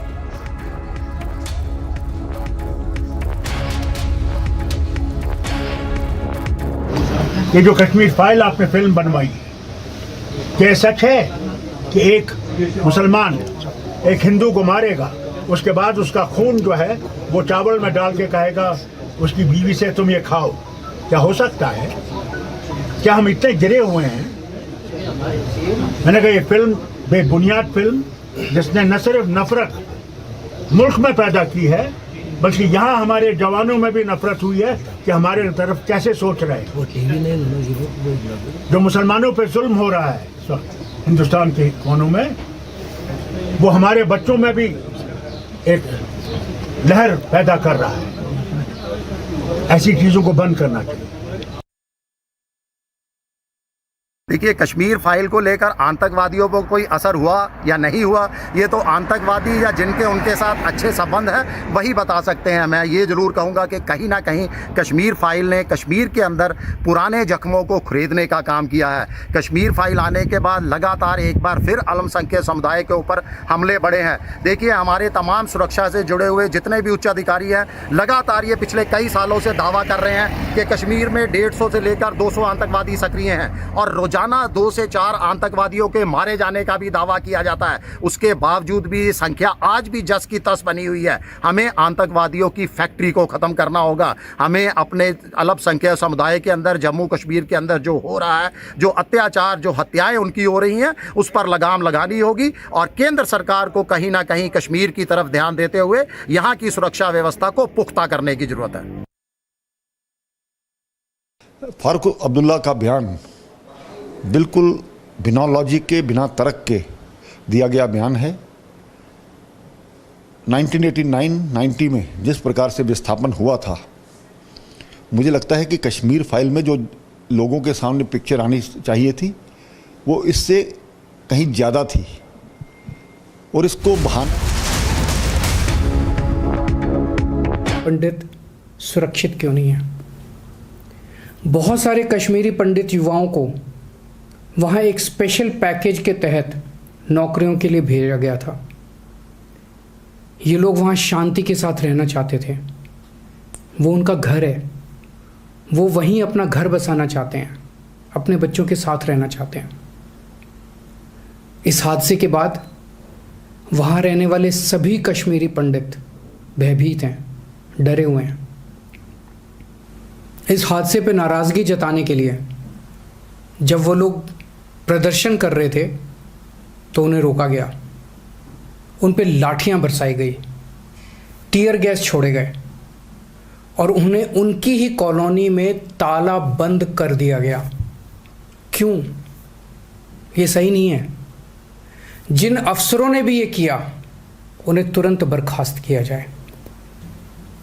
ये राजनीति का वक्त नहीं है, ये राजनीति का नहीं, देश का मुद्दा है।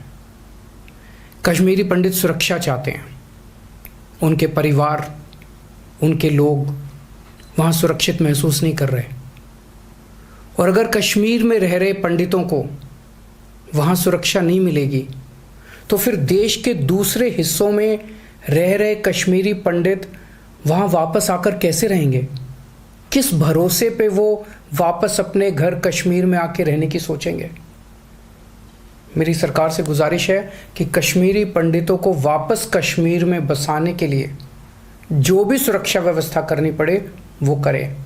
इसके लिए जितना भी खर्च हो वो खर्च किया जाए। प्रदर्शन करने वाले कश्मीरी पंडितों पे लाठी नहीं चलाई जाए। हमें उन्हें गले लगाना है, वो हमारे अपने हैं, उन पे टीयर गैस के गोले नहीं छोड़ने। और आतंकी और देश के दुश्मन ये समझ लें कि अगर उन्होंने कश्मीरी पंडितों की तरफ गलत इरादे से देखा भी तो उन्हें बख्शेगा नहीं भारत। आज देश के विभिन्न राज्यों में कश्मीरी पंडित बसे हुए हैं, दिल्ली में भी हैं। हम सबको मिलके उनकी सुरक्षा और उनके पुनर्वास का एक साथ मिलके काम करना है। पूरा देश अपने कश्मीरी पंडित भाई बहनों के साथ खड़ा है। जय Hind.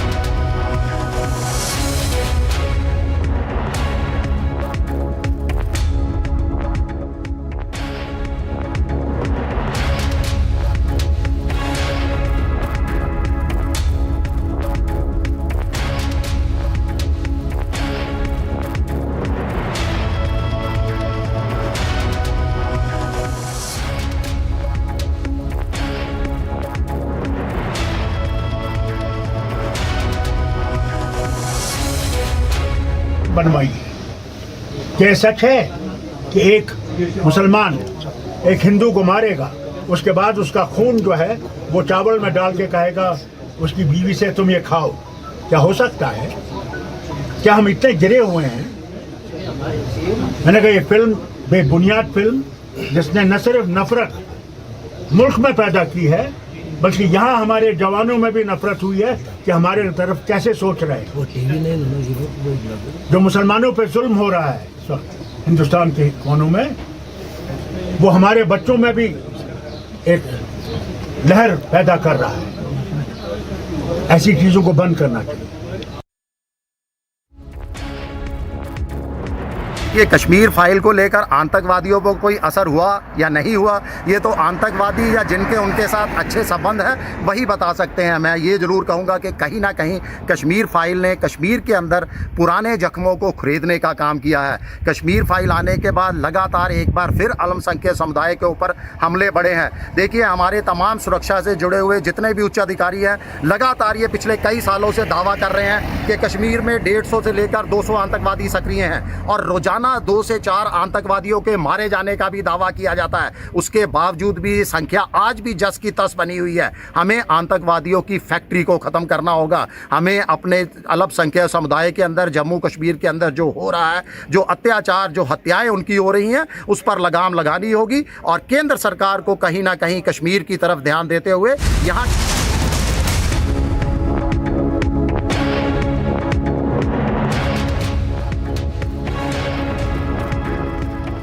Well, absolutely. And there is firing there has been an incident of open firing reported in Barakpur. Reported in Barakpur, I am being told. North 24 Parganas, 3 goons came on a bike near biryani shop. Those are the visuals we are trying to get you. Firing in Barakpur, 3 goons came on a bike near biryani shop in Barakpur and fired 5 rounds of bullet. 2 people injured on the spot and are critically admitted in BN Bose Hospital, Barakpur. Questions have been raised about the role of the administration in the incident of open firing. Police have been deployed on the spot. We have our colleague from Republic Bangla, Bishaka. Bishaka, what is the incident? If you could give us more details. Bishaka, over to you. Bishaka. Yes, I must tell you that there has been a firing incident in front of biryani store, which is situated at Barakpur, and there has been an incident of open firing reported in Barakpur, North 24 Parganas, and 3 goons have been reported. They had come on a bike near a biryani shop in Barakpur and fired 5 rounds of bullets. 2 people got injured on spot, and they are critically injured and have been admitted to the BN Bose Hospital, Barakpur. And questions have been raised about the role of the administration that has been already raised by the opposition and the leader of opposition all the time when these type of incidents are severely getting being faced in the state of West Bengal. And now again this incident raises the same question: where stands the law and order in our state, in West Bengal? So the questions are being raised about the role of the police and administration altogether, keeping in mind this particular incident. After the open firing, there have been the chaotic situation in the reports of 2 people being injured. Vishaka, there are also reports of 2 people being injured. Yeah. 2 people have been injured and they are severely injured, and they are being treated in the hospital. They are admitted in BN Bose Hospital, which is situated in Barakpur. They are being treated by the doctors, and they have been said that as the 5 rounds of firing had taken place. So this is an alarming situation out there in North 24 Parganas, which has always been a district where law and order situation is under questioning all the time in recent times, and again today also on this particular weekday. And what is the local police saying, Bishaka? Bishaka, what is the local police saying? What is the local administration saying? What is the local police officer saying? They are being accused that there has no law and order situation in Barakpur altogether, and after this situation, after this open fire, the police is being constantly questioned, and they are saying that they are trying to find out the goons, and when the CCTV footage is in their hand, they will be taking an entire briefing of the entire situation of the entire incident. But now they don't have a lead to what has happened, to what is happening right now, and the accused are not yet been identified. So it's yet not being identified, but these visuals are coming in, Vishaka. which is a Republic Bangla exclusive. And at the end of the day, when this incident happened, and it's open firing, so people have no fear of the law, no fear of the agencies. Absolutely, Vishakha. It seems so, doesn't it? Because people are firing in open, broad daylight. Vishakha. Exactly. This is the question. Why these incidents are coming in all the time? This is not only an isolated happening. What's next? Survey commission देखे कुछ मर्यादा होती है, बस खाली एक line में है कि बाबा मिल गए। अरे भाई तो वो कह रहे हैं, उनकी बात सुन लीजिए, ये अदालत से तय करेगी कि आपका भी तो पक्ष बताइए, क्योंकि वो ये दावा कर रहे हैं। मिले हैं क्या? मिले हैं क्या? नहीं, हमारे घर नहीं मिलेंगे। Debating tonight with Arnab Goswami.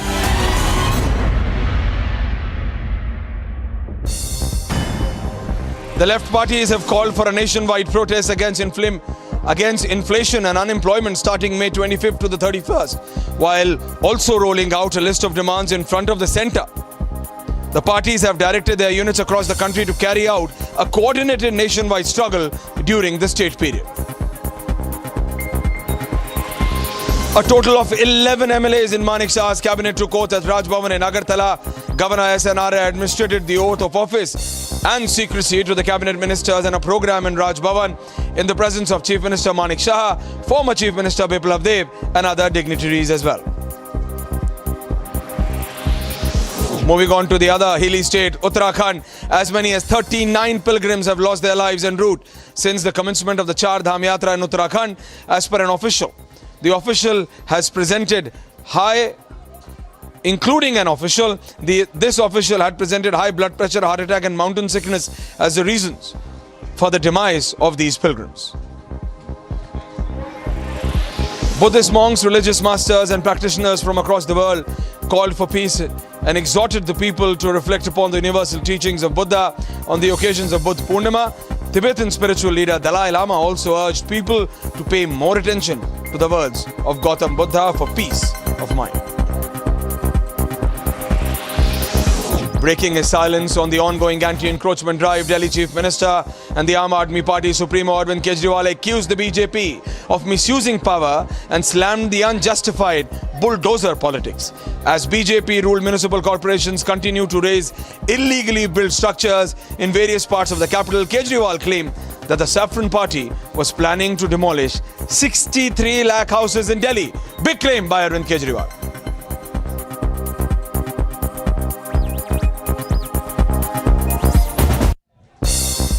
Well, and now a news coming in from down south, a news coming in from Hebbal police station. A 30-year-old man lost his life after coming in contact with live electrical wire near Hebbal police station bus stand.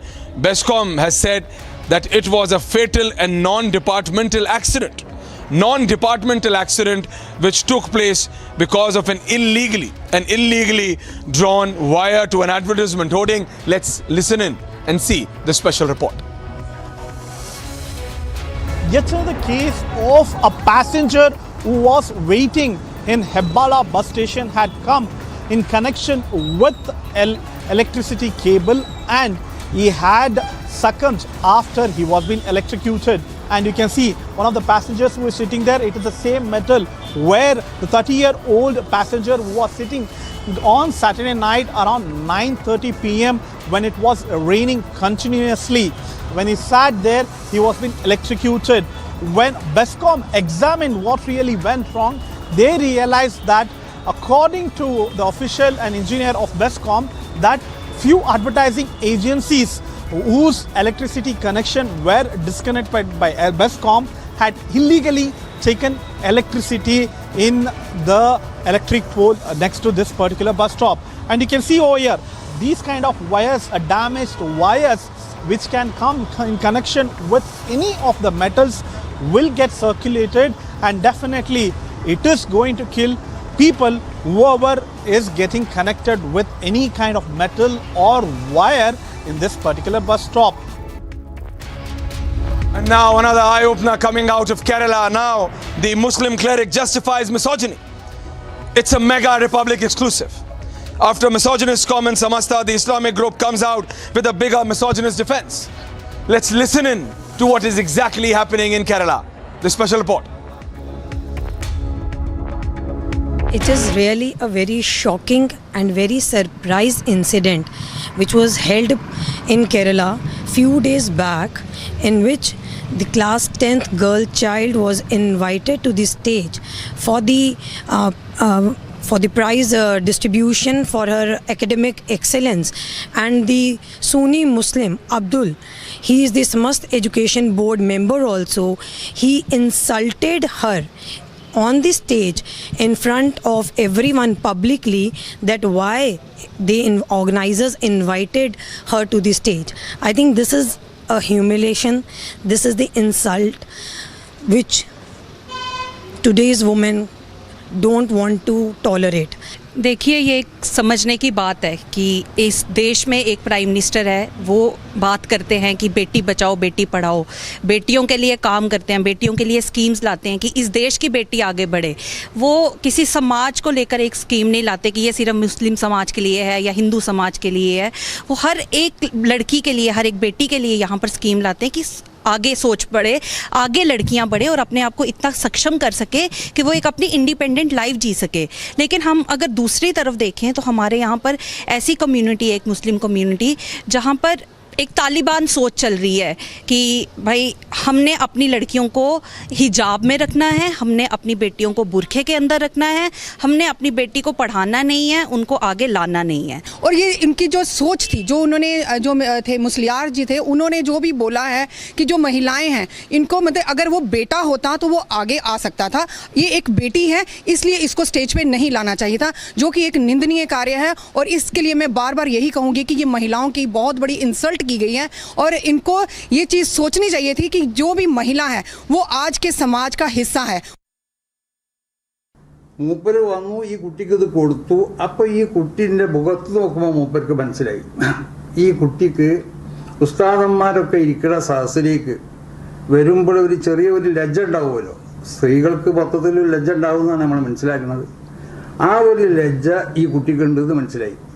അപ്പം ഈ കുട്ടിക്ക് ഒരു മാനസികമായി ഒരു പ്രയാസം വരുമോ, ഇതുപോലെയാണോ ഇനി ഇവിടെ വരുന്ന കുട്ടികളൊക്കെ, അവരൊക്കെ വിളിച്ച് കണ്ട് വരുത്തിയാൽ അവർക്ക് സന്തോഷത്തിലേറെ പ്രയാസമാകുമോ എന്ന് മനസ്സിലാക്കിയിട്ട് മൂപ്പർക്ക് ആധികാരികമായി പറയാൻ പറ്റിയ ഒരുത്തരോടാണ് പറഞ്ഞത്, ഇനി അവനെ വിളിക്കാൻ പാടില്ല, വിളിക്കാൻ പാടില്ല ഈ കുട്ടികളെയാണ്.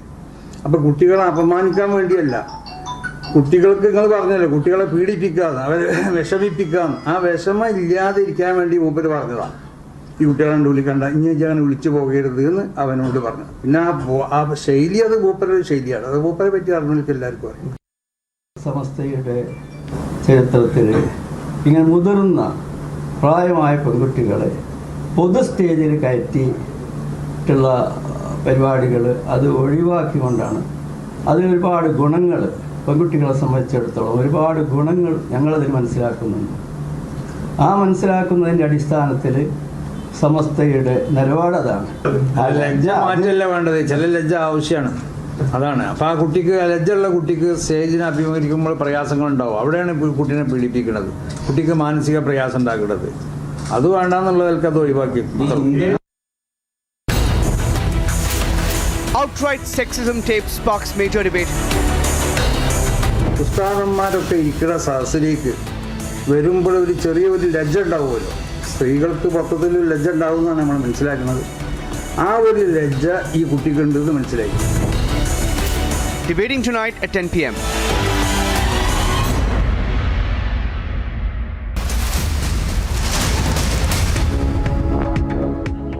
And now another breaking coming in. SDPI complaints against Bajrang Dal. It's a police complaint by the SDPI against the Bajrang Dal's weapon training in Kodagu.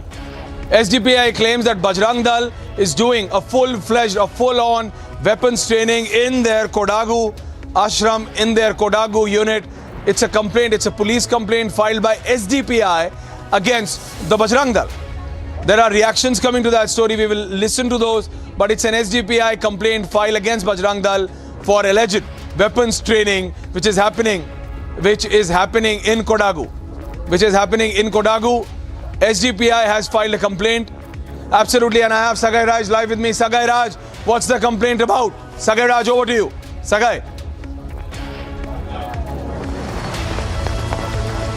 There is a complaint which has been filed by SDPI against Bajrang Dal for giving weapon trainings to youth of a Bajrang Dal unit, and this particular training happened in Kodagu district of Karnataka last week, and subsequently after the photos and videos emerged in social media, SDPI is demanding action against Bajrang Dal, and they had also earlier met Governor of Karnataka Tawarchand Gehlot on the same, and also submitted a memorandum of 17 pages on this, as well as other things including communal hatred, hijab and several other issues. And they have also appraised the issue of increasing corruption in the state of Karnataka and demanded governor rule in the state. So a memorandum was submitted to Tawarchand Gehlot, the governor of Karnataka, and subsequently they had also filed a police complaint in Kodagu district against Bajrang Dal unit. Back to you. Absolutely, Sagai Raj. So that's the breaking news coming in, that SDPI has filed a complaint against Bajrang Dal. Our colleague Sagai Raj was live with us. Sagai Raj, so has the police taken any action? Has the police taken any action, or has the police done some investigation after this complaint was filed by the SDPI against Bajrang Dal? Sagai? The FIR has been registered against the complaint which has been submitted by SDPI, and subsequently they will be investigating on the same, where they will find out whether this particular training had happened in the last week and what kind of training, whether there was any kind of required permission was taken by Bajrang Dal activists. Remember, Surya Narayan, the convener of Bajrang Dal All India, had spoken to Republic TV earlier and went on to say that they were using air pistol and toy pistol to give training to the people, and it doesn't bring any kind of harm to the society. Absolutely, and Sagai. it is just a training which was being given, and there is no permission. Right, Sagai. Right, Sagai. So we'll come to you for more breaking. That's the breaking news coming in. SDPI files a complaint against Bajrang Dal for alleged arms training in their Kodagu unit. So that was the breaking news coming in from Sagai Raj, our colleague.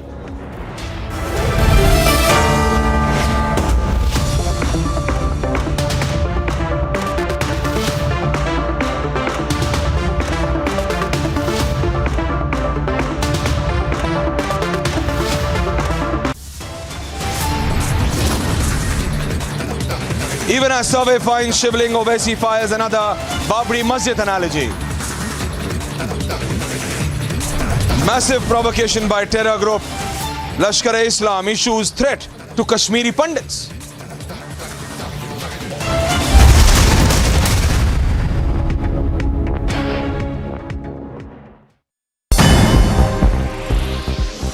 And former Pakistan Prime Minister Imran Khan has alleged that a conspiracy is being hatched abroad to kill him, and also said that he even recorded a video where he has called out the name of alleged conspirators.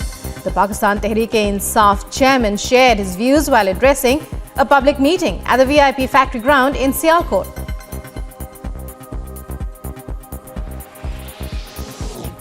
Newly appointed Sri Lankan Prime Minister Ranil Wickremesinghe has said he will provide a full explanation of the financial crisis faced by the island nation on Monday, days after he was appointed as the Prime Minister in the midst of violent protests throughout the country.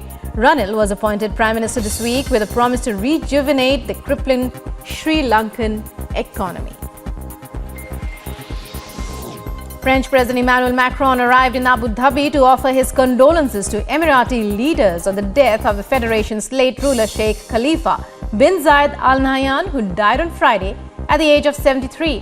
An array of presidents and prime ministers continue to descend on the United Arab Emirates on Sunday from around the world to pay their respects to Sheikh Khalifa bin Zayed Al Nahyan.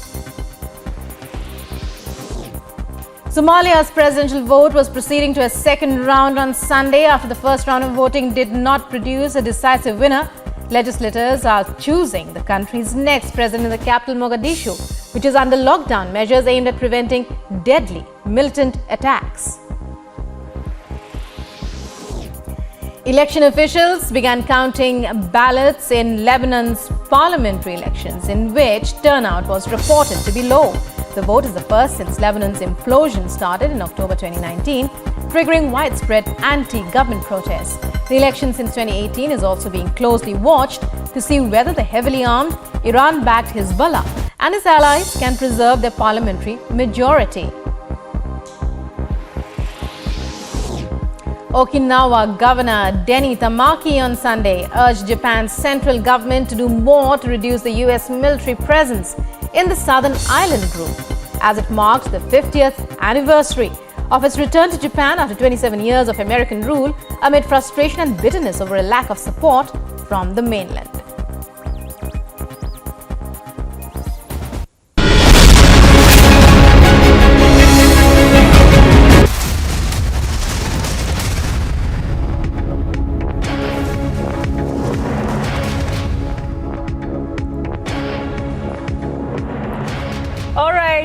Breaking news coming in right now. Visuals there on your screen of JP Nadda, part of a big interaction which will take place today, just in a short time, meeting 14 heads of mission meet Nadda. So that is interaction. It's part of the series of program No BJP Initiatives.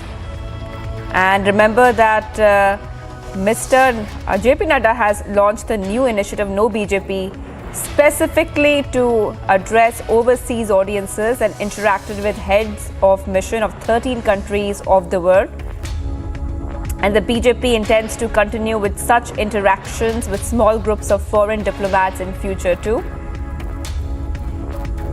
The exchange of delegation with political parties from different countries are also being planned in due course of time. So visuals there on your screen of 14 heads there at the BJP headquarters of Mission Meet Nadda on your screens. Now these interactions are part of a series of program called No BJP Initiatives.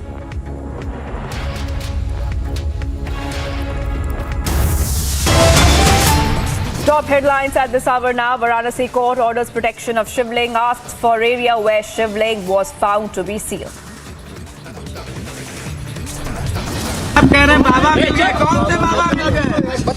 जिसकी नंदी प्रतीक्षा कर रही थी वो बाबा मिल गए. हाँ. As day 3 of survey concludes, the Hindu side makes massive Baba Mil Gaye claim, Muslim side rejects claim. Even as survey finds Shivling, OAC fires another Babri Masjid analogy.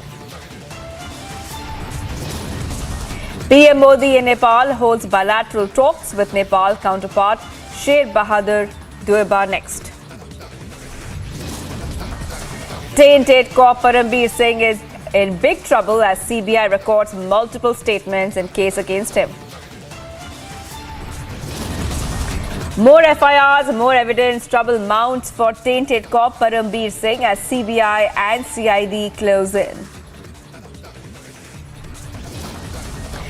The sexism tape is out after sexist Snab Islamic group Samastha issues shocking justification, says women must have some lajja.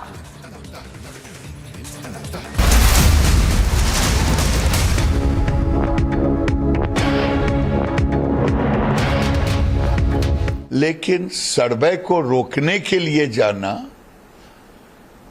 उचित लगता नहीं है. Sir, Buddha Purnima के दिन भगवान शिव के शिवलिंग का प्रकटीकरण कोई खास अलग महत्व देखते हैं आप इसमें? बुद्ध पूर्णिमा के दिन नंदी की तपस्या सफल हुई.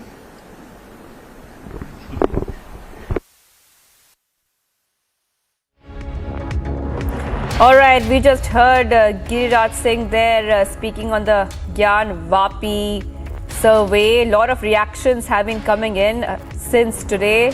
Remember that the Varanasi court has already ordered sealing of spot where the Shivling has been found. And this area has now been ordered to be sealed. Sohanlal आर्य जी इस वक्त हमारे साथ में मौजूद हैं। सर, सर्वे में क्या कुछ हुआ आज? आज सर्वे में वादी पक्ष प्रतिवादी पक्ष दोनों ही मधुर ढंग से यह सर्वे पूरा हुआ और हम सर्वे के जो है प्रमुख विशाल सिंह को धन्यवाद देते हैं कि उनके सद प्रयासों से पूरा का पूरा मधुर ढंग से सर्वे जो आपको उम्मीदें थी, जो दावे आप लोग लगातार कर रहे थे, क्या सब कुछ वहां पर वैसा ही दिखा आपको? हाँ, हम लोग जो है खुश हैं इस स्थिति से, सर्वे कमीशन की जांच से जो है ना। और आपने अभी कुछ देर पहले कहा कि बाबा मिल गए, कहाँ मिले बाबा असल में, ये तो बता दीजिए, कम से कम चेहरे पर जो मुस्कान है। सर्वे कमीशन देखे कुछ मर्यादा होती है, बस खाली एक लाइन में है कि बाबा मिल गए, कुछ रहने दीजिए ताकि मतलब ऐसा ना हो कि हम पर जो है कंडेम कोर्ट लगे। अच्छा, जो आकृतियों की बात हो रही थी, त्रिशूल बना है दीवार पे, और जो तालाब बताया जा रहा है कि पानी खाली करा के उसका सर्वे किया गया, ये कल की बात है और आज भी जो है उसमें हुआ। आगे वजू खाने का सर्वे हुआ है कहा जा रहा है आज। हाँ, वजू खाने। रिपोर्ट कब तक सबमिट की जाएगी? आज या कल। अच्छा, मतलब पूरी तरीके से। हाँ। और इसमें एक आगे भी जो सर्वे हम लोग जांच कमीशन जारी करेंगे कि मस्जिद के पृष्ठ भाग में, मस्जिद के पृष्ठ भाग में जो मलबा है, जो 75 फीट लंबा है, 24 फुट चौड़ा है और 15 फीट ऊंचा है, उसको खुदाई करके हमारे पाषाण शिलाखंड हैं, मूर्तियां जो ध्वंस हैं, उन सब की जांच के लिए हम लोग माननीय न्यायालय शरण में जाएंगे, उनसे कहेंगे पुनः जांच कमीशन कराएं ताकि उनको निकाला सके। Top updates at this hour. National Conference Chief Farooq Abdullah has demanded a ban on the film, The Kashmir Files, saying the film is responsible for attacks in the valley. His statement comes after the murder of Kashmiri Pandit Rahul, whose brutal murder sparked widespread protest in Jammu.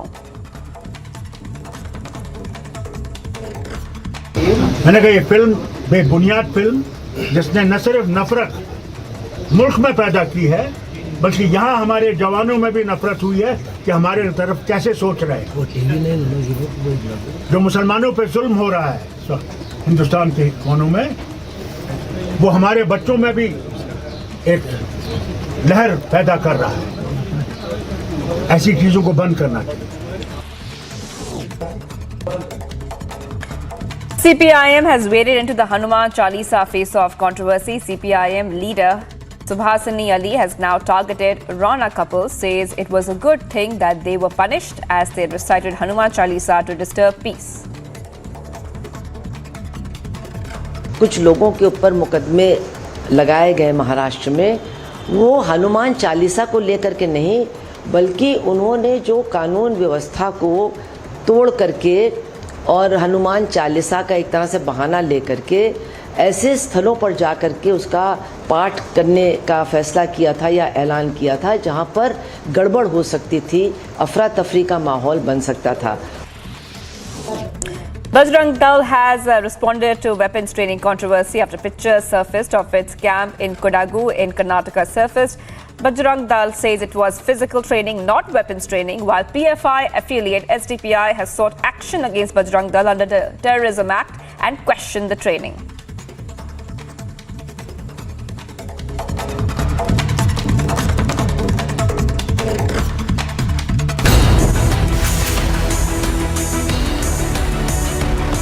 Survey commission देखे कुछ मर्यादा होती है, बस खाली एक line में है कि बाबा मिल गए। अरे भाई, तो वो कह रहे हैं, उनकी बात सुन लीजिए, ये अदालत से तय करेगी। आपका भी तो पक्ष बताइए, क्योंकि वो ये दावा कर रहे हैं। मिले हैं क्या? मिले हैं क्या? नहीं, हमारे घर नहीं मिले। Debating tonight with Arnab Goswami.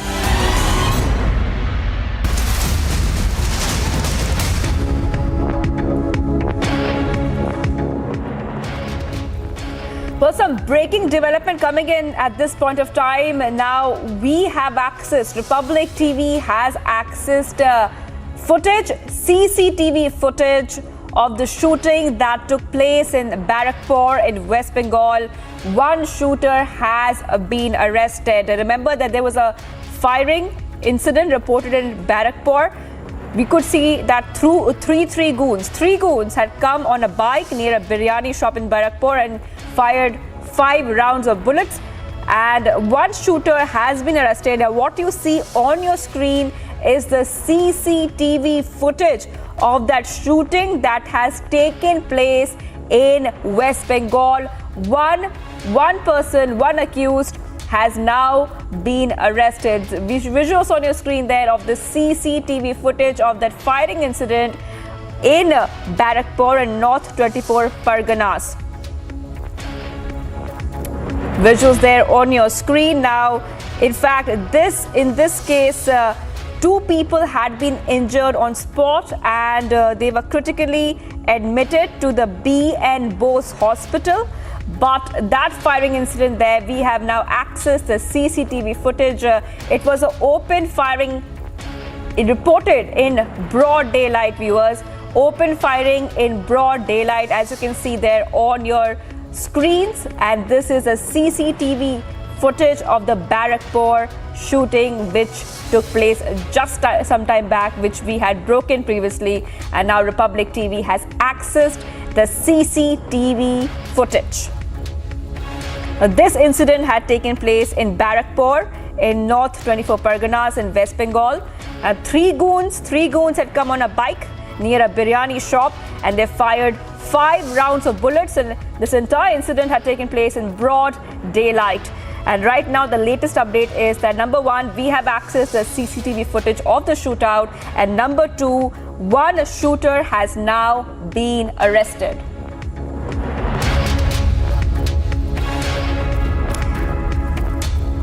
Now, questions are also being raised on how did this really happen in broad daylight. The police have also been deployed at the spot.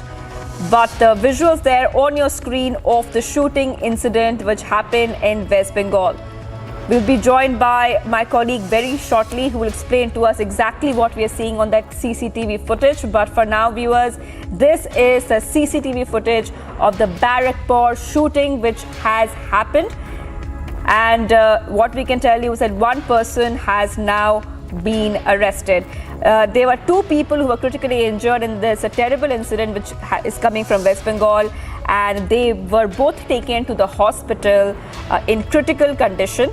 And there were actually 3 miscreants, 3 goons had come on a bike near a biryani shop and fired 5 rounds of bullets. And what is very, very concerning is that this entire incident had taken place in broad daylight. And on your visuals, the visuals we have there are the CCTV footage of the shootout. Very soon we'll be joined by our Republic Bangla correspondent on that. But for now, let's move on to the other stories we are tracking at this moment.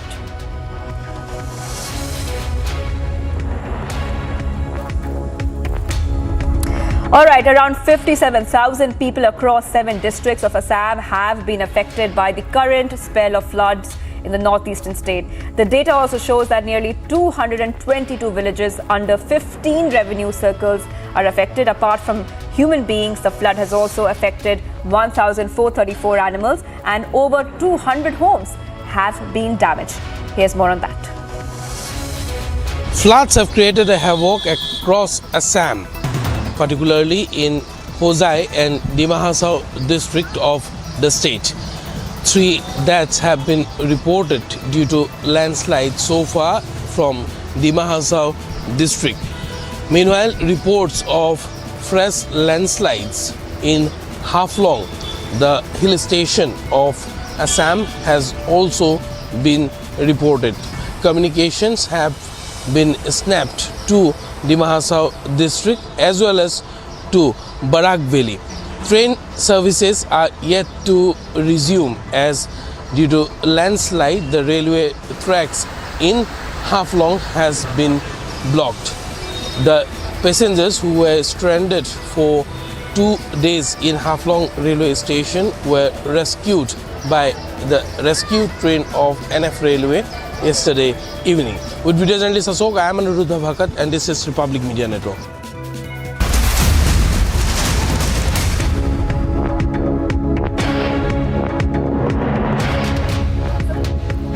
Screen of IS Pooja Singhal, who was under the ED radar and was arrested. Now the visuals of her leaving the ED office. Those are first visuals there on your screen of IAS Pooja Singhal, who was in fact questioned by the ED as well. And these are the shots we're getting you of Pooja Singhal right now leaving the ED office. Remember that she was arrested on May 11th in the money laundering case. So visuals there of Pooja Singhal leaving the ED office.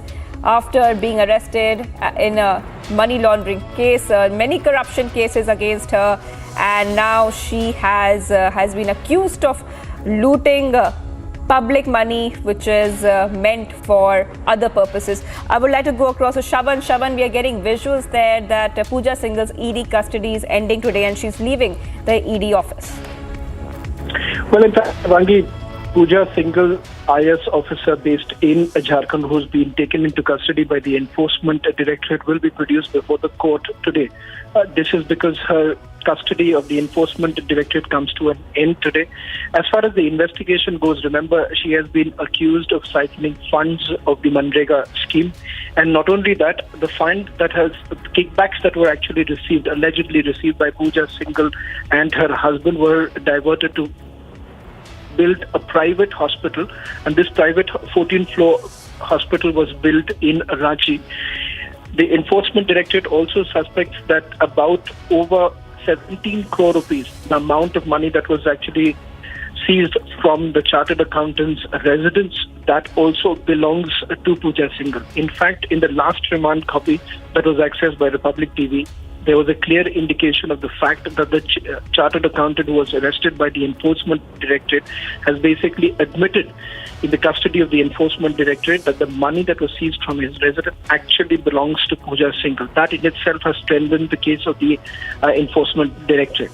This is just the tip of the iceberg, Shivangi, primarily because the Enforcement Directorate believes that there is a larger network that was in operation, and secondly, the fact that there is a high possibility that she received some sort of a political protection. If that is the case, from whom did she actually receive the political protection becomes also very important for the Enforcement Directorate to probe at this stage.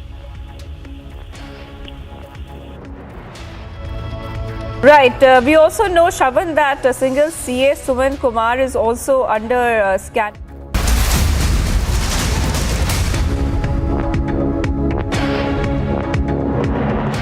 साफ न्यायालय ने, माननीय उच्चतम न्यायालय ने यह माना कि वहां कोई मूर्तियां प्रकट नहीं हुई थी, वो 22-23 दिसंबर की रात में रखी गई थी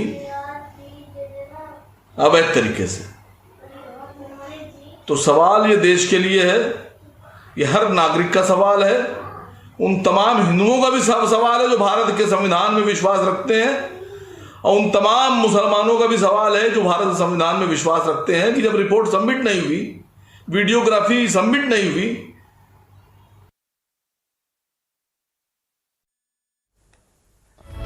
All right, we are hearing more reactions coming in on the Gyan Vapi survey there. More reactions coming in on this story. Remember that we just heard AIMIM Saeed Asim Wakar, who is also making some statements there. Remember that a political face-off has been happening over the Gyan Vapi survey. Varanasi court has already ordered the sealing of spot where Shivling was found. So this story continues to get, in fact, it's moving as well, and we'll get you more on that just after this short break. Much more coming up on the other side.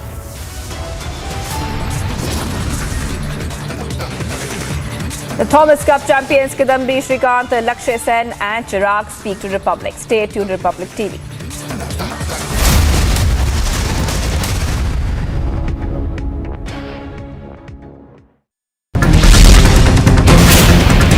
जिस दिन उद्धव ठाकरे मुख्यमंत्री नहीं रहेंगे, power चले जाएगा, उस दिन अगर रश्मि ठाकरे को जेल के पीछे डाला और तुम्हारी घर की महिला वहाँ जाएगी, तब मैं आपको पूछूंगी लॉकअप कैसा लगता है, दर्द कैसा रहता है और बिना क्राइम के जेल में जाना कैसा लगता है।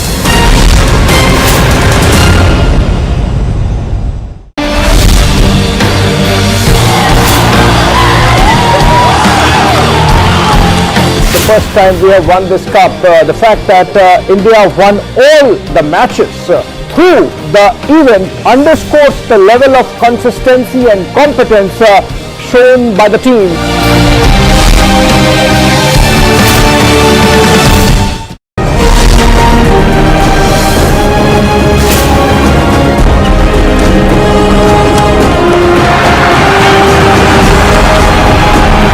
Winning Thomas Cup and being a part of the Thomas Cup members, we are feeling much happy. The whole India will be very happy.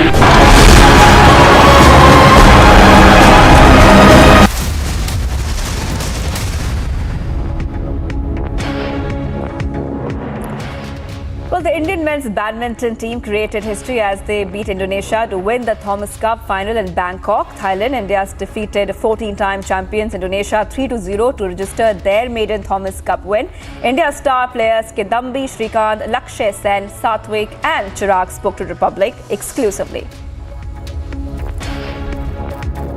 How does it feel to bring your country so much glory and honor this morning? Thank you so much. It's great. It feels nice. It's a great feeling. It's a great experience. To win Thomas Cup. This is considered to be one of the the biggest team event that we have in badminton, and it's like World Cup for cricket, or in that scale. So it's very happy to win such a big team event. Absolutely, as you said, this is the World Cup for cricket. Now, for all those youngsters who are watching you this morning, you are an icon. What is it that you want to tell them? I would first of all, I would really like to thank all of them, for being very supportive. And again, I think all of us today have proved that this is possible, that India can also win Thomas Cup. So the next generation, all the youngsters, who have just started playing badminton, or who are slowly progressing towards, taking it up professionally. I think they all have the chance, they all have the potential, I feel. They all have the chance and infrastructure and the support from the government. So if they can really, work hard, work towards it, I think it is possible, and we can see many more Thomas Cups for India. And absolutely, and they have heroes like yourself to look at. Now, Srikanth, last week has been absolutely magical. It was your straight set victory actually over the Indonesian that set in the second singles that actually helped us secure this first ever Thomas Cup title. Now, what was it that was going on through your mind when you were playing that game? Going into the match, I always I knew that if I can really win, then we will be the Thomas Cup champions. But I lost to him the last time, so that result really put this pressure aside, and then all I was thinking about was to execute my strategies well, play well, play the best badminton possible, and I was really happy, and even now when I'm watching those videos, I'm not able to speak, but I'm extremely happy, and I know it's for a fact that I was able to contribute for the team's win is making me more happy. The viewers, we have Sathwik Sairaj, Ranki Reddy and Chirag Shetty joining us on the broadcast. The Thomas Cup champions, the Indian badminton pair that needs no introduction. First up, if I can ask you, Sathwik, the feeling, the very moment when you defeated the 14-time champions Indonesia in scripted history. Well, I think I'm still in the zone. I can't believe it. We won Thomas Cup. So when we played for the first time in China, I was watching the finals, watching it that when we'll play this day.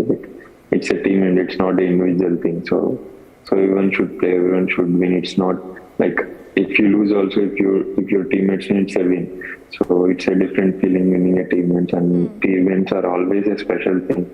So it's a great feeling to win this Thomas Cup.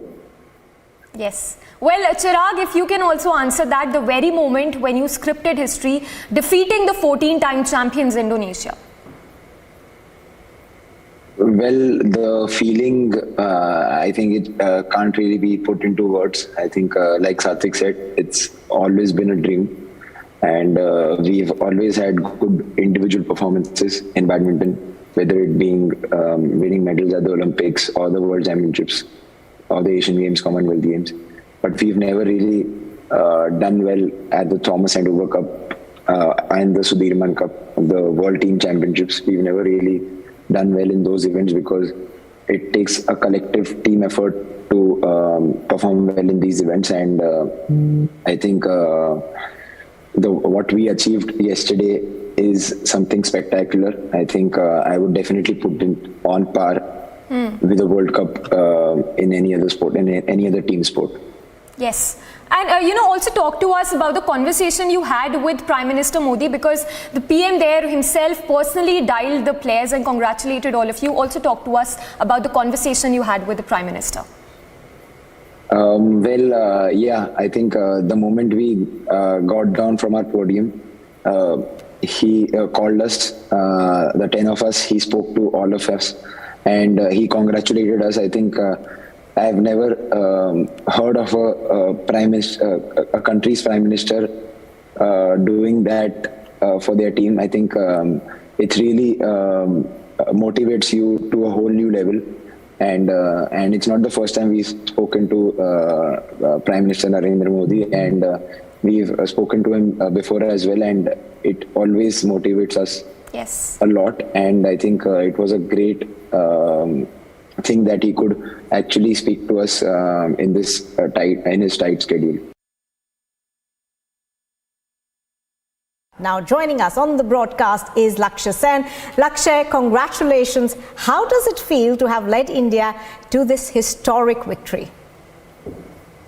Yeah, thank you, ma'am. And it feels really good to win a Thomas Cup gold, and it's the first time India went past the semi-finals and then won the championship. So yeah, it's a really special feeling for all of us, and everyone in the team did really well, and we came all together as a team, and it's a totally team effort that we are seeing today.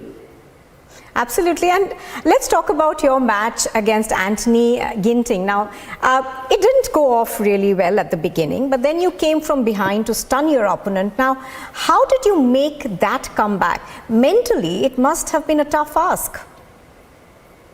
As I started on the faster end of the court, and with the drift, the conditions were really different on both the sides, and he started on a better end, and then he took the first game. But I always had that belief that when the sides will change, I'll definitely have an advantage in the second game. I maintained a good lead in the second to pull out the second game, and then the third game again I was on the faster end of the court, so it was really hard for me to control the shuttle. So, I still managed a 4-point lead to him. Like, I didn't let the lead go away too much, so that I can't recover when I change ends. But I think that was really crucial in the third game, to not giving too many points in the beginning, and then it would have been difficult for me to come back. But I think 4 points lead to him. I could recover back in like 13 all or 14 all. So I think that way from the last 11 points which I played was really crucial. But we're coming up on the other side as day 3 of survey concludes. Hindu side makes massive Baba Mil Gaye claim. Muslim side rejects claim. And the sexism tape is out after sexist snub. Islamic group Samastha issues shocking justification, says women must have some lajja. Stay tuned to Republic TV.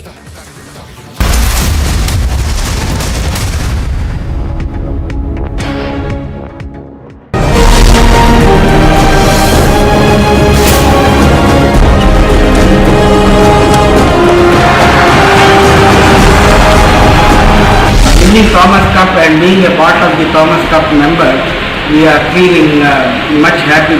Whole India will be very happy.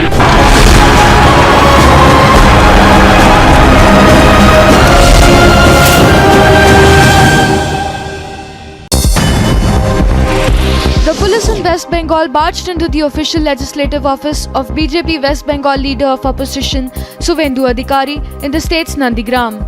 The police reportedly entered the premises without any search warrant. A sand art tribute was created following the death of international Australian cricketer Andrew Symonds. The sculpture was created by an artist named Sudarshan Patnaik in Odisha's Puri. Himachal Pradesh Chief Minister Jairam Thakur was seen presiding over a fair held in the district of Sipur in Himachal Pradesh. The minister also announced the opening of Ayurveda dispensary in Sipur along with a health sub-center at Kanola. Union Minister for Education Dharmendra Pradhan visited the Jawahar Navodaya Vidyalaya in Odisha's Denkanal. The minister was seen inspecting the school's infrastructure in the city.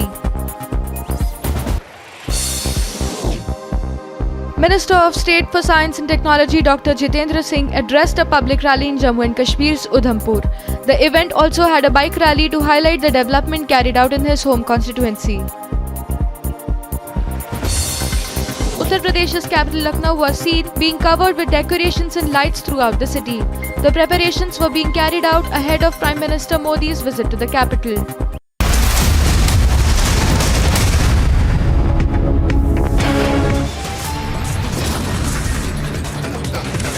Well, top headlines at this hour as Day 3 of Gyan Vapi survey concludes. Hindu side says Shivling found makes big Baba Mil Gaye claim. Hindu side claims Shivling found at Gyan Vapi mosque site. Muslim side disputes the claim.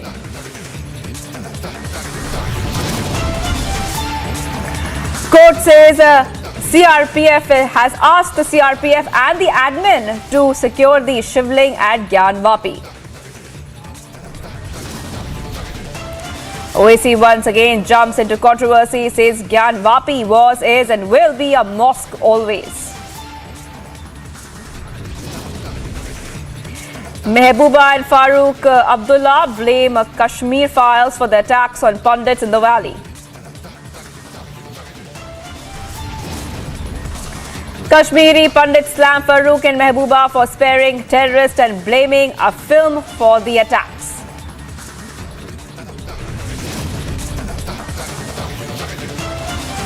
Kejriwal jumps into the bulldozer demolition controversy, says he's against encroachments but questions the drive.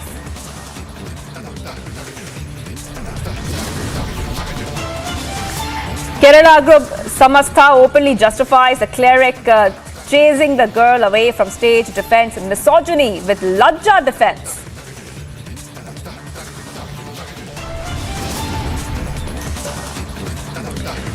Another life lost due to electrocution in Bengaluru. Man dies at a bus stand due to illegal ad panel.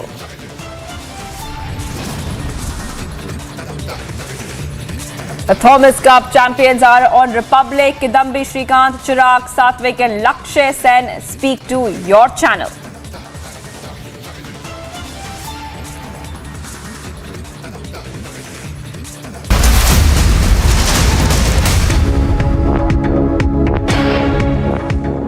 A big development coming in. Union Minister Giriraj Singh has now hit out at AIMIM Chief Asauddin Owaisi. He says Owaisi should have faith on court. He should not try to become Jinnah. Listen in. देखिए, ओवैसी साहब के बयान को हमने देखा और मुझे आश्चर्य हुआ। वो बैरिस्टर हैं, संविधान के ज्ञाता हैं, काला कोट पहन के कानून की किताबें लेते हैं। ये भारत संविधान से चलेगा, कानून से चलेगा, तुष्टीकरण से नहीं चलेगा। ये काम नेहरू अगर आज़ादी के बाद आक्रांताओं के द्वारा, मुगलों के द्वारा किए गए अन्याय की जांच शुरू करवानी चाहिए थी, लेकिन उन्होंने तुष्टीकरण की राजनीति की और हिंदू और मुसलमानों में खाई पाटने का काम किया। और ओवैसी कोर्ट पर भरोसा रखे, धमकावे, डरावे, दबाव न डाले, सुपर जिन्ना बनने की कोशिश न करे। देश कानून से चलेगा। अभी ज्ञान माफी का मामला कोर्ट में है। लेकिन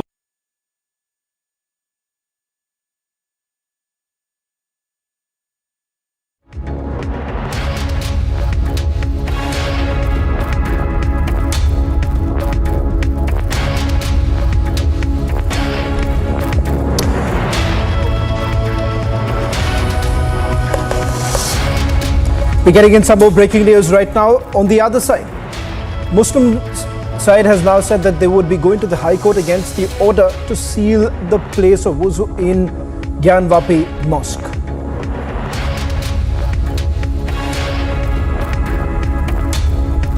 Joining us on this broadcast are our reporters on the ground, Piyush as well as Vivek. Let me first take this question to Piyush and then I'll come to you, Vivek. Piyush, just take us through the details that you are getting us. It seems there is a massive war of words that has already taken place on the ground, but as far as the strategy on the Muslim side is concerned, what is it that they are planning to do?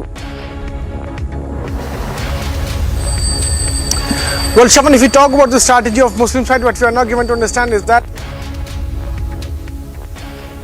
Varanasi, in fact, they are saying that this order is illegal. What the court has done is absolutely illegal, and they will be moving against that particular order to the higher competent court, which is what the Muslim petition also told us a couple of minutes back. We also spoke to Abhinav Yadav. Public TV had also informed us that he will be moving to court because he's saying that it's absolutely 100% illegal. Because he's saying that it's absolutely 100% illegal. What is the bone of contention? The point on which the Muslim petitioner is moving to court, what we are told is that it is happening because the Muslim side believe that they were not heard. In fact, they are also party into this. The land belongs to them. That masjid belongs to the petitioners, and that is why they should also be heard. But their voice was not heard, their side was not taken up, and that is why they believe that this order, which has been pronounced by the local court in Varanasi, saying that that particular area where the shivling has been found should be sealed, is illegal. Now we'll have to wait and watch what is going to be the further strategy, but the sources have confirmed to us. In fact, Abhinav Yadav, who is also petitioner of Muslim side, while speaking to us, has told us that he will be moving to court against his order, saying that this order is completely illegal. Well, let me also bring in Vivek, who's joining us on this broadcast. Vivek, अगर Hindu side की अगर बात करें, सवाल ये वापस उठाया जा रहा है कि शिवलिंग को बचाने के लिए जो भी चीज़ें करने की ज़रूरत है वो करेंगे, और साथ ही साथ ये भी सवाल उठाया जा रहा है कि मुस्लिम पक्ष के जो लोग हैं उनको इससे एतराज़ क्यों हो रहा है? जी बिल्कुल, देखिए जिस तरीके से जब इस पूरे प्रकरण की सुनवाई शुरू हुई थी, जब ये पूरा प्रकरण जब कोर्ट में गया था, तभी से हिंदू पक्ष लगातार ये बातों की मांग कर रहा था कि वहाँ पर पूजा करने की उनको अनुमति क्यों नहीं दी जाती और एक बार वहाँ पर चीज़ों को सर्वे करा लिया। और तभी से लगातार मुस्लिम पक्ष इस बात को लेकर के उसकी आपत्ति थी कि वहाँ पर सर्वे नहीं हो सकता, और उसने ये बात साफ की थी कि जो मस्जिद है उसके अंदर किसी भी गैर मुसलमान की एंट्री नहीं होगी। हालांकि उसके बाद कोर्ट के आदेश के बाद जो तमाम सर्वे है वो हुआ, और सर्वे में जिस तरीके से आज जो चीज़ निकल के सामने आई है, जो तालाब के अंदर से जो 20 बाय 20 का लगभग तालाब था जहां पर वजू होती थी, वहां से लगभग 3 फीट की जो मूर्ति है, तकरीबन 12.8 इंच उसका पूरा का पूरा जो एरिया है वो है, और वो निकल के सामने। और उसके बाद कहीं ना कहीं हिंदू पक्ष इस बात को लेकर के अपनी बात रख रहा है कि जिस बात का उनको एक उनके मन में जो तमाम बातें एक लंबे समय से जो चल रही थी, वो कहीं ना कहीं आज वो सर्वे में निकल के सामने आई हैं। हालांकि इस पूरे प्रकरण के बाद जो कोर्ट का जो आदेश आया है, कोर्ट ने कहा है कि उस पूरे एरिया को सील किया जाएगा, और इसको लेकर के कहीं ना कहीं जो मुस्लिम पक्ष है वो नाराज़ है, और वो इस पूरे प्रकरण को लेकर के आने वाले समय में हाईकोर्ट जाने की बात कर रहा है। उसका कहना है कि जो वजू स्थल है उसको कैसे बैन किया जा सकता है या उसको कैसे सील किया जा सकता है। तो ये तमाम ऐसी चीज़ें हैं जिसको लेकर के आने वाले दिनों में मामला और ज़्यादा एक तरीके से लोग आगे बढ़ेगा। लेकिन अब देखना होगा कि कल भी इस पूरे प्रकरण में, क्योंकि 17 तारीख को जो कोर्ट कमिश्नर की जो पूरी की पूरी रिपोर्ट है वो जब वहाँ कोर्ट में सबमिट होगी वाराणसी कोर्ट में, तो वहाँ से क्या निकल के आदेश निकल के सामने आता है। हालांकि इस पूरे प्रकरण में एक सुनवाई कल 20 तारीख को एक सुनवाई इलाहाबाद हाई कोर्ट में है, तो वहीं एक सुनवाई कल दिल्ली सुप्रीम कोर्ट में भी है। तो ये तमाम चीज़ें हैं जो कल निकल के इसमें सामने आएंगी। लेकिन फिलहाल एक पक्ष जो अपनी लंबी मांग के चलते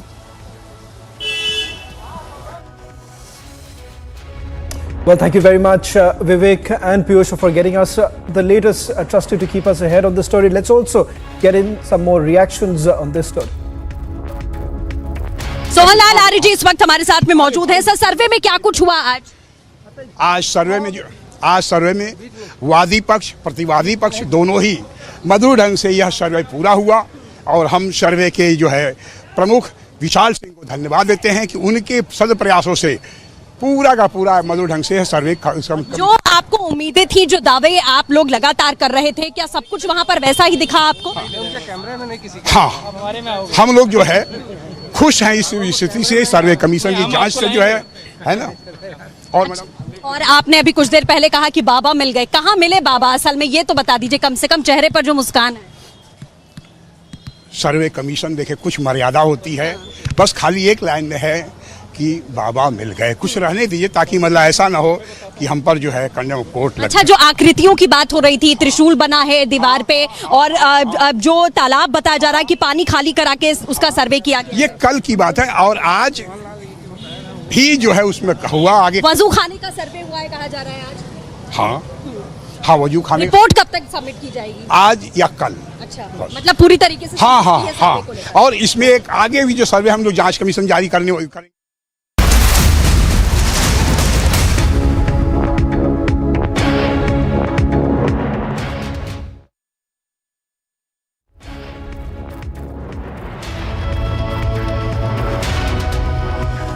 इस तरह की बातें कहना बिल्कुल नाजायज है, गलत है। मैं पहले ही आपसे कह दिया कि मैं कोर्ट ऑफ लॉ पर विश्वास करता हूं, और जब तक वकील कमिश्नर की रिपोर्ट केस में कोर्ट में फाइल नहीं हो जाती है, तब तक उसमें शिवलिंग है कि फव्वारा है कि उसमें तालाब है कि उसमें मुसलमानों के वजू करने का पानी रखा गया है, ये सब चीजें रिपोर्ट प्रस्तुत करने के बाद मैं डिटेल इस पर रिप्लाई दूंगा।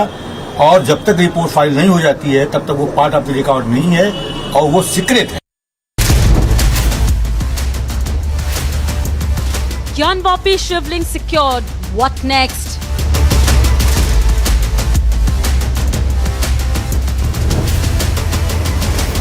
Watch the burning questions at 8 p.m.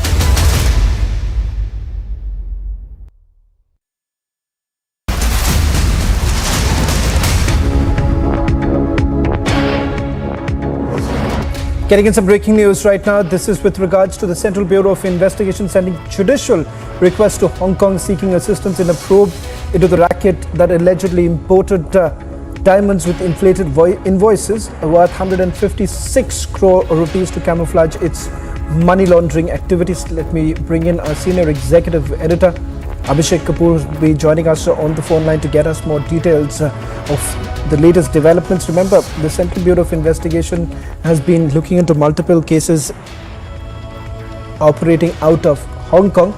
Even in the case of Nirav Modi, remember there were a lot of back and forth that has happened with the authorities in Hong Kong. This is another case in which we're given to understand a judicial request has been sent to Hong Kong. They are essentially looking forward to some sort of an assistance in trying to probe a case worth 156 crore rupees in which there was an attempt made to camouflage the money that was diverted.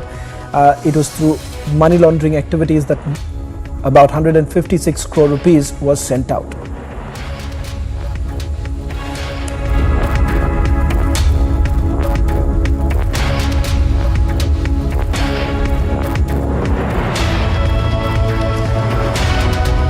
Joining us on the broadcast is Niranjan. Niranjan, just take us through the details that you're picking up.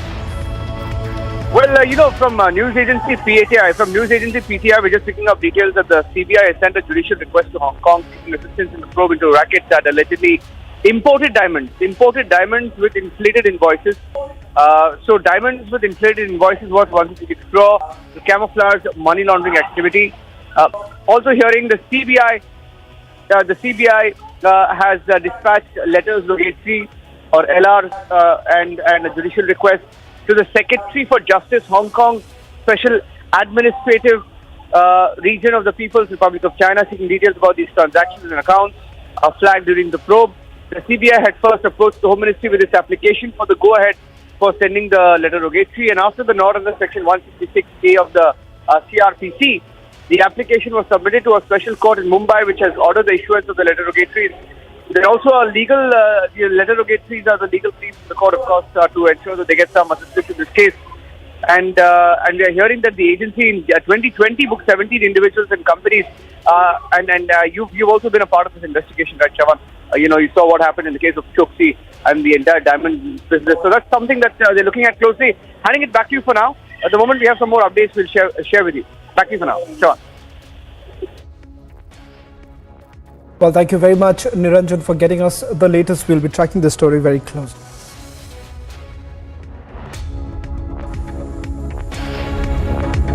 Well, shifting focus now to Karnataka, where a 30-year-old man lost his life after coming in contact with a live electrical wire near the Hebbal police station bus stand. Bescom has now said that it was a fatal and non-departmental accident which took place because of an illegally drawn wire to an advertisement hoarding by a private advertising agency. Here are the details. Yet another case of a passenger who was waiting in Hebbala bus station had come in connection with electricity cable, and he had succumbed after he was being electrocuted.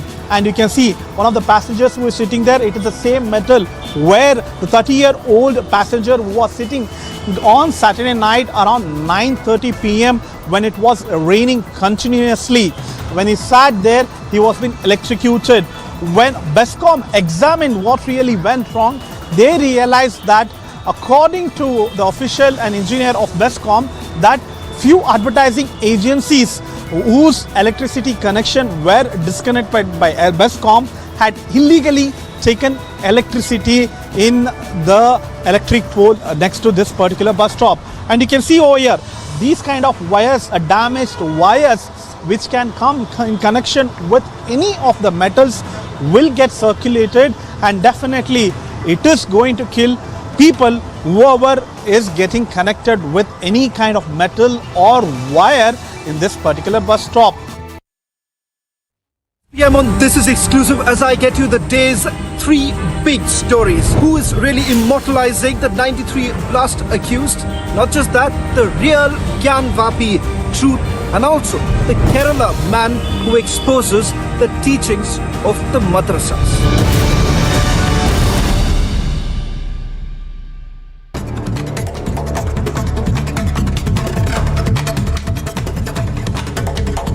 National Conference Chief Farooq Abdullah has demanded a ban on the film Kashmir Files, saying that the film is rather responsible for attacks in the valley. His statement comes after the murder of Kashmiri Pandit Rahul, whose brutal murder sparked widespread protests in Jammu.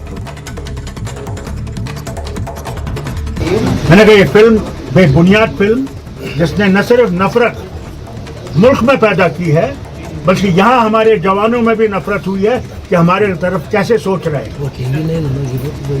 जो मुसलमानों पे जुल्म हो रहा है हिंदुस्तान के कोनों में, वो हमारे बच्चों में भी एक लहर पैदा कर रहा है। ऐसी चीजों को बंद करना चाहिए। CPM has waded into the Hanuman Chalisa face-off controversy. CPM leader Subhashini Ali has now targeted Rana. Couple says it was a good thing that they were punished as they recited Hanuman Chalisa to disturb peace. कुछ लोगों के ऊपर मुकदमे लगाए गए महाराष्ट्र में, वो हनुमान चालीसा को लेकर के नहीं, बल्कि उन्होंने जो कानून व्यवस्था को तोड़ करके और हनुमान चालीसा का एक तरह से बहाना लेकर के ऐसे स्थलों पर जाकर के उसका पाठ करने का फैसला किया था या ऐलान किया था जहां पर गड़बड़ हो सकती थी, अफरा तफरी का माहौल बन सकता था। Bajrang Dal has now responded to weapons training controversy after pictures surfaced of its camp in Kodagu in Karnataka surfaced. Bajrang Dal says it was a physical training, not weapons training, while PFI affiliate SDPI has sought action against the Bajrang Dal under Terrorism Act and questioned the training. जो बजरंग दल में active काम करते हैं, ऐसे लोगों को शारीरिक और बौद्धिक रूप से और भी उनको तेज करने की ज़रूरत है, मोटिवेट करने की ज़रूरत है। तीसरा वेपन ट्रेनिंग के बारे में, वो वेपन नहीं है। जो सब जगह में एयर गन बोलते हैं हम, जो बच्चे खेलते हैं, वो एक एयर गन है। वो केवल एमिंग सिखाने के लिए इसको इस्तेमाल करते हैं। एमिंग एक केवल जैसे हम फिजिकल ट्रेनिंग में वो ऐड करते हैं। Mega AAP BJP bulldozer face-off. Delhi Chief Minister Arvind Kejriwal says his party will fight against the BJP's bulldozer politics, calling the drive the biggest destruction in independent India. उन्हें वो कह रहे हैं कि हम दिल्ली से सारा अतिक्रमण हटाने जा रहे हैं। कि जितना भी इंक्रोचमेंट है, इलीगल कंस्ट्रक्शंस हैं, वो सारी हटाई जाएंगी। हम खुद भी अतिक्रमण के खिलाफ हैं। हम नहीं चाहते कि इंक्रोचमेंट्स होनी चाहिए, हम नहीं चाहते कि इलीगल बिल्डिंग्स बननी चाहिए। Kashmiri Pandit community staged a protest in Anantnag against Jammu and Kashmir Lieutenant Governor Manoj Sinha administration over the killing of Rahul Bhatt.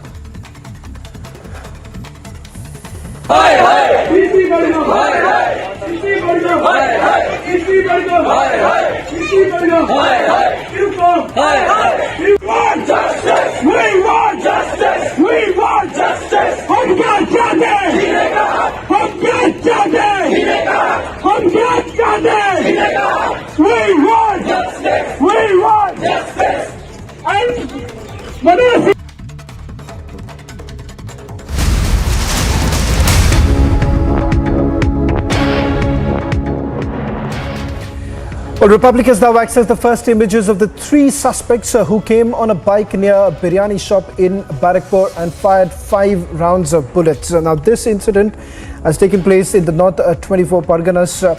Three goons, what you see right now on your screens, three goons came on a bike near a biryani shop in Barakpur and they fired 5 rounds of bullets. 2 people rather were injured at the spot itself and are critically injured. They have been admitted at the BN Bose Hospital in Barakpur.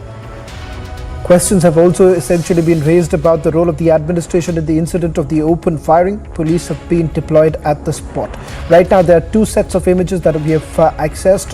On the left side of your screen are the CCTV footage of the firing that took place, the 5 rounds of firing that has taken place. And the right, we've also accessed images. So the first images of the 3 suspects that you can see right now, one wearing a helmet and 2 others, pillion riders on the bike right now. They are the ones who opened fire. 5 rounds of bullets were actually fired. What is the motive and who exactly were the targets is still not very clear. We'll try and go across to our reporter from our sister channel Republic Bangla, who've been tracking this story very closely. In fact, these are the first big visuals that have been accessed by Republic Media Network. On this broadcast, Anirban is joining us, editor of Republic Bangla. Anirban, just take us through the details that you're picking up. These are exclusive images that have been accessed by Republic Bangla. Could you tell us what perhaps was the motive? In case of Adra Railway Division incident, where in a rail yard firing has taken place, there was a couple between there was a continuing couple between 2 constructed groups, and one of the groups allegedly has fired on the laborers of the other groups, those who are working on the rail yard, and on following that firing, 9 rounds of bullet has been fired on Adra Railway Division rail yard. 9 rounds of bullet, and 2 laborers are injured. One of them are hard to be severely injured and has taken to hospital. From the witness accounts that we are getting from the incident point, the miscreants came and they fired incessantly. They fired in the rail yard, and 2 laborers were injured. After that, they looted everything that was there with the laborers, and also gave some threats to flee the place. After that, police has gone to the place, and we have got also visuals of police officials doing a investigation over there, and some key witness accounts who have told us what actually was happening over there in broad daylight in Adra Railway Division. In another incident in Barakpur, there is a biryani shop, and on that there is a biryani shop, and on that biryani shop, people were queued. They are in the queue to purchase biryani over there in afternoon. You know that there is queue, and people come out to take food for afternoon. And on that biryani shop, in a bike, 3 miscreants came, and they also fired incessantly. 5 rounds of bullet has been fired officially from the police sources that we have got from their police commissioner has also gave us a bite. And from the CC camera footage, it is evident that this bike is coming. That exactly is running on our channel. This bike is coming just in front of the biryani shop, and they are firing incessantly.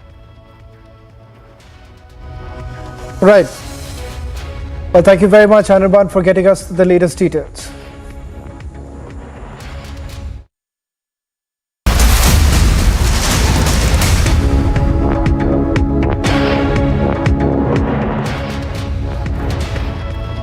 Well, we're getting in some breaking news right now. These are the latest images of Prime Minister Modi reaching Kushinagar in Uttar Pradesh. This is after Prime Minister Narendra Modi attended. लेटे हुए उनका सिर उत्तर में है और पैर दक्षिण में, और खास बात यह है कि इस मूर्ति की जो स्थापना है वो हरिबल नाम के एक उपासक ने की थी और काफी मान्यता है इस स्थान की। और इसके आसपास अगर आप देखें कि बुद्ध सर्किट, जिस तरीके से प्रधानमंत्री नरेंद्र मोदी ने इस बुद्ध सर्किट को जोड़ने के लिए तेजी से काम किया है, लुम्बिनी से आप देखें बोध गया से सारनाथ, सारनाथ से आपको हरिबल नाम के एक उपासक ने की थी और काफी मान्यता है इस स्थान की। और इसके आसपास अगर आप देखें कि बुद्ध सर्किट, जिस तरीके से प्रधानमंत्री नरेंद्र मोदी ने इस बुद्ध सर्किट को जोड़ने के लिए तेजी से काम किया है, लुम्बिनी से आप देखें बोध गया से सारनाथ, सारनाथ से आप कुशीनगर देखें, एक पूरा चक्र है लुम्बिनी में भगवान बुद्ध पैदा हुए, बोध गया में जहां उनको ज्ञान प्राप्त हुआ, सारनाथ जहां उन्होंने उपदेश दिए, अपने प्रवचन दिए, और उसके बाद जो कुशीनगर जहां पर उनको महापरिनिर्वाण प्राप्त हुआ। तो उस दृष्टि से देखें तो बहुत All right, Prime Minister back in India and at Kushinagar, and now he's at the Buddha temple in Kushinagar, for which it is known. Remember, viewers, Gautam Buddha attained his nirvana at Kushinagar, and that's why in the pictures you see he's shown in a posture, in a lying posture. And earlier in the day, he was in Nepal, which is the birthplace, in Lumbini, which is the birthplace of Gautam Buddha as Prince Siddharth.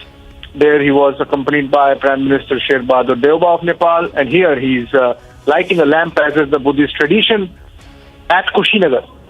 Incidentally, Gautam Buddha was born on Guru Purnima of Vaisakh, Buddha Purnima of Vaisakh, I beg your pardon, and he also attained his nirvana on the same day.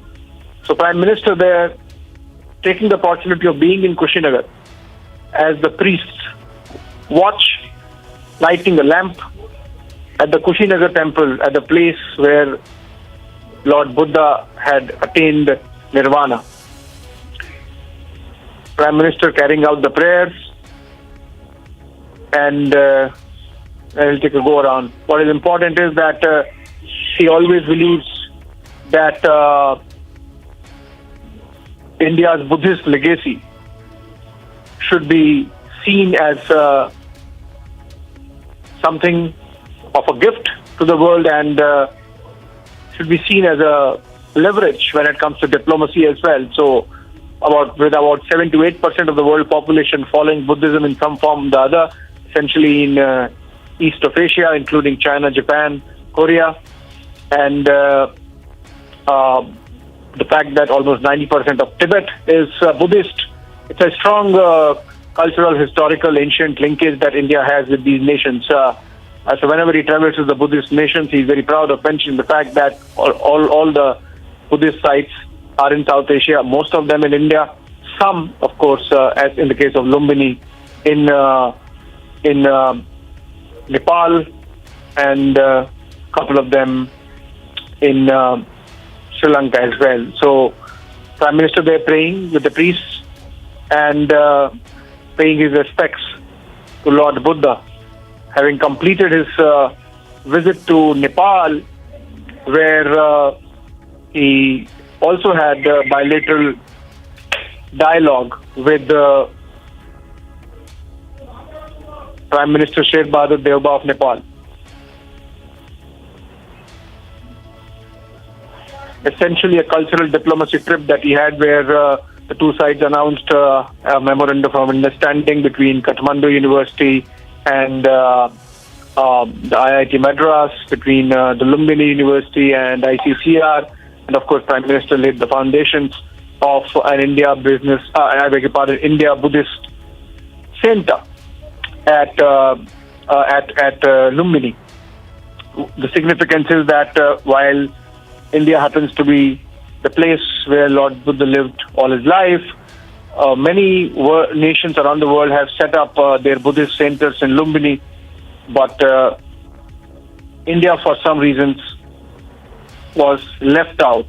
The Modi government really pursued with the Nepalese authorities and the Lumbini monastic zone, and the government there provided a plot of land in the Lumbini monastic zone. So for example, Thailand, Canada, Cambodia, Myanmar, Sri Lanka, Singapore, France, Germany, Japan, Vietnam, Austria, China, United States also. They have their centers, Buddhist centers in the monastic zone in Lumbini, but India did not have. Now, of course, Prime Minister there in the pictures completing the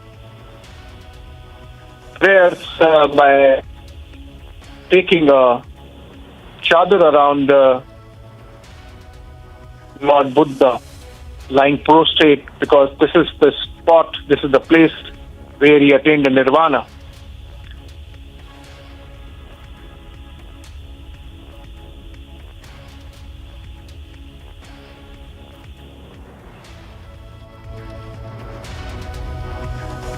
And we were talking earlier about the India International Center, that foundation for which was laid by Prime Minister earlier in the day in Lumbini, in Nepal. Many countries have this Buddhist center there, but India somehow, for some reason or the other, did not have. And apart from that, also the importance that the Prime Minister has given Nepal overall Indo-Nepal relations, having visited fifth time in his two terms as Prime Minister, and participating in events. He, of course, underscored the other civilizational connect, where he said that Ram is incomplete without Sita, because Sita was born in Janakpur, which is in Nepal now. So the Prime Minister now being taken around by the Buddhist monks and the priests at the Kushinagar temple, completing his prayers.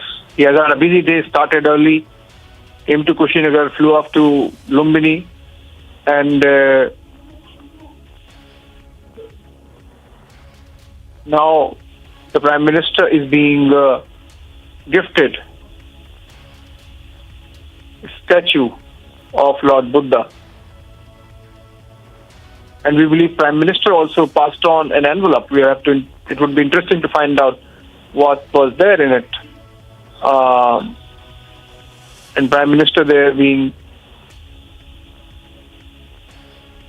gifted that small statue of Lord Buddha as he engages with the monks and the priests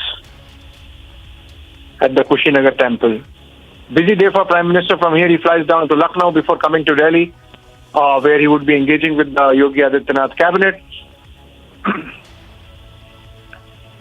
But even in those busy engagements, he has squeezed in time of 10 minutes and come to the Kushinagar temple. He gave 10 minutes and is now heading out to take his flight, this time to Lucknow and then back to Delhi by night. As always, Prime Minister he squeezes every ounce from the minute that he has. And the day began early because he had to travel to Nepal, spent about 6 hours there, included delegation level talks, and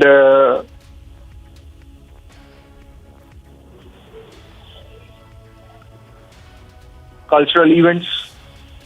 Apart from having carried out prayers at the Maya Devi temple, visited the site where Gautam Buddha was exactly born. It so happens that all the three important events in Gautam Buddha's life, his birth in Lumbini, his attainment of his enlightenment at Bodh Gaya, and his attaining nirvana, leaving his body, happened on the same day, on Purnima of Vaisakh month, which happens to be today. So Buddha Purnima, the day when Buddha was born, the day Buddha attained enlightenment, the day Buddha attained nirvana. All three, two of those important sites associated with Buddha's life and this day. Visiting Lumbini, visiting Kushinagar, and now he heads out and back to Delhi via a pit stop at Lucknow. This is the Mahaparinirvana temple where Gautam Buddha lies in a prostrate posture on his side. This is the site of Gautam Buddha's Nirvana. Prime Minister, having completed the prayers, now heading to Delhi via Lucknow. Over to you.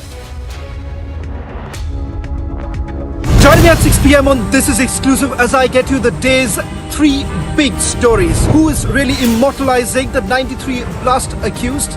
Not just that, the real Gyan Vapi truth, and also the Kerala man who exposes the teachings of the madrasas.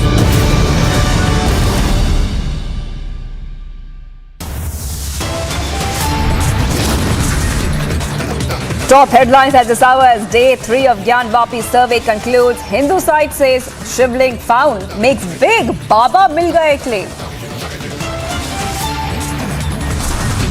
Hindu side claims shivling found at Gyan Vapi mosque site. A Muslim side disputes the claim. Court asks CRPF and administration to secure the shivling at Gyan Vapi. OAC once again jumps into controversy, says Gyan Vapi was, is and will be a mosque always. Mehbooba and Farooq Abdullah blames Kashmir files for the attacks on pundits in the valley. Kashmiri pundit slams Farooq and Mehbooba for sparing terrorists and blaming a film for the attacks. Kejriwal jumps into the bulldozer demolition controversy, says he's against encroachments but questions the drive.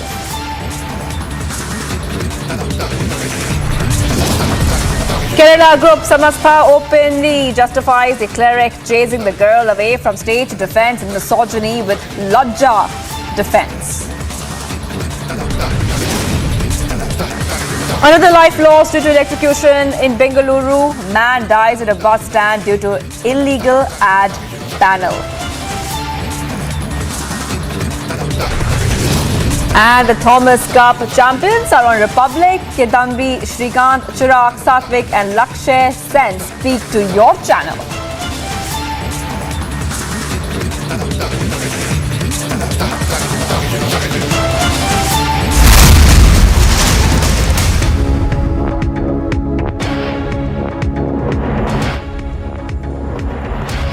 We're getting in reports right now of a shootout in Purulia after a clash between contractors. The latest input we're getting, viewers, is that shootout took place at the Adra railway yard this afternoon, where 4 miscreants opened fire. Police say 9 rounds of bullets were fired from the 9mm pistol. So we're getting some news that I would like to go across to Anuj, who has more details on this breaking development. Anuj.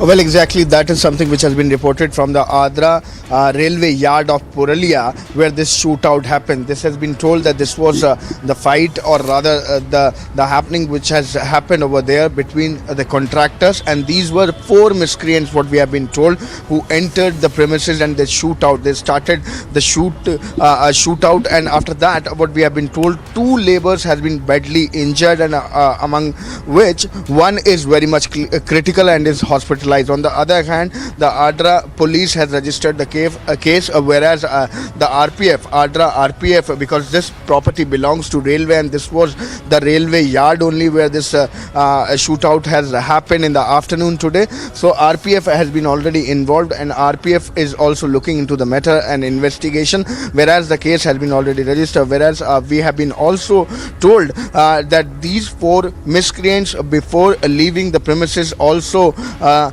thrown a letter, or rather left a letter for the contractor. We have to wait what exactly is written in that very letter, but this was something which is reported from Purulia, and this is from the Adra railway yard of Purulia, where this shootout happened, and 2 people, as I have been telling you, 2 laborers are being badly injured. This was told to us that this was a 9mm pistol which was used, and around 9 fires was done by these 4 miscreants who did this shootout.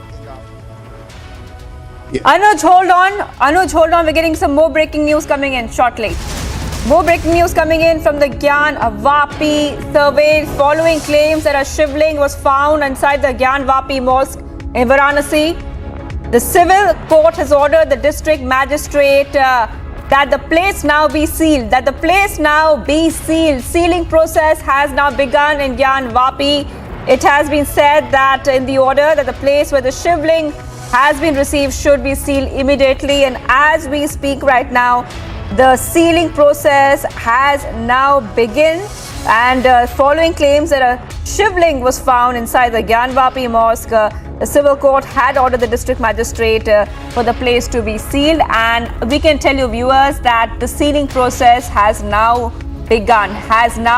Remember, just a short while back, we showed you the first image of the area where the shivling was found. And now viewers, the sealing process has begun right now after the shivling was found in the Gyan Vapi mosque area. So this is a big news coming in, a big development in the Gyan Vapi mosque survey, that after the Varanasi court had ordered the sealing of spot where shivling was found, now the sealing process has begun. Remember that the Varanasi court had directed the sealing. I would like to go across to Piyush. Piyush, as we speak, Piyush, it seems as if the sealing process has begun of the exact location where the shivling was found. Piyush. Well, absolutely. Right now, as we are speaking, the team has now reached of administration to seal the entire area where the shivling has been found. What we are now learning is that amidst the tight security, this process has begun to seal this area. Remember that the Muslim petitioners have also moved to court against this court order, where the court has directed or the district administration, Varanasi Commissioner of Police, and also the top officers to ensure that the entire area is completely sealed and nobody is allowed to go there.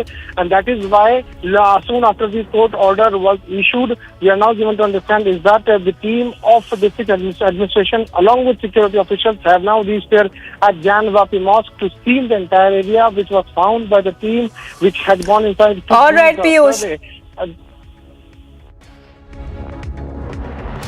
Okay, Piyush, thank you for getting us all those details there. Sealing process has begun now. Much more coming up on the other side of the short break, starting with Kashmiri Pandit slam Farooq and Mehbooba for sparing terrorists and blaming a film for the attacks.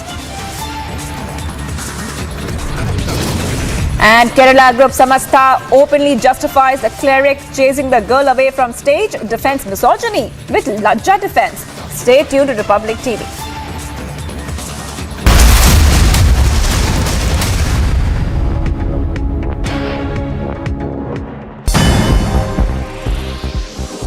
Former Pakistan Prime Minister Imran Khan has alleged that a conspiracy is being hatched abroad to kill him, and also said that he even recorded a video where he has called out the name of alleged conspirators. The Pakistan Tehreek-e-Insaf chairman shared his views while addressing a public meeting at the VIP factory ground in Sialkot.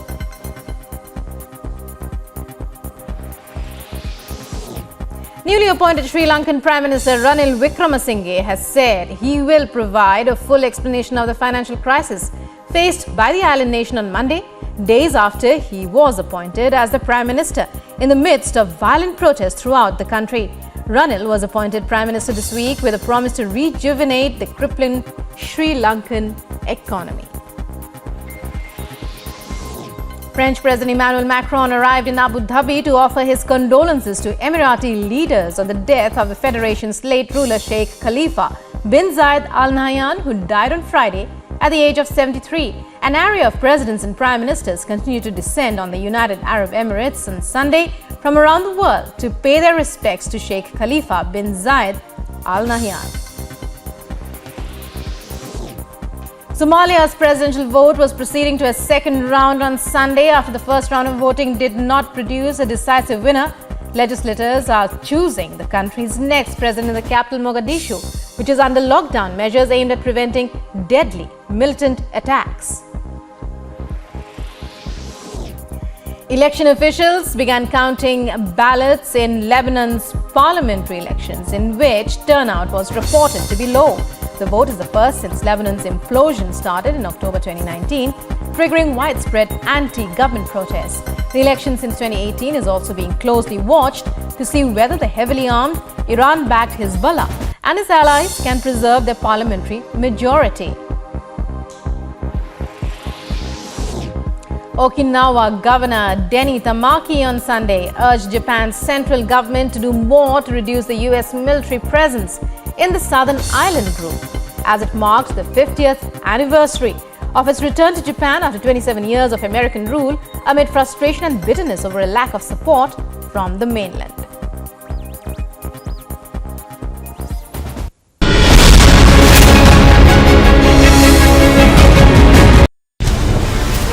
Gyanvapi survey is completed on day 3, but Baba Mil Gaye, the claim made by the Hindu side, is the biggest story tonight at 7 p.m.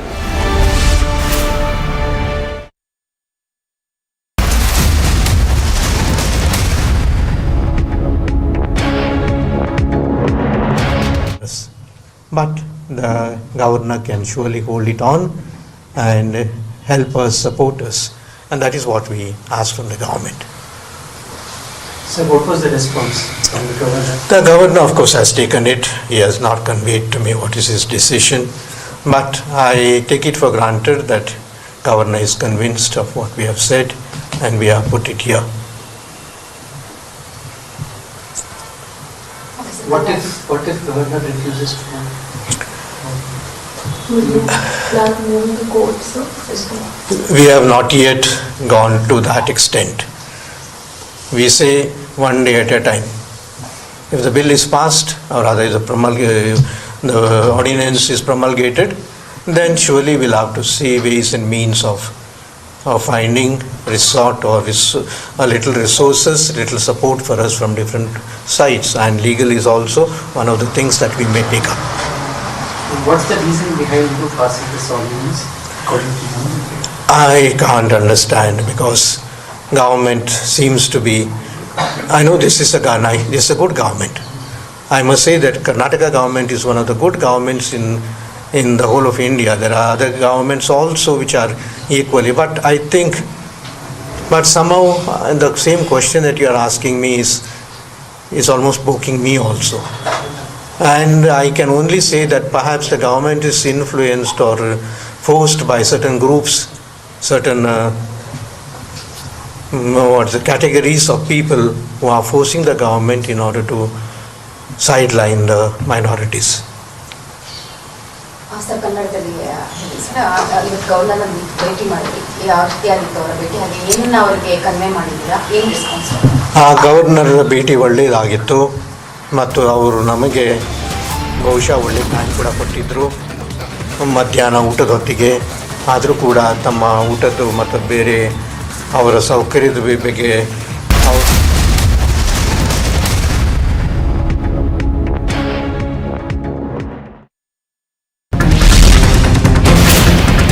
जिस दिन उद्धव ठाकरे मुख्यमंत्री नहीं रहेंगे, power चले जाएगा, उस दिन अगर रश्मि ठाकरे को जेल के पीछे डाला और तुम्हारी घर की महिला वहाँ जाएगी, तब मैं आपको पूछूंगी लॉकअप कैसा लगता है, दर्द कैसा रहता है, और बिना क्राइम के जेल में जाना कैसा लगता है।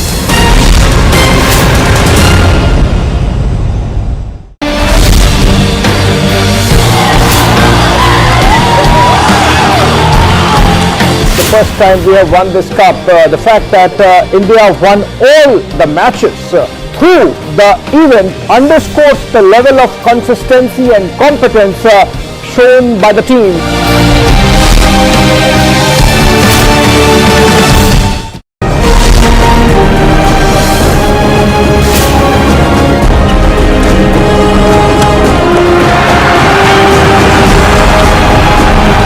Winning Thomas Cup and being a part of the Thomas Cup member, we are feeling much happy. The whole India will be very happy.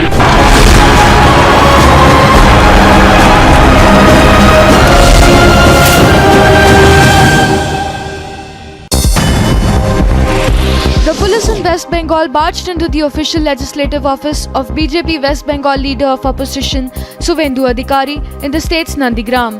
The police reportedly entered the premises without any search warrant.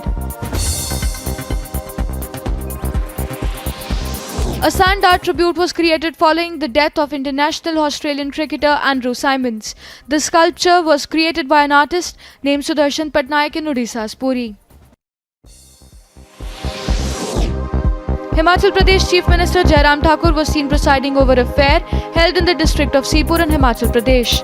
The minister also announced the opening of Ayurveda dispensary in Sipur along with a health sub-centre at Kanola. Join me at 6 p.m. on This Is Exclusive as I get you the day's 3 big stories. Who is really immortalizing the 93 blast accused? Not just that, the real Gyan Vapi truth, and also the Kerala man who exposes the teachings of the madrasas.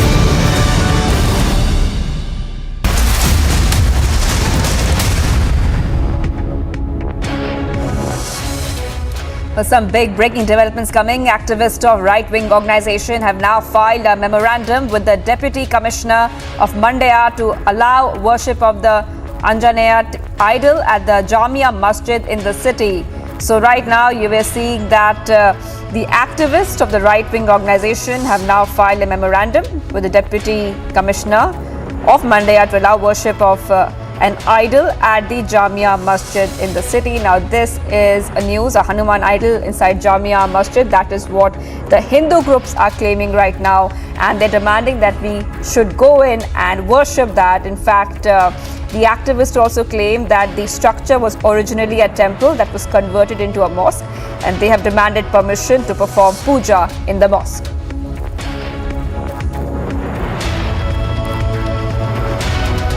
All right, much more coming up on the other side of this very, very short break. Starting with OAC once again jumps into controversy, says Gyan Vapi was, is and will be a mosque always.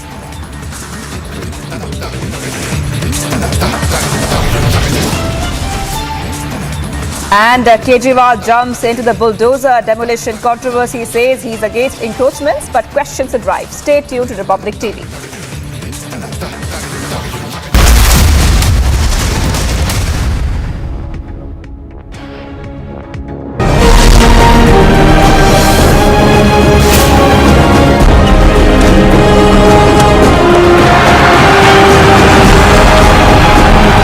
Winning Thomas Cup and being a part of the Thomas Cup member, we are feeling much happy. The whole India will be very happy.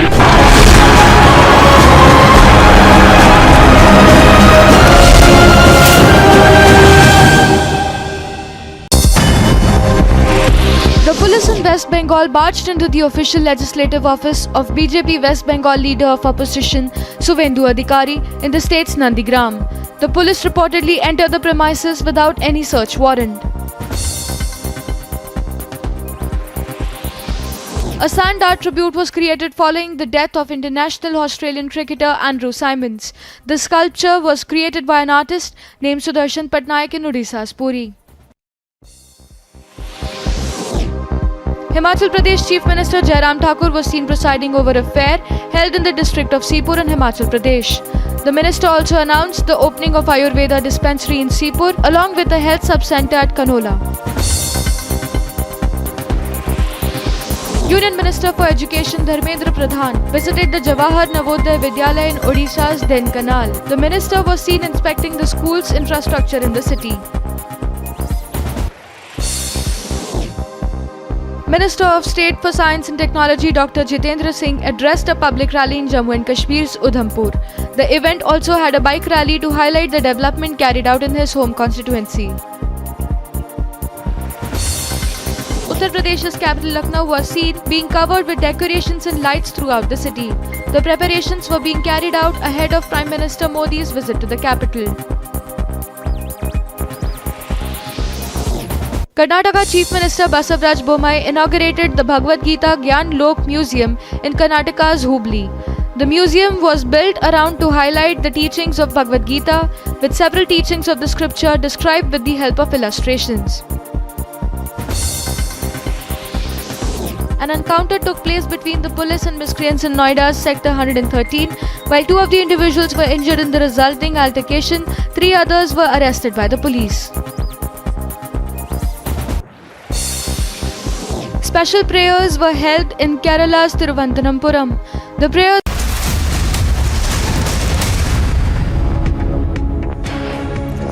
Well, more breaking coming in right now. The ED remand for Pooja Singhal and Suman Singh has now been extended for another 4 days. So, a development there that the ED remand for IAS officer Pooja Singhal and Suman Singh has been extended for another 4 days. Remember that the Jharkhand Mining Secretary Pooja Singhal was arrested by ED in a 5-year-old money laundering case, and after being arrested, the latest update on Republic TV is that the remand for Pooja Singhal and Suman Singh has been extended for 4 more days.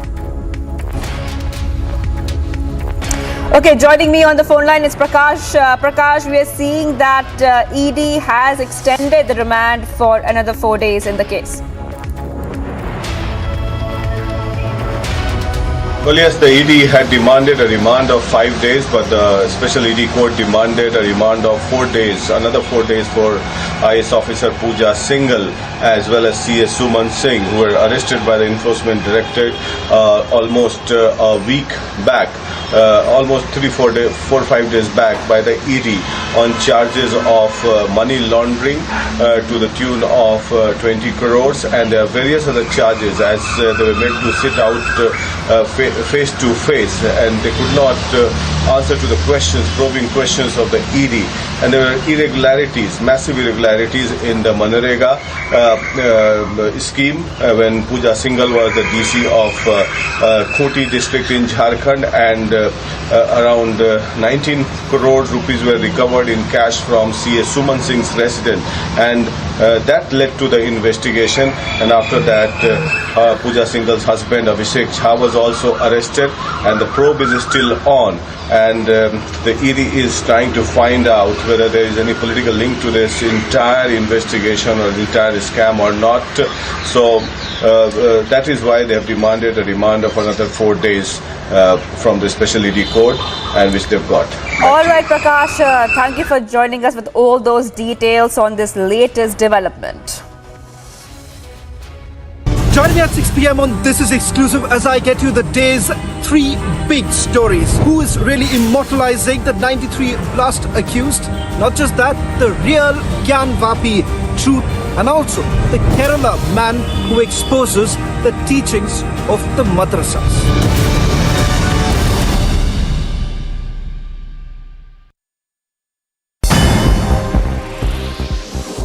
Former Pakistan Prime Minister Imran Khan has alleged that a conspiracy is being hatched abroad to kill him, and also said that he even recorded a video where he has called out the name of alleged conspirators. The Pakistan Tehreek-e-Insaf chairman shared his views while addressing a public meeting at the VIP factory ground in Sialkot.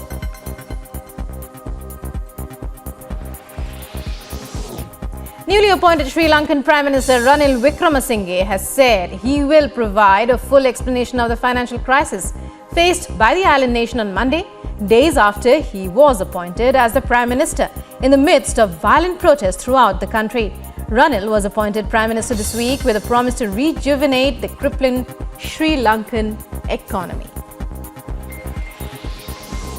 French President Emmanuel Macron arrived in Abu Dhabi to offer his condolences to Emirati leaders on the death of the federation's late ruler Sheikh Khalifa bin Zayed Al Nahyan, who died on Friday at the age of 73. An array of presidents and prime ministers continue to descend on the United Arab Emirates on Sunday from around the world to pay their respects to Sheikh Khalifa bin Zayed Al Nahyan. Somalia's presidential vote was proceeding to a second round on Sunday after the first round of voting did not produce a decisive winner. Legislators are choosing the country's next president in the capital Mogadishu, which is under lockdown measures aimed at preventing deadly militant attacks.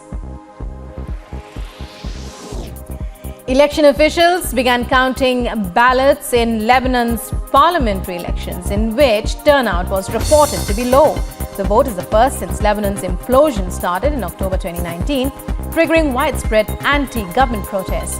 The election since 2018 is also being closely watched to see whether the heavily armed Iran-backed Hezbollah and its allies can preserve their parliamentary majority.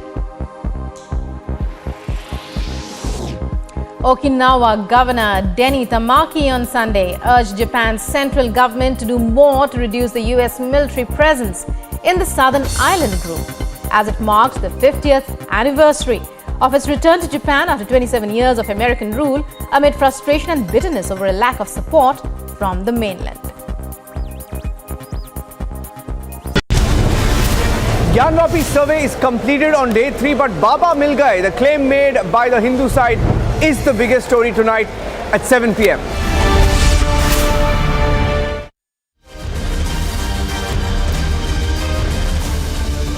All right, coming up next is a special show on Republic TV. This is exclusive with Shravan Sen. Shravan, over to you.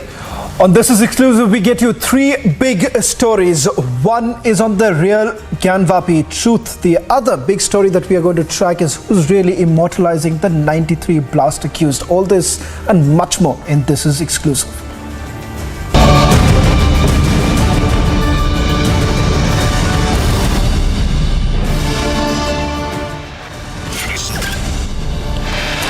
As day 3 of the Gyanvapi survey concludes, Hindu side says shivling found makes big Baba Mil Gaye claim.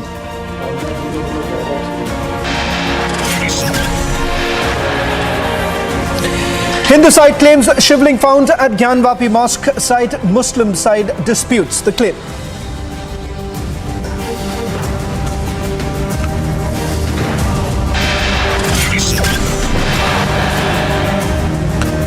Court asks CRPF and administration to secure the shivling at Gyanvapi.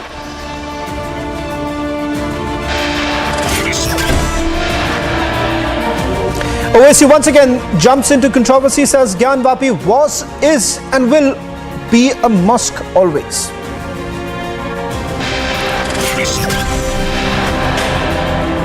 A calendar by the youth wing of Jamaat-e-Islami Hind hails 93 serial bomb blast accused Yaqub Mehmet.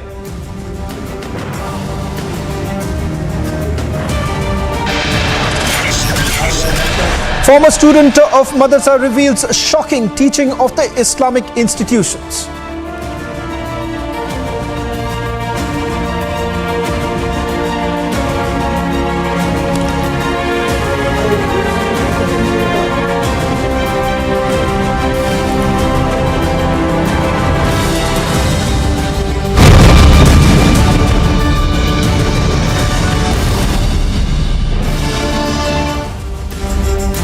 This edition of This Is Exclusive with the big breaking news coming in. A Varanasi court directed the sealing of the spot in the Gyanvapi mosque premises where a shivling was allegedly discovered.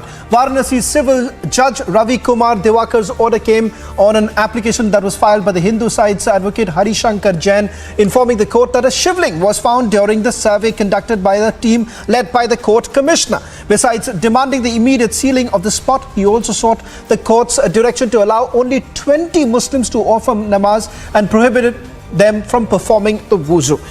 Joining us on this big breaking news coming in are 2 court commissioners. Both the commissioners are joining us